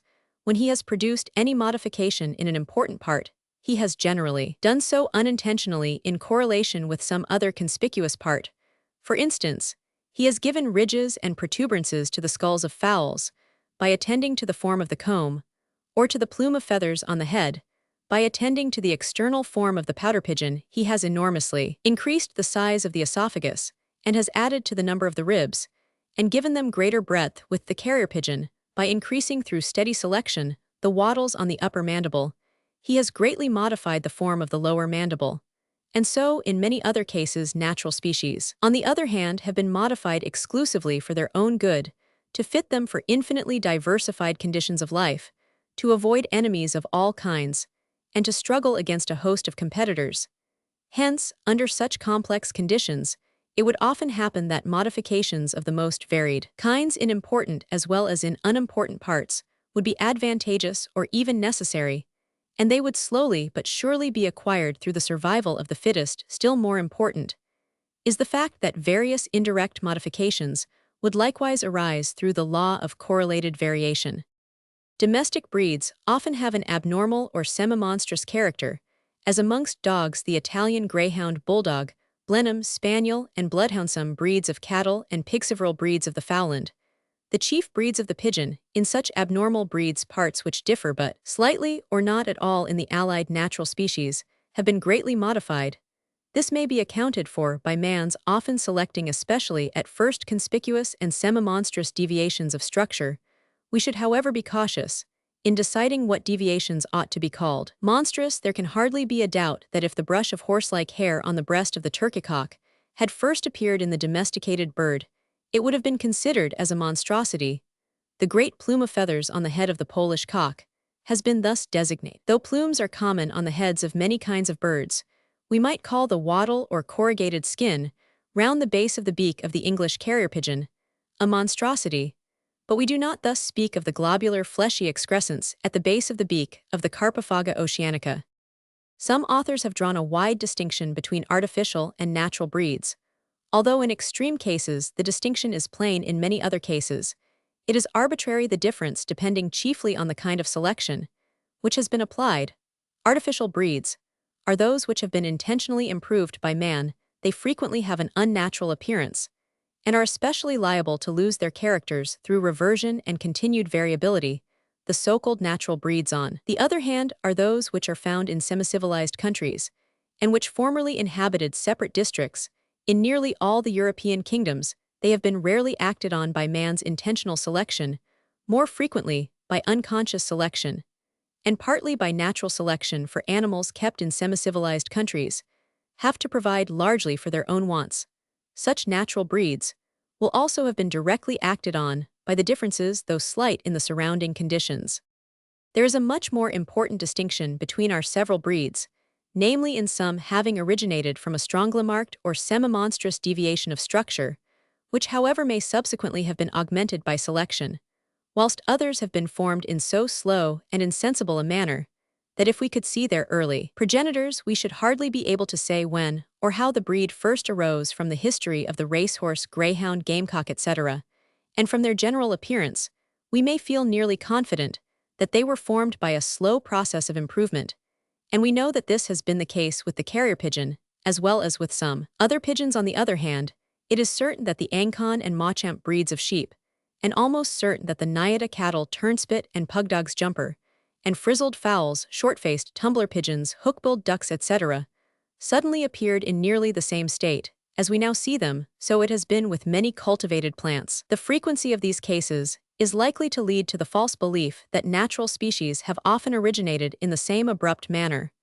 But we have no evidence of the appearance, or at least of the continued procreation, under nature of abrupt modifications of structure, and various general reasons could be assigned against such a belief.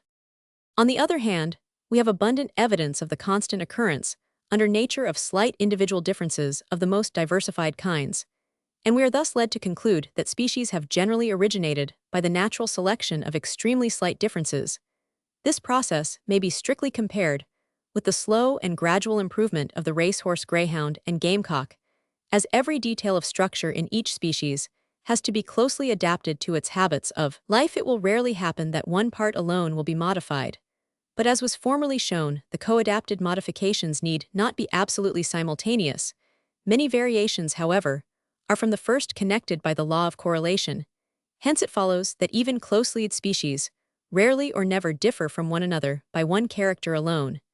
And the same remark is to a certain extent applicable to domestic races, for these, if they differ much, generally differ in many respects. Some naturalists boldly insist that species are absolutely distinct productions, never passing by intermediate links into one another, whilst they maintain that domestic varieties can always be connected either with one another or with their parent forms. But if we could always find the links between the several breeds of the dog, horse, cattle, sheep, pigs, etc., there would not have been such incessant doubts whether they were descended from one or several species. The greyhound genus, if such a term may be used, cannot be closely connected with any other breed, unless perhaps we go back to the ancient Egyptian monuments. Our English bulldog also forms a very distinct breed. In all these cases, crossed breeds must of course be excluded, for distinct natural species can thus be likewise connected. By what links can the Cochin fowl be closely united with others?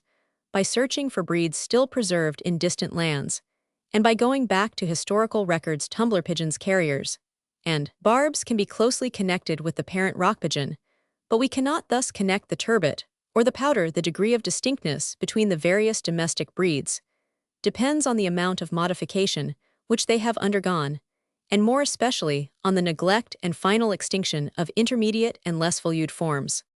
It has often been argued that no light is thrown on the changes which natural species are believed to undergo from the admitted changes of domestic races, as the latter are said to be mere temporary productions, always reverting as soon as they become feral to their pristine form. This argument has been well combated by Mr. Wallace too, and full details were given in the 13th chapter, showing that the tendency to reversion in feral animals and plants has been greatly exaggerated. Though no doubt it exists to a certain extent, it would be opposed to all the principles inculcated in this work if domestic animals, when exposed to new conditions and compelled to struggle for their own wants against a host of foreign competitors, were not modified in the course of time. It should also be remembered that many characters lie latent in all organic beings ready to be evolved under fitting conditions, and in breeds modified within recent times, the tendency to reversion is particularly strong. But the antiquity of some of our breeds clearly proves that they remain nearly constant as long as their conditions of life remain the same. It has been boldly maintained by some authors that the amount of variation to which our domestic productions are liable is strictly limited. But this is an assertion resting on little evidence. Whether or not the amount of change in any particular direction is limited, the tendency to general variability is, as far as we can judge. Unlimited cattle, sheep, and pigs have varied under domestication from the remotest period, as shown by the researches of Rudhymer and others. Yet these animals have been improved to an unparalleled degree within quite recent times, and this implies continued variability of structure. Wheat, as we know from the remains found. Swiss lake dwellings is one of the most anciently cultivated plants, yet at the present day new and better varieties frequently arise. It may be that an ox will never be produced of larger size and finer proportions, or a racehorse fleeter than our present animals, or a gooseberry larger than the London variety. But he would be a bold man who would assert that the extreme limit in these respects has been finally attained with flowers and fruit. It has repeatedly been asserted that perfection has been reached, but the standard has soon been excelled. A breed of pigeons may never be produced with a beak shorter than that of the present short-faced tumbler, or with one longer than that of the English carrier, for these birds have weak constitutions and are bad breeders. But shortness and length of beak are the points which have been steadily improved during the last 150 years, and some of the best judges deny that the goal has yet been reached from reasons which could be assigned. It is probable that parts which have now reached their maximum development might, after remaining constant during a long period, vary again in the direction of increase under new conditions of life. But there must be, as Mr. Wallace has remarked with much truth, a limit to change in certain directions, both with natural and domestic productions. For instance, there must be a limit to the fleetness of any terrestrial animal, as this will be determined by the friction to be overcome, the weight to be carried, and the power of contraction in the muscular fibers. The English racehorse may have reached this limit, but it already surpasses in fleetness its own wild progenitor and all other equine species. The short-faced tumbler pigeon has a beak shorter, and the carrier a beak longer relatively to the size of their bodies, than that of any natural species of the family. Our apples, pears, and gooseberries bear larger fruit than those of any natural species of the same genera, and so in many other cases. It is not surprising, seeing the great difference between many domestic breeds, that some few naturalists have concluded that each is descended from a distinct aboriginal stock, more especially as the principle of selection has been ignored, and the high antiquity of man as a breeder of animals has only recently become known. Most naturalists, however, freely admit that our various breeds, however dissimilar, are descended from a single stock, although they do not know much about the art of breeding, cannot show the connecting links, nor say where and when the breeds arose. Yet these same naturalists declare with an air of philosophical caution that they will never admit that one natural species has given birth to another until they behold all the transitional steps. Fanciers use exactly the same language with respect to domestic breeds. Thus, an author of an excellent treatise on pigeons says he will never allow that the carrier and fantail are the descendants of the wild rock pigeon until the transitions have actually been observed and can be repeated whenever man chooses to set about the task. No doubt, it is difficult to realize that slight changes added up during long centuries can produce such great results, but he who wishes to understand the origin of domestic breeds or of natural species must overcome this difficulty. The causes which excite and the laws which govern variability have been discussed so lately that I need here only enumerate the leading points, as domesticated organisms are much more liable to slight deviations of structure and to monstrosities than species living under their natural conditions, and as widely ranging species generally vary more than those which inhabit restricted areas, we may infer that variability mainly depends on changed conditions of life. We must not overlook the effects of the unequal combination of the characters derived from both parents or reversion to former progenitors. Changed conditions have an especial tendency to render the reproductive organs more or less impotent, as shown in the chapter devoted to this subject, and these organs consequently often fail to transmit faithfully the parental characters. Changed conditions also act directly and definitely on the organization, so that all or nearly all the individuals of the same species thus exposed become modified in the same manner.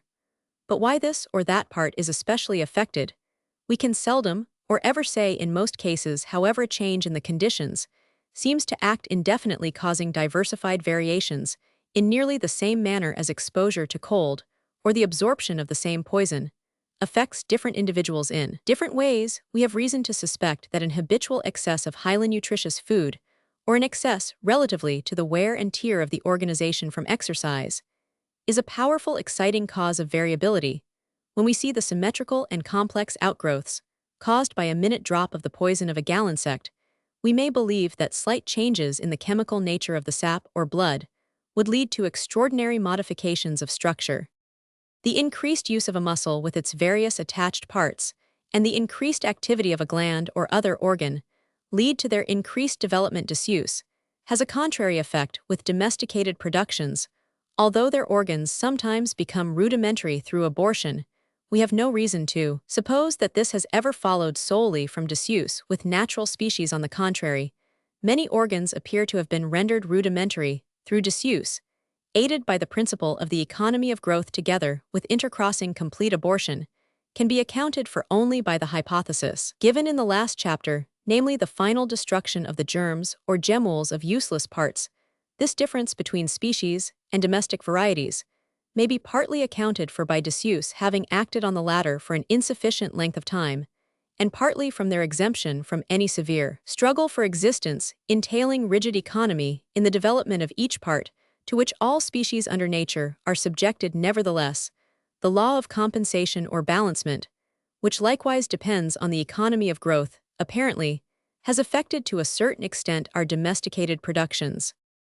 As almost every part of the organization becomes highly variable under domestication, and as variations are easily selected both consciously and unconsciously, it is very difficult to distinguish between the effects of the selection of indefinite variations and the direct action of the conditions of life.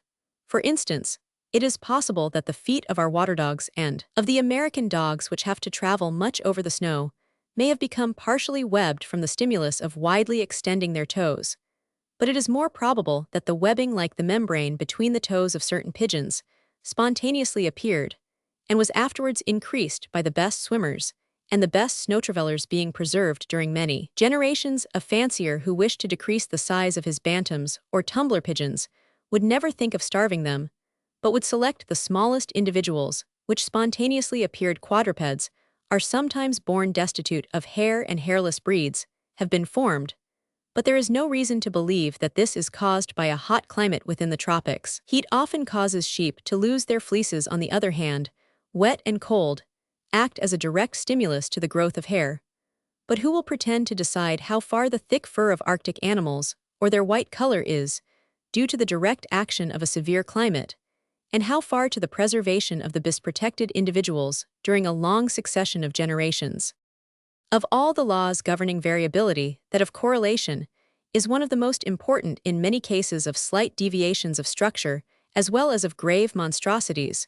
We cannot even conjecture what is the nature of the bond of connection, but between homologous parts, between the fore and hind limbs, between the hair, hoofs, horns, and teeth, which are closely similar during their early development, and which are exposed to similar conditions, we can see that they would be eminently liable to be modified in the same manner. Homologous parts from having the same nature are apt to blend together, and when many exist, to vary in number. Although every variation is either directly or indirectly caused by some change in the surrounding conditions, we must never forget that the nature of the organization which is acted on is by far the more important factor in the result. We see this in different organisms, which when placed under similar conditions vary in a different manner, whilst closely-allied organisms under dissimilar conditions often vary in nearly the same manner. We see this in the same modification, frequently reappearing in the same variety at long intervals of time, and likewise in the several striking cases given of analogous or parallel variations. Although some of these latter cases are due to reversion, others cannot thus be accounted for from the indirect action of changed conditions on the organization, owing to the reproductive organs being thus affected from the direct action of such conditions. And these will cause the individuals of the same species either to vary in the same manner or differently in accordance with slight differences in their constitution from the effects of the increased or decreased use of parts, and from correlation. The variability of our domesticated productions is complicated to an extreme degree. The whole organization becomes slightly plastic, although each modification must have its own exciting cause, and though each is subjected to law, yet we can so rarely trace the precise relation between cause and effect that we are tempted to speak of variations as if they arose spontaneously. We may even call them accidental, but this must be only in the sense in which we say that a fragment of rock dropped from a height owes its shape to accident. It may be worth while briefly to consider the result of the exposure to unnatural conditions of a large number of animals of the same species, and allowed to cross freely with no selection of any kind, and afterwards to consider the result when selection is brought into play. Let us suppose that 500 wild rock pigeons were confined in their native land in an aviary, and fed in the same manner as pigeons usually are, and that they were not allowed to increase in number as pigeons propagate so rapidly. I suppose that 1,000 or 1,500 birds would have to be annually killed after several generations had been thus reared, we may feel sure that some of the young birds would vary, and the variations would tend to be inherited, for at the present day slight deviations of structure often occur, and are inherited. It would be tedious even to enumerate the multitude of points which still go on varying, or have recently varied. Many variations would occur in correlation with one another, as the length of the wing and tail feathers, number of the primary wing feathers, as well as the number and breadth of the ribs, in correlation with the size and form of the body, number of the scutuli, with the size of the feet, length of the tongue, with the length of the beak, the size of the nostrils, and eyelids and the form of lower jaw, in correlation with the development of wattled nakedness of the young, with the future color of the plumage, size of the feet, with that of the beak, and other such points. Lastly, as our birds are supposed to be confined in an aviary, they would use their wings and legs, but little in certain parts of the skeleton, such as the sternum, scapulae, and feet, would in consequence become slightly reduced in size. As in our assumed case, many birds have to be indiscriminately killed.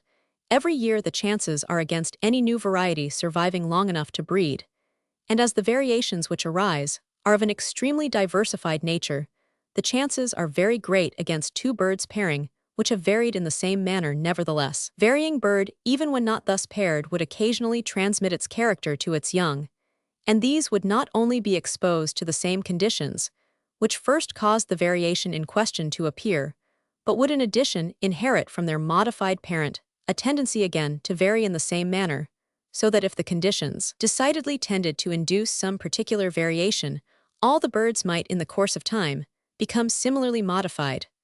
But a far commoner result would be that one bird would vary in one way, and another bird in another way. One would be born with a beak a little longer, and another with a shorter beak. One would gain some black feathers, another some white or red feathers, and as these birds would be continually intercrossing, the final result would be a body of individuals differing from each other in many ways, but only slightly, yet more than did the original rock pigeons.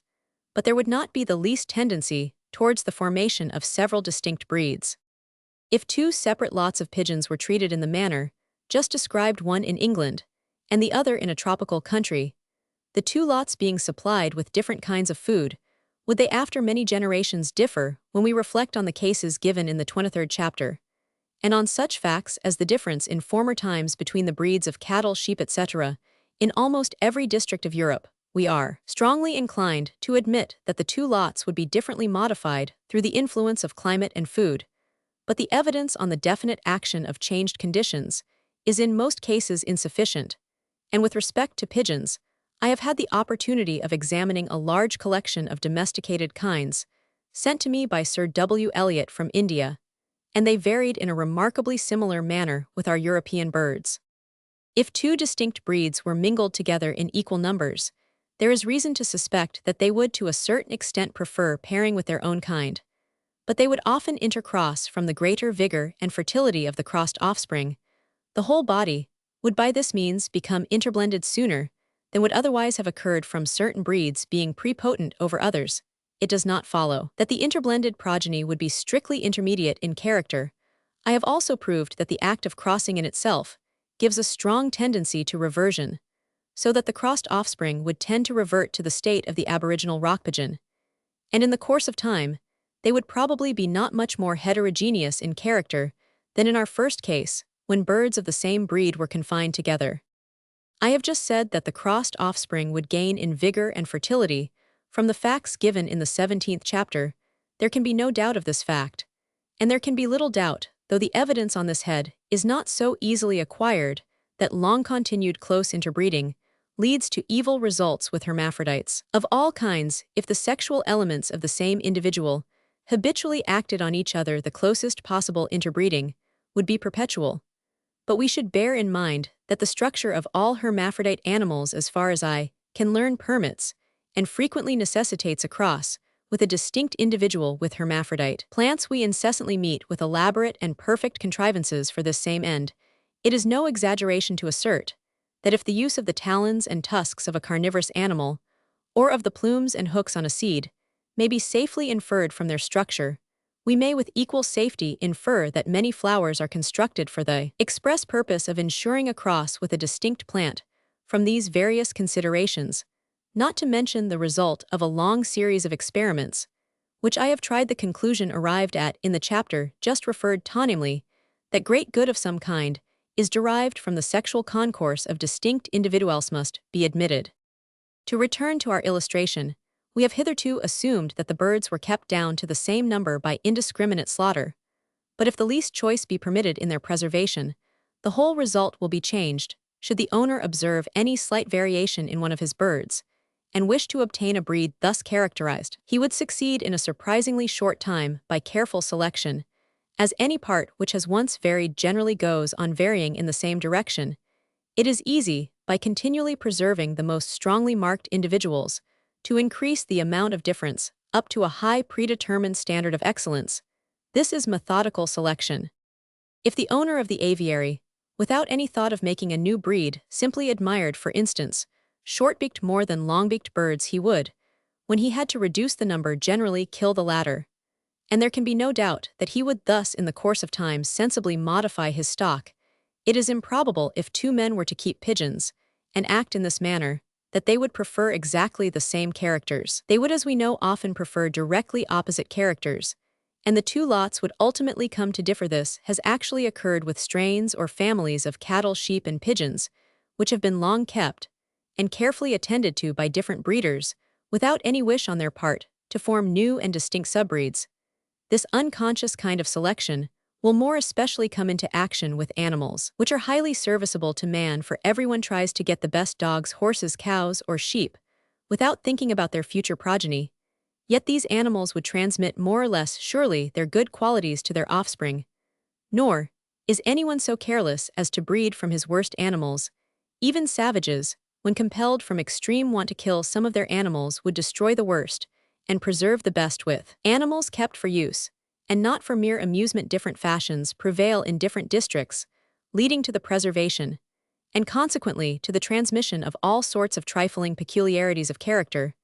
The same process will have been pursued with our fruit trees and vegetables, for the best will always have been the most largely cultivated, and will occasionally have yielded seedlings better than their parents.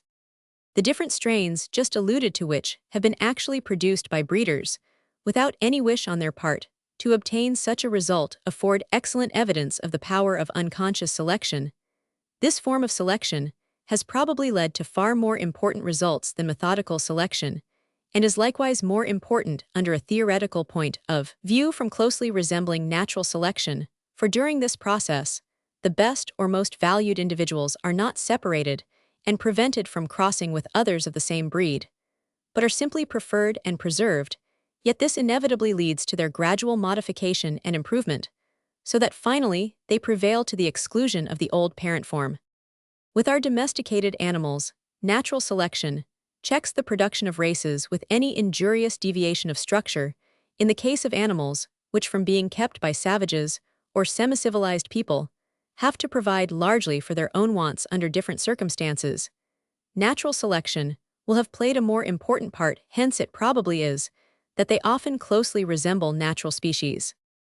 As there is no limit to man's desire to possess animals and plants more and more useful in any respect, and as the fancier always wishes, owing to fashions running into extremes, to produce each character more and more strongly pronounced, there is, through the prolonged action of methodical and unconscious selection, a constant tendency in every breed to become more and more different from its parent stock, and when several breeds have been produced and are valued for different qualities to differ more and more from each other, this leads to divergence of character, as improved subvarieties and races are slowly formed. The older and less improved breeds are neglected and decrease in number when few individuals of any breed exist within the same locality. Close interbreeding, by lessening their vigor and fertility, aids in their final extinction. Thus the intermediate links are lost, and the remaining breeds gain in distinctness of character. In the chapters on the pigeon, it was proved by historical evidence, and by the existence of connecting subvarieties in distant lands, that several breeds have steadily diverged in character, and that many old and intermediate subbreeds have been lost. Other cases could be adduced of the extinction of domestic breeds, as of the Irish wolfdog, the Old English hound, and of two breeds in France, one of which was formerly highly valued. For Mr. Pickering remarks 5, that the sheep figured on the most ancient Egyptian monuments is unknown at the present day, and at least one variety of the bullock formerly known in Egypt has in like manner become extinct, so it has been with some animals, and with several plants cultivated by the ancient inhabitants of Europe during the Neolithic period in Peru von Tschudi 6, found in certain tombs apparently prior to the dynasty of the Incas. Two kinds of maize, not now known in the country, with our flowers and culinary vegetables, the production of new varieties and their extinction has incessantly recurred. At the present time improved breeds sometimes displace older breeds at an extraordinarily rapid rate, as has recently occurred throughout England, with pigs, the longhorn cattle in their native home, were suddenly swept away, as if by some murderous pestilence, by the introduction of shorthorns. 7. What grand results have followed from the long-continued action of methodical and unconscious selection, regulated to a certain extent by natural selection, we see on every side of us. Compare the many animals and plants, which are displayed at our exhibitions with their parent forms, when these are known, or consult old historical records, with respect to their former state. Most of our domesticated animals have given rise to numerous and distinct races, but those which cannot be easily subjected to selection must be accepted, such as cats, the cochineal insect, and the hive-bee. In accordance with what we know of the process of selection, the formation of our many races has been slow and gradual. The man who first observed and preserved a pigeon with its esophagus a little enlarged, its beak a little longer, or its tail a little more expanded than usual, never dreamed that he had made the first step in the creation of a powder carrier and fantail pigeon. Man can create not only anomalous breeds, but others having their whole structure admirably coordinated for certain purposes, such as the racehorse and drayhorse or the greyhound and bulldog. It is by no means necessary that each small change of structure throughout the body leading towards excellence should simultaneously arise and be selected. Although man seldom attends to differences in organs which are important under a physiological point of view, yet he has so profoundly modified some breeds that assuredly, if found wild, they would be ranked as distinct genera. The best proof of what selection has effected is perhaps afforded by the fact that whatever part or quality in any animal, and more especially in any plant, is most valued by man, that part or quality differs most in the several races. This result is well seen by comparing the amount of difference between the fruits produced by the several varieties of fruit trees, between the flowers of our flower garden plants, between the seeds, roots, or leaves of our culinary and agricultural plants, in comparison with the other and not valued parts of the same varieties. Striking evidence of a different kind is afforded by the fact ascertained by Oswald here 8, namely, that the seeds of a large number of plants, wheat, barley, oats, peas, beans, lentils, poppy, cultivated for their seed by the ancient Lac inhabitants of Switzerland, were all smaller than the seeds of our existing varieties. Rudimir has shown that the sheep and cattle which were kept by the earlier Lac inhabitants were likewise smaller than our present breeds in the middens of Denmark. The earliest dog of which the remains have been found was the weakest. This was succeeded during the Bronze Age by a stronger kind, and this again during the Iron Age by one still stronger. The sheep of Denmark during the Bronze period had extraordinarily slender limbs, and the horse was smaller than our present animal. 9. No doubt, in most of these cases, the new and larger breeds were introduced from foreign lands by the immigration of new hordes of men, but it is not probable that each larger breed which in the course of time has supplanted a previous and smaller breed was the descendant of a distinct and larger species. It is far more probable that the domestic races of our various animals were gradually improved in different parts of the great Europo-Asiatic continent, and thence spread to other countries. This fact of the gradual increase in size of our domestic animals is all the more striking as certain wild or half-wild animals, such as red deer, aurochs, park cattle, and boars 10, have within nearly the same period decreased in size.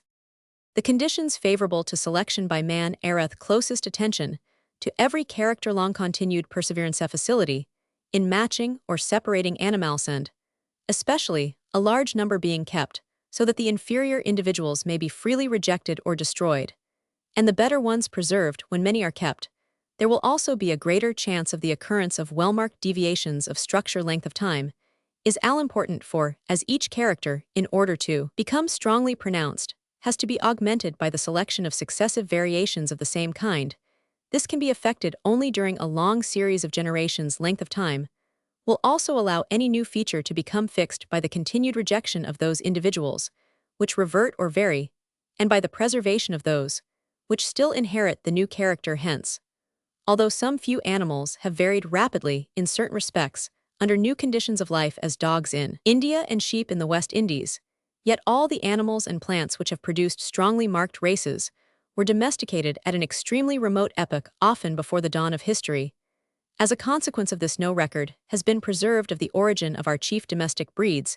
Even at the present day, new strains or subbreeds are formed so slowly that their first appearance passes unnoticed. A man attends to some particular character, or merely matches his animals with unusual care, and after a time, a slight difference is perceived by his neighbors. The difference goes on being augmented by unconscious and methodical selection, until at last a new subbreed is formed, receives a local name, and spreads.